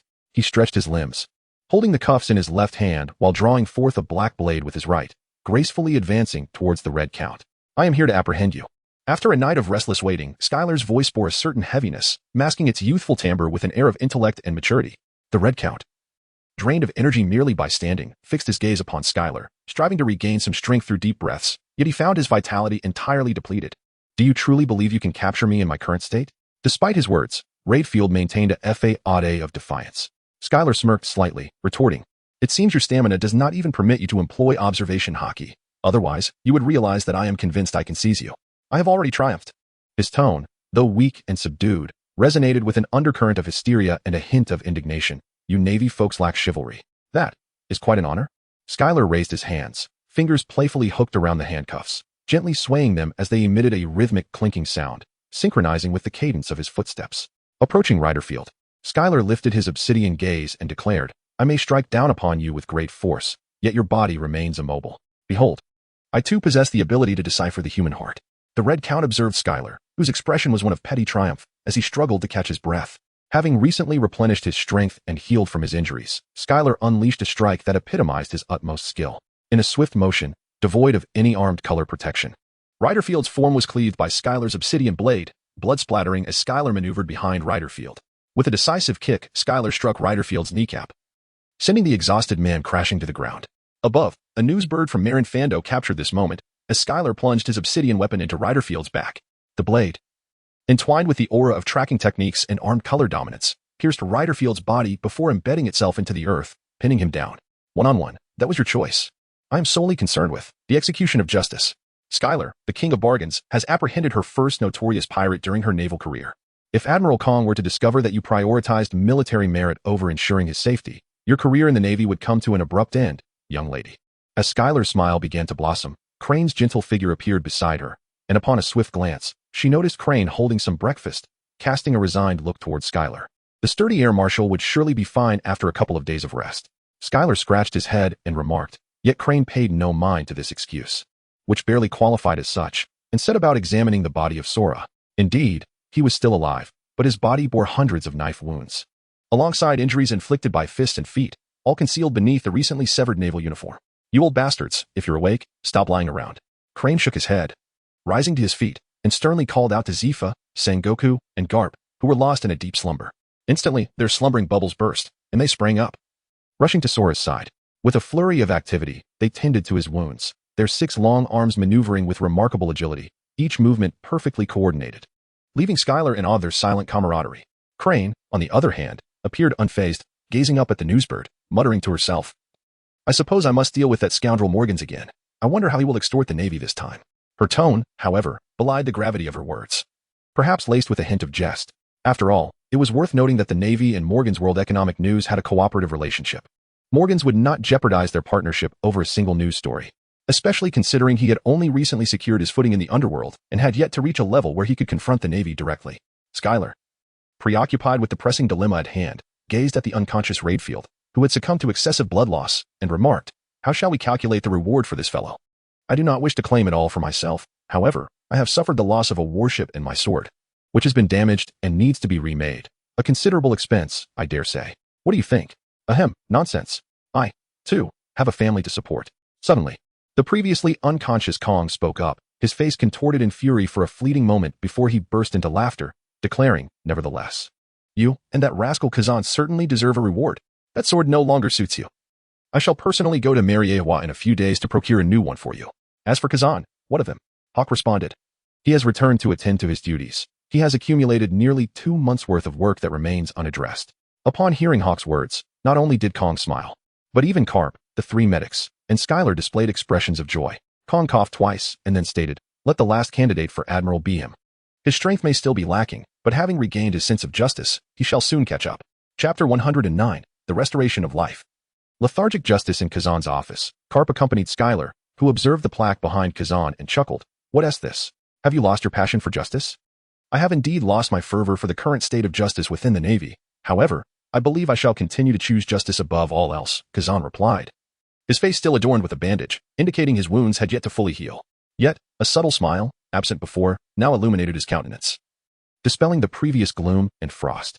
He turned to Schuyler and inquired, "And what of you, Schuyler? Has the office been renovated? What are you preparing to write?" Schuyler is merely a colonel, and it could be argued that there is no necessity to inscribe her rank. For only those who attain the status of a general possess the authority to have their sense of justice recognized and interpreted by others. However, it does not preclude the colonel from writing. After all, the office is quite spacious. Without some adornment, it tends to feel rather hollow. Schuyler did inscribe something. And to be candid, it proved to be quite a laborious task, particularly as she had never before written such large characters. Schuyler nodded and remarked, "Justice within one's reach. That is the inscription upon the plaque in my office." Kazan shook his head and responded, "This does not resemble your notion of justice. You are acutely aware of its unattainability, yet you strive with unwavering determination. The ability to accomplish a task is not something I can fully ascertain. What lies within my capacity is the conscious choice to undertake that task and to genuinely pursue it. That, indeed, constitutes my reach." After Schuyler finished explaining, Kazan nodded and smiled while shaking his head, seemingly reflecting on himself. He then said, "I apologize. I assumed that the Navy under Senior Polisalino was all. You should be aware of that, right?" Schuyler offered a meaningless smile as a form of response. Meanwhile, the neglected Garp suddenly slapped his forehead and exclaimed, "Kazan, you rascal. You still owe me and Schuyler 5 days' worth of barbecues." Kazan's brow twitched slightly, his gaze wandering before he replied, "Admiral Garp, I still have a considerable amount of official duties pending completion. Could it be possible to—" Before Kazan could finish his sentence, Garp lifted him up, transitioning him from a seated position to standing. Garp clapped Kazan on the shoulder and remarked, "You've already delayed for 2 months. What does postponing a meal matter?" Schuyler nodded and remarked, "Indeed, Admiral Kazan, you must live up to your indolence." Pressured by the two, Kazan ultimately conceded, nodding in agreement. "Then let us proceed." It had only been a day since the capture of the Red Count Redfield. Yet the havoc inflicted upon Marineford this time was far less catastrophic than that caused by the Golden Lion. Hence, not only did Marineford remain operational, but the rhythm of life there remained unaltered as well. Upon exiting the administrative area, traversing the military camp, and entering the residential district, Schuyler could even hear the naval families residing there engaged in lively discussions, jesting about an audacious madman challenging the marshal. Clearly, they did not perceive this as a grave matter. If they were to realize that Sora was the defeated party, one could only wonder how they would react. Yet such information had not been disclosed by the higher-ups, and Schuyler had no intention of divulging it. What she was aware of, however, was that Sora's retirement plans were likely to be postponed once more. Schuyler recalled that nearly 2 years prior, while conversing with Crane and Guillaume, it had been mentioned that Sora was a person of pride. Thus, his retirement must be a grand affair and not a retreat following a disgraceful defeat. The execution of Roger had presented an opportunity, but it was squandered by the Golden Lion. Following that, the O'Hara incident and the Golden Lion's prison break had placed Sora under immense pressure from all sides, even as he approached retirement age. The desire to step down had arisen, yet retreat was not an option. This time, the legendary Pirate Redfield's challenge was undeniably a splendid opportunity in Sora's eyes. However, regrettably, he had been defeated and captured by Morgans with incriminating evidence. Consequently, Sora not only suffered injuries but also provided ammunition for gossip. It remained uncertain how Crane's negotiations with Morgans were progressing, but in any case, Sora could no longer leverage this opportunity for retirement. Lost in thought, Skylar suddenly felt a surge of joy, realizing that during her reverie, she had not lagged behind. Evidently, her strides had increased significantly. Upon arriving at the familiar barbecue restaurant, she was greeted by the familiar owner and a rotating cast of waitstaff, many of whom were young recruits preparing for boot camp. Some were selected to join the Navy, while others spent 2 or 3 years in the establishment, recognizing that they were not cut out for this life and subsequently leaving Marineford. As a result, the turnover rate for waitstaff was rapid. Seeing Garp, Kazan, and Skylar, the owner promptly welcomed them with a beaming smile, asking, "Shall I have the chef prepare the barbecue for you?" As Garp and Skylar frequented the restaurant more often, the owner gradually ceased to inquire about their preferred dishes. Simply barbecuing would suffice. Once Garp and Skylar reached a modest level of fullness, the grilling could come to a halt. At this point, both were about 6 or 7/10 full, and the grilled offerings would adequately satisfy their appetites, followed by desserts, drinks, or perhaps cigars. As for Kazan, his choices were inconsequential, as what he consumed paled in comparison to what Garp and Skylar enjoyed. Hearing the owner's words, Garp nodded while rubbing his belly, turning to Skylar. "By the way, have you made any recent progress with your 6 powers? Although Zephyr hasn't arranged it, I've noticed you practice from time to time." Having mastered the armament Haki and observation Haki, Zephyr had advised Skylar to forego further 6 powers training, as they were primarily preparatory for advanced Haki techniques. Thus, without pursuing a martial arts path, excessive honing of the 6 powers was unnecessary. However, shave remained a top priority in her training, while the rest was left to Skylar's discretion. Skylar looked at Garp in confusion, unsure of the meaning behind his inquiry. However, Kazan had already begun to feel the chill. After all, he was the most formidable user of the ice fruit. Garp flashed a broad grin, revealing a set of gleaming white teeth, and said, "If you can comprehend the concept of life return within the 6 forms, your appetite could double. It would allow your body to store even more energy." Intriguing. I had thought that life return merely involved controlling hair, much like the ability of a ghost spider to manipulate body parts that are ordinarily beyond control. Skylar stroked her chin, wearing a contemplative expression. Her understanding of the 6 styles was rather superficial. The techniques derived from it were explained to her by Zephyr, particularly a maneuver called the Razor, which combined the shave and moonwalk, allowing for aerial maneuverability and acceleration. However, its efficacy paled in comparison to Skylar's own utilization of the ghost binding threads for agile support in midair. Consequently, she chose not to develop it further, focusing instead on enhancing her speed in the shave. The reason Zephyr had not instructed Skylar in the technique of life return was quite simple. Her prior mastery of the 6 styles was limited, and her own appetite and physical recovery capabilities sufficed for her needs. Allow me to demonstrate shortly, if you manage to grasp it. Your stamina will see a significant boost, and perhaps your recovery ability will become even more formidable, Garp proclaimed, patting his round belly, oblivious to the somber demeanor of Kazan beside him. Kazan mused, 1 Garp is acceptable, 2 Garp is quite painful, but are you really suggesting I should invite 4 Garp? Moreover, Skylar's appetite has already surpassed Garp's from a year ago. Chapter 110, The Ascendance of Military Rank. In essence, it involved consuming once more what was already in the belly, a rather straightforward task. At the dining table, Garp emphasized his plump midsection while Skylar fixed her gaze upon him, eager to witness his demonstration of life return. Under her watchful eyes, Garp took a deep breath, his entire torso expanding. With her observation Haki, Skylar sensed that beneath Garp's exterior, there were changes she could not fully perceive. It was not merely the movement of muscles, rather, it was a more intricate motion. In the swift interplay between different organs, the ingested food was rapidly broken down and absorbed. Once the process concluded, Garp's belly returned to its flat state. Yet his physique appeared noticeably more robust. The food that had once filled his stomach had transformed into energy and water, stored in various parts of his body, rendering such changes less conspicuous. Skylar also touched her slightly protruding abdomen, though it was not as exaggerated as Garp's. With the gradual mastery of the 6 forms technique, her body began to change. Initially, it expanded, allowing more space to store energy and moisture, a feat easily accomplished. However, the challenge lay in breaking down food into energy and water. This was still a puzzle for Skylar. In essence, the process involved accelerating and intensifying the normal digestive process, leaving no trace of absorbable energy unutilized. With this thought, Skylar's mind incessantly issued commands to herself. Meanwhile, her once slightly bulging belly gradually receded until a button flew 2 meters away, striking Kazan, who had just finished his meal and was napping with a blindfold. He jolted awake, pushing up the blindfold and glancing towards the source of the disturbance. There stood Skylar, her expression somewhat awkward as she pulled her coat to completely cover her figure. Shoulders hunched, Garp's smile stiffened, leaving him at a loss. "What is wrong? Is there an issue with your body?" Kazan's first instinct was to assume that Skylar had made a mistake while using life return. For their previous conversation clearly indicated that she was not one to employ such a technique. Moreover, as he looked at Garp, he couldn't fathom Garp's pedagogical methods. Having trained under Garp, Kazan still struggled to comprehend how various anthropomorphized and overly simplified steps could effectively teach someone. However, Skylar merely shook her head, her right hand emerging from the justice coat to grasp a button, slowly fastening it. She then withdrew her hand back into the coat, extending it from the sleeve. The Navy's justice cloak was, in fact, a long coat, yet no one who donned the justice cloak ever buttoned it up. Wearing it as a normal person would wear a coat, Skylar and Kazan had never encountered anyone dressed in such a manner before. Skylar rose from her seat and, attempting to maintain her composure, stated, "I am quite full and wish to return for a brief respite." Garp nodded in acknowledgement, while Kazan, eager to inquire further, was silenced by Garp's piercing gaze, wisely choosing to refrain from speaking. As they departed the restaurant, Skylar, who was picked up in Marin Fando, was clad in attire that seemed more abundant than usual, yet it felt as though she wore even less. Rather than returning home to rest, she made her way directly to her favorite clothing boutique.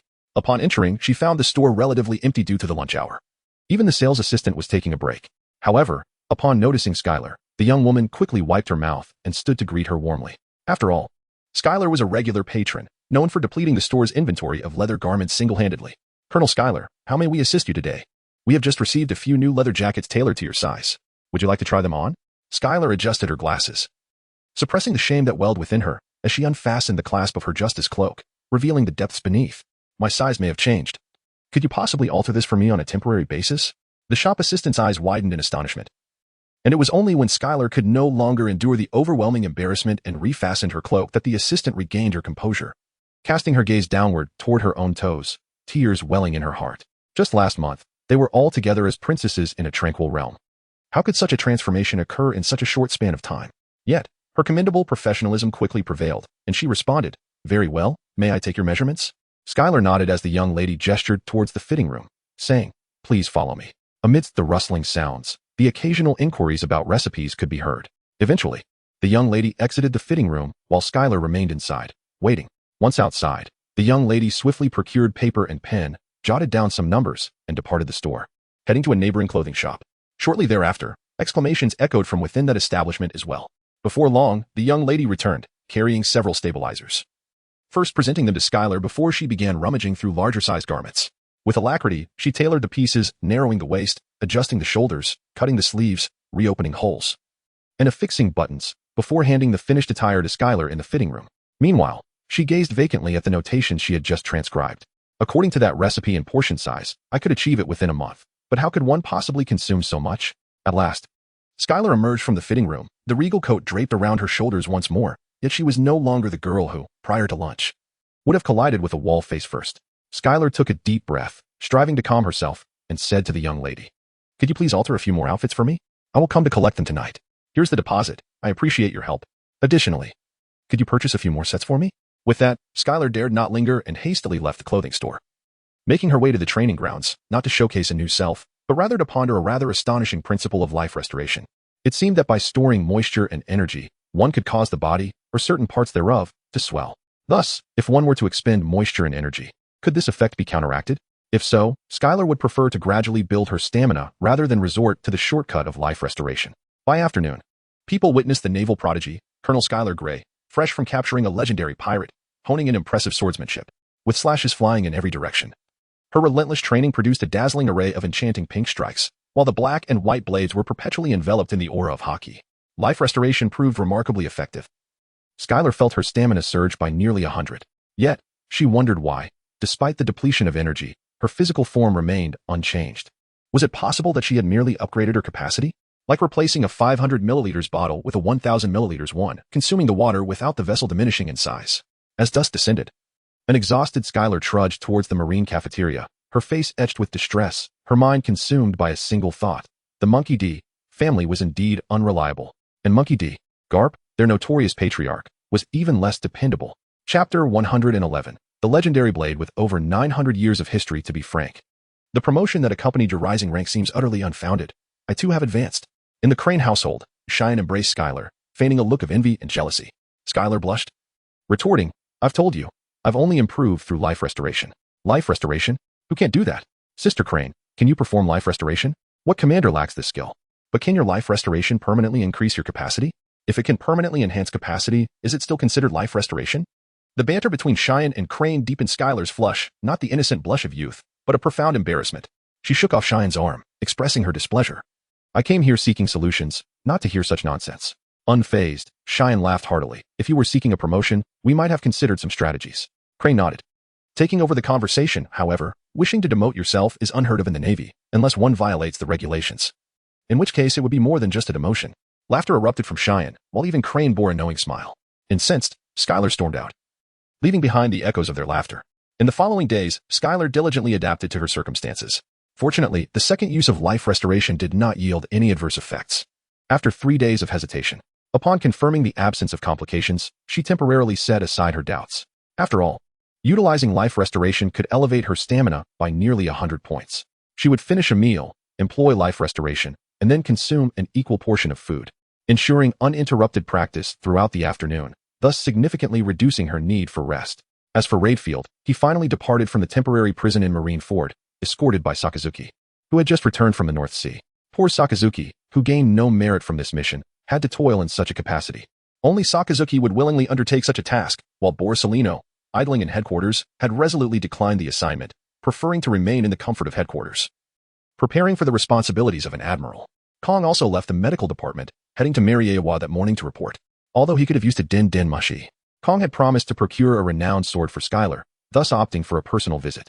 Skylar eagerly anticipated whether Kong could indeed bring back a renowned blade, and, if so, what caliber it would be. She doubted it would be a quality sword, as even celestial dragons might not collect such blades. This journey was a testament to Kong's stature, but Skylar felt that as a mere colonel, she would have little sway over their judgments. As days passed, Skylar awaited Kong's return, training, and acclimatizing her body in the meantime. With little else to occupy her time, her warship having been destroyed, she needed to procure a new vessel. Skylar also called out the supervisor Glomy, who, unlike Skylar, did not possess such an extraordinary resilience, and was even inferior to Kazan, still lying in the hospital room. 7 days later, the empty warship returned to Marineford. Upon hearing this news while training in the field, Skylar found it difficult to contain her elation. However, when she learned that the empty vessel had returned with a grim countenance, her joy was tinged with anxiety. Had the empty ship ventured to marry Geos and face depression? If that were the case, there would be no famed sword. Consequently, Skylar patiently refrained from visiting the headquarters, not even to stroll through her office, as she did not wish to bring discomfort to others. She continued her training until nightfall, only then dragging her weary body to the cafeteria for dinner. Upon arriving, Skylar felt a twinge of embarrassment as she encountered the empty vessel, unsure of how to initiate conversation, especially as the first glimpse of the empty figure revealed a hint of displeasure on their face. Skylar pondered how to greet naturally. Upon seeing Skylar, however, he concealed his initial emotions, revealing a smile as he spoke. I waited for you the entire afternoon. Aren't you eager for the new blade? No rush. After all, the blade of the Great Palace's splendid scenery remains intact. Reassembling the fittings should suffice. Skylar wished to provide Kong with a graceful exit.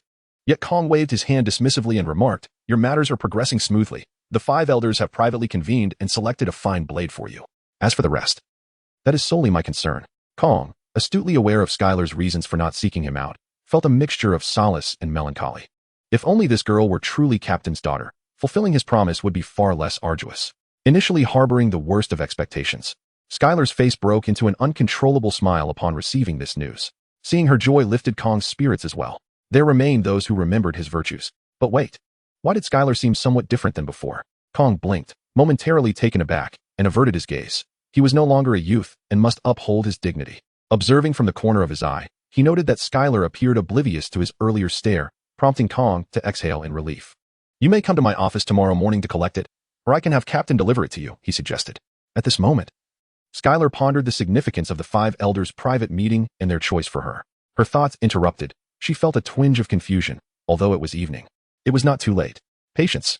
Skylar reminded herself that in her previous life, she had encountered numerous motivational workplace anecdotes. The kind that suggested a boss might decide to promote an employee based on a single gesture. Yet, what if, after waiting for so many days, what harm would there be in waiting just one more night? Skylar, with a sense of patience, first went to fetch her meal. Upon returning, she discovered that Kong had already departed. However, she paid it little mind, for it seemed that Kong had always been rather occupied.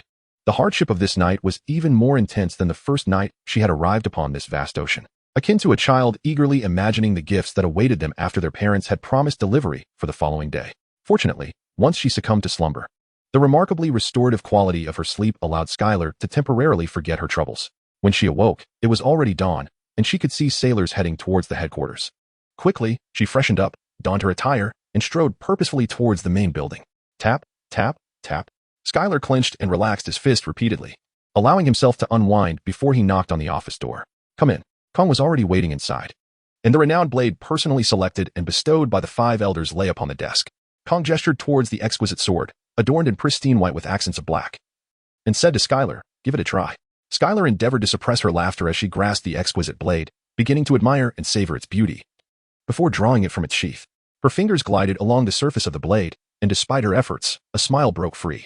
After a thorough examination, she remarked, "The craftsmanship is remarkable, with a high spine and a poised stance, featuring a fine edge.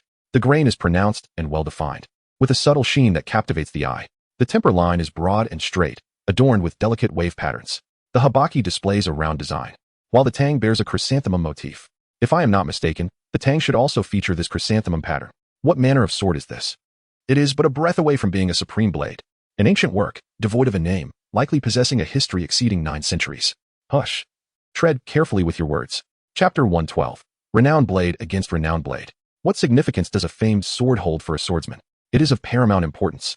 However, a renowned sword is only beneficial to a skilled swordsman.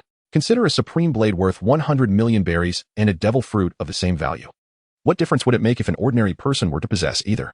2 years hence, the individual who consumed the devil fruit may have traversed the Grand Line, emerging as a moderately renowned pirate. Conversely, the ordinary individual wielding the supreme blade might have met a grim fate, their weapon changing hands countless times, exemplifying the disastrous outcome of one unworthy forcefully wielding a prestigious sword. Does a famed sword enhance the wielder's prowess? It may, or it may not. A renowned blade could elevate a swordsman's potential, yet it could equally lead to stagnation or regression, contingent upon the compatibility with the wielder. Moreover, a famed sword is not inherently superior in quality to an ordinary one.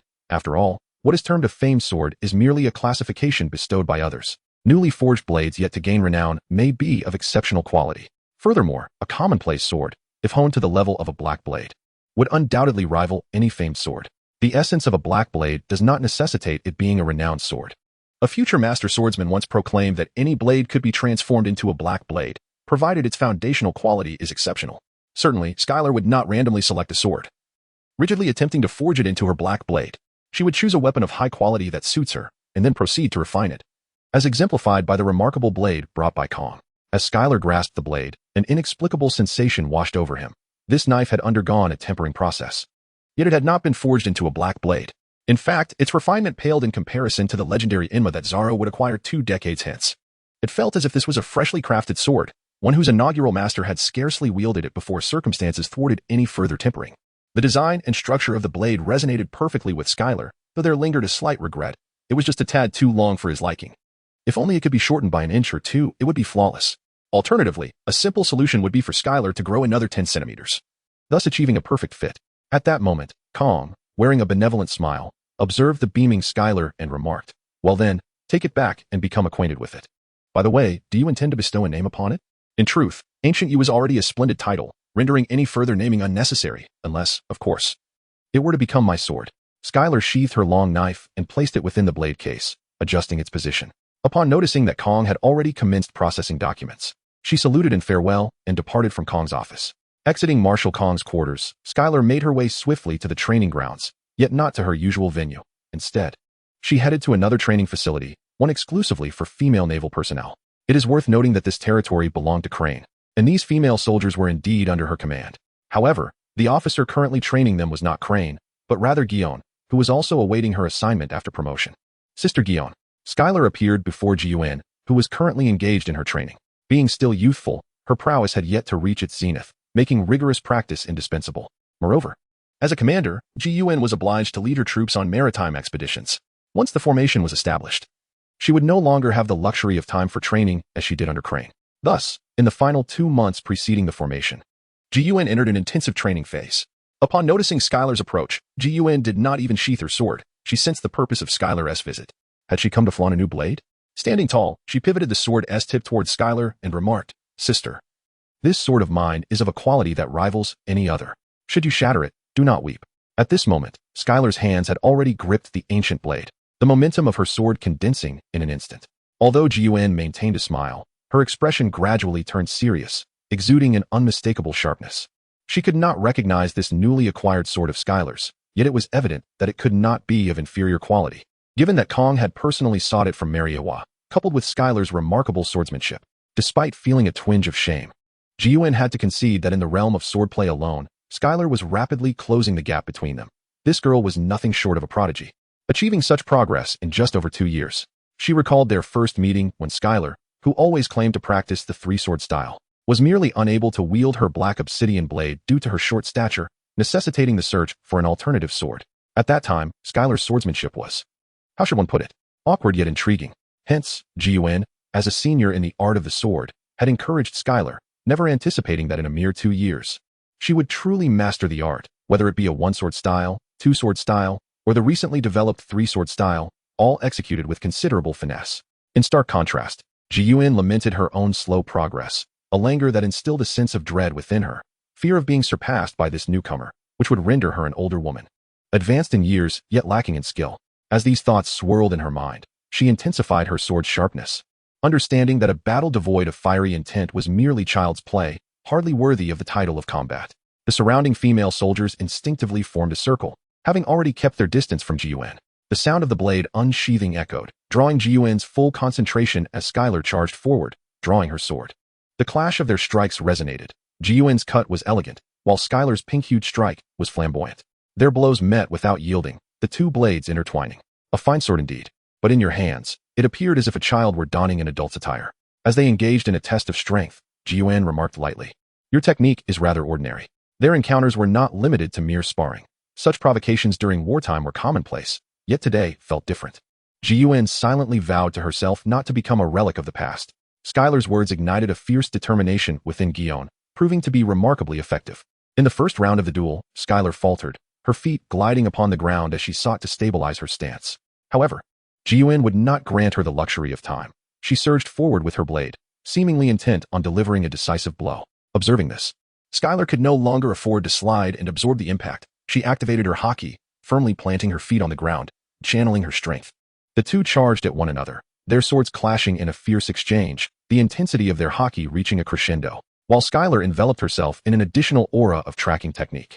The clang of their blades echoed as they collided once more, this time sending sand and gravel flying from the training ground, propelled by the force of their combat.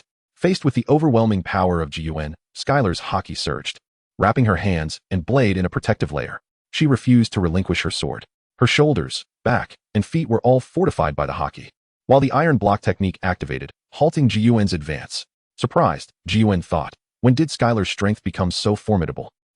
Hardening has rendered you less agile. Dear sister, Ji-Yuan remarked, suddenly retracting her force and appearing behind Skylar to strike. Despite the hardening of her Haki and the application of iron block,